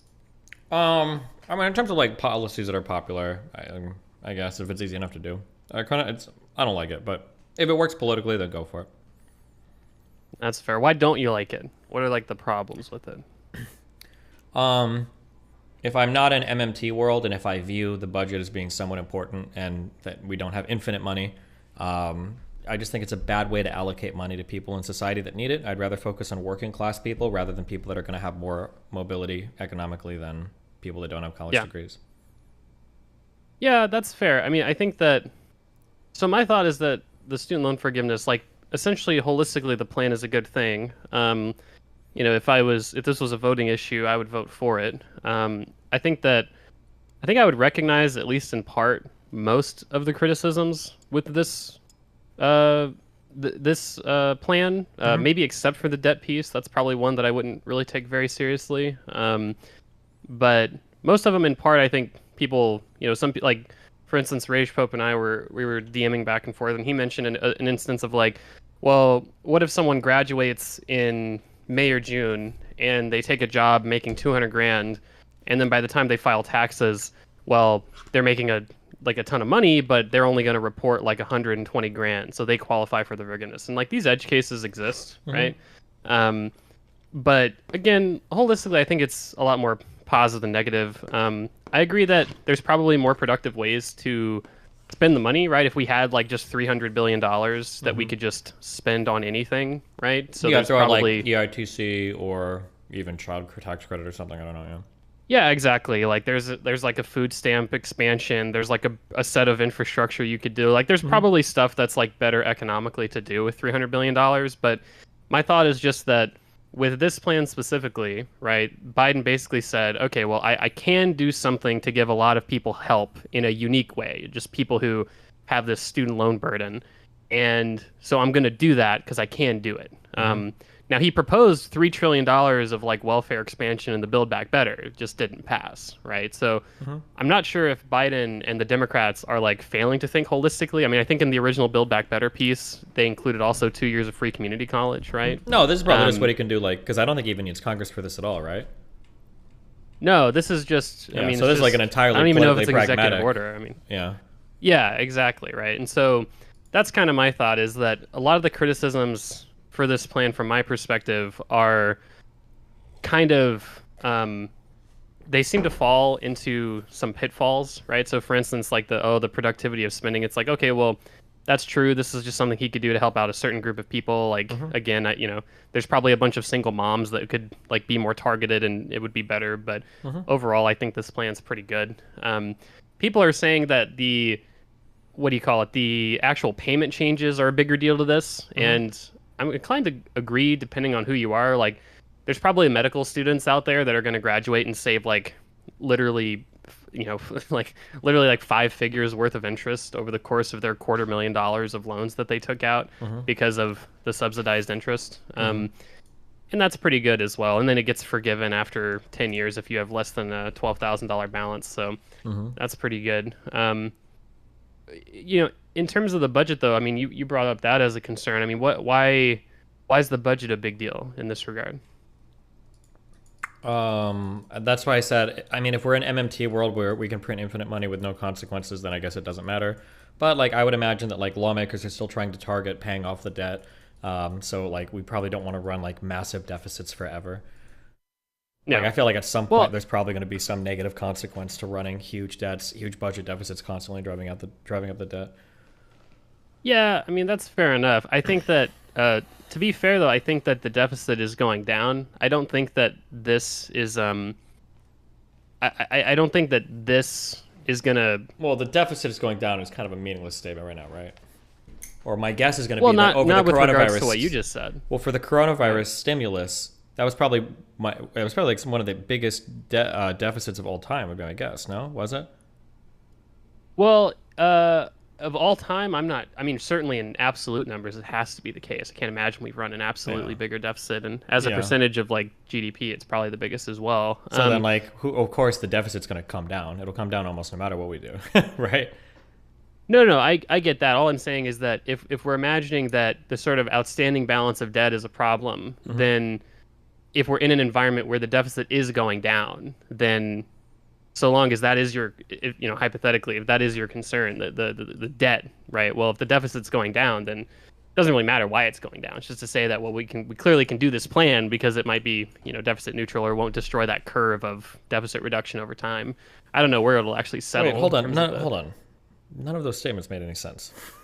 Wait. All right, what did make sense? If I spend $1 million on a bunch of necessary stuff in 1 year, and then the next year I spend $200,000 on a lot of shit and $300,000 on some shit I don't need to spend money on, and somebody's like, well, hold on, you're spending $300K. That's a lot of money. And I'm like, bro, my spending is being cut in half. Why are you complaining? That's not... Yeah, no, I get that, right? It's almost like an opportunity cost, right? So well, no, it's not an opportunity cost. It's a cost. You're talking about spending $300 billion that you wouldn't spend otherwise. It's a cost, not an opportunity cost, right? I say opportunity cost because this is just failing to collect money and not actually like spending money. Like I guess in an accounting sense they turn out to be the same, but all that I'm saying is that in this case, right, I'm not sure that the $300 billion of forgiveness is going to change the fact that at least for a while we're going to be decreasing the deficit. Overall, though, I think that, I mean, we could even be in a scenario where the deficit's increasing. But as far as the MMT argument is concerned, right, I mean, sure, some MMTers get pretty crazy, and like I think when people on Twitter are saying that, MMTers oftentimes try to reverse engineer explanations for things like, every time interest rates cause inflation to go down, they come up with some other reason than inflation, than interest rates, that it can be the case. But I think that at least in the case of this particular, forgiveness, right, I don't think that it's going to significantly, shift the credit confidence of America's treasuries, and I'm not sure that it's necessarily going to be a big difference in terms of inflation, right? So those are the big like debt concerns, and yeah, probably not in the grand scheme of things, maybe. Sure. Yeah, that's true. I mean, how would you have changed? If you were going to change this, I mean, what would you do in terms of the student loan question? Would you just do nothing? If you were Biden and had the powers of Biden, like how would this be changed? Would this have even happened in the first place? Yeah, probably. If you can do it sole discretion of the president and the Department of Education, it's probably good for politically. So yeah, probably. They probably did it about as well as they could have. I don't know if I would have changed much with this, assuming this is what you were going to do. Sure.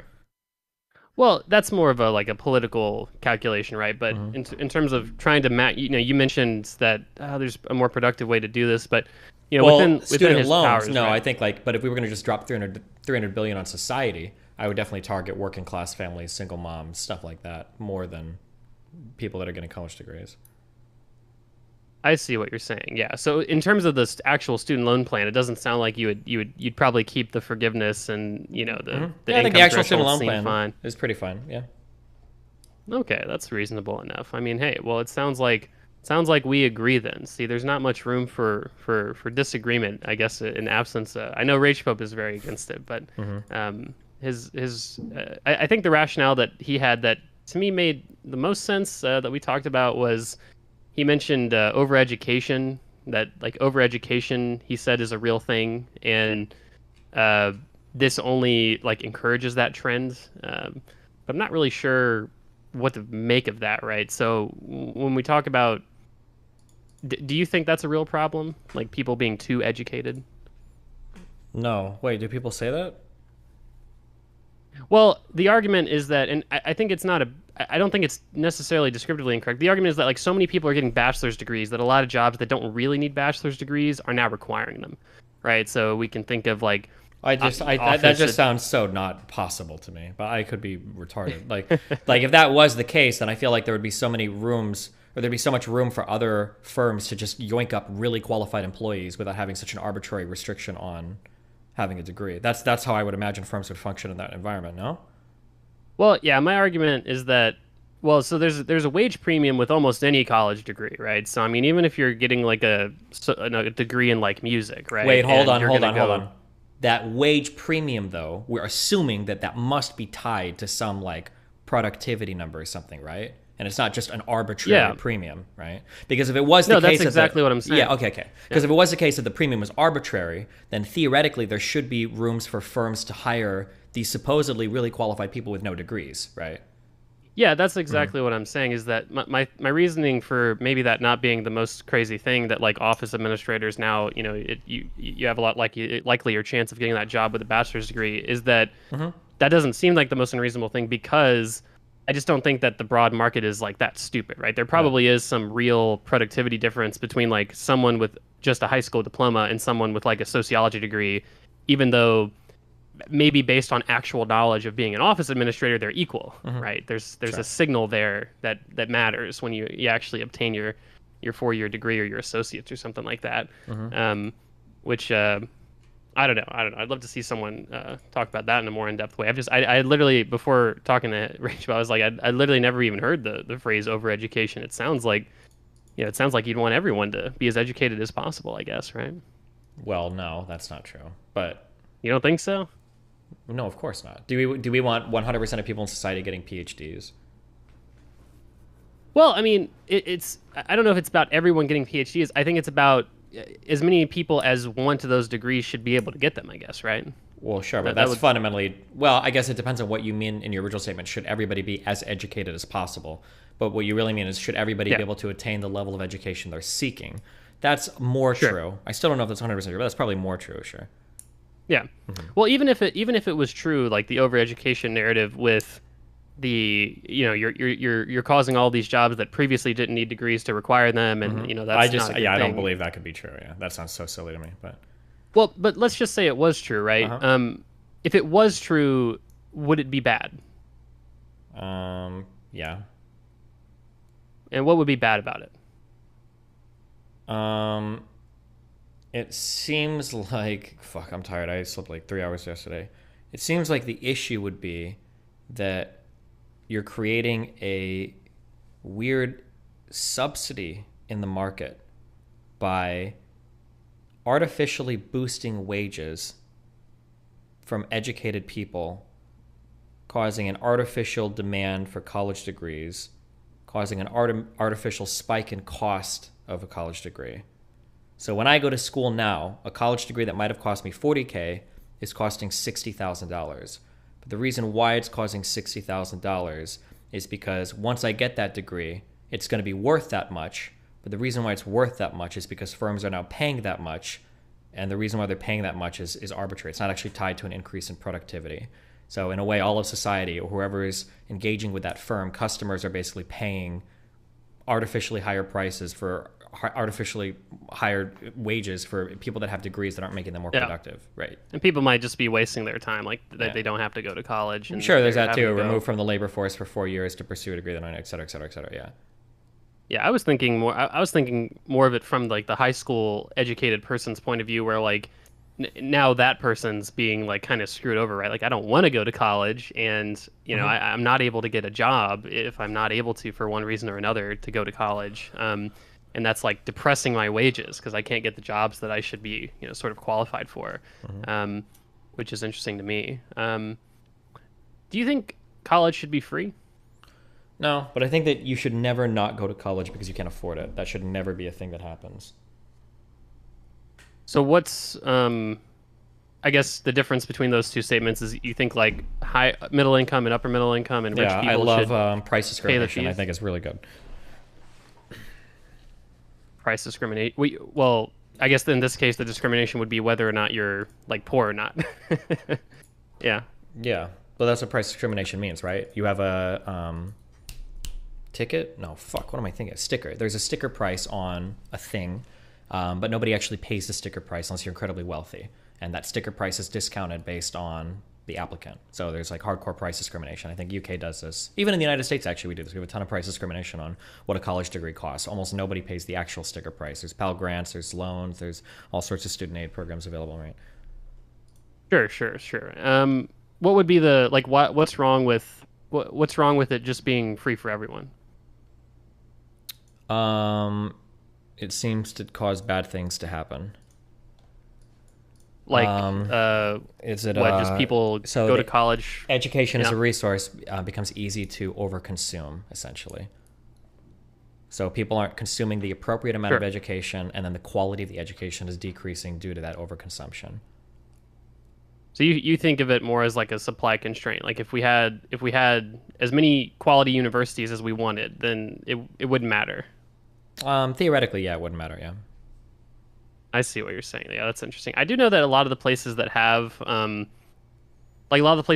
free college tuition don't actually have higher college sort of attainment rates. Mm-hmm. But I think that's mostly because it's just a lot harder to get into college. Yeah, something that people don't talk about, and I don't actually know this, Europeans tell me this shit all the time, is that in the United States, anybody can go to college if you have the money. And even if you don't have the money, you can get loans. I'm pretty sure fucking anybody can go to college if you want to. You can find some state school or whatever that'll take They can go to a college, something. Yeah. Right? Well, I mean, like, I'm pretty sure most state schools will accept you as long as you're breathing, right? Am I wrong on that?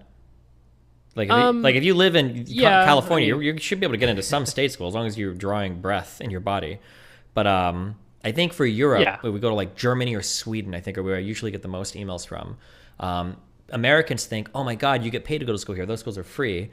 But especially for Germany, I think it's pretty hard to get into like universities there. Like, I don't think just anybody can go. You have to do decently on your test. You've got to show like an aptitude. It's not just like you can flunk out of high school or whatever. It's like, oh, free college, I can go to uni forever or whatever. I don't think that's the case in a lot of European places. Like, they're pretty discriminatory, or at least people have emailed me that. Not when I say hard, I don't mean like you need like all 4.0s, but like it's going to be a bit more selective because it's limited. Yeah, there's going to be like the group of people that just cannot qualify to get in is going to be much larger, right, in those countries. Yeah. The biggest test case I've heard for like free is the UK education system, because I think they tried making it free and then they started engaging in more price discrimination, and the results were like improved across the board for everybody, I think.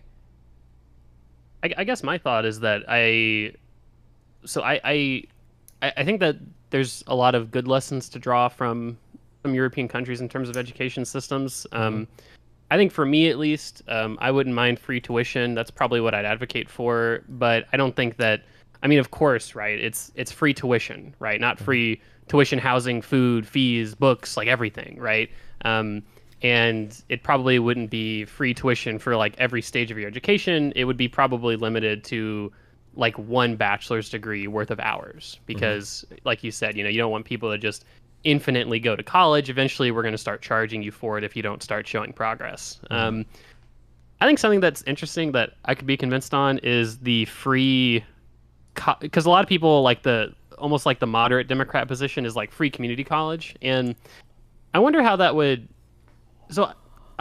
affect prices at actual universities, right? Because if we force a lot of people, not force, but like if we heavily incentivize people to go to community college because it's literally free, that would cost a lot less for the government, and it would cause universities to university enrollment would drop, at least for the first year, right? And it would be structurally lower. So to what extent would that cause like additional competition for those universities? So force them to sort of, I guess be a little bit more cost effective, because now they're competing, their first 2 years of college is competing with free now, right? So I wonder how that would actually change. Yeah, who knows? Who knows? I don't know. Yeah, who knows? Yeah.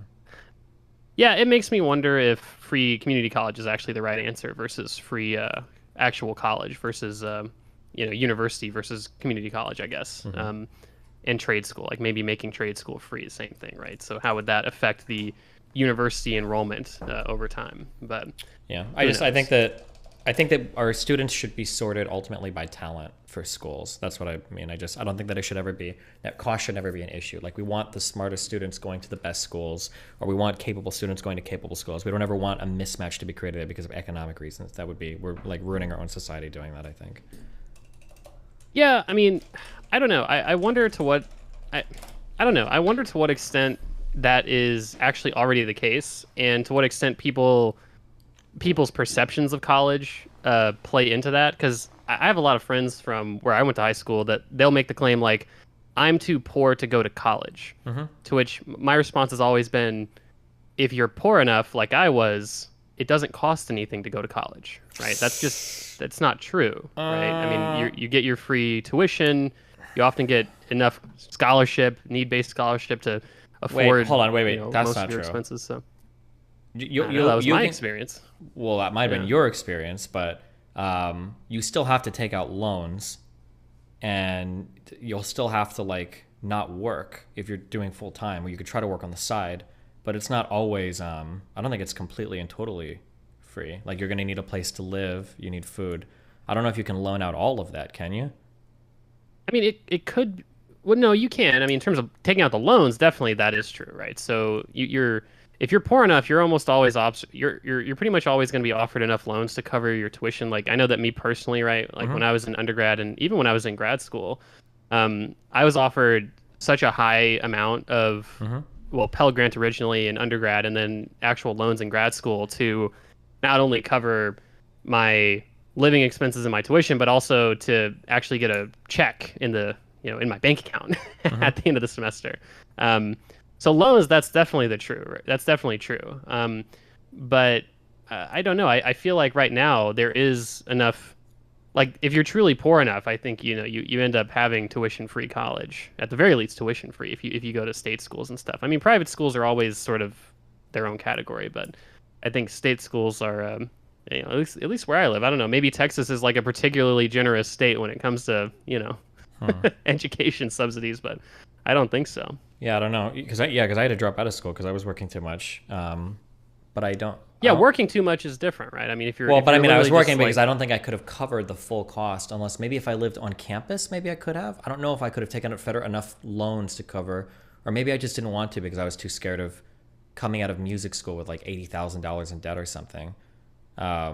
Taking out loans to cover tuition is one thing, but I think if you take out loans to fully live off of it, that sounds like a lot more money. That sounds really scary, but I guess it's possible. But I feel like at that point you have to be digging into private loans and stuff, because if you're talking about room and board and food and transport, like everything, without working for 4 years or 5 years. Well, I don't know. I mean, I work. I went to school full time and worked the whole time. I mean, I don't. I don't think my experience. I went to a pretty working class. Like most of the people that went to my university went there because it's basically it was just the local college essentially. I don't think my experience of like working full-time hours and going to school was like super unique. It's pretty. You have to work different kinds of jobs though, to be fair. Like you can't work an office job and be going to like class all day during the day. Yeah, right? I guess it's probably I probably just didn't want to take out the extra federal loans because I didn't think my degree would pay for itself. So I didn't want to have like $80,000 in debt or something. That's probably right. And the other thing I would say is that like the FAFSA is really brutal too, because when you fill out, how old are you? I am 25. 25. When you fill out the FAFSA, it only takes into account your parents' income. No debt, no assets, none of that is considered, which is really scary. So like if your parents make a decent amount of money, if they have a lot of debt, you're completely fucked. Yeah, for sure. The FAFSA, that's one. But I think that's almost one of the arguments for like not having the need-based system in the first place, right? Or like maybe having because ultimately, if you're making a program need-based, you're always going to have this like middle gap, where you're always going to have like these edge case of people that are like falling through, the what do you call it? Falling through the middle, right? Where it's like, oh, like both my parent, like one of my parents is a lawyer, one of them's a doctor, but they have so much debt that they just cannot afford to help me at all with school. And it's like, Okay, chill. You're making a lot of personal attacks right now. That's my story. Okay, damn. My parents weren't doctors, but they were fucking money retarded. So like they're filing like Chapter 13 bankruptcies and shit, but they have a lot of money, but they've got a fuck ton of debt because they're standard American, like with cars and houses and shit. So yeah, I imagine it's probably the case that there's like a lot of like middle class America that's like making 70, 80, 90,000 a year, maybe 6 figures, but they've got like 3 fucking cars and they got a fucking house, and like their disposable income every month is very, very low, and they might have a fuck ton of credit card debt and shit too. Although maybe I am describing an edge case. Maybe my parents were exceptionally bad with No, that. I was almost one of the omega fucked people where I lived with, so I pretty much had always lived with my grandma, but because I wasn't formally adopted by my grandma, I still had to report my mom's income, which was much higher. My grandma basically worked at a grocery store her whole career, and we actually had to go through like the legal adoption process to report my grandma's income, which was actually more accurate because I mean I lived with her, right? I mean she was the one supporting me. Yeah, so. That was also my experience because I'd been financially on my own since I was 16, 17. And when I went to go to college to fill my shit out, I found out that I had to use my parents' financial information. I'm like, you fucking serious? And it's like, if you're not like an actual ward of the state, like an orphan. That's why I got married to my first wife, was to have preferential treatment on the FAFSA. Because for my first year of college, I got almost nothing except for some like Hispanic bullshit or whatever, which was like amounts to like $500. I don't remember what dumb little grants I qualified for. You went to college when you were 16 or 17? No, I'd been financially. My parents had ended up moving away when I think I was around, my mom moved out when I was like 14, 15. My dad moved out, I think, when I was 16. And I did there was like a work study program at school where you could do janitorial work after school for 2 hours to pay for your high school. And then I had a job at McDonald's as well when I was 18.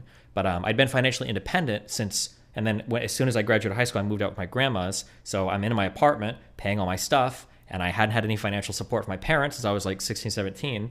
And then I find out that when I go to fill out my FAFSA, unless I'm like a fucking orphan, I still have to use their tax info. And in Nebraska, somebody can correct me if I'm wrong, but I think Nebraska is like the only state in the fucking country. Okay, some people are saying you could have filed as an independent. The FAFSA doesn't go on your tax filings, my dude. Or like emancipated yourself. Yes, emancipated is going through the courts to basically get freed from your, which is a whole legal process.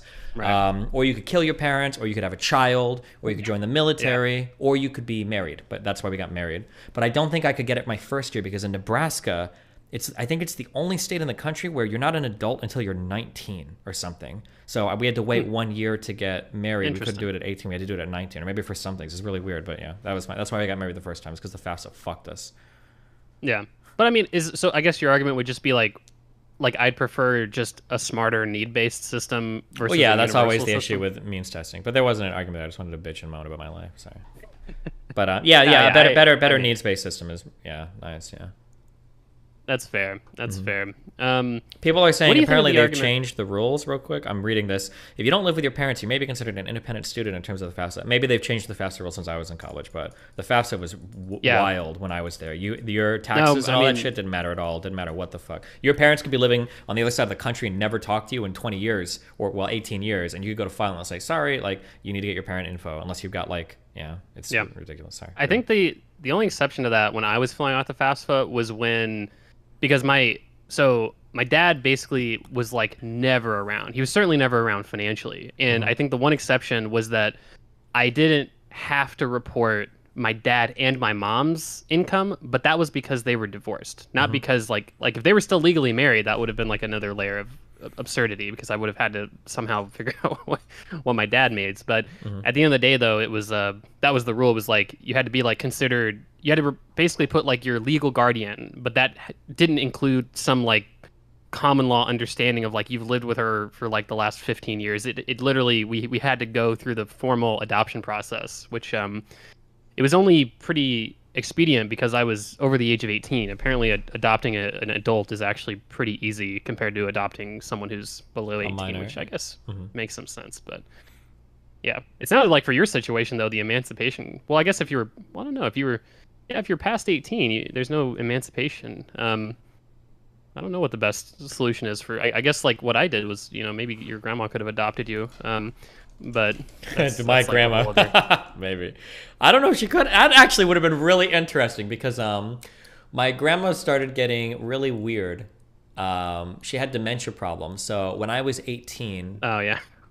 I think it was when I was 18 somehow I had a power of attorney because I was managing her finances and everything because she like was mind fucked. She couldn't do any of her shit. So I wonder if I could have just taken, if I had power of attorney over her, I wonder if I could have just went to a courthouse and like had her adopt me and me just like fill out everything. I wonder if you can do that. Can you have power of attorney over somebody that adopts you? That would be really interesting. I don't know. Yeah.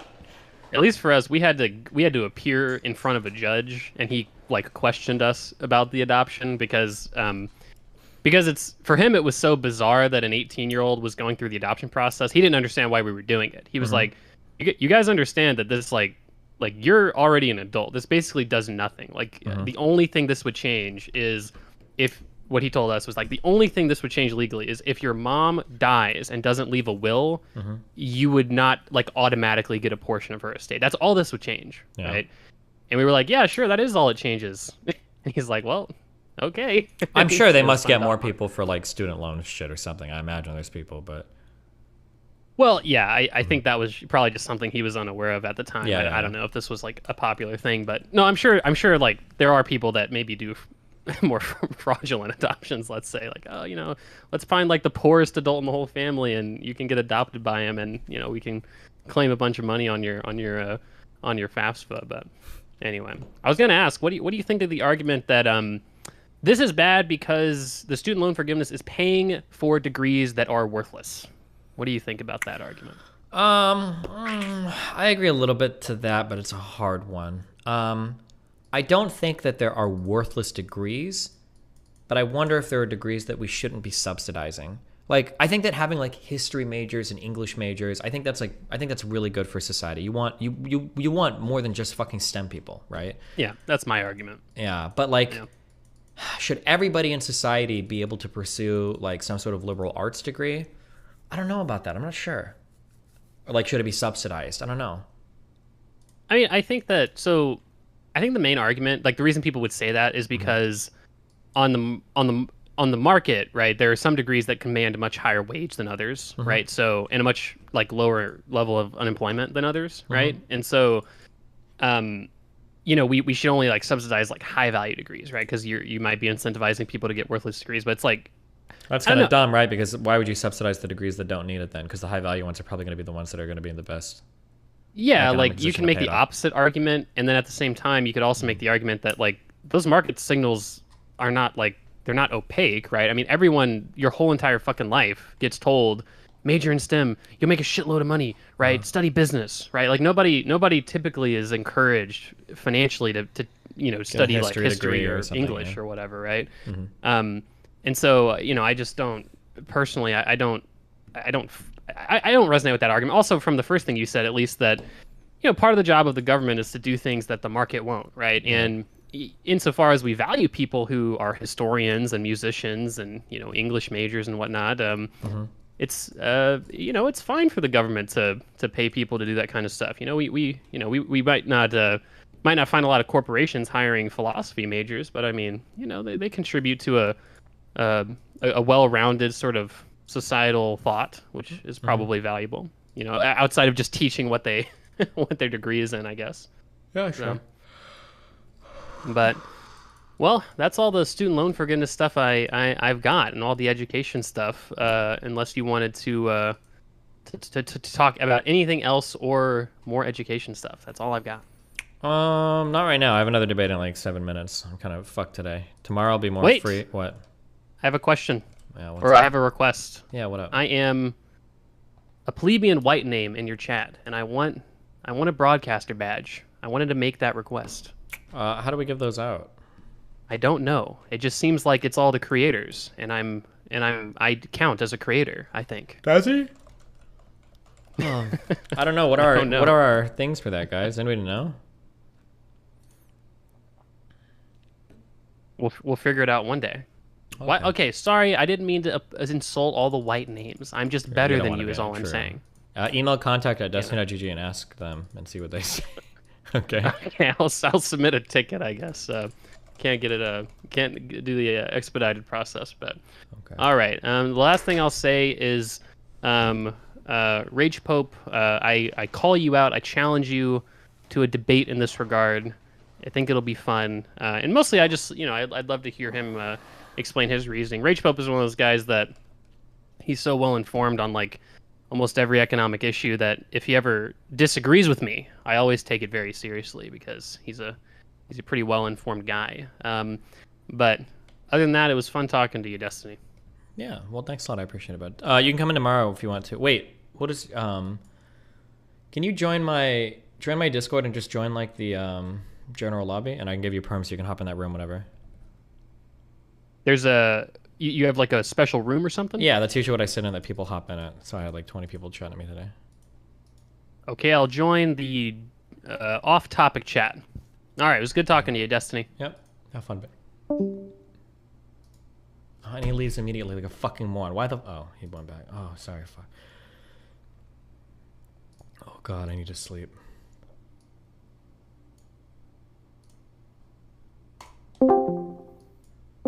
Wake up. Hello, wake up. Wake up. Wake up. Wake up. Econo boy, wake up. I'm so tired. I have to do a debate. Why am I doing this? My dog learned a new annoying trick.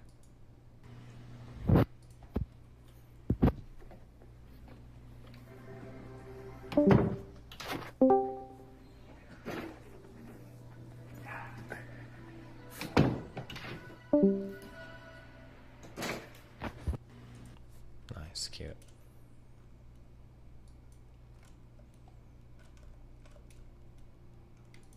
Every tech company on the planet banned him.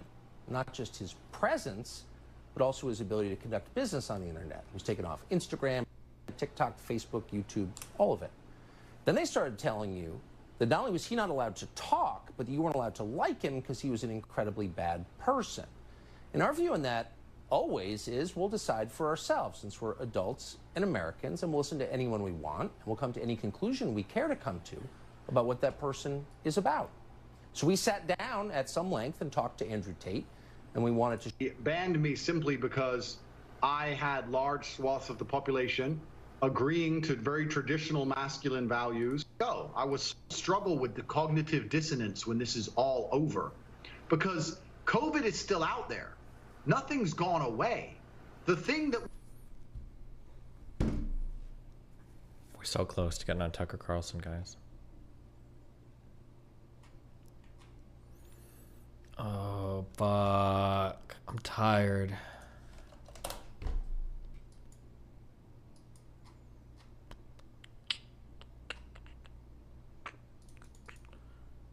Red Bull? Yeah.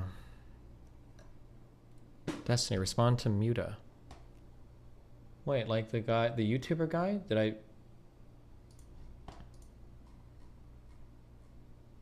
he DM me somewhere? Oh, some ordinary gamers. Destiny got me addicted to Factorio. Oh. Nice. Based game. Sorry, it was a super chat. Okay. Let me catch up on donos.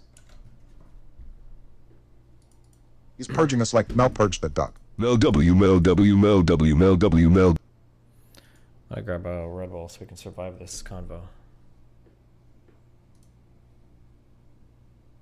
Giga chat affirmations. Cisco is dead. Cisco is purged. Cisco is removed. Cisco is deleted. Cisco is deceased. True. Cisco is Hold on one gone. sec. Cisco is obliterated. Cisco is overwhelmed. Cisco is eliminated. Cisco is slaughtered. Cisco is admittedly beset by death.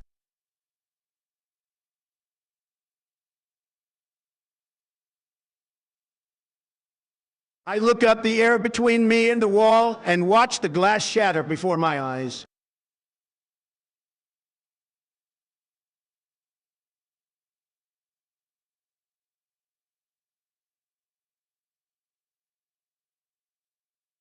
Yo, Des, it's time for the collaboration of the century. Bring Lav on to debate Lawrence Squad W.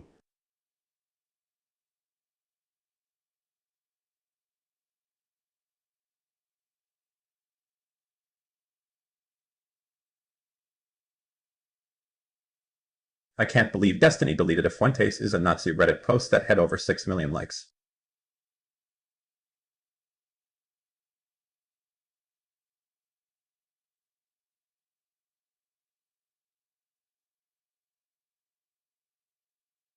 You're completely missing the point. This is amazing to witness. For the 5 years I've watched you, I never thought I'd see this from you.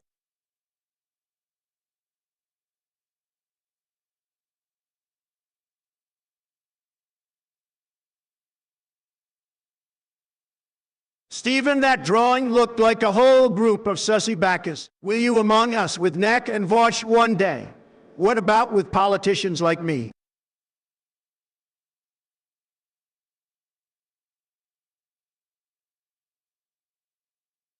Hey, Destiny, I've got a really hard time holding a conversation. Mine goes blank. Could you give me some tips on holding a convo or being interesting?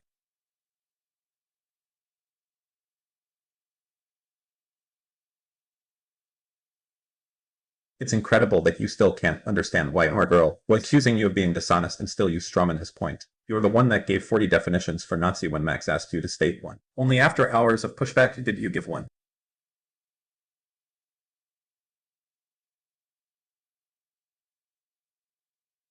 Meme tax.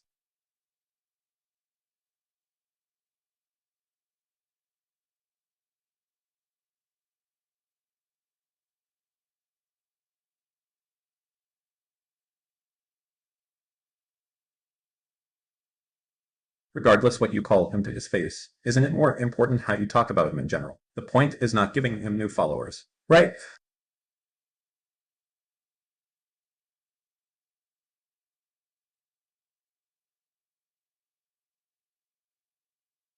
Hey, will you be doing chats with subs today? I want to ask you some questions. If things with the subs are too heated, I understand.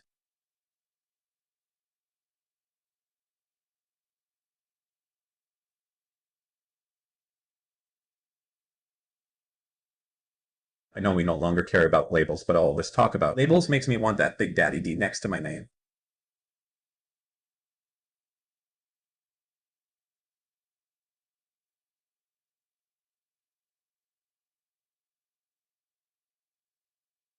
Monarchy is more far right than National Socialism / third positionism.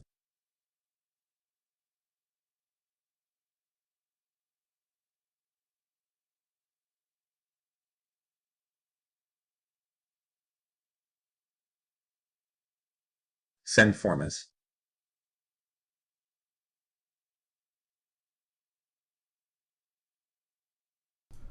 Oh shit, I'm late by 1 minute. Fuck. Boom, boom.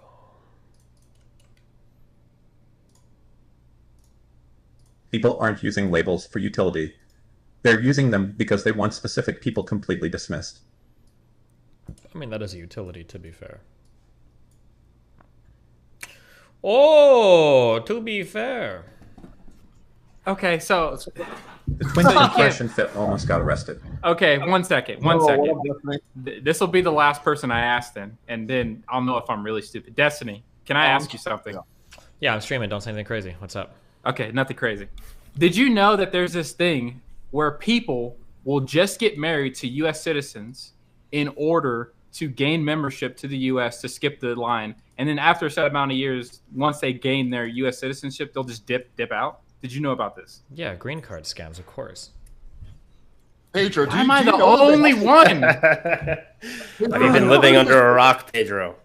Apparently, it's called alcohol. You drink it, it makes you feel funny, and then the more you drink it, the funnier you feel. I've had alcohol before, Alex. I've had alcohol. Are we ready to rock and roll here? Yeah, we're on a tangent. My bad. Okay, so really quick in the background, who's going first on opening statements? I'm cool with either. I have mine written out, but I don't care who goes first. Yeah, well, I can go first. Destiny, what do you want to do? They're the challengers this time, so. Yeah, I mean, Alex has he's got both of our statements on lock, so he's got that under control. Good to go. All right, we already fleshed everything out on our side. We're gonna get this going. So I'm gonna put everybody down and get the show started. Okay. I don't even remember what this debate is over. Fuck me. Oh man. Oh no, I shouldn't have agreed to this. No, I shouldn't. I stayed up late last night. I fucked myself, guys. It's my fault. If you guys get radicalized after this debate on whatever it is, I'm sorry. I failed you. Truly.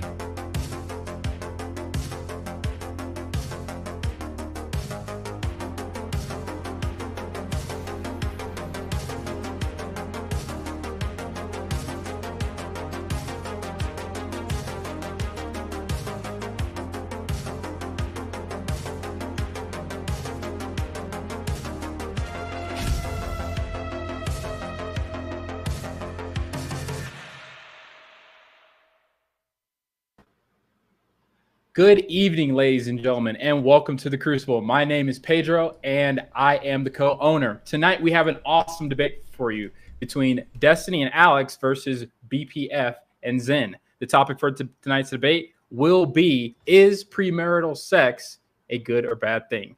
Please stand by while we go get our debaters in the background and enjoy this intermission.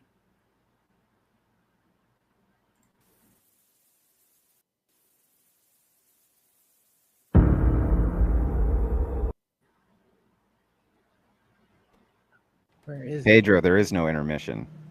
You didn't upload it? No. I didn't even know the debate was going to actually happen today. So you gotta be up here looking. You just got to do it live, Pedro. You just got to do it live. All right, we're doing it live. We're just bringing everybody on, guys. Hey, say what's up to Zen, Destiny, Alex, Kevin, and the guy who forgot to make the intro for tonight, BPF Andrew, the co-owner of the channel. What's up, BPF? How you doing? Say what's up to everyone. How's it going, everybody? Good. All right. Everyone want to take a second to shout themselves out. We'll start with Destiny. Let them know where they can find you. Yeah, you can find me at youtube.com/Destiny. Cool. Zen? Yeah, I'm Zen Shapiro. You can find me on Twitter and YouTube. Just search it up. I do some content on YouTube, but not much lately. But yeah, that's where you can find me. And mostly on the Crucible. And when comfy.stream is unveiled, you'll find me on there as well. So. And Alex from Playing with Fire. Introduce yourself. Yeah, I've been on a channel before. I run a channel called Playing with Fire. We give dating advice. I think also we should really quickly clarify what the roles are. So me and Destiny are debating on the behalf that there's nothing wrong with having premarital sex. Pedro and Kevin are moderating, so that's why they're not going to be talking much. And Andrew and Zen argue on the other behalf. Awesome. Kevin, you already introduced us. So what's going to happen is me and Kevin, like you said, will be modding. Each person will get 5-minute opening statements right now, and then we'll get an hour 30 to 2 hours of cross-examination. After that, we'll get moderator questions, audience questions, call-ins, and then the debate will be over. Enjoy, everyone. All right. Destiny or Alex, do you want to go first on your opening statements? Yeah, sure. I can go first, and then Destiny can add whatever he feels I missed. So we've done this debate before, and I actually did a bit of research since the last debate. And it turns out that a lot of stuff that the Crucible argues isn't actually true. The big claim they make is married people are happier. The science behind this is kind of misleading. First of all, the big confusion here is that married people are in general more likely to get married. So I mean, happier people are more likely to get married, right? So is this a correlation or causation thing? And that's one big issue with that kind of study. Also, they found a big issue in the studies that both people answered when their partner was in the room. So can you imagine what you're going to say when your wife or husband is in the room? Yeah, everything is happy. What was really interesting that they observed is when the husband left the room, the wife's happiness went a lot lower. So all these really happy wives and these happy couples weren't so happy when their spouse was in the room. And lastly, there's some evidence that single women might be happier than married women. You combine that with the fact that 50% of marriages end divorce, and is far, far from certain that marriage is going to make you happier. The other big thing they talk about is STD risk. Well, you don't want to get STDs. According to a study, there's actually no difference in STD risk between monogamous and non-monogamous couples, because monogamous couples are less likely to use condoms or get tested. It's also pretty ironic for Andrew to use this argument as he chain smokes cigarettes. Sorry. And so what we're left with is just virtue signaling and scare tactics. Even though both of us had premarital sex, you shouldn't do it. With a massive incel epidemic we have going on and many men committing suicide at alarming rates, the last thing we should be doing is shaming men into doing something that is literally every single person on this panel has done. I don't know why I'm stuttering today, but anyway, you get the gist of it. It's cool. I stutter too, Alex. You're all good. Destiny, you can go next. I mean, what can I say that hasn't already been said? Alex hit the nail right on the head with every statement that he made. Usually when people cite these studies about family happiness, I feel like they're usually they're not looking at all of the factors involved. Just because somebody is more likely to get divorced or not likely to get divorced doesn't necessarily mean the marriage is better.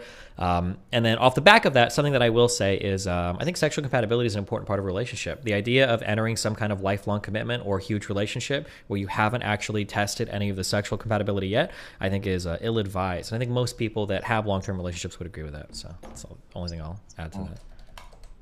Perfect. A record 30-second opening statement Yeah, I from got the you king there. of the internet. Very good. Hey, just before the right side of the team starts making their opening statements, please remember to hit that like button, subscribe to the channel, and share this all with your friends. We very much appreciate it. And remember to use @TheCrucible, or if you're on Playing with Fire's channel, @PlayingWithFire, so I don't miss your questions that I can field at the end for our debaters. Andrew or Zen, would you like to go? Yeah, I'll let Zen open first. Okay. Yeah, like Alex said, this is like our third or fourth round on the same topic, relatively speaking. And I don't know. I guess Alex just keeps having to bring back stronger and stronger opponents, depending on how you view them. But yeah, as far as the topic goes, we're kind of going to be approaching it from the same angle. Obviously, myself and Andrew are Orthodox Christians, and that's where we're viewing our moral paradigm from. So the question of is premarital sex immoral? Obviously, we're going to say yes, because that's what aligns with our faith. But in terms of the debate, I know that you guys are not Orthodox Christians. You don't view your morals through a religious lens, so we are willing to step into your worldview as we have in the past. And really, when it comes to morality in the non-deontological worldview of Christianity or some other religion, you're going to have to be reasoning, outcomes-based, consequentialism, utilitarianism, some form or another, which will be based on the empirics and the outcomes of what you deem to be preferable is what would be moral and what we ought do, essentially. And really, it's not just about happiness, because I think that's really subjective. It's really hard to actually pinpoint what happiness is.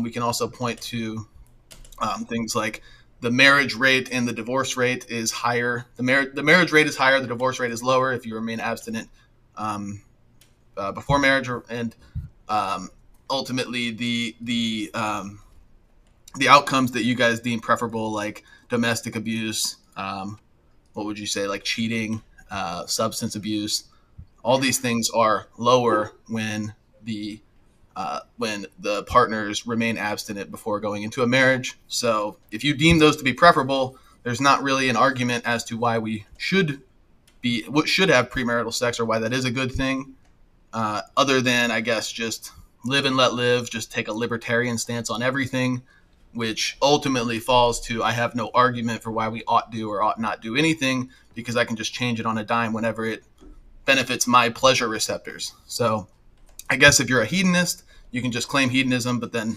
consequently have to forfeit the debate. So that's kind of where I'm at. So that's it. Okay. Is my up then? Yes, sir. All right. So first, I reject what Destiny says about sexual compatibility. He would have to expound on what that means. It's very important that you know that you're sexually compatible with a woman before you marry the woman. I don't even know what the hell that means. The chances are pretty good you're going to be sexually compatible with a woman. There's two parts to this, and both of you have the necessary ones. So I just have no clue what that even is about. Next, when we move on to the empiricism, I think that Alex is just picking and choosing the things that he wants to back up his consistent coomerism, and the things that he wants, which is basically to teach men how to pick up young women and have sex with them and then go about their day. And that's the end of that. And this has led to mass societal decadence, for sure. You can't argue that society is better since the institution of marriage has been under attack. I don't even understand really what Destiny's position on marriage is. There's no actual reason for the guy to even be married. What's the point of it? Other than for maybe tax purposes. I don't even get it. It makes no sense to me on its face. What is the point to that? I'm not trying to make it personal. I really just want to know. I don't understand, as marriage is a commitment, a bonding between two people for life. And of course, that pair bonding, if you stray from the marriage, that's basically the crux of the argument here. So I have no idea why you would want to get behind Alex on the pickup community and the red pill. It's obviously scam. The whole thing's basically a huge scam in the pickup community. I mean, we kind of know this. Most of these guys, they're not able to actually teach ugly incel idiots how to go pick up women. They basically sell them huge programs so that they'll buy them, and that's about it. So we from our side have been consistently confused as to why it is that that Alex and the pickup community are so adverse to marriage in the first place, or why they think that there's just nothing wrong. Of course, even logically, should be able to deduce that marriage is better for you than just having sex with a bunch of random strangers. It's obviously not a great idea. So we've been consistent in our message, and we're prepared to take yours on. So perfect. Thank you, gentlemen, all for your opening statements. Before I open the floor, I'd just like to let everybody know how the moderation will work. Kevin Ray Wilder will be more so the one who's going to be stopping everything, and I'm purely concentrating on grabbing everybody's questions from the audience. Just once again to remind you, please submit those questions during the debate. I hand it over to Kevin Ray to open the floor. Sure. I think before we start, it's important to, for Destiny and Alex, are you guys saying that premarital sex is good, or is it morally neutral? Because I think we need to first establish that before we have a conversation. So go ahead. I mean, I would say it's morally neutral. Like, it's good insofar as it can help a relationship, but I don't know if I'd say it's like morally good. Like, you ought to have sex before marriage. Okay. Alex, yeah, probably similar to Destiny. I mean, I think it's a good idea before you marry someone, you make that big commitment, that you find out if you have sexual compatibility. But yeah, I don't think it's like you're a better person if you have premarital sex or something like that. Okay. I just wanted to establish that first to make sure that, I guess in a way that's sort of like the null hypothesis, right? Is that premarital sex isn't good or bad. It's just neutral. So yeah, that's right. Andrew and Zen, you guys believe that premarital sex is bad. So I'd like to I think we should start there. Just give your opinions on that other than what you've just already said.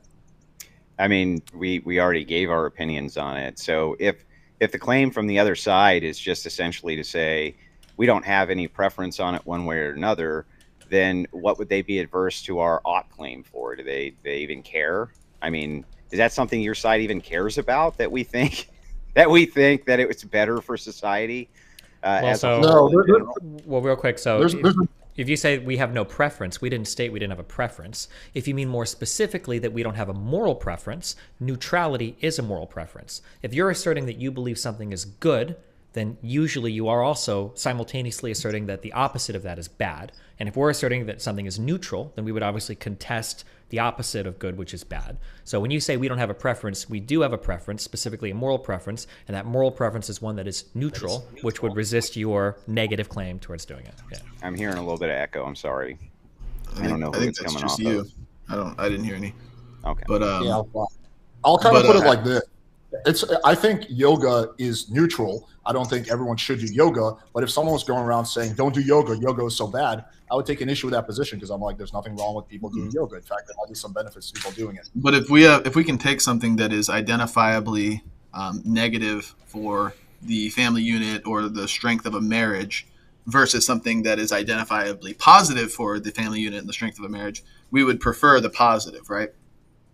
I mean, tautologically, we'd prefer positives over negatives. We would just have to show that those things that are positive are indeed positive, and those things that are negative are indeed negative. And then we would have to demonstrate that there's a causal link between the negatives. So, for instance, one of the big claims that is often made is that it leads to higher rates of divorce. And it's just taken like de facto that divorce is bad, but that's not true. Not all divorce is bad. Some divorce is incredibly good. Some marriage is incredibly bad. So we would have to dig into that a little bit to find out what we mean when we say good or bad. Yeah, so our position on that's pretty simple too. We don't claim that all divorce is bad. Obviously, there's a lot of reasons why a divorce should be granted. One of them would be infidelity. Another one might be spousal abuse. These have always been traditional claims inside the church that you would be granted a divorce for. They've also been claims even before no-fault divorce that you could get granted a divorce for. That no-fault divorce in and of itself has led to this problem, I think, of women being able to just kind of willy-nilly decide that they want a man of greater status or whatever and get a divorce. There's almost no penalty, and the courts favor them. Would you guys disagree that that's true?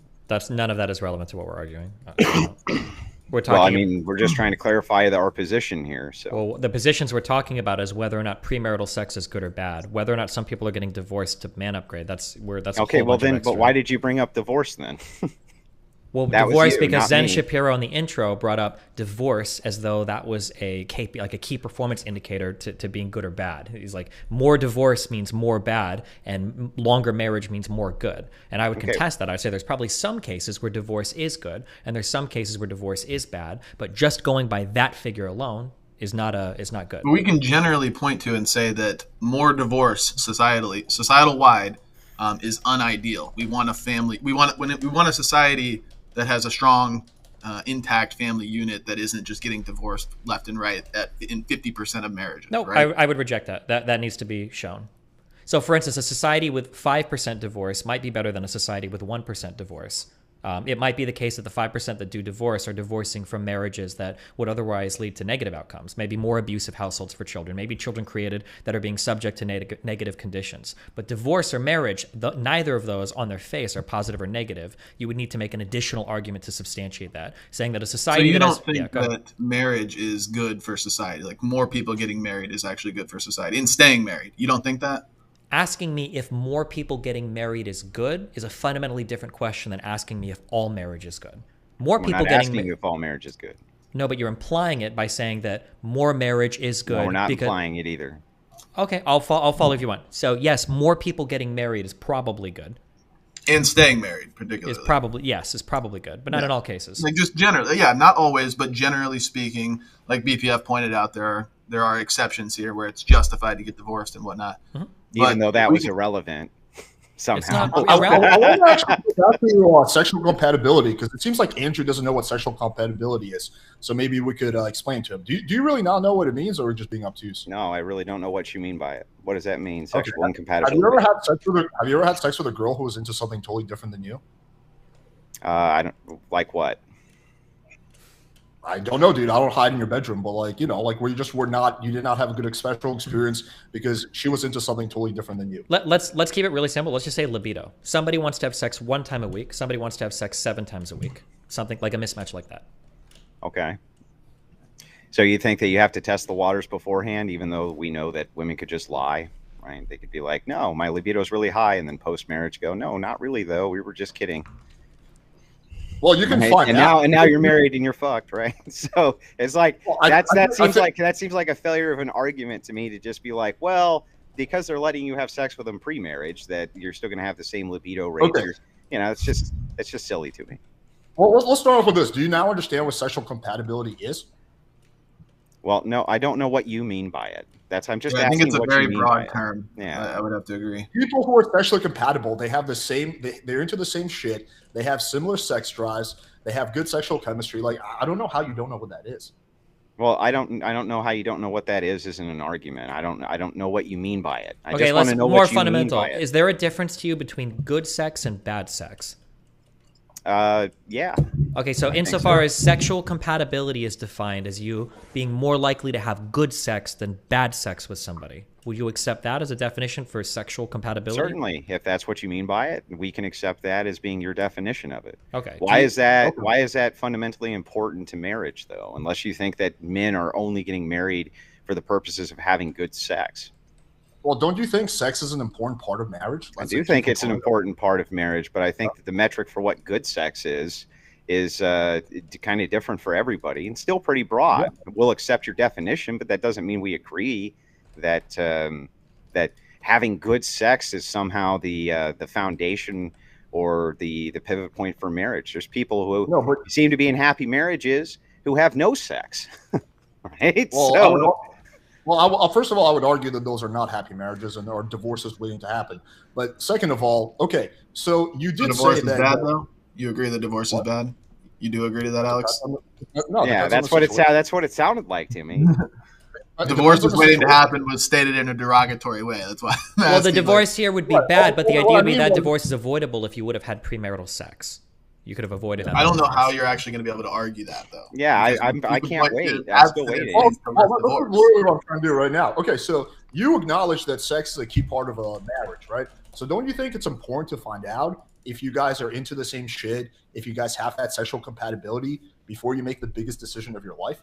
I don't think generally the older that you get with your wife, the more this bizarre notion of like mind-blowing hours-long sex is something that's just ingratiated in people's No one is brains. saying that. We live very busy lives. You know what I mean? There's also, have you ever heard like afternoon delight, right? You just go home, tear one off real quick and leave. That's not like the utilitarian version of sex. You just roll in, pound it real quick, go out the door, that kind of thing. Like I don't know what you mean. I don't know what you mean by these broad terms is all I'm saying. We want to be as charitable to your definition of what these things are as we possibly can be, though. We do. You did just say that you think sex is a key part of a marriage. I think that sex is an important part, especially for men. I think that that's true. Okay. So, but the thing is that said, that doesn't mean that doing fetishized shit and things like that's necessarily. It's all an argument. No one is saying. Either way, I think we could safely say that not getting divorced is either at the same level or even more prioritized for men than just having good sex. Because getting no, it's not. This is not off track. Getting divorced is literally life ruining. Having a few bad experiences in bed, which ultimately you're going to figure it out if you're married to the person. Yeah, but bad sex might lead to divorce. Okay, but we don't have any empirics to justify that. Yeah. Are people mass reporting that they're leaving and having divorces? Men are not reporting that they're initiating divorces because they're having bad sex. Do you not think that having like dead bedroom situations aren't things that can contribute to troubles in a marriage? They can. Okay, if they can contribute to troubles in a marriage can lead to people getting divorced. Yeah? Can, but that doesn't mean that it's a large reason or a large factor for it. Okay. I didn't know that I needed to like establish this. My bad. Holy fuck me. Sorry. Why would you think that you didn't need to establish this? Because it's pretty obvious to people that like being sexually compatible and having good sex in a relationship in some ways can be foundational to a relationship. I mean, even in the Bible, they would say that it's the way that a man and woman relate to each other sexually is like almost a God's gift to the family. Like it's a really important way that two people can relate to each other. That when that fundamental breakdown happens, when a man and a woman aren't having good sex in a relationship, that can lead downstream to a whole bunch of other issues as well, where people feel neglected, they feel not taken care of, et cetera, et cetera, et cetera. And these things can compound into a whole bunch of other relationship problems. But the issue is unlike other aspects of a relationship, like conversation or going out and doing hobbies, et cetera, you kind of have to have sex to figure out if you are sexually compatible before a relationship begins. Why do you have to have sex? Because you don't know what it's like. If you're sexually compatible. Because what are you don't talking know about. Because it doesn't even make sense. Because you don't. What are you talking about? Okay, if you're going to ask the same question 3 times, because you don't know if you're sexually compatible with a person until you've had sex with them, because you can't. Because you haven't. How do you know that though? That's what I keep asking you. How do you know that? Okay, let's say hypothetically, let's say you have a woman and she's really into penis and vagina, PIV sex, and she gets married to a man and she discovers that he has a 1-inch penis. Do you think that he's going to have the ability to satisfy her in a way that makes her happy with the marriage? Well, I think that they would probably have established the groundwork for them not wanting to have group sex before they got married if he's not into group sex, Destiny. But them actually coming together and having sexual... Really quickly. I need to call 911 because I just had a stroke? Or what do you think I just said? I think that you just said what happens if if a woman's into some type of other sexual activity than the man is. No, hold on. I'm sorry. PIV is penis in vagina. The dick goes into the pussy. Oh, I don't know what the Coomer terms are. I define it for you, and then I use the abbreviation. Yeah, say penis in vagina. Sorry. So let's say that she's into sex. Yeah, she's into sex. She likes to have heterosexual sex. Yeah, heterosexual sex. The dick goes into the pussy, and that's a big thing for her, and it's a big way for her to feel like sexually pleased. And she finds out after marriage that her husband has a 1-inch penis. This is something that could have been discovered beforehand if they had had premarital sex, but this actually happened. There's a video. You think that that's going to be the deal breaker? Could be, yes. Bad sex can be a deal breaker. Do you think that's going to be a commonality that she's way into penis and vagina sex, and then we're just going to find out that most men have a 1-inch penis? I mean, this seems like a stretch, dude. No, well, first of all, this happened on TikTok. There was a video where literally this chick was like, I married this guy. He said that he doesn't want to have premarital sex. And then I found out he had a micro penis. I feel so deceived. I'm thinking of getting a divorce. Second of all, I just quickly searched Google, and lack of sex is one of the biggest reasons for divorce, a bad sex life. So there's definitely something to a bad sex life, married people not having sex and divorce. And you guys think that divorce is bad. So therefore, you would want couples to have good sex lives. Yeah, but we're not establishing whether or not having a dead bedroom is going to be problematic to a marriage. We've already said that that could lead to problems inside the marriage. Okay. What Well, we're before- saying before is that you you say- don't have to test that sexual compatibility doesn't have to be tested for pre-marriage. That's where we're saying that there's an absurdity. Okay, and so we don't you think understand that- why that's how- necessary. Like we're made to have sex. You recognize this, right? Yeah, but different people That's a have different biological sexual imperative. different people have recognize different that- sexual preferences. Yeah, but I think there's an argument to be made, and I don't know how we're going to justify any of this in any direction, but I think there's an argument to be made that bad sex is probably caused by other things like the neglect and the the distaste of the partner, the loneliness, whatever, the fighting, the arguing. A lot of the times that is what will cause the bad sex, like when you're not happy within your relationship otherwise. Okay, when you're second happy in thing. a Let's say relationship, you're probably gonna- let's say man and a woman get married, and the man really likes blowjobs, and the woman's like, "No, I never do that."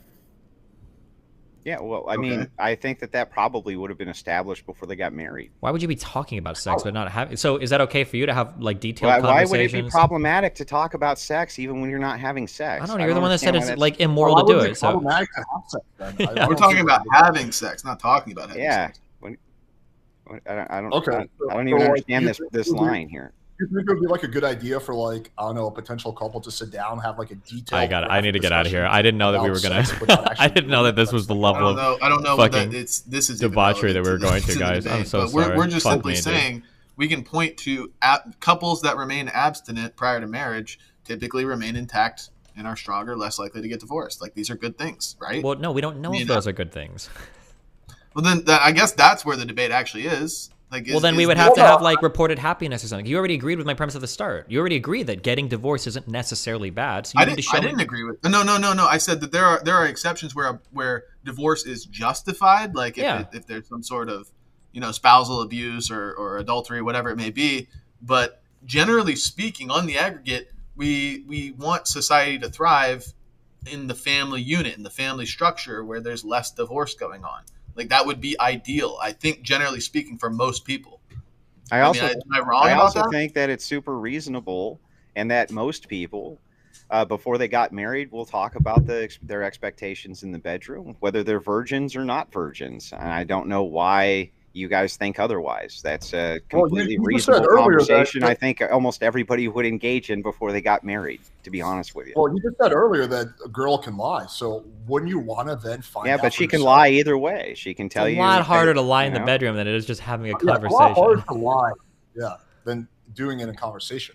But let me phrase the question Well, like why this. would Okay, it be harder to lie? A woman can pretend that she's enjoying the hell out of any of the sex you're having pre-marriage, and then post-marriage just stop having it with you. There's You no, can tell when a there's girl is literally having no an way for you to orgasm, determine her any of face, this. Her vagina. Yeah, there is, dude. When a woman is having an orgasm, her vagina tightens, she shakes. There's some visible signs of an orgasm. Like it's not rocket science. You can tell when a girl's having an orgasm or if she's faking it. So Yeah, but she can there's just absolutely- stop screwing you, Alex, post-marriage. She could. Yeah, there's always whether these could whether things, the but sex is the most mind-blowing thing you've ever had in your life. Pre-marriage, we she still can just speak stop. in we can speak in probabilities. Is there a chance that somebody could be incredibly deceitful and change post marriage? Sure, that's a possibility. It happens constantly. You can say that it happens constantly, but as long as that number is less than 100%, which it is, it's not happening every single time. Having sex with somebody before marriage can be a way to get an idea of what a sexual relationship Yeah, is but like. that also doesn't happen 100% of the time. So I don't know No, what but you're you have talking nothing about. to lose.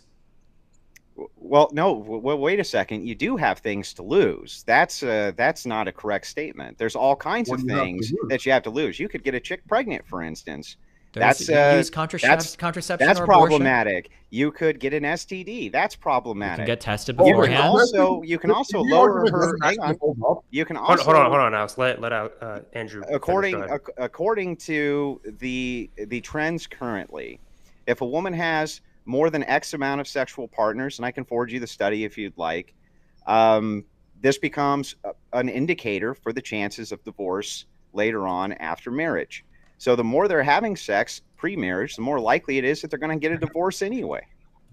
And Alex, you even So there agree. are problems with this. It's difficult for you to just make the argument that no, we need to check sexual compatibility by having sex before marriage. I don't think you've demonstrated that yet. But you also agree with this too, Alex. I'm sorry, I will be quick and you can respond. Is that you agree, if we look at it through your lens of like sexual market value, like we've agreed in prior debates that women who have more sexual partners, they are lower on the sexual market value level. They just are. Whatever the reason may be, most men agree. I never agreed to that. We didn't agree prior that the more sexual partners a woman has had in the past, the less attracted us and the general man is going to be attracted to them.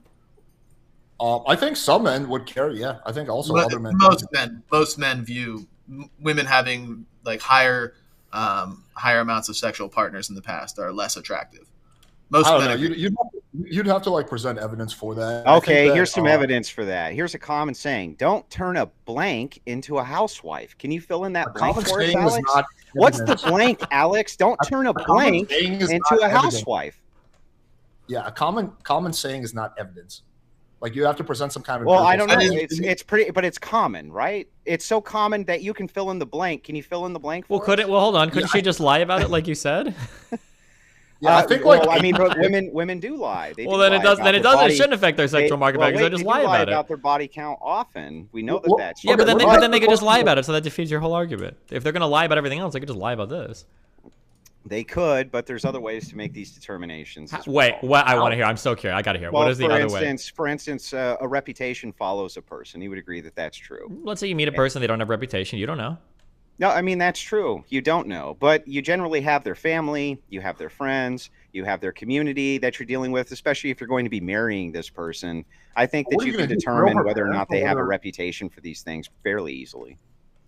I don't know about that. Hoping for a reputation that is public and known. Okay, yeah, I think like nowadays the way why would it need to be public? All you would need to do is talk to their social circle, their families, their friends, things like this. Women are social animals. So you're gonna like grill her friends on how many sexual partners she has? I think her friends are gonna be loyal to her.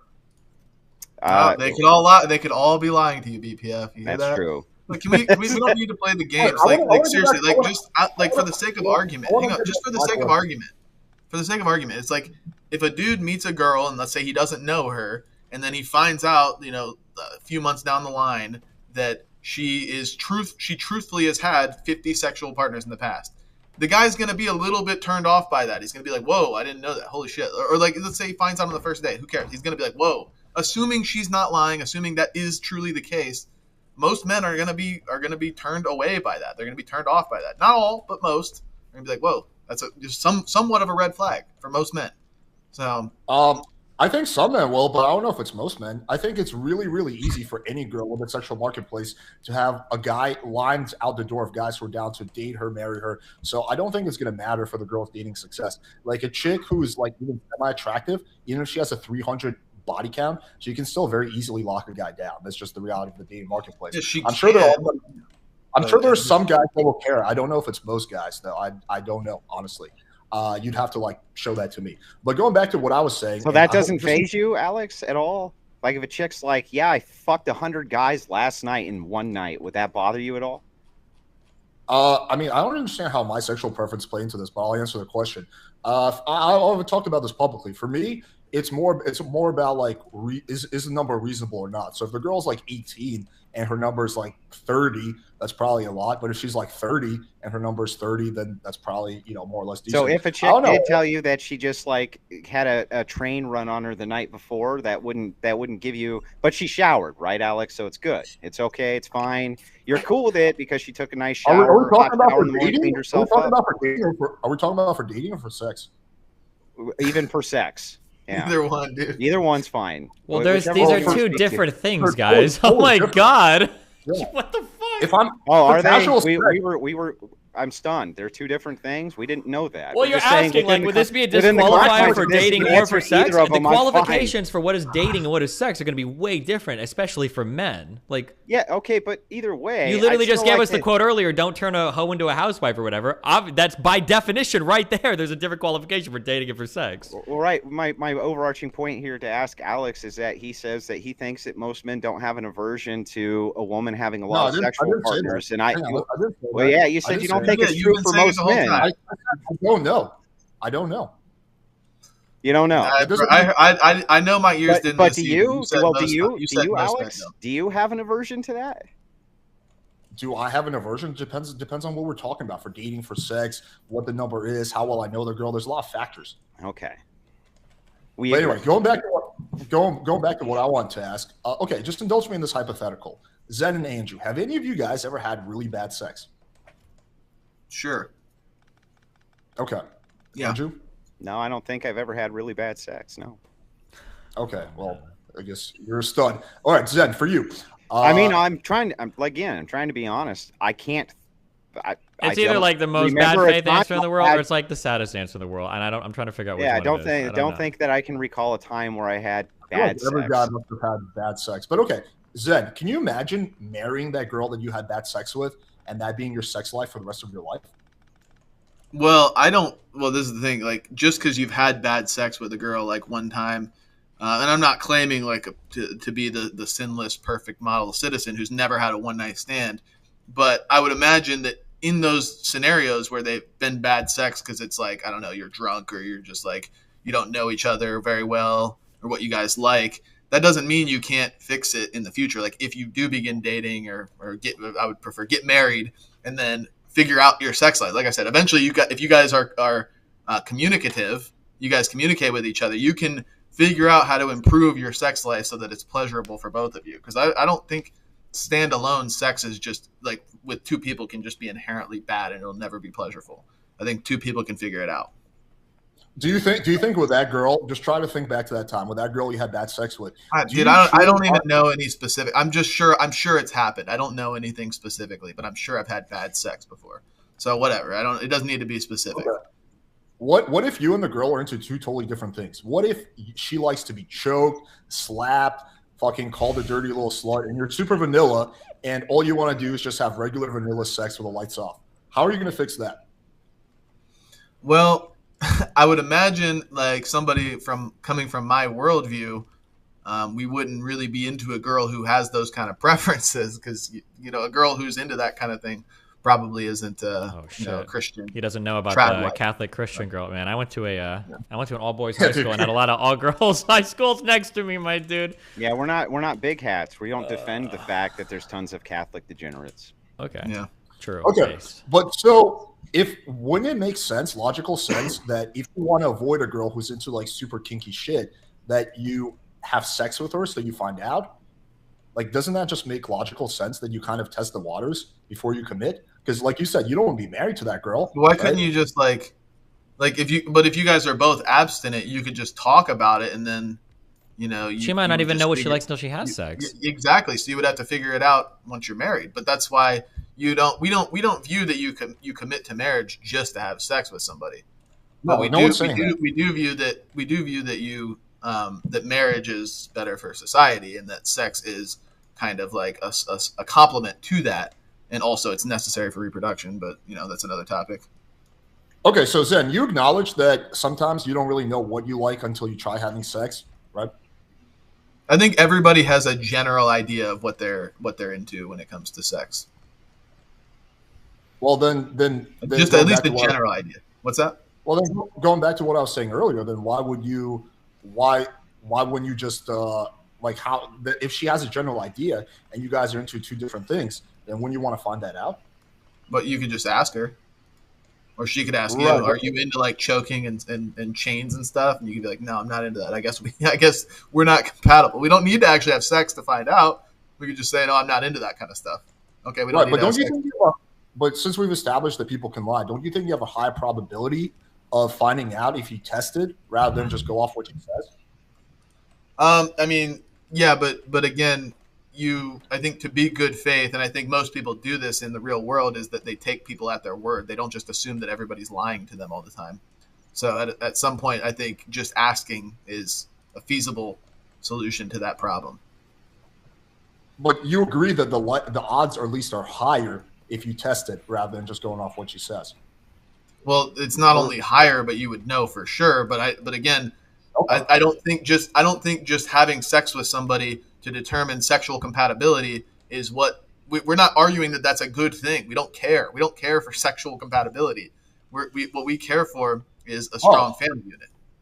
Okay, okay. I want to make sure I understand your position. So you're saying that yes, if you have sex with a girl, you will know for sure if you guys are sexually compatible. However, Not necessarily, I don't- because like I said, you could have bad sex with a girl on the first time, or you can have good sex with a girl on the first time, and then every time after that could be completely opposite of the first you encounter. just said you will know for sure.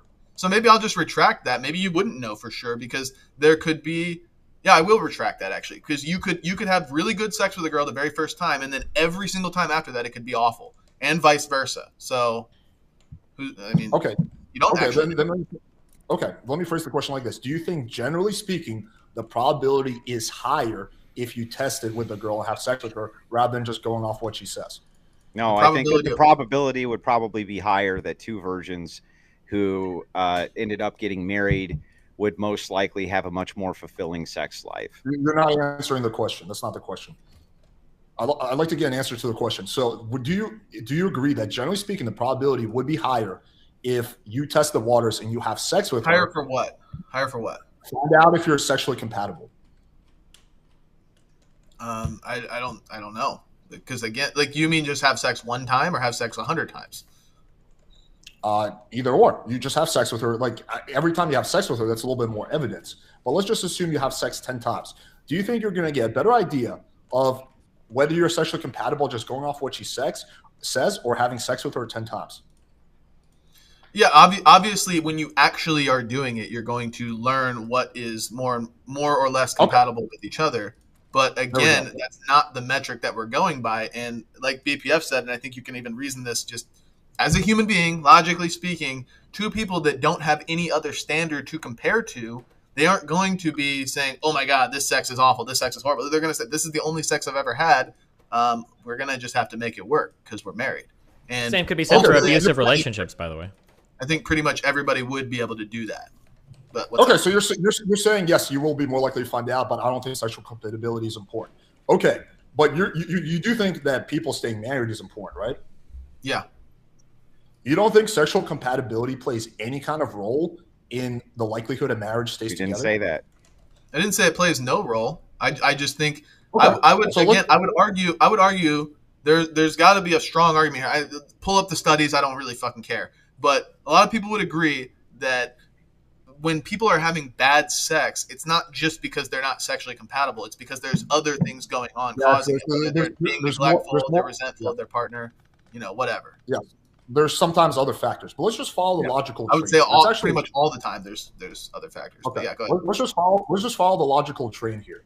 We want marriages, or you guys want marriages to stay together. You acknowledge that sexual compatibility is at least part of a determining factor in marriages staying together, right? Mm-hmm. And the only way, and you're more likely to find out that you're sexually compatible by having sex before marriage. Yeah, that's the part we reject.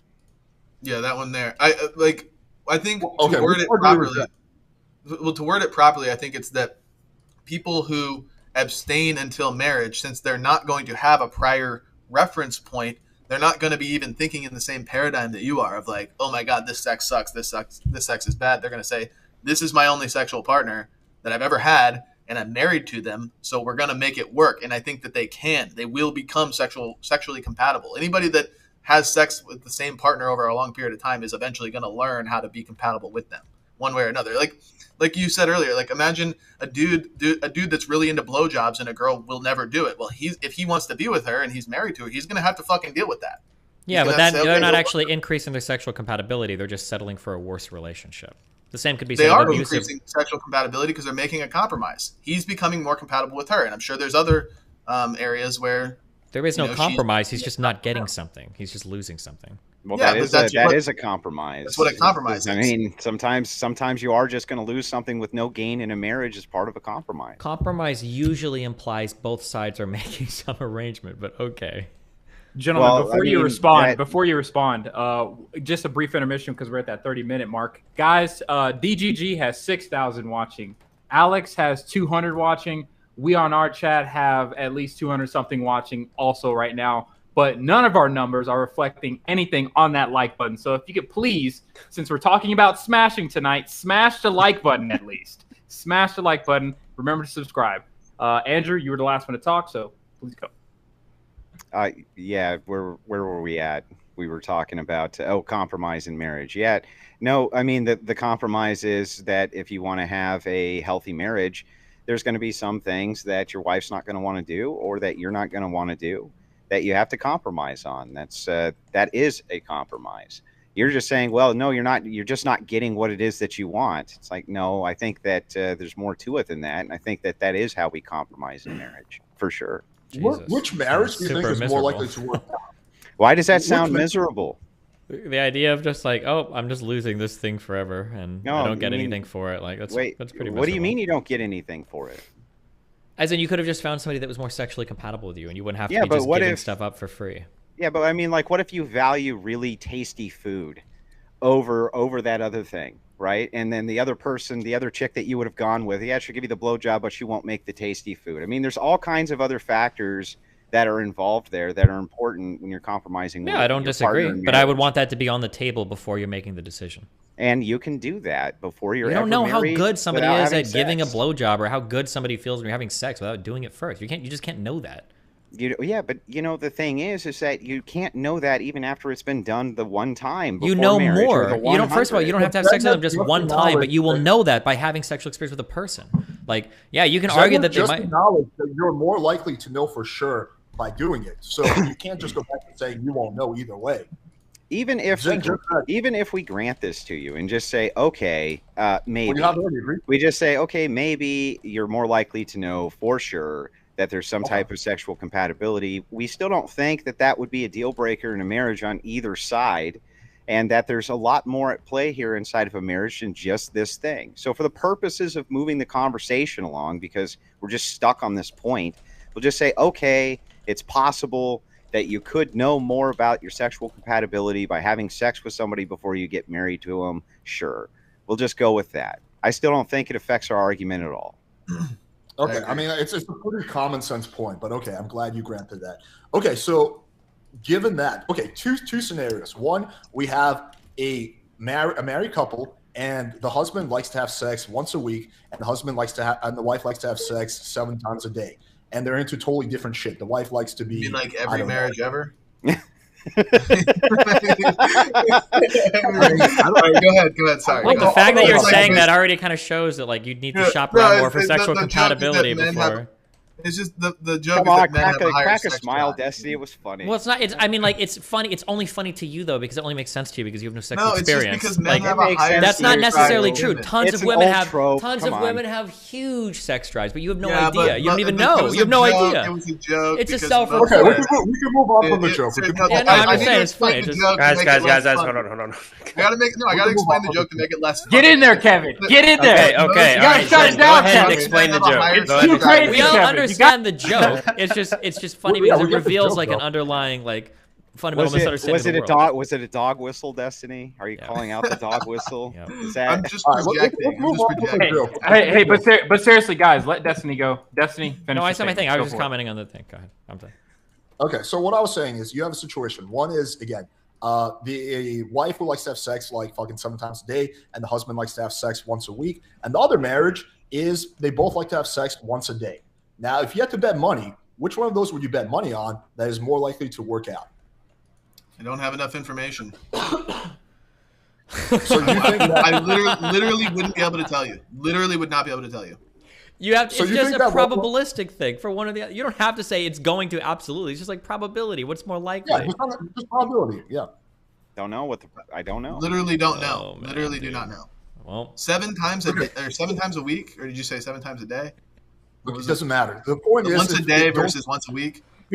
Oh my god! Don't you think that kind of level of sexual compatibility could potentially jeopardize? You're not making an argument right now. You know that? Like you guys, I don't know why. Like the snug laughing and like you're not making an argument that we actually have to concede to or contend with. Like we don't know what you're talking about. You're not providing enough information. Okay, what would we need? I'm just curious. What would we need to change your mind on this? What? So you guys base everything off of empirical data and studies, right? So, some things I do, but some things I don't. Like if somebody were to ask me, like, is an air conditioner going to make your life better if you live in Austin, Texas? I don't know if I could give you a study on that. I don't even know what kind of research I would look for. But I would assume, the answer is obviously yes. But so when you ask me, like, would better sex make for a better relationship? The answer is obviously yes. But if you're challenging me on that, but I can try to find. He didn't say better sex. He just said more. He said sex once a week versus when sex he once says, a day. hold on, when he says, talking about when he's sexual saying more compatibility. sex, he's saying a greater sexual Okay. compatibility. Having sex once a day implies higher sexual compatibility than once a week. It generally implies that. But yeah, but like, I'm curious, what kind of data would you need to see? If I could show you, for instance, because I Well, can. we're looking for societal-wide prescriptions here. So what we're saying, what our position is... If I can show you data that shows that like 20% of marriages end because of sexual incompatibility or intimacy, physical intimacy issues, would something like that go to show, okay, well, maybe that like sex before marriage could be a positive there in ending those divorces? Would that be okay? We agree, but we agree that sex is a valid part of marriage and is a necessary part of marriage. No, we're not talking. No one here is talking about sex. No one here is talking about sex. We're talking about sexual compatibility. Okay, so then you're going to show us empiricism about sexual compatibility or cold bed? Are you just going to say that cold bed is a lack of sexual compatibility? By definition, generally, yes. If there's an unhappiness with the amount of sex happening on one side, that's a sexual incompatibility. What if they have mind-blowing sex? They're totally compatible, and they have mind-blowing sex, but one of them just decides to punish the other one by no longer having sex with them. You're not engaging in the hypothetical. Well, no, I mean, I would. That's exactly what I'm engaging in. What if it's like when you have sex once a week and it's like mind-blowingly good, like top tier, but if you have sex once a day, it kind of gets a little bit stale after a while. What if that's the case? It's possible that somebody having less sex could have a more fulfilling sex life than somebody having more sex. We were just using that as a proxy for having better sex because when we say good sex, both of you guys lose your minds. So if you want to call it mind-blowing sex, then sure. A couple that has mind-blowing sex versus a couple that has not mind-blowing sex. Which one is more likely to succeed? Wait, how did we lose our minds? Oh my God. Can we not doing Destiny debate. I'd really like to know. No, hang on. No. Which one of us No do you think derailing. spurred Stick on on the any of question. it? I'm confused by where we lost our minds here, Destiny. Andrew, you're derailing right now. Just focus on the hypothetical. No. You guys do this shit all the time. Just focus on the hypothetical. Okay, give us the hypothetical again, Alex. Destiny, you want to do it or should I do it? We'll just make sure that we get it down. So we'll engage with this, or we'll end up sticking on this forever and ever. So what's the hypothetical? Okay, you have two relationships. Okay. Mm-hmm. Ceteris paribus, all else equal. Okay. All else equal. Yes. Got it. Okay. All else equal. One couple has mind-blowing sex. The other couple has mediocre to no sex. Which couple is probably more likely to succeed?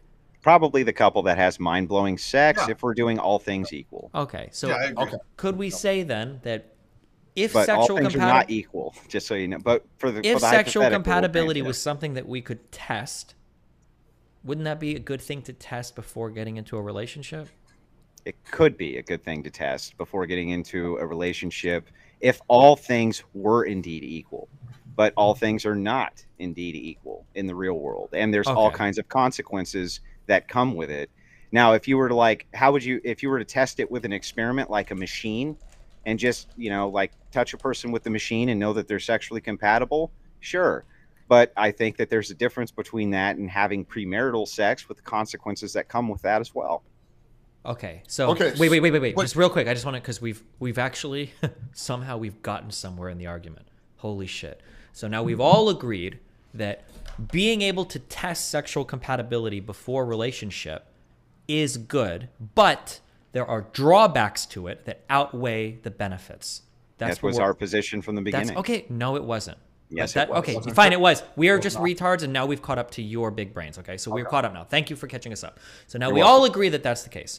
So now the next part of the argument is, let's look at the drawbacks, and let's see if these drawbacks are actually, first we have to see if they exist, then we have to see, are they actually drawbacks?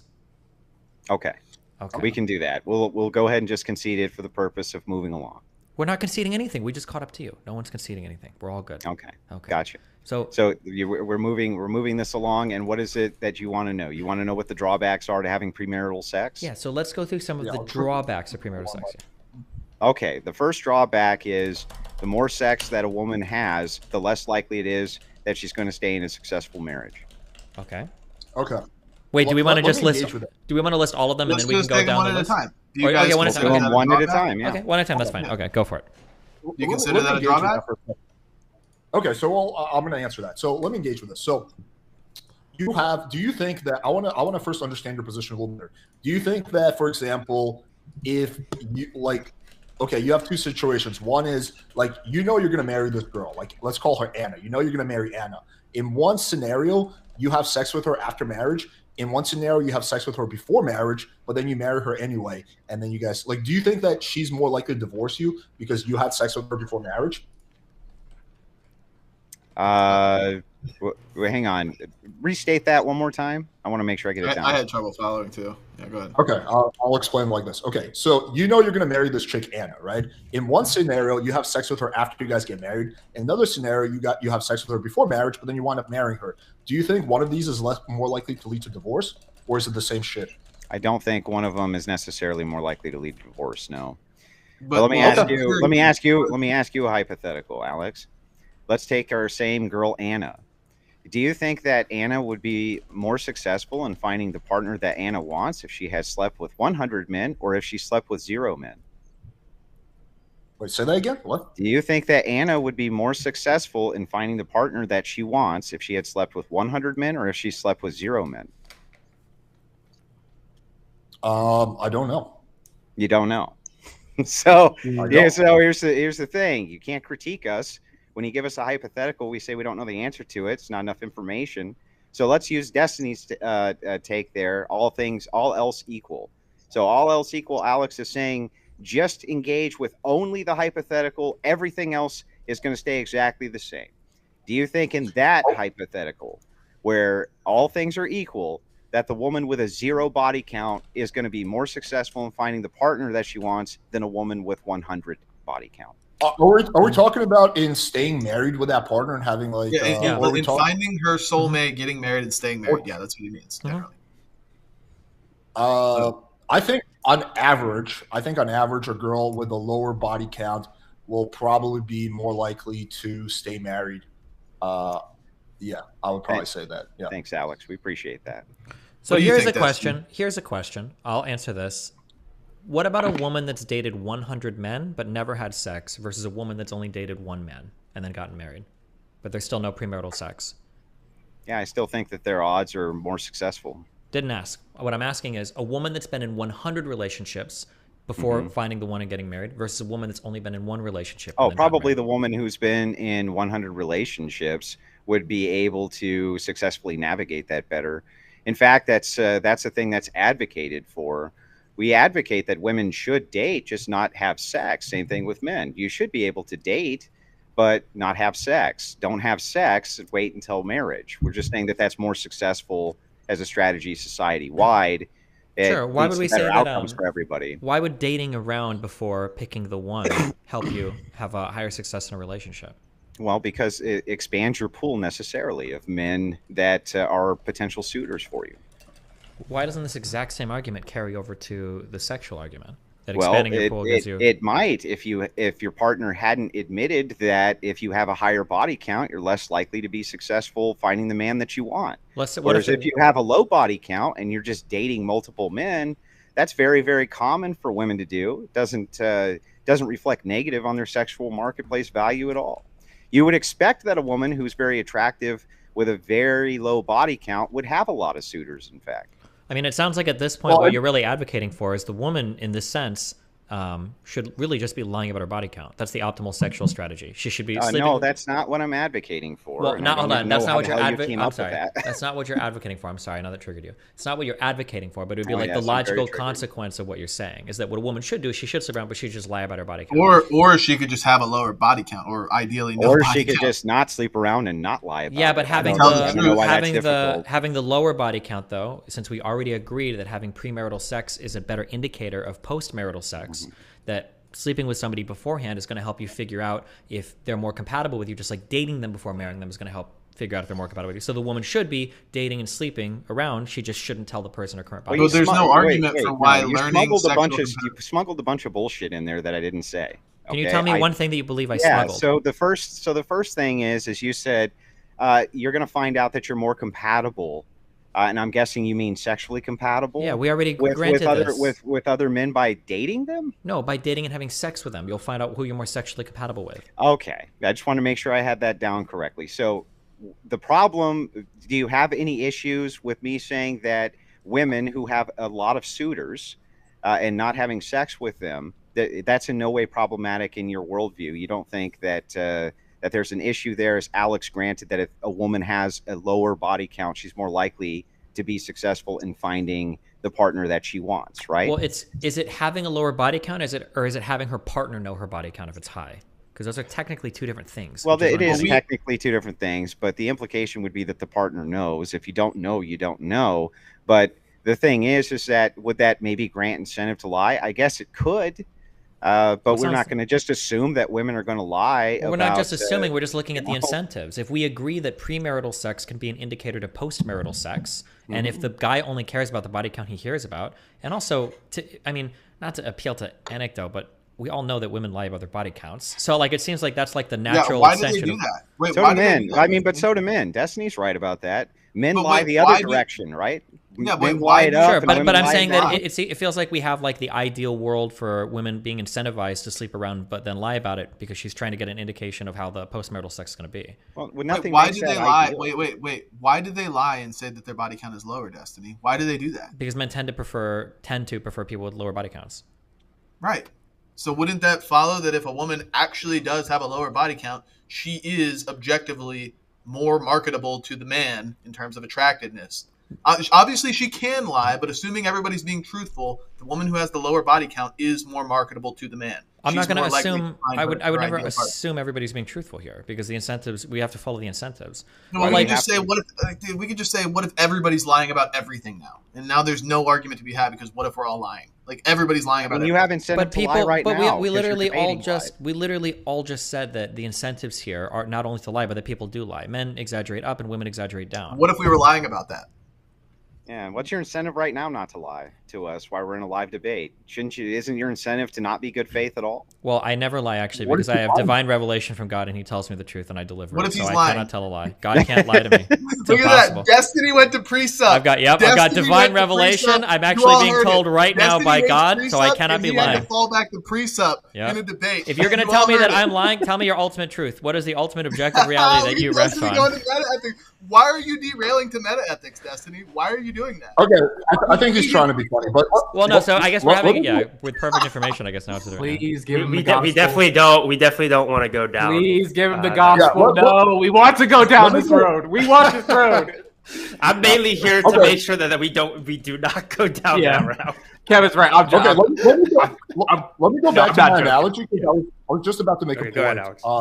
So yeah, in the Anna example, you said if she has sex with you before marriage, it doesn't actually affect her divorce risk, but it does affect her ability to find out if you're sexually compatible. So then how's having sex with Anna, a premarital sex with Anna, negative?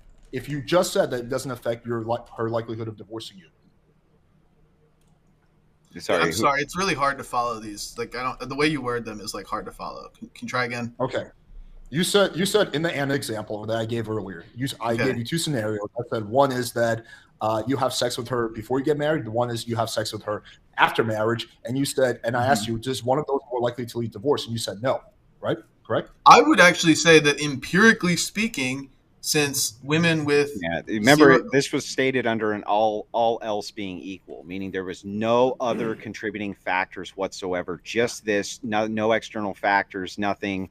That's said so that you engage specifically with the terms of the hypothetical.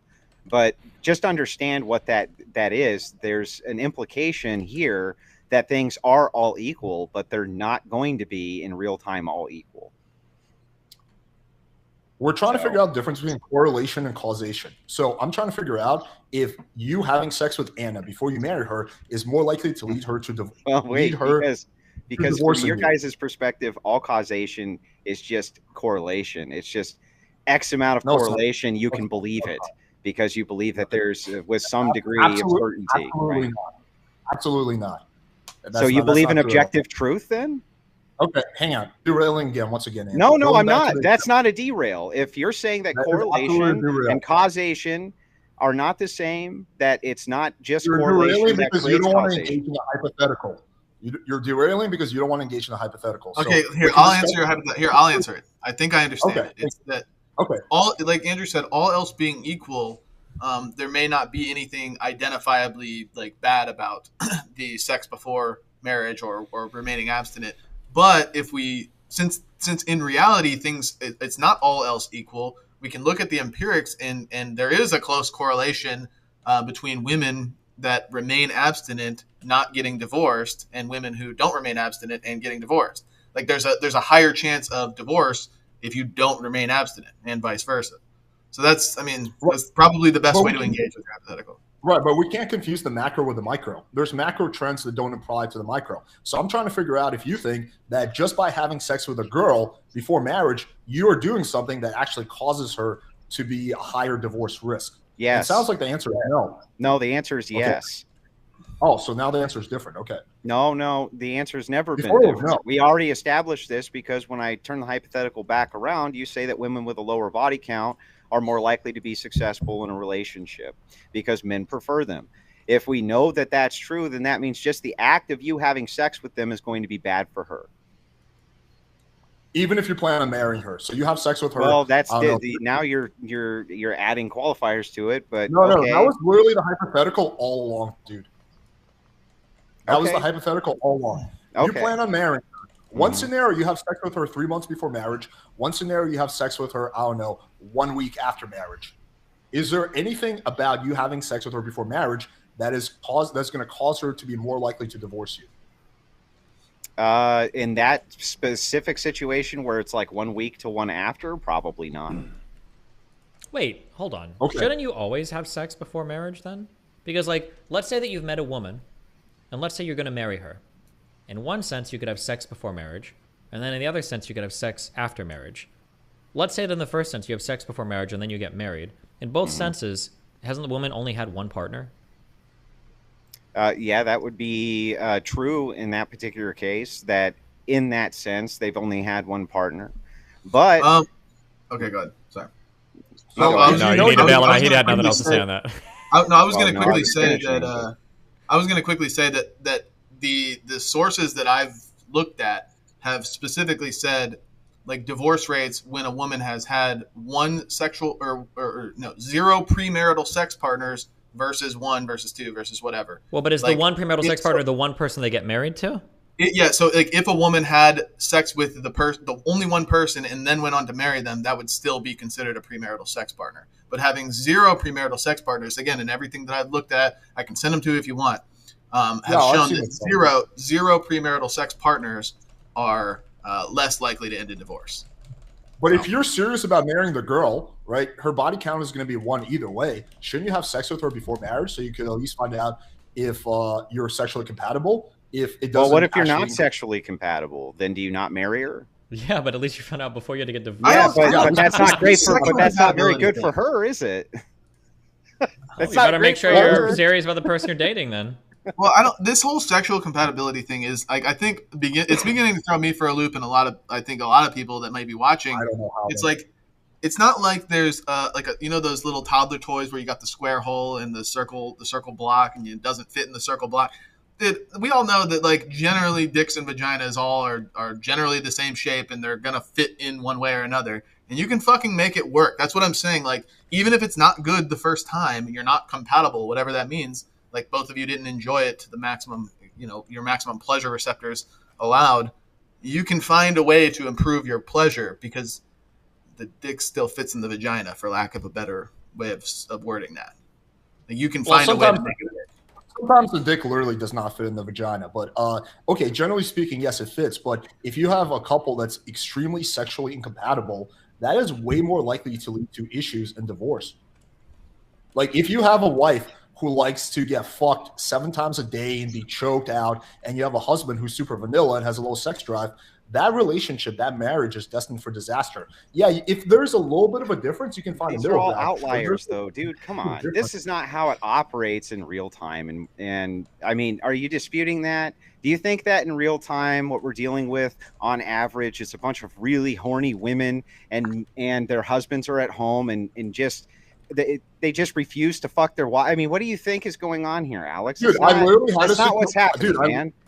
No, that actually happens all the time. I had it's kind of anecdotal, but like 4 or 5 years ago, I had a situation where I hooked up with this married chick, And she was telling me about her husband. I was like, this guy sounds pretty cool. What's the issue? And he's like, yeah, we're just totally sexually incompatible. He's into like fucking like peeing and shit. He doesn't actually fuck me. He just wants to piss on me, and I'm not into that. And I need to get fucked. So that is a direct example, even though it's anecdotal, of like a marriage that is leading to divorce because they're totally sexually incompatible. And if they found that out beforehand. Yeah, I'm sorry, Alex. I don't think that most marriages are ending because men are just wanting to pee on their spouse and their spouse just wants to have regular old sexy sex, right? So just like, no, Alex, I reject it. I think it's foolish. I think it's silly. No. No. So you think it's silly that marriages end in divorce because of sexual incompatibility? Even though I think it's the number No, I didn't say that, Alex.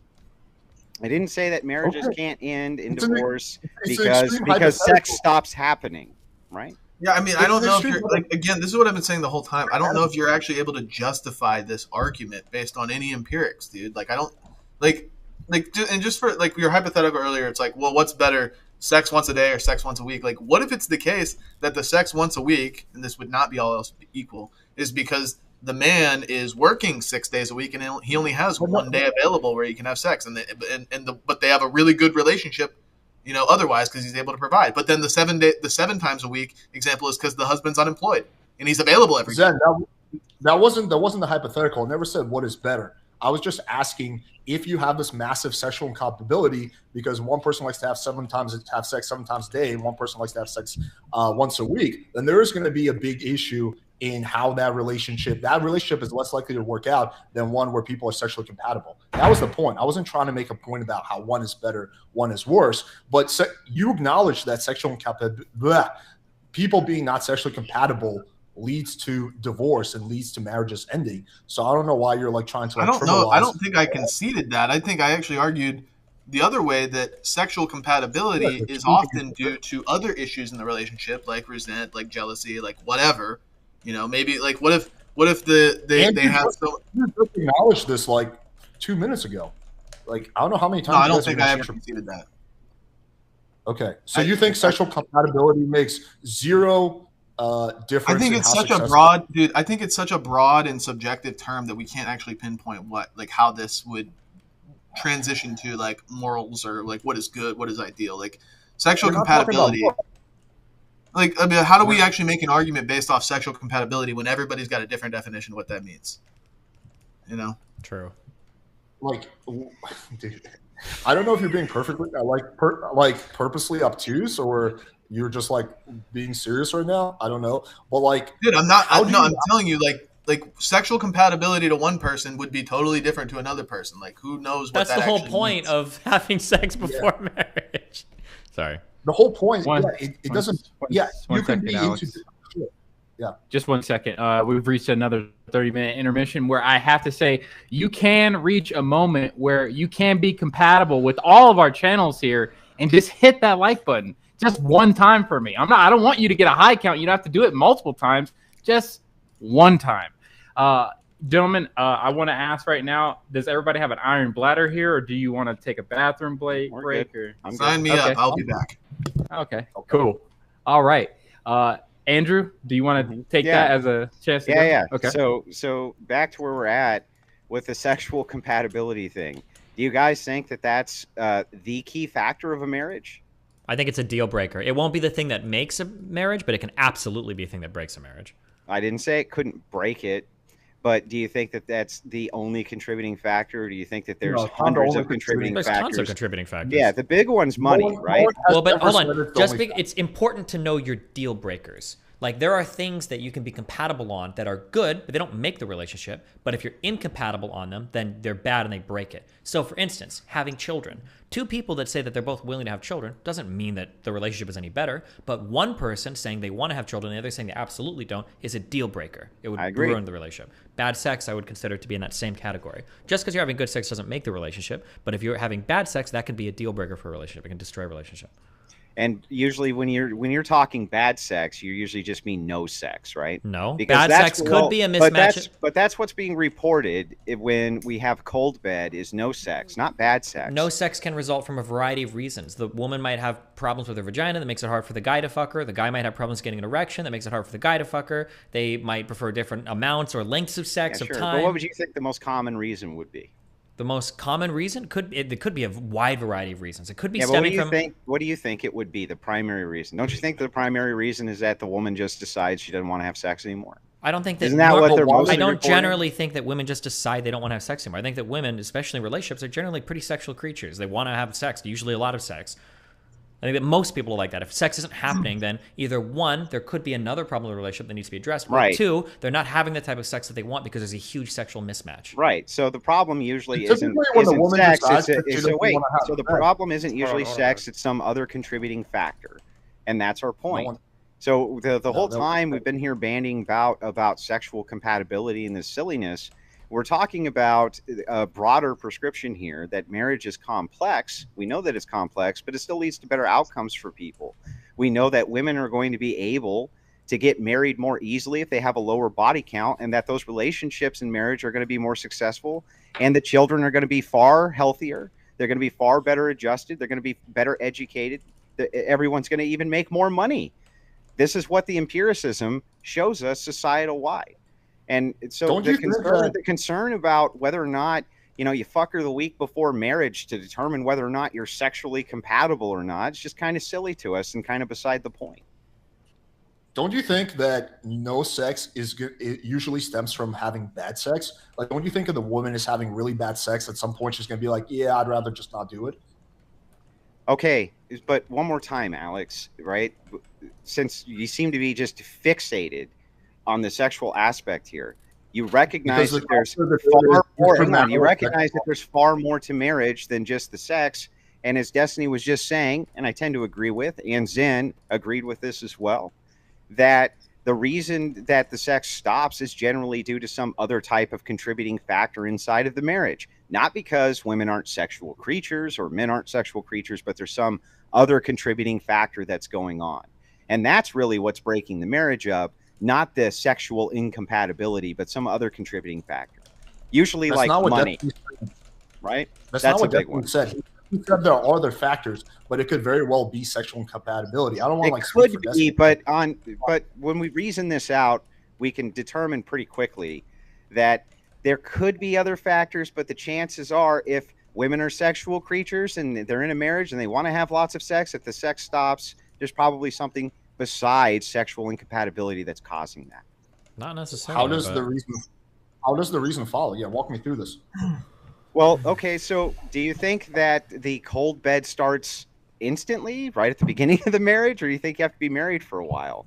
If suddenly the mind-blowing sex just stops, don't you think that there's contributing factors to that are external of sex? The mind-blowing sex might never even start. That's the issue, right? Because Well, it may not, but if you're saying that women are very sexual creatures and they want to have sex in their marriage, and I agree that they probably likely do, then the cold bed, that's a contributing component inside of some external factor in the marriage. And we know what these external factors are because they're widely reported. The primary one being money being a big one. That's one of the largest contributing factors to why these marriages end. Most marriages are initiated, or most divorces are initiated by women. And but I mean, marriages also end because of sexual intimacy issues, right? I think I was just Googling around it. It looked like the fourth common cause was intimacy issues. yeah, but what causes those intimacy issues? Sometimes is it can not be that sexual they're not- incompatibility. It could be. Sometimes maybe that's true, but we're looking at the primal causes. But you don't know to what the make these primal cause of societal- sexual incompatibilities. You're just assuming it away. How am I assuming it away? Before you guys respond, just for DGG, this is Destiny's chat. You guys, I've been marking down from our chats and playing with fires the super chats, and they will be fielded. But I have 0 super chats from you. Wow. So I just want to make the record clear that on Destiny's side, if you super chat to his channel, I will put it up later for these guys to be interacting with. So please, if that was a question beforehand, you can do that now. Resume. Sorry. Okay. Anyway, Andrew, I'm not brushing anything off. I'm saying that, generally speaking, you're not married for 5 or 6 years, and then the sex just dries up because they're just no longer interested in each other sexually. Andrew, there's a contributing factor. So my question here would be like, how many times do you think you need to have sex to determine sexual compatibility? I'm just curious. Like once, twice, 10,000 times, 20,000? How many times you guys think you need to have sex to determine the sexual compatibility you're talking about? Well, I think it really depends on the couple, but the more times you do it, the more likely you are to be sure of your Why are you conclusion. more likely the more times you do it versus the least times you do More it? data points, right? Yeah. But it's going to depend on the couple. For 2 virgins, you might have to have sex fucking 100 times to figure So out what? the What level should the of incentive compatibility. be But for to 2 ever people get that have married? the 2, So why should you ever get married if you just want endless data points by having premarital sex to ever make the determination for sexual compatibility? You want the most data, right? What is What's that? our Hold on. cutoff Is point? the only reason you get married is just to have sex?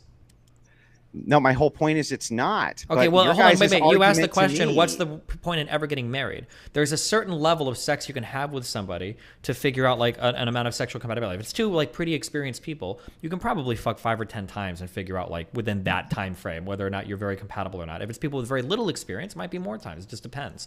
Probably maybe 5 times or less to know if you're really compatible with somebody that has a lot of experience. It just depends on. So you only need you only need the 10 data points then? Why not 1,000 data points first? Why A would that graph be is probably better? going to look like it asymptotically approaches some point. We're doing it 1 time is really big, 2 times is pretty big, 3 times is kind of Okay. big, and the difference between 999 and 1,000 is not going to be as big. But- so which it's is all why I gave you a arbitrary. specific. Andrew, Hold on, I gave you a specific number. You asked me, and I gave you a specific number. I said 5 to 10 times worth of experience, but maybe less than 5, and now you're running back to that. So why not get 1,000 data points? Yeah, but you're not Just an justifying arbitrary it. You're just number, like though, making dude. shit up as you go. I mean, like, do you want to have? Well, if you want to write fanfics about having sex, if that's what you want, we can turn off the camera so you can take your dick out and start jerking off. If you want me to describe the encounters to you, like, I don't know how deep you want to get into the actual conversation. Like, what the fuck? Calm down. I'm Andrew, calm, but like, this is sort of like asking if you're a business person, why would you ever hire someone where you can just keep interviewing them and get more data points? At a certain point, you feel like you're confident enough that you've interviewed this person enough, you've talked to him enough that you can safely hire him. It might still be the wrong decision, but you're better off hiring someone that you've interviewed a few times than someone that you've never interviewed. It's the same argument. Okay, so again, though, what you're really saying here is like, look, for you, there's some type of deal breaker that goes on with this, what you guys call sexual compatibility. This is the crux of your argument, even though, as Destiny listed out, it's what, like number 4 on why marriages go south. We have all the other contributing factors for why marriages go south. But even if we're just focusing on the sexual compatibility aspect here, Destiny says 5 or 10 times is enough for you to determine it. So not just 1 time, not just 2 times, not just 4 times, 5 to 10, that's probably enough data points. But you can't justify why that's enough data points. He just kind of like says, I just intuitively think so. And I mean, it's not okay. If you really want, we can have more conversations about it if you want. Do you want to have a really deep conversation about sex, Andrew? Is that what you want? Because we can do that. So one time with a person is probably not enough to know genuinely how they feel about sex for a variety of reasons. Because oftentimes the first time there's going to be some nervousness when you guys are both getting to know each other. You might be too scared to broach a more extreme fetish or kink, or there might just be like the general nervousness that impacts the performance. So 1 time is probably not enough. I think Alex maybe would agree that 1 time, like, people could be nervous or jittery or whatever for whatever reason. Well, how many times is enough, though? I'm talking you through it. I'm talking you through it, Andrew. I'm getting there. Okay. Maybe it's a woman that's generally like pretty nervous about hooking up with new guys. So maybe the first time she does it, maybe she needs like a glass of wine or something first, just to kind of like loosen up a little. Maybe by time 2, maybe she decides to drink again. In which case, she's a little bit loose. Maybe you need 3 times before you have completely sober sex where nobody's doing anything. Maybe the first 2 times are done like either in a hotel or a neutral spot, and you guys aren't in either person's home yet, so you don't know what they're like in a more relaxed environment. So maybe it's like 2 or 3 times. Maybe by time 4, maybe you're introducing other things into sex you didn't do the first time. Maybe somebody likes anal. Maybe somebody likes restraints. Maybe somebody likes hair pulling. There's something like that. You probably aren't going to pull out your entire fucking arsenal on night 1 when all the of people those are the things most they learn nervous. from porn, for the record. All of things. By the way, this no, is fucking wait, funny as hell because you just make shit up as you go. You're okay, like, well, maybe I this, can't. maybe that, perhaps this, maybe this. This is why too. Our data point. The reason we absolutely must have 5 to 10 times for our data points is because of all the perhapses and maybes. Andrew, how many conversations do you hold on? How many conversations do you need to have with a woman before you know if you're going to marry her? I have no idea.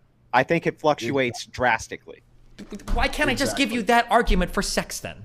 You could, but that at least would be a fucking argument, not this. That's not it. What you just gave me isn't an argument. You said it's drastically. This arbitrary point of how many times to determine compatibility. Well, it takes 5 to 10 times to determine compatibility. Because you're pushing me this on an exact number that I just made up. You're pushing me on an exact number. If you were to push me on a thing where it's like, how long should you date somebody before getting married? I'd probably say, fuck, I don't know. Could be anywhere from I'd say 6 to 18 months. Really depends. 6 months would be at the absolute lower bound of that. 18 months, I think by a year and a half, assuming you're living together, probably you're gonna have a good idea if you're compatible for marriage or not. Maybe it's 2 years, right? But I'm not going to be able to define you. Oh, well, how many conversations is that? How many times have you guys gone to the grocery store? How many times have you watched a movie together? I'm not going to be able to give you, bro, relationships are an ultra macro thing with 50 million variables involved, and so is sex. Thank you. That's our whole point about no, marriage it's not, as well. because you're pushing me to give you an exact in a vacuum. And you're like, within this vacuum, if we're talking inside of this vacuum, no one is saying you always have sex before marriage. It's just absurd on its face. And so when I ask you, I tried my hardest. When I ask you on the specifics for the compatibility, you just go all over the place, right? Okay. You start motor mouthing instead of giving us answers. True. Absolutely true. All right, so really quickly, we can keep going on the sexual compatibility route, but we've been going on it for a while. Do you guys want to still stay on this? Or I can take us down a new avenue on the same topic. It's the same, the question of sexual compatibility. So you guys want to continue with the sexual compatibility? Because there's something I want to explore, and I don't exactly know how this is going to go. So don't take me. I'm not trying to. I'd like to make one more point before we. Shaniko, you got to be careful, bro. I saw your $5 in chat. Okay, so yeah, Andrew, I think you're being a little bad faith right now because that's literally what Destiny was doing the whole time. This is sort of like asking. Being bad faith? Yes. This is sort of like what? Nothing. I was just messing with you, Alex. Go ahead, man. No, I said Andrew, not Destiny. That's what Destiny was trying to do the whole time. No, you said Andrew. I think you're being bad faith because that's what Destiny's been doing the whole time. And I was like, yes. So I was joking. It was a joke. I was kidding. Okay. Relax. Yeah, I got you. What I meant was, yeah, you know what I mean. But anyway, so that's sort of like asking a potential employee, well, how many times are you going to interview a potential job prospect? Well, is it going to be 2 or 3 times, right? It just really depends. So that's not really an answer question you get a straight answer to. But I want to follow again this logical trail. I know I've laid it out a few times, but once again, very simple, very straightforward. And your guys' answer keeps kind of changing on this, so I want to lock this in. So you say that sex is an important part of marriage, even if it's number 4, it's still an important part of marriage. You can increase your chance of finding out if you're sexually compatible by having premarital sex. And even if you have premarital sex with the girl you plan on marrying, it doesn't increase your divorce rate.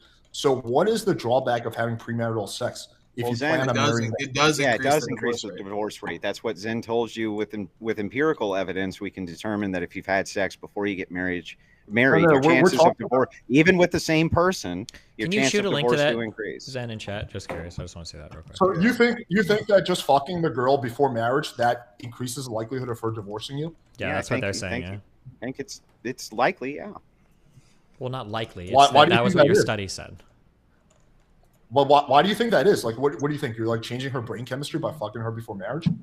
Well, yeah, in a sense, I think you do change a woman's brain chemistry by fucking her before marriage. I think that sex, for women especially, the intimacy that's involved, there's a sacred aspect to it, at least early on in their lives. Now, I think maybe in the year 2022, some of that has been kind of filtered out of society, and I'm sure that the Coomers absolutely love that. But we'd like to get back to a place where women thought it was a little more sacred. I don't really know what.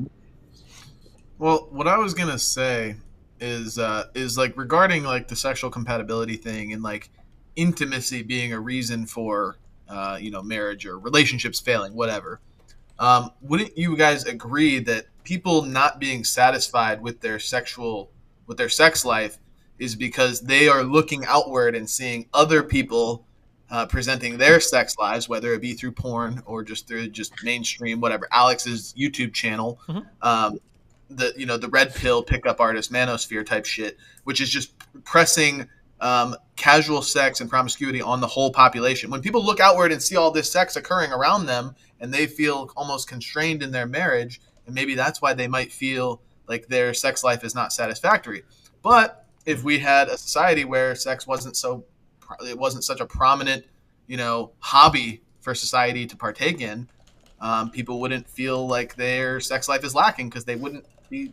They just wouldn't see it all around them. They would just but the problem is I don't think this is a good argument for keeping it, because we could make the same argument in a ton of other scenarios that have happened that people don't know. Like, for instance, like, what if a woman didn't know that it was normal in a relationship for a man to not, like, smack her, or for a man to not scream at her? Or what if a man didn't know that you could have a normal relationship where the woman isn't breaking all of his shit, right? Well, we could argue that they're more likely to stay in those relationships to try to keep them working.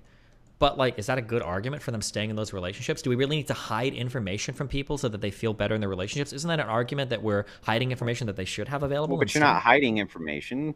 Society is going to make a promotion against those types of things. For instance, you're saying the same thing in different ways. Smacking a woman, for instance, society would promote against that. So it's not that you don't know that you can't smack a woman. It's just that we're not putting the rhetoric and the imagery in your head all the time that smacking a woman's okay. This is going to apply to sex as well. There's no doubt. I mean, you guys aren't really going to argue the point with us that since, OnlyFans and the explosion of pornography on the internet and the rewiring that it does to people's brains has not had a significant environmental effect on children that are being raised in the current society and their viewpoints on sex. I mean, of course it has, viewpoints right? on sex. I think in some ways our viewpoints on sex are way better than they were before. And then well, whether or not that's true, I'm not asking whether or not you think that's a good or bad thing, but just that it is true that those environmental factors have indeed significantly changed. Yeah, they've changed it, but I would say in a lot of ways for the better, for way better. But if people kept their sex lives in the bedroom primarily, like if most people kept their sex lives in the bedroom, don't you think couples, like men or whatever, would become less envious of other people's sex lives and not feel as dissatisfied with their own? Wouldn't they be more satisfied? I don't think that's a good argument. I don't think I ever want to hide things from people because they could see something better otherwise. I don't think I necessarily agree with that. You don't have any problem with assless chaps and pink pussy hats at a pride parade where there's kids around. You don't see any problem with that. I think we should fuck everybody. Kids and everybody should be having sex. It's actually... That's what follows from what you just said, It's dude. only your world or the world where children and geriatrics are all having sex with each other. You got me. I fell into the trap. I didn't even realize that you got me on pedophilia. I didn't even realize instantly. You got me right there. I fucked up so hard. Fuck me. Yes, I know your irony growing right now, but yes, you did fuck up. Okay. What you just said, it follows that we should just have basically naked sex parties in the streets with kids around watching because we shouldn't hide anything. You shouldn't hide it. Oh, wait, hold on. Wait a second. A guy smarter than me just emailed me and he said, Destiny, if I was you in this debate right now, what I would probably argue is that there's some level of sexual openness and there's some level of sexual closeness and that there's probably some middle ground in between this that's better. Where in the past we were too sexually closed and maybe right now we could argue we're too sexually open, but it doesn't have to be a binary thing like Zed Shapiro is disingenuously presenting it as. That was an email. Who was the lifeline who emailed you? It was just me talking. I made that up. That was a joke. Okay. Sorry, Andrew. Gotcha. I was actually thinking that the whole time. Yeah. Was it? I mean, was it a joke? I don't know. Don't you think there's like some reasonable middle ground? No, it's got to be child fucking, or people's eyes are averted from every sexual thing in society. That's what Ben said. That's what Zen said. No, but don't you agree? Don't you agree that when we promote all this sexual, like it doesn't even have to be promiscuity, but just the sexual lifestyle in society today? Don't you agree that kind of increases people's triggers and emotions? You're making a fundamentally different toward sex, toward what they would deem to be satisfactory sex, whether through porn and movies and music or whatever. We're not arguing that right now. You're arguing right now that it's gone too far, but the argument is whether it should exist at all. I think it should exist to some extent. We should talk about sex more publicly and even have things like porn. Now, if you want to argue if it's gone too far, to some extent, we could probably say, yeah, it has, probably, for sure. But that's a different argument than should it be there at all or not. If you want to argue whether it's gone too far, we could, but then you've already conceded to me that, like, okay, yeah, maybe some amount is good, but it's gone too far. But I don't think that's what you want to argue. Problem. Hang on, that's the problem, is that if we say that there's some middle ground that we can't identify, well, then it's all going to fall arbitrary, and we're going to end up with what I just suggested earlier, unless we have a different foundational principle that doesn't allow for it at all and says everybody's sexual activity should stay in the bedroom. You can talk about sex, but I'm talking about promoting sex. Why does it have which is what we're seeing in media today. Why does it have to be arbitrary? Why can't we like draw some lines in the sand? Like, for instance, where's the line? I don't know. We'd have to figure it out. You think we should have some reasonable line that we draw when it comes to pornography? Yeah. So, like, for instance, should children? Am I going to get to finish a single sentence, or are you going to soy the fuck out the entire time? Right, okay, sure. So, should children be allowed to watch porn? Probably not. I think it's an okay rule. So that's one line we could draw. Should there be special areas reserved for pornographic materials? So for instance, some bars are titty bars and most bars are not. That's probably an okay line to draw. Should it be the case that you could access, so this would be a different regulation. Maybe all porn should require at least like a 1 cent charge on a credit card to access. That could be a line that we draw. That would probably severely limit the amount of porn available to people today. Should porn require an ID upload? I think they talked about in the United Kingdom making that requirement. That could be a line. These are all things that we could argue about that would be reasonable lines, or maybe too far or not far enough that we could put. Well, then let's argue about them. Where do you want to put the lines? But this is completely besides the point of the debate. Like, where are we going to put the line on? Well, it's just the new, again, it's the avenue that I wanted to explore when it comes to people being non-sexually compatible because they are dissatisfied with their sex life because they see other shit going on that they want to partake in, like whatever their fantasy is on Pornhub. Like they see that and they're like, I want to actually do that. And then their wife's like, no, I'm not doing that crazy shit. And they're like, oh, my sex life sucks because I watch way too much porn. That's really what's going on. And we all fucking know, by the way. Okay, that could potentially be a reason. Do you think another reason could be the fact that they don't watch porn? They just have really shitty sex, and maybe the girl talks to one of her girlfriends, and she figures out that, like, yeah, she's the only one having really shitty sex. It's not what the empirics are showing us. I mean, this is the whole problem with it, right? Is like if you guys concede that there's conditioning that goes on, environmental conditioning from the time a child is young, and that the environmental conditioning is definitely going to make a determinable outcome in that child's life. I don't think either of you are going to say it's not. Then we're going to have to point to the fact that these things that are happening, the over-glorification of sex, seeing sex everywhere, sex, is going to change people's attitudes significantly. So Zen's entire point here is to say, knowing that that's true, don't you think that we might be able to have, kind of a different way of looking at this if society wasn't so fucking sex crazed and we didn't have all this bullshit everywhere? That's his point. Yeah, I acknowledge that could be a factor. Now I want Zen to acknowledge, or you, Andrew, that there could be another factor, and that could be just the shitty sex in of itself. We just think it's far less significant. Okay, well, what is that based on? Like, let's see the empirics. Okay, so the empirics that it's number 4 on the divorce list. No, that's comparing sex to like money and shit like that. We're talking about bad sex. What are the causes of bad sex? You're saying that I think it's people's unrealistic expectations. I really do. Okay, you're saying that's one of the reasons. I'm saying another reason is the fact that they're just having shitty sex outside of like anything else they're seeing. So I want you to show me the empirics that show that the outside influence of pornography is more significant than the what I said, which is basically the fact that. Well, I mean, by which metrics do you want? Do you want the metrics of what's happened with porn addiction explosion in the last 10 years? Do you want the metrics for what pornography does to a person's brain? Do you want the metrics for when children are watching? Hang on. Do you want the metrics for when children are watching pornography? What their view of sex becomes just 2 years after? I mean, which metrics do you want for this? No, I want some kind of clearly massive pornography and sexualization of society everywhere is problematic, Alex. I want some kind of study that suggests that pornography is playing more of a role than sexual incompatibility. Well, I don't know that we can square those 1-to-1 through empirics, or at least I don't have them ready. But you just said that it's so much more important than sexual incompatibility. I don't know the study offhand, but I believe that something like close to 50% of marriages, of divorces rather, contain like some reason being pornography use in the divorce courts or whatever. So like there is a significant causal link or correlation between pornography and divorce in America. Again, I don't have that study. I could find it if you want, but I'm pretty sure it's true. I don't think you can say that pornography is playing more of a role than sexual incompatibility. You have no evidence for that. You presented zero evidence for that. Well, don't you agree? Just humor me here. If there's a guy who's married to a wife and the wife is generally pretty modest, she'll do most things within the standard, she'll do blowjobs or whatever. But she let's say she draws the line at anal in threesome. She won't allow threesome. But then the husband. His entire fucking search history is anal and threesomes on Pornhub, and all he wants is fucking anal and threesomes from his wife, but she won't give it to him. Don't you see why you would call that sexual incompatibility caused by his porn fetish? I mean, or at least deeply correlated to his porn fetish.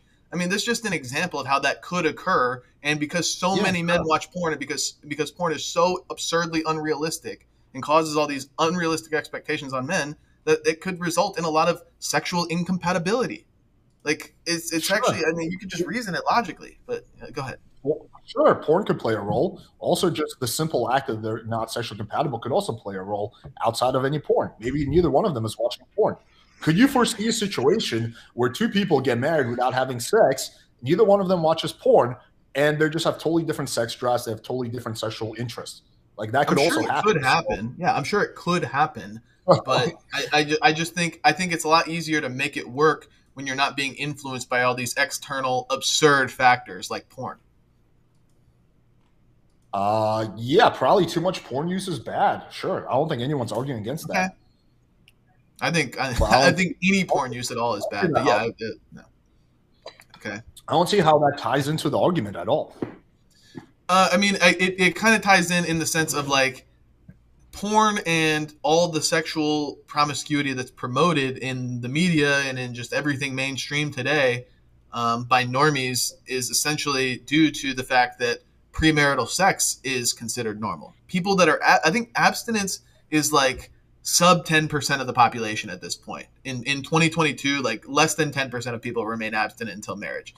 It's like, it's not common, but because everybody's promiscuous, everybody has premarital sex, everybody's into this stuff, it's popularized by porn, it's popularized by media. There's all these factors that go into all these things that then result in sexual incompatibility. But if we get rid of all this influence, there's nothing that people are going to have a reference to say they're sexually incompatible, because all they're going to know is what they have with their partner.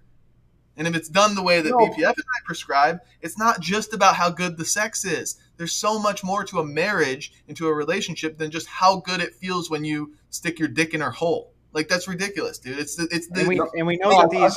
Hang on, Alex. We know that these societal trends and norms occur. We can look at a country like Japan, for instance, where there's some normalcy there, where after marriage, sex is only used for reproduction, period, and then the woman wears the pants in the household and gives an allowance to the husband. It's a big joke there. And that's led to a lot of the young men checking out, not just that reason, but that's one of the reasons for them checking out and becoming herbivores. And what a herbivore is Japanese kid who checks out of the dating scene. But that's a cultural norm that's there. So these things are environmentally influenced in a big way, is all we're saying. And we know that this culture right now does not frown on premarital sex at all. So what we're saying is, like, maybe they ought to a little bit. Maybe we ought to bring some of this madness back. Yeah, I mean, I could totally foresee a society if we let's say we ban porn, we ban any kind of erotica or sex writing. I still think you're going to get situations where a married couple realize they're sexually incompatible and then they get divorced, right? So I don't think you're going to solve the problem just by getting rid of porn. You can't solve anything completely, dude. Like, there's always going to be unforeseen circumstances. We're just saying that there's these kind of factors we can point to that I would argue do lead to people's sexual expectations becoming higher than they should be otherwise, because porn is unrealistic. We could also point to sexual incompatibility and people not having sex before marriage and not finding this shit out, and then getting married and realizing they have absolutely nothing in common in the bedroom. Like, I know this kind of anecdotal, but I'll use my cousin as an experiment. This is a true story. My cousin got married to a chick he barely knew, right? And when we asked him, why is he getting married so fast? He's like, oh, I really want to have sex. And in the Bible, it says you shouldn't have sex until marriage. We're like, okay, dude, interesting plan. 2 months later, they got divorced, right? What do you think he could have done to make that relationship better, to avoid getting divorced? Before you guys answer that, here's what he could have done. Wait, stop, Andrew, stop. Okay. Last intermission is the last 30 minutes, last half hour of the debate. Thank you guys so much for watching. Remember, send in your questions via super chat. Any of the channels, I've been tracking them so far. Destiny, just to let you know, your super chats have now started coming in. I got them. I just missed one for $50 that I don't have access like that. So if you could send it in the private chat, and I'll fill it later. Thank you. Gentlemen, continue.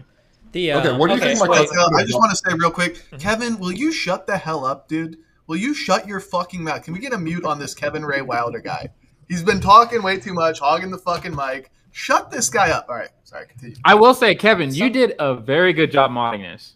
Like, honestly. This is fun to watch. Well, the less I talk, the better. I mean, you know, when it got a little bit crazy there, that's what people watch for. So why would I stop it? You know? Okay, so as long as we stay on track of what we're talking about. So we were talking about pornography and how it relates to, you know. So real quick. So actually, because I was linked this earlier. I've been reading this. So you linked me something from the Institute for Family Studies. We're just curious, and I'm not going to use this as discredit study, but are these people that are joining like pro-family, pro-religious group, pro-whatever? I don't exactly. It says Institute of Family Studies, so I'm sure that they do. You know, okay, just curious. All right, just curious. So I'm reading down here through the data, and I'm kind of reading through some of the conclusions that the author is drawing. And there's a couple of interesting things about the survey that the person brings up that I wasn't even aware of. So the idea that a marriage works most for women that have like 0 to 1 partners might not have anything to do with how many sexual partners they've had at all. It might just be that they found a really, really good person after 0 to 1 partners. Oh. That might be the case. So if you find your quote unquote soulmate after 0 or 1 partners, then it might be the case then that, like, of course you're not going to have more partners after that. But the interesting trend that they point out is that your chances of that marriage lasting increase from 2 to 3 partners and increase from 3 to 4 to 5 partners. So having more partners after that actually shows a decrease. So if you've had sex with 1 or 2 people, you're better off trying 2 or 3 more people, and you actually have more success. And it's more interesting. But it does say that the highest success is 0. The longest lasting marriages are with 0 partners. Correct. And that's essentially but the person writing this article doesn't mention anything about how the reason why is the reason why is because she hasn't had sex. So, for instance, that's all a study or a survey is just they're well, just hold on. If we trust them to gather the data, we should look at their analysis of the data as well. So he says, my best guess rests on the notion of overemphasized comparisons. In most cases, a woman's 2 premarital sex partners include her future husband and 1 other man. The second sex partner is firsthand proof of a sexual alternative to one's husband. These sexual experiences convince women that sex outside of wedlock is indeed a possibility. The man involved was likely to have become a partner in the course of a serious relationship, and women inclined to hook up will have had more than 2 premarital partners, thereby emphasizing the seriousness of the alternative. Of course, women learn about the viability of non-marital sex if they have multiple premarital partners, but with multiple partners, each one represents a smaller part of a woman's sexual and romantic biography. Having 2 partners may lead to uncertainty, but having a few more apparently leads to greater clarity about the right man to marry. The odds of divorce are lowest with 0 or 1 premarital partners, but otherwise, sowing one's oats seems compatible with having a lasting marriage. And then they go on to talk about how there are people that have many partners, so 10 plus. However, they also point out a lot of confounds with that. And they say, for instance, people who suffered childhood sexual abuse are more likely to have extensive sexual histories, and childhood abuse also increases the odds of a problematic marriage. Andrew, mute your fucking phone! Sorry. That's literally what I just did was grabbed it and muted it. So it seems like even in here, and I'm assuming that this website is a very pro-family, like pro-abstinence website. Even here, it seems that the authors are conceding that, of course, somebody with like 10 plus sexual partners, like Alex pointed out earlier, if somebody tells me they've had 30 sexual partners and they're 18 years old, it probably doesn't really have to do with the sex. There's probably some other shit going on there that's leading that person to have a very fucky life. Or if somebody's like 35 years old and they've had 30 sexual partners, okay, like this is probably more reasonable. Or like 20 sexual partners by like 30 or 35. And I think the author of this goes on to point out. So just on that fact of like having more sexual partners is necessarily decreasing your ability of having a lasting marriage. First of all, by the data you provided, which I'm assuming is already biased in your favor, that's not true. And then secondly, the reasons to explain it is. It's just because it decreases from 2 to 3. I'm looking at it too. It decrease, like the likelihood of divorce decreases from 2 to 3, and then again minor from 3 to 4 or 5. But then after that, it goes right back up. So once you have more, once you get to 10 plus partners, yes, that's when it's at the no. I'm looking. If we're looking at the same graph, it says Figure 1 chances of divorce after 5 years of marriage. It says so from 0 to 1 to 2. The chances go up, chances of divorce. Yep. And then from 3 to 4 to 5, they go down a little bit. But then from 6 all the way to 10, they just go right back up. But looking at this graph, having 9 partners gives you a higher chance of a successful marriage after 5 years than having 2 partners. Okay, but we're arguing for 0, which has the best chance of a Sure, successful. that's fine, but I'm just saying that the way that correlation looks seems to imply that there's something more going on here than just saying more sex is bad. Because hold on, again, a partner.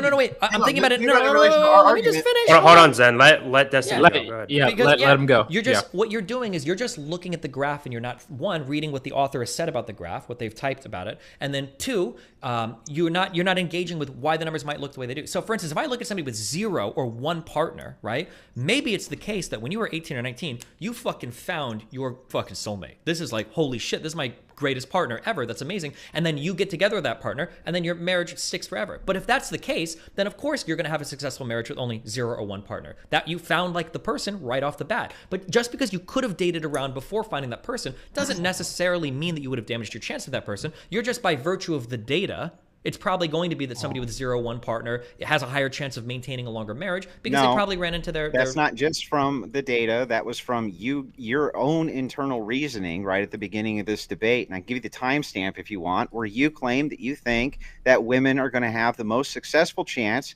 of finding the best partner for themselves the lower their body count is. So it's not just from the data. The data is just one more tool to add on top of your own reasoning skills. I'm just reading the author's writings about the data. To be clear, the dialectic here is we're arguing for 0 and you guys are arguing for or either neutral or just anything in between, 0 to many. And with 0 partners, it's showing like in all 3 sects of the study that they did, it's like 5 to 10% chance of marriage or divorce. Sorry. But then when you go to 9 partners, which yes, it is technically lower, 6 to 9 partners is technically lower than 2 partners. It's still a 25% chance of divorce in this study. I mean, it's still a significantly greater chance of divorce. Sure, I understand. But what you're trying to say is that because of the greater number of sexual partners, they're getting divorced. But another explanation could just be the people with 0 or 1 partners, the first person that they started dating happened to be the one that was like the most compatible for them. Yeah, but that's just like that's just another maybe who knows what argument. Well, but the problem is that my hypothesis. Hang on. In reality, with these studies and with these surveys and all this data, you can't really draw causal links between anything. All you can do is point to correlations that appear to be strong or weak or nonsense or whatever. And if you can't draw any causal links, then you can't give any prescription. So why would you even link with this study? If you're just going to say if you're just going to say it's only that's correlated, the problem with empirical data. Yeah, no, hold I agree. on. That's not. You can draw causal links from empirical data sometimes. It just depends on what the data is investigating. Well, in this particular scenario, I mean, you would have to point me to something specific that you're talking about. From what I can gather, I'm giving you a hypothesis. Data just provides correlation. It doesn't give you a cause. Well, wouldn't it logically follow that every time you add a sexual partner, your chance of being married goes down? Well, that's not what the data is showing. Like, that's just, if you think about it logically, that's what it founds. If let's wait here real quick. Wait, justify on that. Wait, no, because that was justify on that. Let's say, for instance, let's just ask people how many people you've dated. Let's say I go to one group of people and I say how many people have you dated before getting married? And this group was like 0 to 1 person, and another group was like 5 people. Well, chances are the people that dated 0 to 1 people, their marriage is probably good because they found like the one like right away. Whereas the other people that dated 4 or 5 people first, they're still like dating around to find like that person. So it's going to cause so now the question is like, oh, well, hold on. Maybe dating less is actually making these people more successful. It's like, well, no, it's just the people that have only had 0 to 1 dating partners prior to getting married or whatever, just found somebody that was super compatible right away and then they got married. So it's like a data artifact. Yeah. I mean, that's just another like if maybe who knows what argument. But if you're going to say like, that's why I'm just willing to concede if it's like having 2 to 3 to 4 to 5, whatever partners doesn't really change much as far as your chances of marriage or divorce. I might just concede that. But again, our argument is that the most ideal scenario is abstinence, 0 sexual partners, and that's what the data supports. That's what matters here. That's your logic supports that. No. Is that correlation or causation? Like, can you see how maybe someone who has 0 partners before marriage maybe found their partner like their high school sweetheart, or maybe they're more religious, and religious people are less likely to get divorced, right? Like versus someone who has 8 or 9 partners, maybe they're not religious. Religious people are less likely to get divorced, right? So maybe this is a correlation thing instead of a causation thing. If you think about it, like if this was a causation thing, something inherently about you having sex with other people caused your chance of marriage to go down, then you would see the chart just go all the way up. Every time you add a new person, the chance of marriage goes down, but that's not what the data is showing. So that suggests it's a correlation, not causation. Yeah, because again, you can't just find a causal link between anything really with just one piece of data. Well, of course. Well, let's say you can point to a series of correlations that are strong enough to say maybe we should live this way, we should act this way, we should not do this. I this, agree. I mean, especially if they match up with other contributing factors. I agree 100% with what you're saying, Zen. But here's the issue that I think, okay? Let's say that, because what we have is some data, and what we're both trying to do is come up with a hypothesis that the data fits. That's what we're trying to figure out. And you're telling me that the more partners you have in general, having more partners is going to increase the likelihood of you being divorced within 5 years. Therefore, by virtue of having more partners, you're more likely to get divorced. Like just that thing, there's like some link there. And I'm saying, okay, that could be true. But the problem I'm running into is when I look at the data, past 2 partners, you're better off having 3, 4, 5, 6, 7, 8, 9 partners before that trend actually gets worse than having 2 partners. Now, if you were trying to, if your hypothesis was to say abstinence is best and having more partners is actually damaging your ability to maintain long marriages, I wouldn't expect to see the trend reverse at 2 partners, then reverse again at 4 to 5 partners, and only get past 2 partners once you've had 10 or more partners. But it's not, okay, for one, it's not a very significant trend reversal. Like they're like again, 0 to 1 is like this, and then like 3 to 4 to 5 is kind of just like a very shallow decrease, and then it goes back up. It's not, again, it's not very so it looks like 1 partner is 21% and 6 to 9 partners is 26%. That's not a huge difference in it's no compared to 5% versus 30%. Sure, I'm just saying that 5% versus 25%. Sure, but your difference from 1 to 2 partners is it goes up from 21% to 30%. And then from 2 partners to 6 to 9, it drops all the way back down to 26% from 30%. From 4 to 5 partners, it's down to 24%. I'm just saying that it doesn't seem like your hypothesis is explanatory. Explain to me how it changes from 2 to 9 partners. Why does it do that? All three of these graphs show the greatest changes. You're just restating. Oh, we're in the precept area. Okay, I've said my piece. No, all three of these categories on this in this graph, the greatest changes that occur are from 0 to 1 to 2. Everything else that changes is much more mild, even if it reverses. But there could be even something to be said about this. Like you guys keep saying, like, oh, what if external factor occurs here? External factor occurs here. What if it's just simply the case that people they experiment with sexual partners, like multiple sexual partners, and they realize this isn't actually ideal, and they become more willing to settle down after. Then you would expect after 10 plus partners that number would be even lower, but it's not. So I just want to be stated. Yeah, I think at that point you just become a lost. But yeah, so I just want to state one more time very clearly for the audience because he won't answer the question, right? So if you didn't ask a question, I'll answer your question if you ask it. Okay, sure. So my question is how can you explain the reversal of your trend at 2 partners if your hypothesis is that more partners will cause you to have a higher chance of divorce? It's not our hypothesis. Yeah, I don't think I said cause, but I said generally speaking, there is a correlative trend with more sexual partners being less desirable for the opposite sex. At least but you don't think it's causal. Or also that it's less likely to lead to a stronger marriage. Me and Alex, I think we 100% agree. If you're not going to put any causal link at all, chances are, like most religious people or like arranged marriages, are probably 0 to 1. I would agree with that 100%. Yeah, if that's what you want to say. But like you agreed. If there's no causal link, then yeah, you guys can only make moral prescriptions based on correlations. Like, what are the causal links that you make? Well, I can make observations about relationships and say something like sexual compatibility is a really important part of a relationship. We can back that up with data that you can see some people will get divorced because of sexual incompatibility. And I'll say, well, in that case, you should probably have sex before marriage. That's a reason. That's a prescriptive statement to make. Now, if you want to say, well, hold on, I don't think that's good because having more partners is bad. Well, is having more partners bad? Because when I look at your data, when you say having more partners is bad, you're implying that by virtue of sleeping with more partners, you're decreasing your chances at a successful marriage. But that's not true. Your hypothesis doesn't, your data doesn't fit your hypothesis. It is true. Anything that's more partners past 0, anything that's more partners past 1 does decrease it. Having more partners past 1 doesn't mean that it's causing it. It's just correlated with it. I don't know what 0 and 1 partners is. It might have just been somebody that met their like soulmate really early on in life. Or they got an arrangement. It is just a correlative factor. There is no causal link. You can't say just correlative. Your whole point is that this is causal. If you say it's correlative, you've undermined your entire argument. Your whole point is that having premarital sex is worsoning your ability to have a successful marriage. I'm not undermining the argument, because that's effectively what every single empirical data-based argument is based on, is just correlation. Like, And for your example, reasoning, and your own reasoning.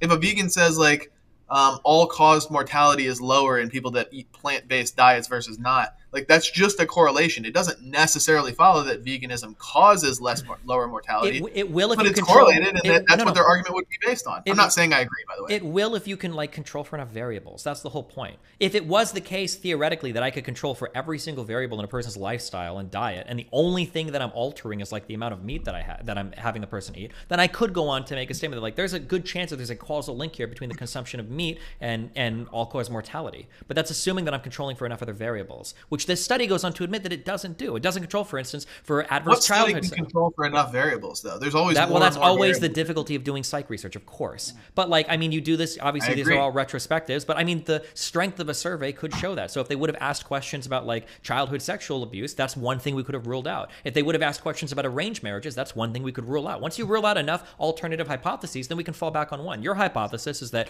more sexual encounters are going to cause you to have a higher chance of divorce. They're just going to lead to more divorce. But I don't think we've controlled adequately for enough variables to really say that. And even the author of your study or the person reviewing it seems to agree that there are other things that could account for it. So, well, do we agree then that effectively, like from what you just said, studies can't prescribe oughts? You can't get an ought from a study. You can't get a moral ought. I mean, that's a human. Yeah, of course. You can't get an ought from an is, but that's not right. So I mean, we kind no, of can. No, like, well, then there's no moral argument that can even be made in your guys' worldview. So we're just using maybe we should have just had a meta ethics debate, Destiny. Maybe we should have gone there. Well, everyone here agrees that we can, in a way, get an ought from an is. So we're just like analyzing the is right now because the is going to determine our oughts. I think all of us here agree that we ought to have healthy relationships. We all agree that we ought to have healthy marriages. So if that's the case, then we're going to analyze descriptively the data that's going to show us what's more likely or less likely to lead to healthy marriages. So of course, if we can draw a causal link between more sex, and I think Alex would probably admit this, I would admit this, if you could actually show me that all else equal, just having more sex is damaging a lot of your future relationships, then I would say, oof, I think we should probably pump the brakes a lot then on casual sex or push people towards having as little sex as possible. But I don't believe that's the case. And I don't think I've been presented with evidence to believe that's the case. Well, don't you think that that's the case via your own reasoning, though? If you think that the more sexual partners a woman has, the less desirable she's going to be for the partner that she ends up wanting to have? Not necessarily. So you don't trust your own reasoning either? Well, it's not my own reasoning. That would just have to be something that is demonstrated, I guess. So even though there is empirical evidence to support that, and your own intuitive reasoning tells you that still isn't good enough for you, what metric can we possibly present that would be? Well, not support that. Yeah, there'd have to be like views, because my understanding is that people's views of sexual activity has changed over time. My guess is going to be that in 1970, a woman with 5 partners is like disgusting. But in the year 2020, a woman with 5 partners is probably not that fucked. Like those are probably views that change over time, would be my guess. Yeah, I agree that those views change over time, but I think that the foundation of the fact that having more partners equals less desirability is something we would probably agree on. Yeah, but if that's a trend, sense, right? Real quick, to go on what Destiny just said about how 5 partners 50 years ago or whatever is disgusting. 5 partners today is more viewed as normal. But referencing back to this study we just looked at, having 0 partners in the 2000s, it was the least likely to get married. And then across the board, having 2, 3, 4 to 5, 6 to 9, or 10 plus in the 2000s had a higher chance of divorce than anything prior. So having more partners in the 2000s, this study shows that they're actually more likely to get divorced. Sure, but I mean, yeah, I understand. But like, so for instance, like looking at this study, for instance, like I can pull this quote out. Like the percentage of Americans who believe that premarital sex among adults was not wrong at all was 29% in 1970. But in the 2000s, it was 49%. From 2012 to from 2010 to 2012, it was 58%. Right. So I imagine these are like opinions and shit that are changing over time. Like. So it might not be the case. No, I agree that generally the societal view on premarital sex has become much more loose, like lax. Like people don't really care much for premarital sex. But then what we see is more divorce. Sure, but so if someone has 2 sexual partners, would you then, if we're going off the study, recommend for them to get like 6 or 7 more sexual partners because that will actually lower the divorce risk? Rephrase it or just restate it. What are you asking? Let's say you have someone who already has 2 sexual partners. They're not a virgin. Would you recommend for them to get another 4 or 5 sexual partners before they get married? Because that will further lower their divorce risk? No, because for one, I don't think it lowers it to any significant degree. Like, Wait, but it's does. It's very shallow. Like I said, the graph is very shallow when we're talking about that decrease. But 2, I think it's more of an intrinsic factor. I don't know if it's just sex alone that's causing this, but I think it's the mindset that somebody has when they're engaging in promiscuous and premarital sex that is also leading to their failed marriage. And we can see that because of the variation of the sexual partners that happens depending on the time frame in which it's happening, whether it's the 2000s or whatever. It significantly sways based on what's going on with societal environment. So no, we still wouldn't make that prescription. Okay, so you're not going to make that prescription, even though the data supports it. But we're supposed to make the prescription that one should not have premarital sex at all. Yeah, but the data supports it in another way if societal conditions are correct, and so we would try to move towards those societal conditions. Like we're essentially just saying, like, what we are advocating for is the most amount of people having the closest to 0 sexual partners premarital as possible. We want the most amount of people to be abstinent as possible. Sure, we understand that, but you just don't have a really compelling, compelling hypothesis to support that, like, right? Oh, you already got 2, 3, 4 partners. Should you have more? Like, I don't know. It just becomes arbitrary at that point. I think it's not arbitrary according to your data. Sorry. Yeah, the data that you're using to base your argument on suggests that you'd be better off having a few more sexual partners if you already have 2. Based on current environmental standards, but those environmental standards, when changed, you see the trend changes with it. Well, we live in the current world. We don't live in an idealistic fantasy world. Well, it's not idealistic in fantasy to want to change environmental conditions to get the outcomes that we want in society. But you can't change the world. You can just change your own behavior. Well, people, first of all, a single individual can change the world. We've seen that 1,000 times. But that aside, all we're doing is advocating. All that we're doing is advocating for what we'd like to see and the changes we would like to see. We understand that there might be environmental changes that are necessary in order to bring us even closer to that 0 marker. So I don't even know what the fight is here.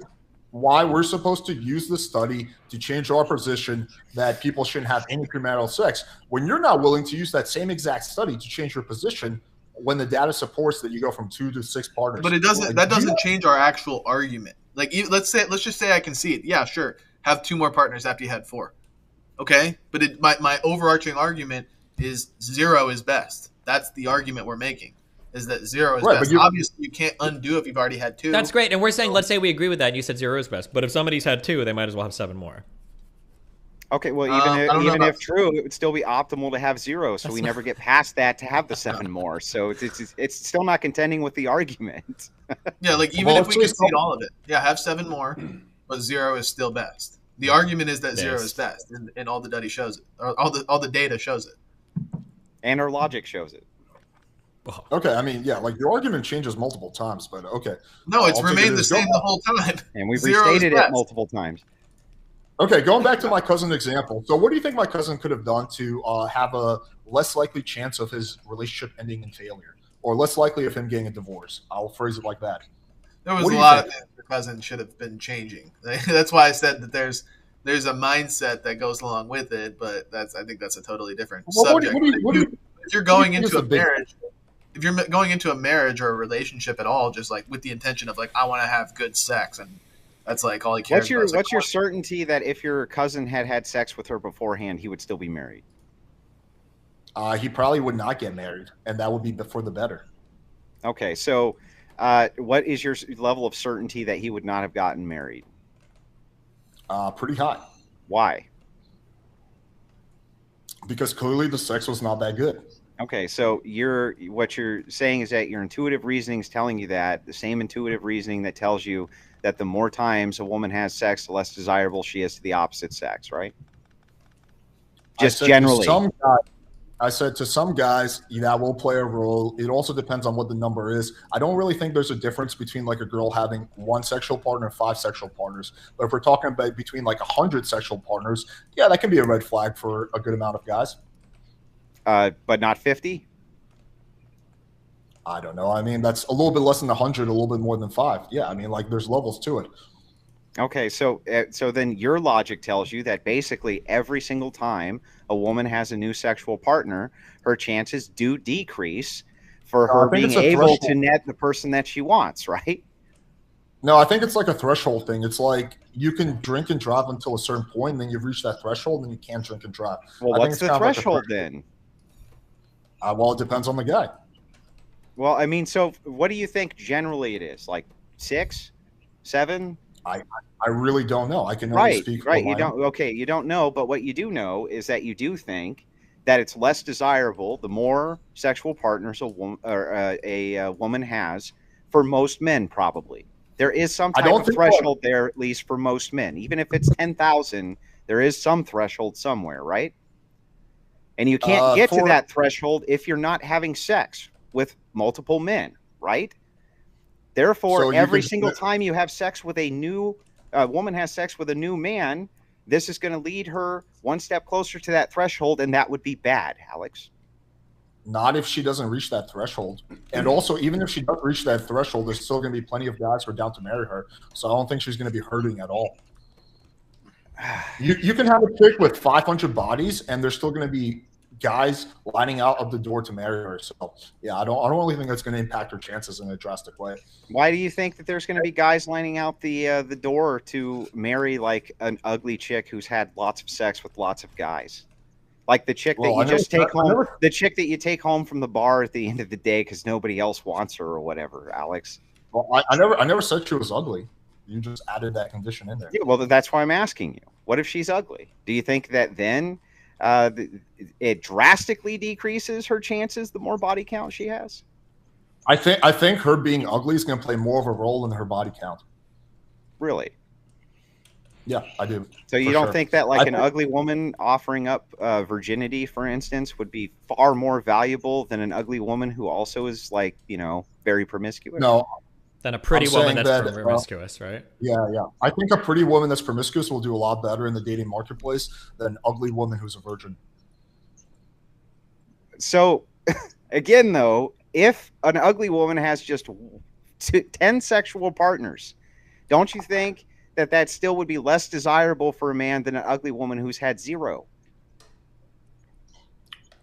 Depends on the guy, but I think again, 10 is. I think if we say like all else equal, it's probably less desirable. Sure, if all else is equal. Thank you. All else equal. That's all I was asking. I think there's still going to be a line out the door to marry that chick. So even if she's ugly, even if her body count is 10, so I don't think her life is going to be impacted in any negative way because of that. Okay. Let me ask this question. Okay. I'm sorry. You can't. All else being equal, there's no way fairly to end this, but the time is up, gentlemen. So now we're going to move into closing statements. BPF and Andrew and Zen get to do the last one since they had to get the second one on the first round. So Destiny and Alex, you can go first. Whoever wants to go first for their closing statement, you have 5 minutes. Destiny, you want to go first? I mean, I can do it if you want. Do we both get closing statements or just one of us? Yes. No, you both get both. Okay, I'll go first. I'll try not to use my whole 5 minutes here, okay? I didn't know that I was going to have to give like a detailed breakdown on sexual interactions. That's my mistake. I want to apologize to everybody here that I wasn't prepared with my erotica fan fiction in order to describe the difference between good sexual encounters and bad sexual encounters. I'll make sure that next time I come, I've got some good wank material for everybody here so that we can talk specifically about what that means. And I'd also like to point out that the hypothesis given to describe how the data fits on the one study that Zen and Andrew provided, I don't believe was sufficient to prove that there is a causal link between having more sexual partners and having a higher rate of divorce. And if they're going to concede that there is no causal link, and we're going to say that it's all corollary, then I'll say, of course it's the case that somebody that's only had 1 or 0 sexual partners has less of a chance getting divorced, because that person has probably only dated 1 or 0 people, and they found somebody highly compatible in their first or second partner. And if that is the case, then of course they're going to have less sexual partners, and of course their marriage is going to be more likely to succeed. But that doesn't mean it's more likely to succeed because they had less sexual partners. It just means they happen to run into the person that they really love after dating 0 or 1 or 2 people. Yeah.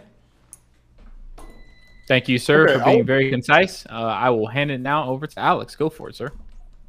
Yeah, I mean, I agree with what Destiny said. I will just add that Zen and Andrew conceded that sexual compatibility is at least somewhat of a relevant factor in determining the success of a marriage. And Zen, at least himself, said that you can increase your likelihood of finding out if you're sexually compatible by having premarital sex. So if you just follow this very simple logical train, then if you want to have long-lasting marriages, which is what Ann and Zen want, and sexual compatibility is a factor that plays into it, and you can find out your sexual compatibility by having premarital sex, then what should you do? Oh, have premarital sex. Awesome. Gentlemen, on the right side, you can choose either of you to go first, but it is now your turn for closing statements. You can go first then. Okay. I just want to point out, Alex said right at the end, he initially came into the debate claiming moral neutrality on premarital sex, and then he said at the end, we all heard it, play it back 30 seconds, you should have premarital sex. Interesting that he accused us of changing our argument the whole time and then changed his at the last second in his closing statement. Just following the excuse me. Very interesting. But yeah. Anyway, yeah, I think we made our case pretty clear here that obviously from our own worldview, abstinence is ideal just due to Christian ethics, but we didn't have to even argue that. Destiny was the one who was trying to push it to meta-ethics, ironically. But we provided, I have more studies and more data, but the data that I did provide supports the claim that being abstinent leads to a lower rate of divorce, or at least is highly correlated with a lower rate of divorce, which is all you can really do with a study. You can't provide causal chains and causal links of anything with studies that give you an ought claim. All they are is data that you then have to interpret and make prescriptions under your own interpretation. And as far as like the whole sexual compatibility thing, I really think that's an argument from just degenerate coomers, porn-addicted coomers that have been normalized by a porn-addicted, degenerate coomer society to think that all that a relationship is sexual pleasure and sexual compatibility, whatever. No one needs that. Excuse me. Alex. Excuse me. It's just a closing statement. But even though, stop. You can, Alex, you can respond. Stop. You can respond afterwards. This is closing statements. I was charitable to you. I didn't interrupt you. You don't have to interrupt me. Yeah, go ahead. So this has been these kind of arguments have been normalized in our society because sexual promiscuity and this coomer mentality is just running rampant, and basically everybody partakes in it one way or another. I'm sure even myself and Andrew are not perfect in that regard, but it doesn't mean we can't argue for it. And that what we are arguing for doesn't lead to a stronger family structure, a family unit, higher birth rates, less divorce, which is what society is built on, is the family unit. So I think we made our argument pretty clear and essentially pretty sound. So other than that, I did enjoy the conversation. I think it was relatively civil. Kevin did a good job. Pedro did a good job. Destiny, Alex, I appreciate you guys engaging. It was fun. Yeah. So just to briefly add on to that, I appreciated the convo. I always appreciate the convos with Alex. I always find him to be very good faith. I know that we both get frustrated sometimes when we're going at it, but we do have good conversations, I feel like, and me and Destiny do too. So I appreciate both of you guys kind of humoring us tonight and taking this topic on. I feel like we got kind of bogged down on just the premarital sex, but I think that that's okay. That was something that needed to be kind of fought out so that we could even get anywhere with anything else, because like you guys really just don't think that any of that, is a big deal, basically. Like that's kind of our whole contention with Alex and the pickup crew, But remember, one of the things that was said here that's so key, and take this away because it's very important. Everybody present agreed and understands the fact that the more sexual partners a woman has, and we all reasoned this out, the more likely it is that she's probably not going to find Mr. Right or Prince Charming or the man of her dreams or sail off into the sunset and have that happily ever after. We know this for certain. We reasoned this out long before we got to the empirics, and the empirics just kind of backed us up. All right, the 0 play count is the play. That's for the best for a healthy society. And try to remember that it's super important that this adds up to what we intuitively kind of understand anyway with the current world that's around us. None of these guys are stupid. Destiny's not stupid. Alex isn't stupid. Zen isn't stupid. We understand that the more a woman screws around with multiple men, the less desirable she's going to be for the opposite sex. We understand this. I don't even think we need the empirical evidence to know this, but the empirical evidence does back it. And of course, that's going to be a problem. The more promiscuous a woman is, the less we want to have that woman around. It's just kind of the way that it is. So I did just want to kind of add that on to Zen's excellent closing statement and tell you guys once again, thanks for coming on. All right, ladies and gentlemen, and that ends the debate. The debate is officially over, and we do things a little bit differently here on the Crucible. During this time now, me and Kevin get to take our mod hats off, and whatever notes we took down, we get to interact with the debaters and ask questions. Then we're going to move over into all the super chats and questions that I've been tracking this whole time to actually field to the debaters once again. So I'll field the first question. Kevin, hey, I think Joe, you're do you going to think be... we just say something for 10 seconds before you get into that? Yeah. It'll be 10 seconds, I promise. Just respond to Zen. Make it very quickly, please. Okay, I think Zen made a pure straw man argument because no one claimed that sex was the only factor. That's it. Oh, if we can do 10 seconds, can I ask one quick question of Andrew? Just because the data analysis part is really funny to me. Andrew, do you think that... No, just one question. And I won't even respond to his answer. I just want to ask one question. Okay. Empirically, do you think that the chances of you dying in a fire increase the more times a fireman shows up to your house? I don't know. Okay, that's what do you mean? That's all I got on that one. Okay. Well, okay. I don't understand. I know you don't understand. That's the whole point. We're good. Oh, okay. Well, Okay. so that tells us nothing. Glad that you were able to take your last 10-second cheap shot and it didn't go anywhere. Good for you. It went exactly. Okay. The point he's making. No, stop. Moderator questions start now. Me and Kevin get to get it. You guys are over. Okay.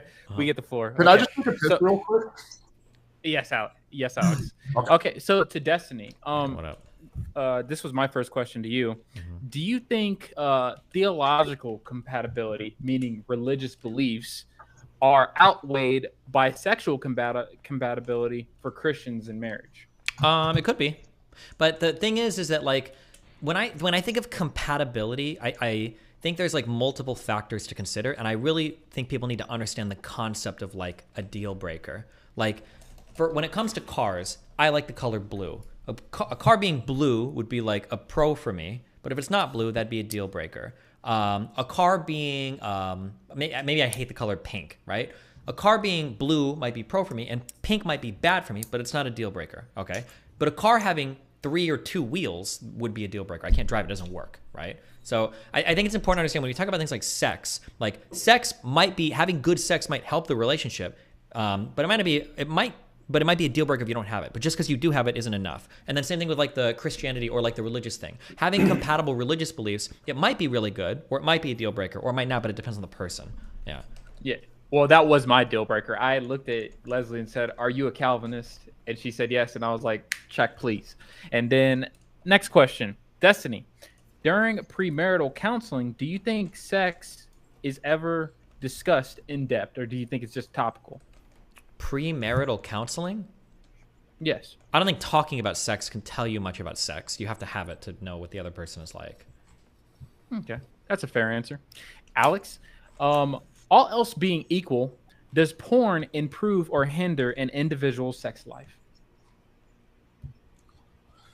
It depends on what extent. I think if you're going from like 0 to like a very small amount of porn, it could potentially improve it because it kind of teaches you what you like, what you're into, expands your horizons. I know it did for me.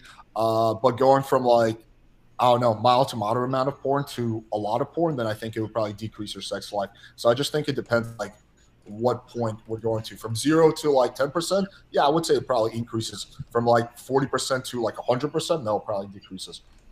Okay. You know, one of the main arguments like against porn from our side is that it has like almost like a drug effect. Like the dopamine release is so strong that it causes you to crave more and more and more hardcore versions, more higher dosages, more often, that kind of thing. So the problem is that it's very hard to use porn like mildly and recreationally, like once a month on a weekend or something. Like a lot of people are doing it like 5 to 10 times a week. Like, so. Well, that's literally what I do personally. I watch porn like once a month recreationally. Yeah. Yeah, I'm sure. I'm not saying you can't do that. Like some people, I'm sure, could do heroin once a month on a weekend, but most people that do heroin are doing it like 5 times a week, 5 to 7 times a week, or more. So that's all. No.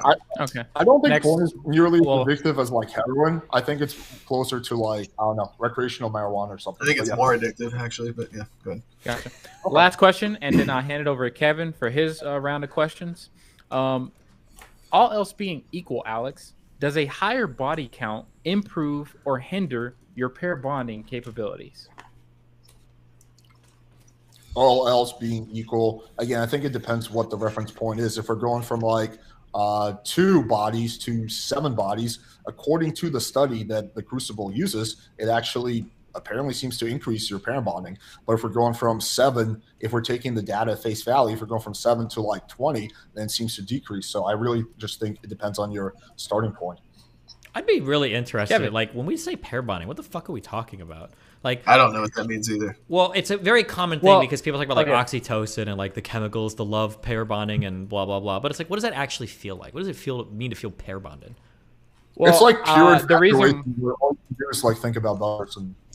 Yeah, the reason why I brought it up is because we had a program. This has kind of like been a saga that we've been on with Alex. There was a moment where his first debate partner brought up some kind of weird naturalistic BS that Zen called it, that all led to saying that the pair bonding of a person who has a higher body count is down. And then I remember, and I'm not trying to impose this on you, Alex, but I remember I thought you agreed with that, but I was testing if you still agree with it now.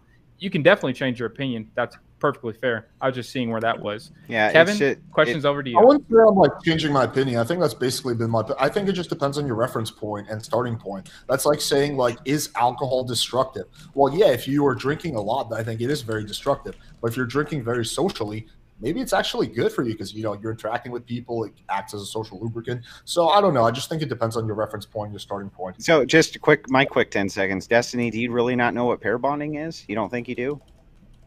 Okay, for somebody that opened the debate with, I don't know what sexual compatibility means, for you to come at me and go like, you don't know what pair bonding means? That's pretty rich. But no, I don't. If you want to explain it to me, go for it. Do you have a lot of sexual partners? Yeah. Okay. Wait, are you going to explain what pair bonding means, or? Nope, no need. I was just curious. That was my 10 seconds. Okay, but I was willing to explain sexual compatibility, but okay. I think that kind of shows that you don't have any clear understanding or even definition of what pair bonding is, but all right. All right, I hand it over to my partner mod, Kevin. Yeah, yeah. All right, so Destiny, do you think that premarital sex contributes to the incel epidemic? And if it does, do you think that having a monogamy normative society would help sort of quell the incel epidemic? No, I feel like having a monogamy oriented society would make it even harder for people to fuck. Like, I don't think incel people, it's not like incel people are like, oh God, like I can find all of these relationships. I just can't find casual sexual partners. Like incel people can have trouble just finding out where to even find women to talk to start to date. I don't know if like forcing everybody to be monogamous would all of a sudden give incels greater access to women in some sexual marketplace or make women more likely to date like incel people. Don't you agree that it would kind of at least quell that whole like 90-10 theory where like 10% of the men are getting 90% of the women and vice versa? I don't even know if I believe that theory. I'd have to dig into that a lot more. I think that's definitely true. That like 10 to, I don't know, 80-20 even.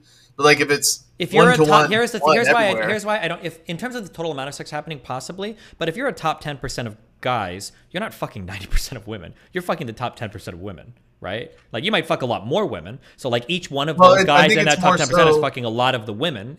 But like I think it's more so. Yeah, you might be correct on that to some degree or whatever. But like it's more. I think the theory more so states that like 90% of women are after 10% of men, and like 90% of men are after the 10% of women. So they like might they might like match with them on Tinder or something, but I don't think it's inhibiting a person's ability to date within like their strata, right? I think it would. I mean, think about it. If you're like matching with a bunch of people on Tinder per se, or you're on some dating app, and you match with somebody who's in that top 10%, and you're like super attracted to them, but then everybody else who's like out of that top 10%, you're like, well, this one's way hotter, so I don't really care about them. You're gonna like neglect them almost.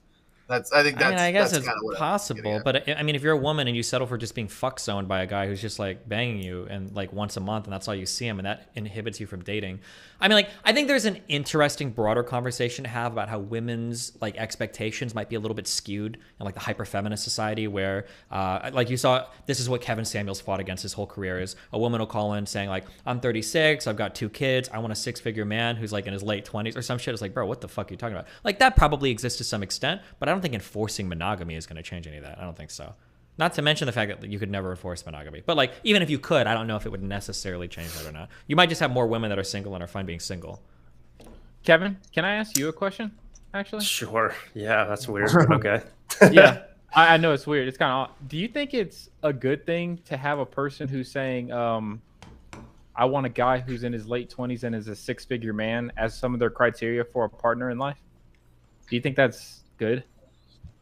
Like if a woman says it, like, oh, I want a man who's in their late 20s and makes 6 figures. Like, do you stick around for that conversation now? Like, oh, that's what you're after? I mean, if they're very forward with that, I appreciate how forward they are. But yeah, I would probably just write them off as a gold digger.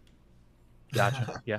But I kind of understand it from their standpoint. You know, it's like you have a very short range, like, you know, age 18 to 25 to be like extremely attractive to men as a whole. So if you want to get a husband, and, you know, that's like your one time to be opportunistic, for lack of a better word. But yeah. But anyway, I appreciate that question. That was kind of a surprise. I'm going to ask my second question to the right side now. So I think I understand you guys, you know, being Christians, you have, in terms of your normative ethics, you have a deontological stance. I probably have an idea of what you're going to say, but can you acknowledge that there are going to be different prescriptions for the individual as opposed to the society as a whole when it comes to something like premarital sex? And I'll reference what we talked about earlier. There's going to be some people who already have a body count of, you know, more than one, or, you know, already a bunch. Like, are those people already screwed, or should they just keep fucking? It doesn't matter. Like, you know, I'm just curious what your guys' thoughts are. The Orthodox Church understands this as part of our own dogma. And we understand that the individualistic applications cannot be so rigid as to not be achievable by people, and that every person's individual circumstances are different. That's why the combination in the deontological ethics works so well, because they can be applied. Everybody can find Christ, and we understand that people sin often, and that they're in various situations in their life all over the spectrum. But the goal is to bring that back to where there's some sort of decency, normalcy within the Christian framework and the worldview. So we're not so rigid as to say that, of course, you know, like you have to pray facing north at 1 p.m. every day, or that would be ridiculous. We understand that we have to apply these things in a way that makes sense on the individual level and at the societal level, which is why Christian ethics is not postulating anything or advocating for anything that's so rigid. An individual, pretty much any space in their life, can't start following that ethical system. Can I ask Andrew and Zen a really quick question? It's on topic. Andrew and Zen, you both have in the past said that, you know, you have premarital sex. Yeah, that's the word. Sorry, it's economia. That popped up in the chat, so I forgot it. But yeah, economia is what it's called. Do you, like, what's your honest opinion? Do you think that your marriages are less likely to work out than those of like a virgin who got married because you guys had premarital sex, or you feel like it's the same shit? I feel like it was a huge mistake to have had premarital sex. Yeah. Yeah, I think if we were in the mindset that we were in when we were having premarital sex, and we remained in that mindset, yeah, it would be likely that our marriages would fail. But I think our situations are similar, where we probably weren't either weren't religious or weren't serious about it at the time and have since become more committed to our faith. So we can look back and say that, yeah, it was a mistake. It was wrong. We shouldn't do it. And that's what that change in mindset, like I said earlier, is ultimately what is going to save the marriage and save the livelihood rather than just simply the act itself. But you don't think your marriage is more likely to end in divorce than a virgin's marriage, correct? I think according to empirics, it definitely is. But with our change in mindset, I think we still have the ability to save it. But according to strictly empirics, yeah, our marriages are certainly more likely to fail. That's why we look back and say that was a mistake. Okay. I got one last question. We also think, and just to expand on that, we also do think that, your sins do follow you. You know what I mean? Your sins do follow you. Even the secularists understand that to a degree, that the choices that they make have long-term ramifications. And having a lot of premarital sex, usually I don't even hear utilitarians say that that's a good prescription for society. You know what I mean? They always bring it down to the micro and just say, well, it's good for me, but not necessarily a prescription I'd make for everybody. So, but the gospel can totally reconcile you of that sin with Father. Totes my goats. All right, I have one last question for Alex. So, Alex, you said earlier that you for the most part, you're kind of against pornography, but can we acknowledge, and I think you probably agree with this, that pornography can only exist in a society that doesn't demonize premarital sex. So if we lived, drastic example, if we lived in a Puritan society, for example, like porn obviously wouldn't exist. Do you see any sort of contradiction there, or are you so in theory, a society that prescribes or encourages marriage and demonizes premarital sex, there's probably not going to be as much porn usage. So do you see sort of a contradiction there? Why or why not? Go ahead. Well, first of all, I'm not against pornography. I'm against overconsumption of pornography. Just like I'm not against alcohol, I'm against people over-consuming alcohol and killing themselves or drinking and driving. So, yeah, I'm not against pornography at all in moderation.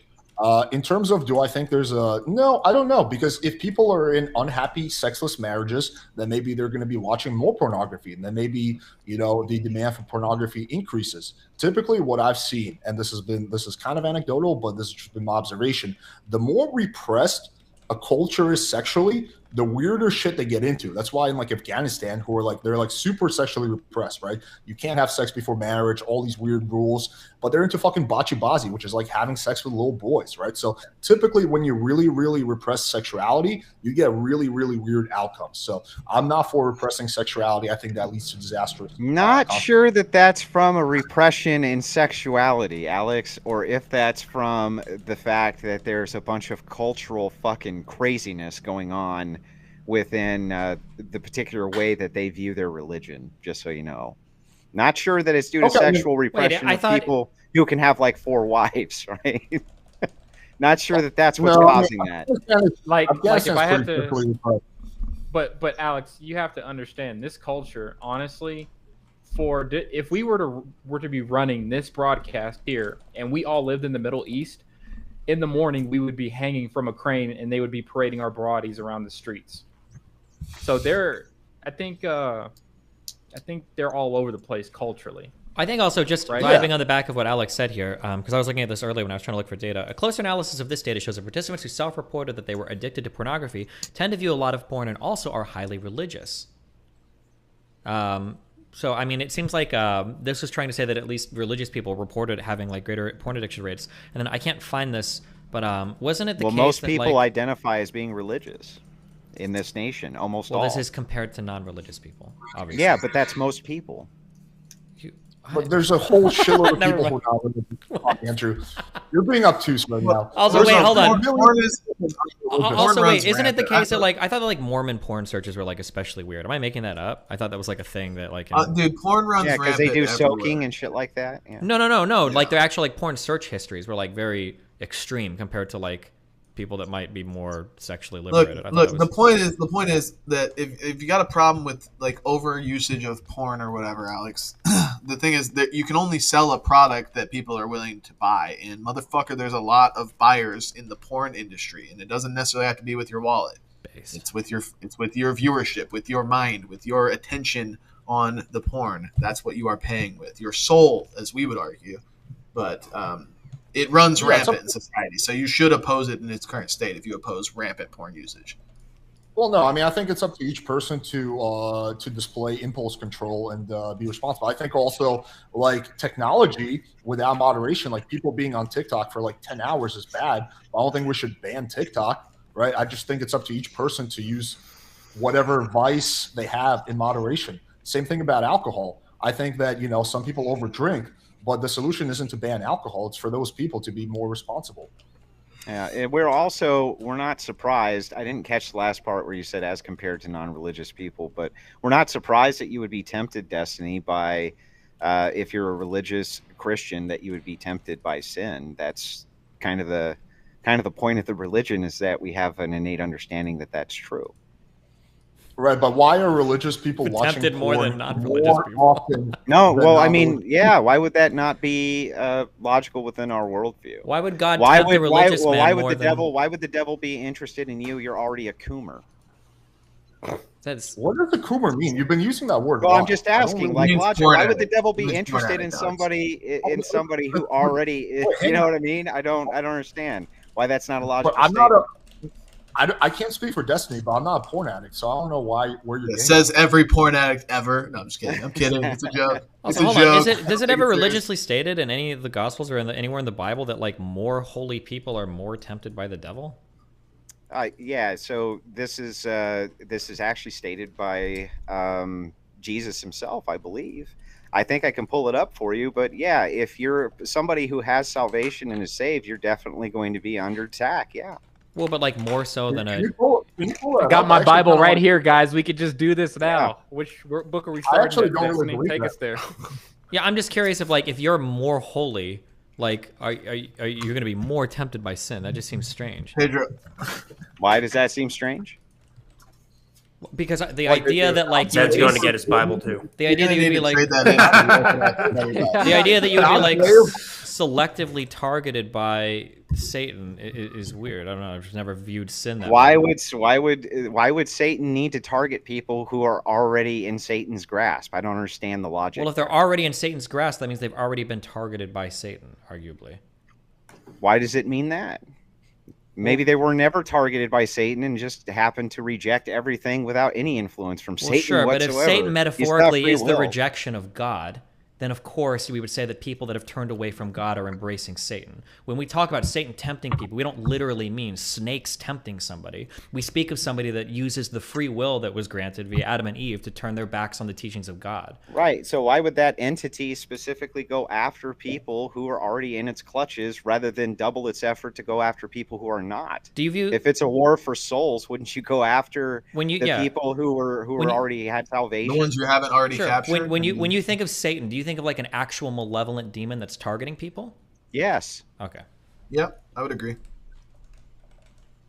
That is the enemy. Yes, a malevolent demon, a malevolent demonic force. Okay.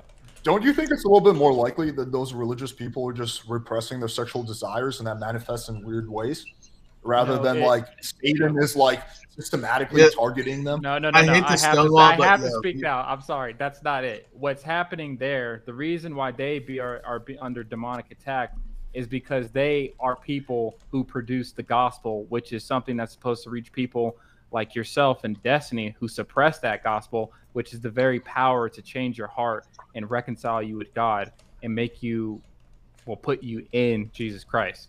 So that's why they're the main target. They're the people who are capable of actually helping people in this world in the most ultimate way possible. That's why they're under attack.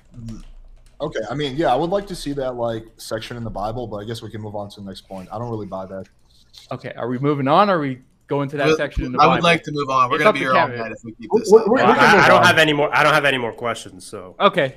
Then saw we'll there was move one on to super chats. We'll move on to super chats, and I got one from Destiny's chat, so I'll start with his first. And I'm going to go with the first round of the ones that are not questions, they're just statements. Gabriel Abdul, new member.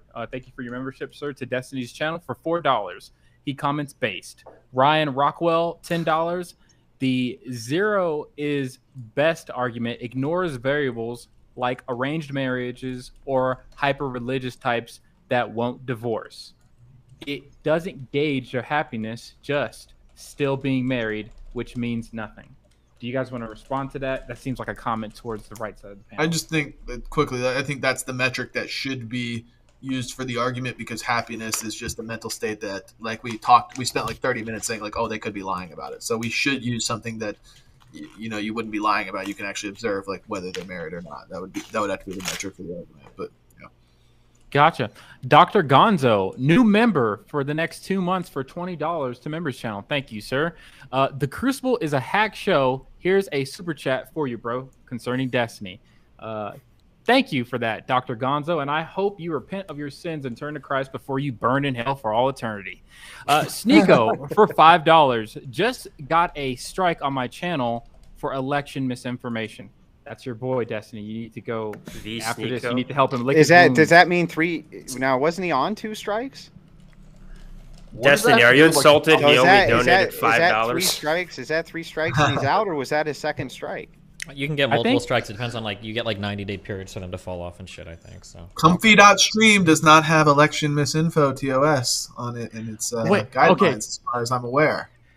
Wait, quick question. Nico, stop blinking on my debate with you. Destiny, I've been seeing you do a lot of IRL with Nick Fuentes and Sneeko, and I'm trying on my side to do a Crucible the Wild Hunt event. I'm scheduling it for 2025. Jesus, trying to get it earlier. Yeah, I'm just planning it out very articulately. Would you like to go hunting? Or you don't even have to take the shot. I'll take the shot. Is this an assassination joke, or do you mean go out hunting, or what do you mean?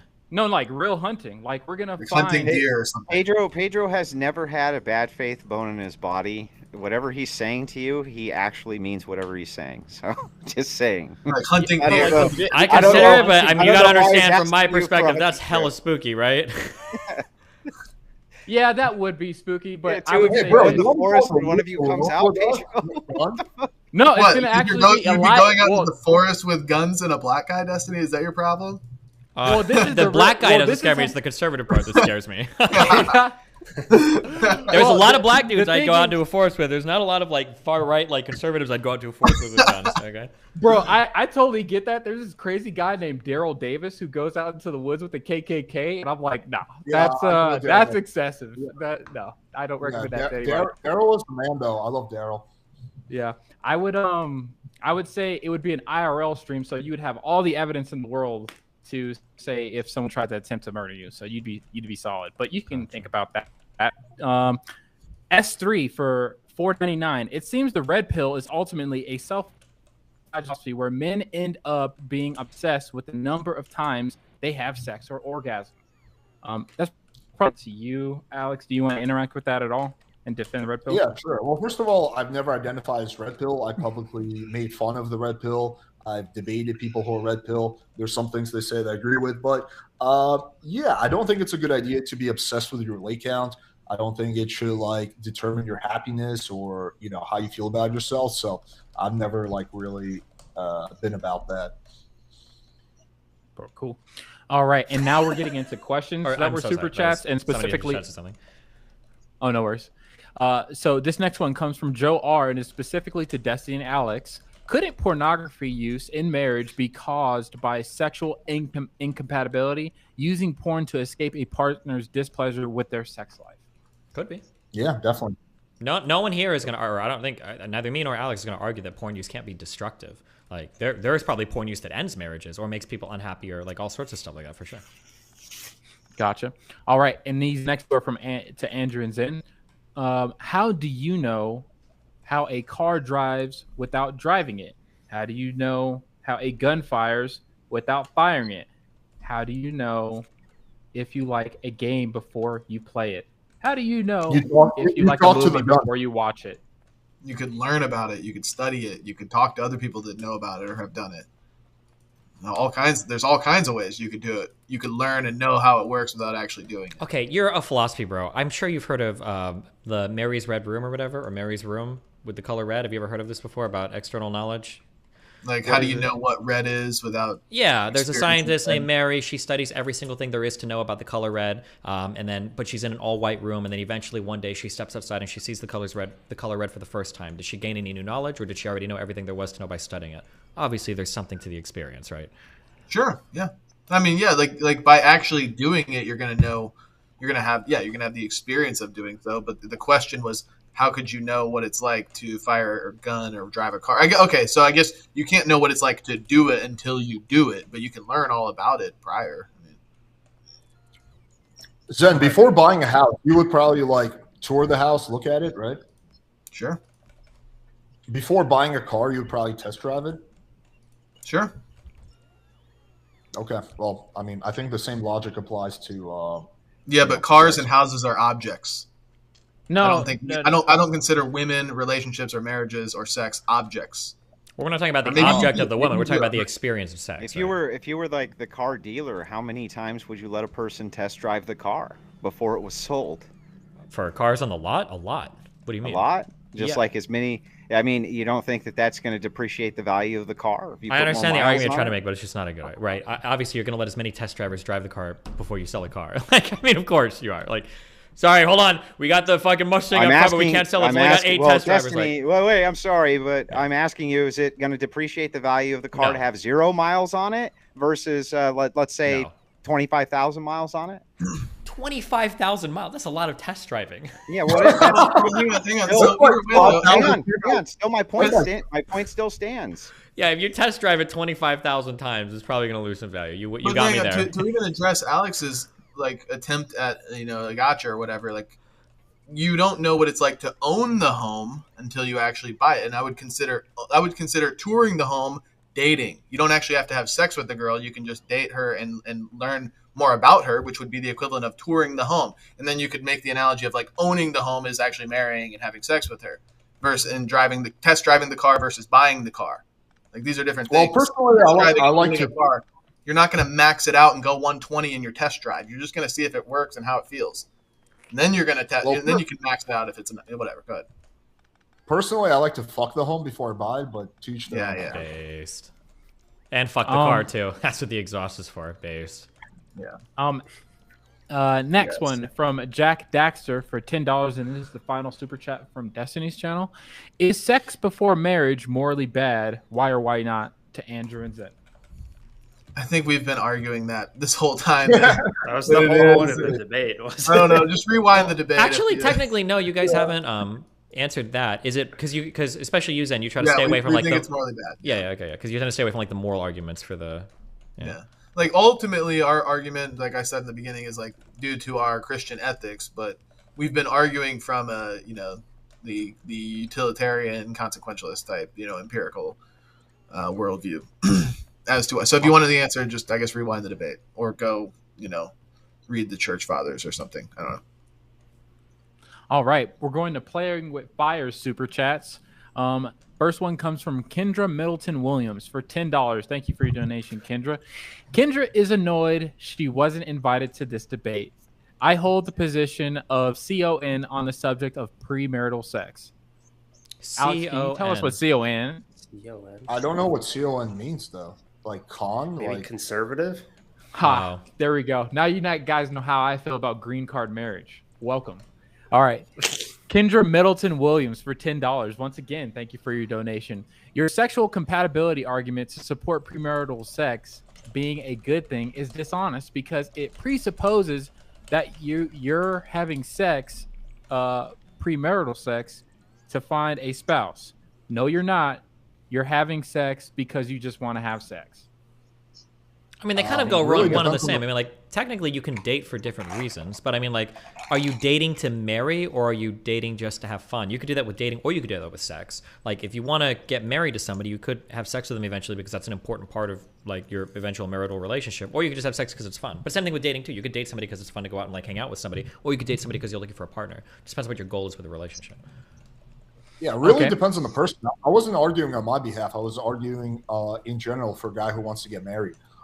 For me, I mean, I don't know. Like with my girlfriend, you know, we're in a pretty good relationship, and we had sex before we started dating. So, yeah, I don't know. I mean, I think that's just kind of a weird argument for her to make because it really depends on the person what they're looking for.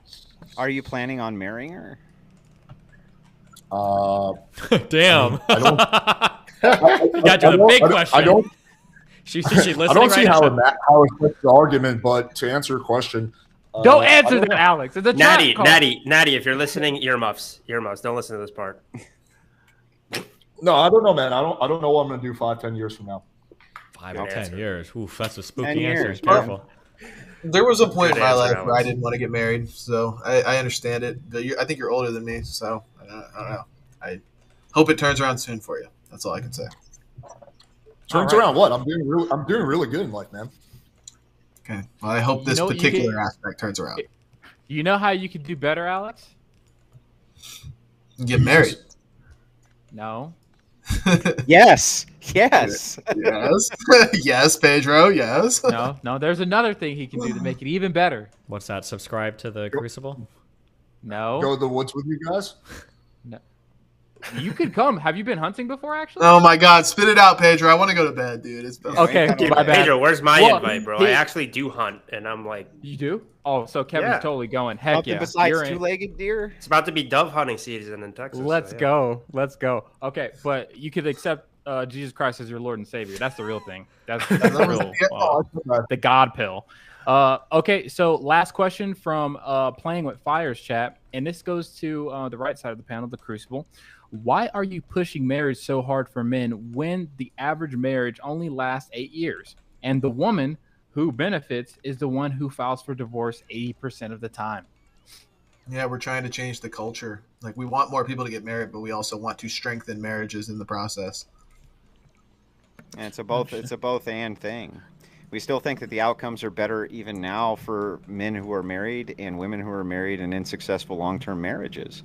But we do want the culture to be changed as much as it can be changed in order to bolster that and bolster the family unit and do these types of things. We think that overall that's best for society. Understood. And we now move to the Crucible super chats. I'm going to run through the general ones first. Peter Moser for $10. Thank you for your $10 donation, sir. Who runs the sexual marketplace? Is that like a cattle auction? Yeah, women. Women, yeah. No one Would you just- runs the. I mean, it's a negotiated thing between both parties, right? Yeah. Gotcha. All right. Rolo Mark Tomasi Hurt- runs the marketplace, clearly. Yeah, jeez. Mark Hurt. Yo, by the way, Wait, Destiny, wait, sorry, wait, real wait. quickly. I got to plug myself here, but it's true. Destiny, I have a perfect video for you to react to where I completely debunk Rolo, and you should use it for Fresh and Fit. That's the only Oh. time I'm ever going to plug myself. Yeah, I know who you are. You emailed me, right? Yes, yeah. Yeah, okay, got you. Yeah. Can I quickly add on, like, just to elaborate? We both said women because generally men have significantly higher sex drives and they'll fuck anything that walks, like figuratively speaking. Where women are a lot more tempered and picky and choosy about who they have sex with. So that's why we're saying, like, women generally control they're the gatekeepers of sex, as we put it. I don't actually think men have a higher sex drive than women, to be honest. Okay, well, you're wrong. I don't know what to tell you. I think there are some Well, I don't know observations about you can that, make. Like, I think men are more likely to fuck like randomly, or like people that they might have a less like relationship compatibility with. But I think it's a huge misdirection and a huge misunderstanding to say that women have a lower sex drive. It's hard to measure it anecdotally, but like, I've seen so many like posts on Reddit, so many personal stories of people complaining that like the women are the ones that end up in the sexless marriage. That once they get in, the guy's either working too much or stressed out, or he's just not as like high of libido. And yeah, I don't know. I think women are pretty like sexually driven. It just Or he's out fucking car tailpipes. is that what you do, Andrew? Well, then that's what you said. You said it was fucking based. That's what I heard. I said it as a joke, but it still seems to be on your mind. So I don't know if you're the one replaying that in your head, but there's a whole subreddit for people like you if you're looking for it. Yeah. You know, I bet you anything, once we're on this hunting trip, these two guys right here, they're going to be like best freaking friends. They're gonna be like Nick Fuentes and Destiny. Where do you guys come up? What is this hunting trip? What the fuck? It's happening, Andrew. It's It's happening. It's going to happen. And guess what? I'm going to get the kill. We're all gonna be Kill best who? friends. Bro, I'm Yes, not like that's this. Sounds like some spooky shit. Well, I can't wait. I don't want to die. Yeah, man. I'm not down kill with this a bird, hunting not- trip either. You're not selling it well, Pedro. I don't know anything about this hunting trip. You have me sold, Pedro. If it counts for anything, we'll have a moderator only hunting trip. Exactly. All right, Mark Kurth for $6. BPF, you chain smoke, therefore your arguments are invalid. Seeb, Koth, and rest in peace. Mic drop. You're done. Log off. Log off. You're dead. Over. All right, $5 from OG Snoop. It's hard to make a single question for this subject / topic, but Alex has stepped things up in his debate tactics, and Destiny always provides a good argument.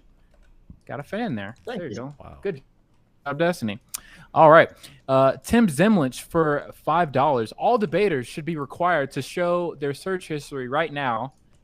And I don't know if I'm adding this or it is actually saying this, and go on the hunting trip that Pedro is planning out. Nice. I can search. I can show my search history. I have nothing bad on there, but I'm assuming that was a full question. Got it. Joe R for $9. Only method of approved dating is the courting candle. Does anybody know what the courting candle is? I have no idea. I have to guess it's a method of dating where you're courting somebody. You're trying to look for like a serious like marriage relationship every time rather than just like casually kind of like dating around. If I had to guess, but Dude, I have a bad taste in my mouth of courting because I don't know. Did you see the last episode of House of Dragons where Please they were move trying on, Pedro. to? Pedro, please. Okay. Hell yeah, Moving I on. did. Hell yeah. Moving I on. Moving on. Joe R for $19. And this is actually a question to Alex and Destiny. These wants/needs from the left side sound very feminine. I want mind-blowing sex. My wee-wee don't get sucked. It makes me sad.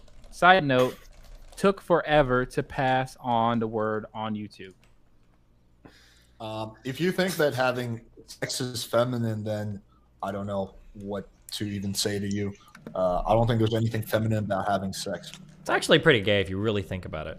When you have sex with another dude, how many dicks has his dick touched? In actuality, probably very few, maybe none. But when you have sex with a woman, you don't know how many dicks have touched her vagina. It's kind of the gayest thing in the world. If you really think about it, it's kind of the gayest thing in the world. Fuentes would agree with you that having sex with a woman is the gayest thing you could do. Yeah, it might be. So, I don't know. Just let's go. Yeah, they both think something having to- sex with something to women is think about. gay. Let's go. Interesting. Next one from Benjamin Thorpe to Destiny and Alex once again. You say premarital sex lets you test sexual compatibility. Isn't it going to put the woman in charge of the relationship and cloud a man's judgment because his sex drive is much stronger? I mean, it could be if the guy's a dumb fuck, but I mean, yeah, like a woman can make a bad decision because the guy's got a lot of money. A guy can make a bad decision because he really likes fucking a girl. I mean, people get themselves in trouble with this type of shit all the fucking time. Like, that's just part of the power dynamics of dating. Sometimes people compromise, rational decisions because they're after some particular thing. Like, people make decisions like that. Yeah, I fundamentally reject this idea that women have a much higher sex drive than men. I think that is largely perpetuated by men who are not really having that much sex. And furthermore, I think that you're more likely to make a bad decision when you haven't had sex, like my cousin in that anecdotal example, because all you're thinking about is busting a nut. You're like, fuck, I want to fuck her so bad. Yeah, sure, I'll get married, right? Versus if you're having sex, it's kind of like post-nut clarity. You're a little bit more clear. You're thinking more logically. So, yeah, I so fundamentally disagree with this premises. All right. You have a lot of family members for hypotheticals that are available, seemingly, Alex. I have a big family. I don't know. Yeah. Made by Jim Bob for $5. Thank you for your donation, sir. Destiny. Hi. How would you test the sexual compatibility of a lifelong commitment before the lifelong commitment? How would you test the sexual? Just having some sex first is going to give you a greater understanding of what sex post commitment is going to look like. Yeah, that's all. Pedro, can you pull up the comment by Mr. White? It's so funny. I gotta call this out. Oh no. Where is it? You gotta send it to me through the private chat. It's in your chat. It says, Alex, women didn't develop desire to just fuck because they get pregnant, you moron. I mean, this is the problem. This This is the problem with having guys who are having no sex talking about sex and women because they have no idea what the fuck they're talking about. Yeah, in order for a woman to get pregnant, she has to have a desire to have sex. So yeah, like I don't know if this guy has ever been with a girl, but women like sex. I don't know how else to tell you, bro. Gotcha. Kyle James for $10. Destiny. The terms. Hi again, sir. The term sexual compatibility isn't a good label. Clearly, these people have wildly different definitions for what seems to be simply obvious. Do you think we should stop using this label? That's a good question, you know. Maybe we should have defined our terms in the debate, but I think we tried to, and it didn't seem to go very well, so. Gotcha. Hey, Destiny, that email earlier, I wanted you to ask yourself, who did it maybe come from? Which email earlier? About Kevin? I think he was. No, I was joking. Yeah. That was just me. That was me. Oh, okay. Yeah. Cool. Okay. All right. Benjamin Thorpe for $5. Alex, so your sexual compatibility, you measure your genitals and her genitals, and it all works out. Then you get into an accident. Now what? Yeah, that's exactly what I do. I measure my genitals. I put a measuring tape in her pussy. I measure it. I give it to like a scientist to analyze and put together a bunch of flow charts, and then I make my decision. Same, to be honest. Okay. All right. Next round is for Andrew and Zen. These are all questions for you. Why stop at no sex before marriage? Why even have a relationship prior to marriage at all? Well, so we do as God has commanded us to do, which is to enter into a monogamous relationship, advocate not to have sex before we enter into that marriage, not relationship, marriage, sorry, and then multiply, be fruitful, multiply. And ultimately, like I said, sex is not the only thing that a marriage is or that a relationship is. I would say that's not even 20% of what a relationship is. There's so much more that goes into a marriage that all has to be going well for it to succeed. Sex is just one component of that. So again, I'm going to stress, I'm sure, again, philosophy terms, you've heard of like the thing like necessary but not sufficient, right? Like a tire is probably like 4% of an entire car, but without a tire, the car doesn't work. Like, just because sex isn't the biggest part of a relationship or even a huge part doesn't mean that it can't be like fundamentally the thing that makes or breaks a relationship. Yeah, it could. Yeah, but in this case, the car, it's not going anywhere. 25,000 test drives on it. Yeah, but it's not going anywhere without the tire, right? So in this case, you can have marriages that succeed with no sex, and we know that this is true. So. You can have abusive marriages succeed. When you're talking about necessary, like that's what we're talking about here. Okay. Wait, how do we know that it's true? You keep saying that, but like I want to know, what is your evidence for that? Like there could be marriages where there's no sex, dude. Like that certainly can be the case. But there's no car that can roll without a tire or without wheels. Well, how are you gonna fucking do that? Somebody that's been super broke before, you can get pretty far on a fucked tire. Your wheel will actually be fucked, but I mean you can do it. But I mean, I'm just saying, like in the same case, like you could have a dysfunctional car that can roll along with a fucked up tire or rolling on the wheel, the sparks flying and everything. Just like you could have an abusive relationship with a marriage they don't get divorced, but I would consider good sex in a marriage to be the equivalent value of like tinted windows in a car. Damn, really? No, I don't know if I even like the analogy. That's a joke, but I don't know. I think it's a component. I don't think it fails without it, and I don't think it succeeds with it. But I do think it is an aspect of a relationship that matters. It's just not the end all be all. That's all. Okay. Now, Kyle James for $5. A question for Andrew: what if you find out your new wife didn't have a vagina when she was originally married? Sorry. Once you are married, is it good or bad to divorce?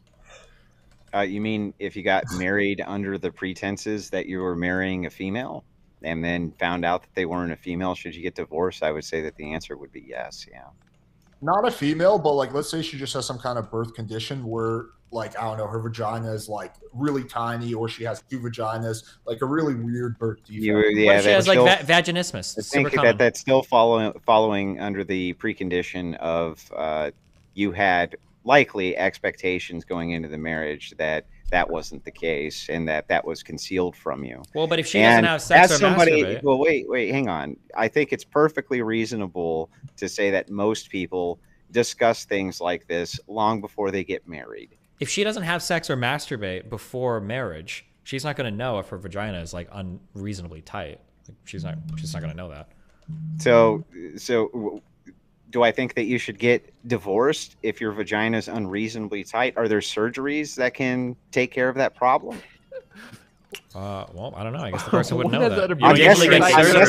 I'm guessing that there is, but no, I think that if that's all that the case is, if there's some condition that leads to that, then that may be a sickness and in health if they had no foreknowledge of that. But these are extraordinary outliers, by the way. So vaginismus is pretty common. It's not an extraordinary outlier, but okay.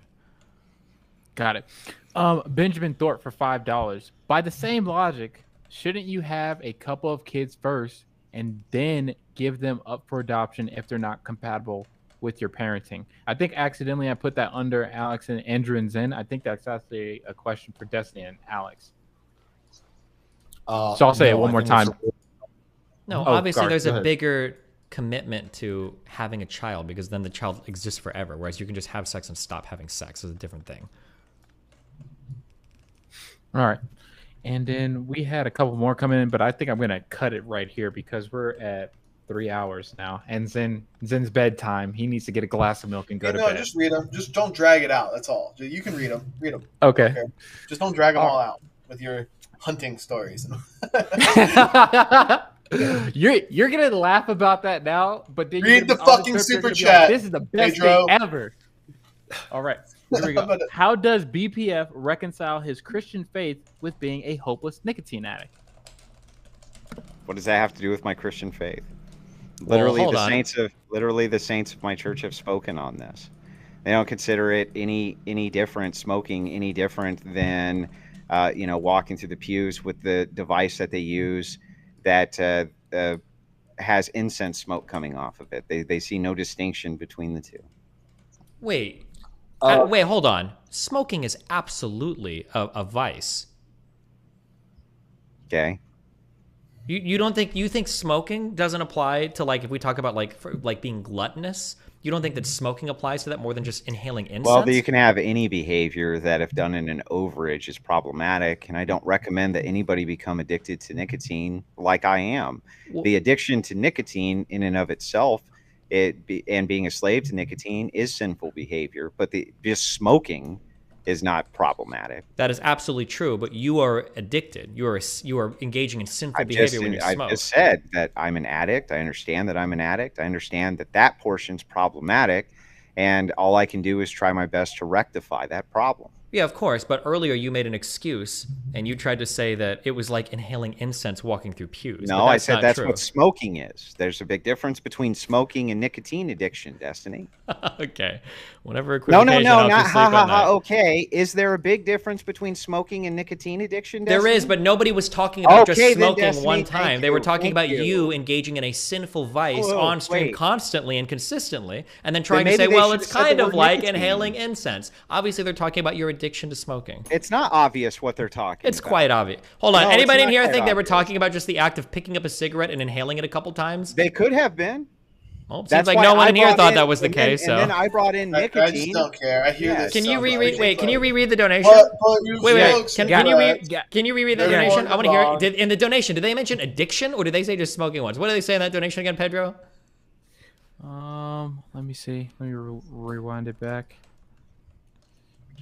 Happy to see. All right, and then we can just move on because this will be the last question after this. How does BPF reconcile his Christian faith with being a nicotine addict?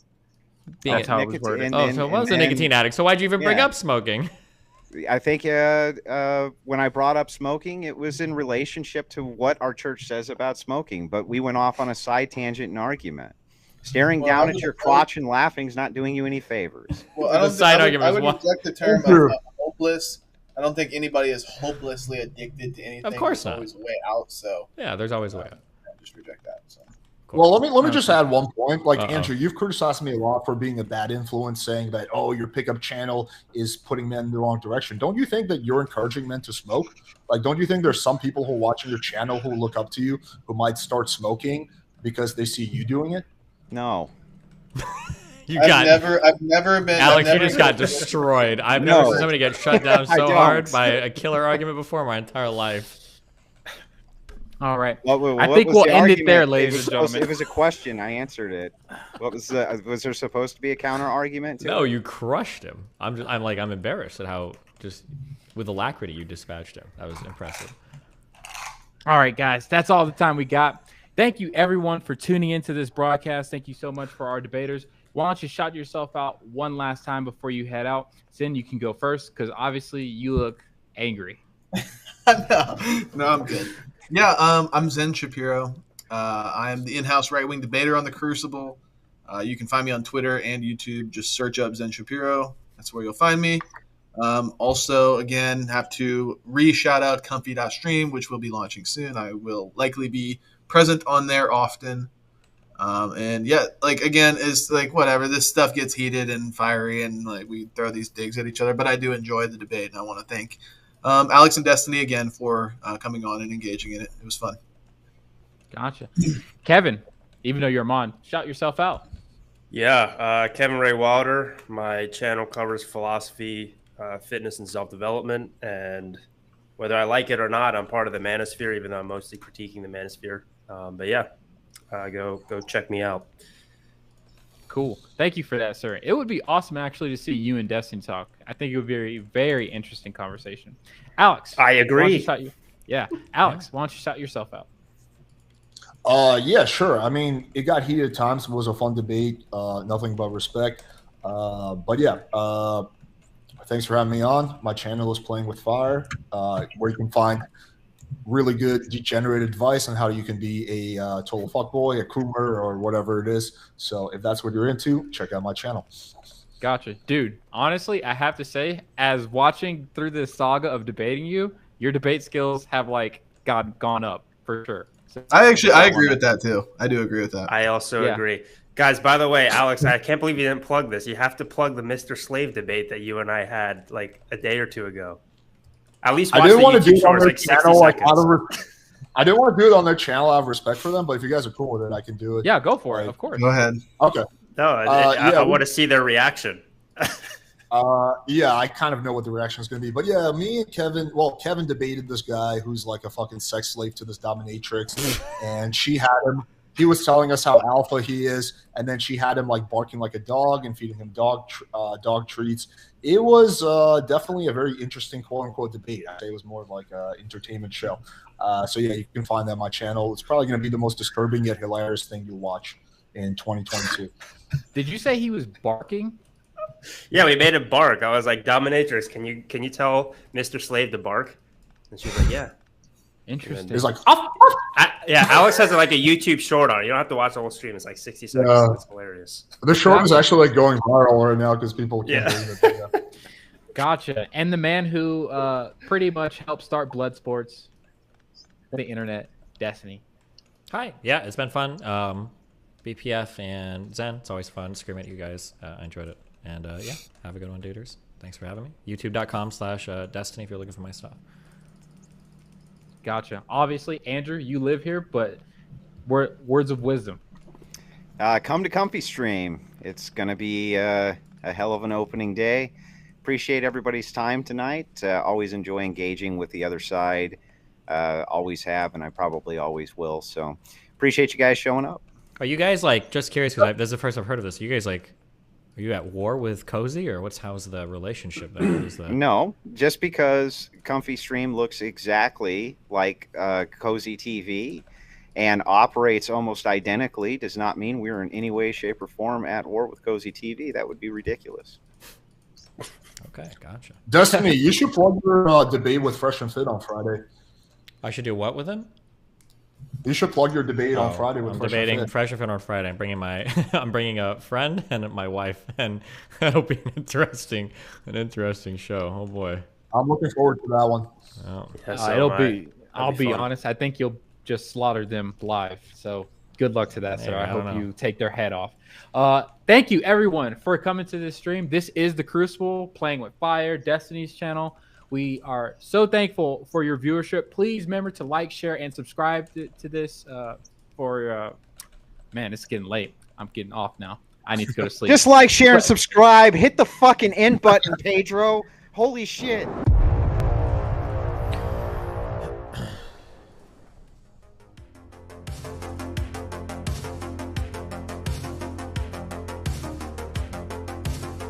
Fuck me. Holy shit. I didn't know that we were going to get so, like, dragged down and dumb shit. Oh my god.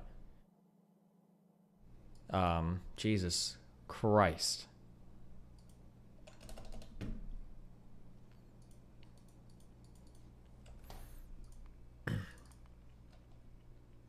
All right. Well, hey, listen. I love you guys. It's been fun.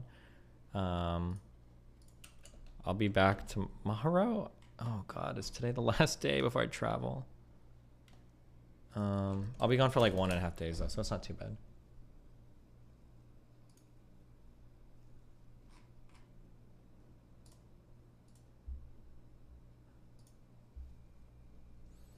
All right, Reprendo, Cappuccino, Pappuccino, Hoppuccino, Moppuccino, Depuccino, Cappuccino, Appuccino, Albuccino, I do Doritos.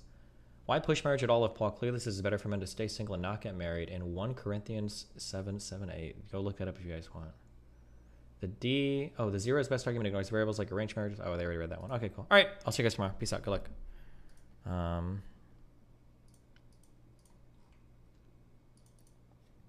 I'm going to be on the No Jumper podcast in a couple days. So, yeah. All right, have fun. See you guys later. Peace out.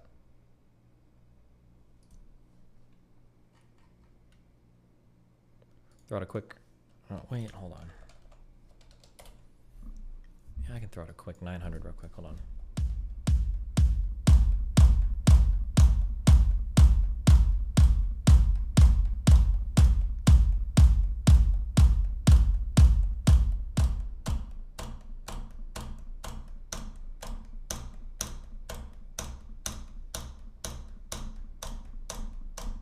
What?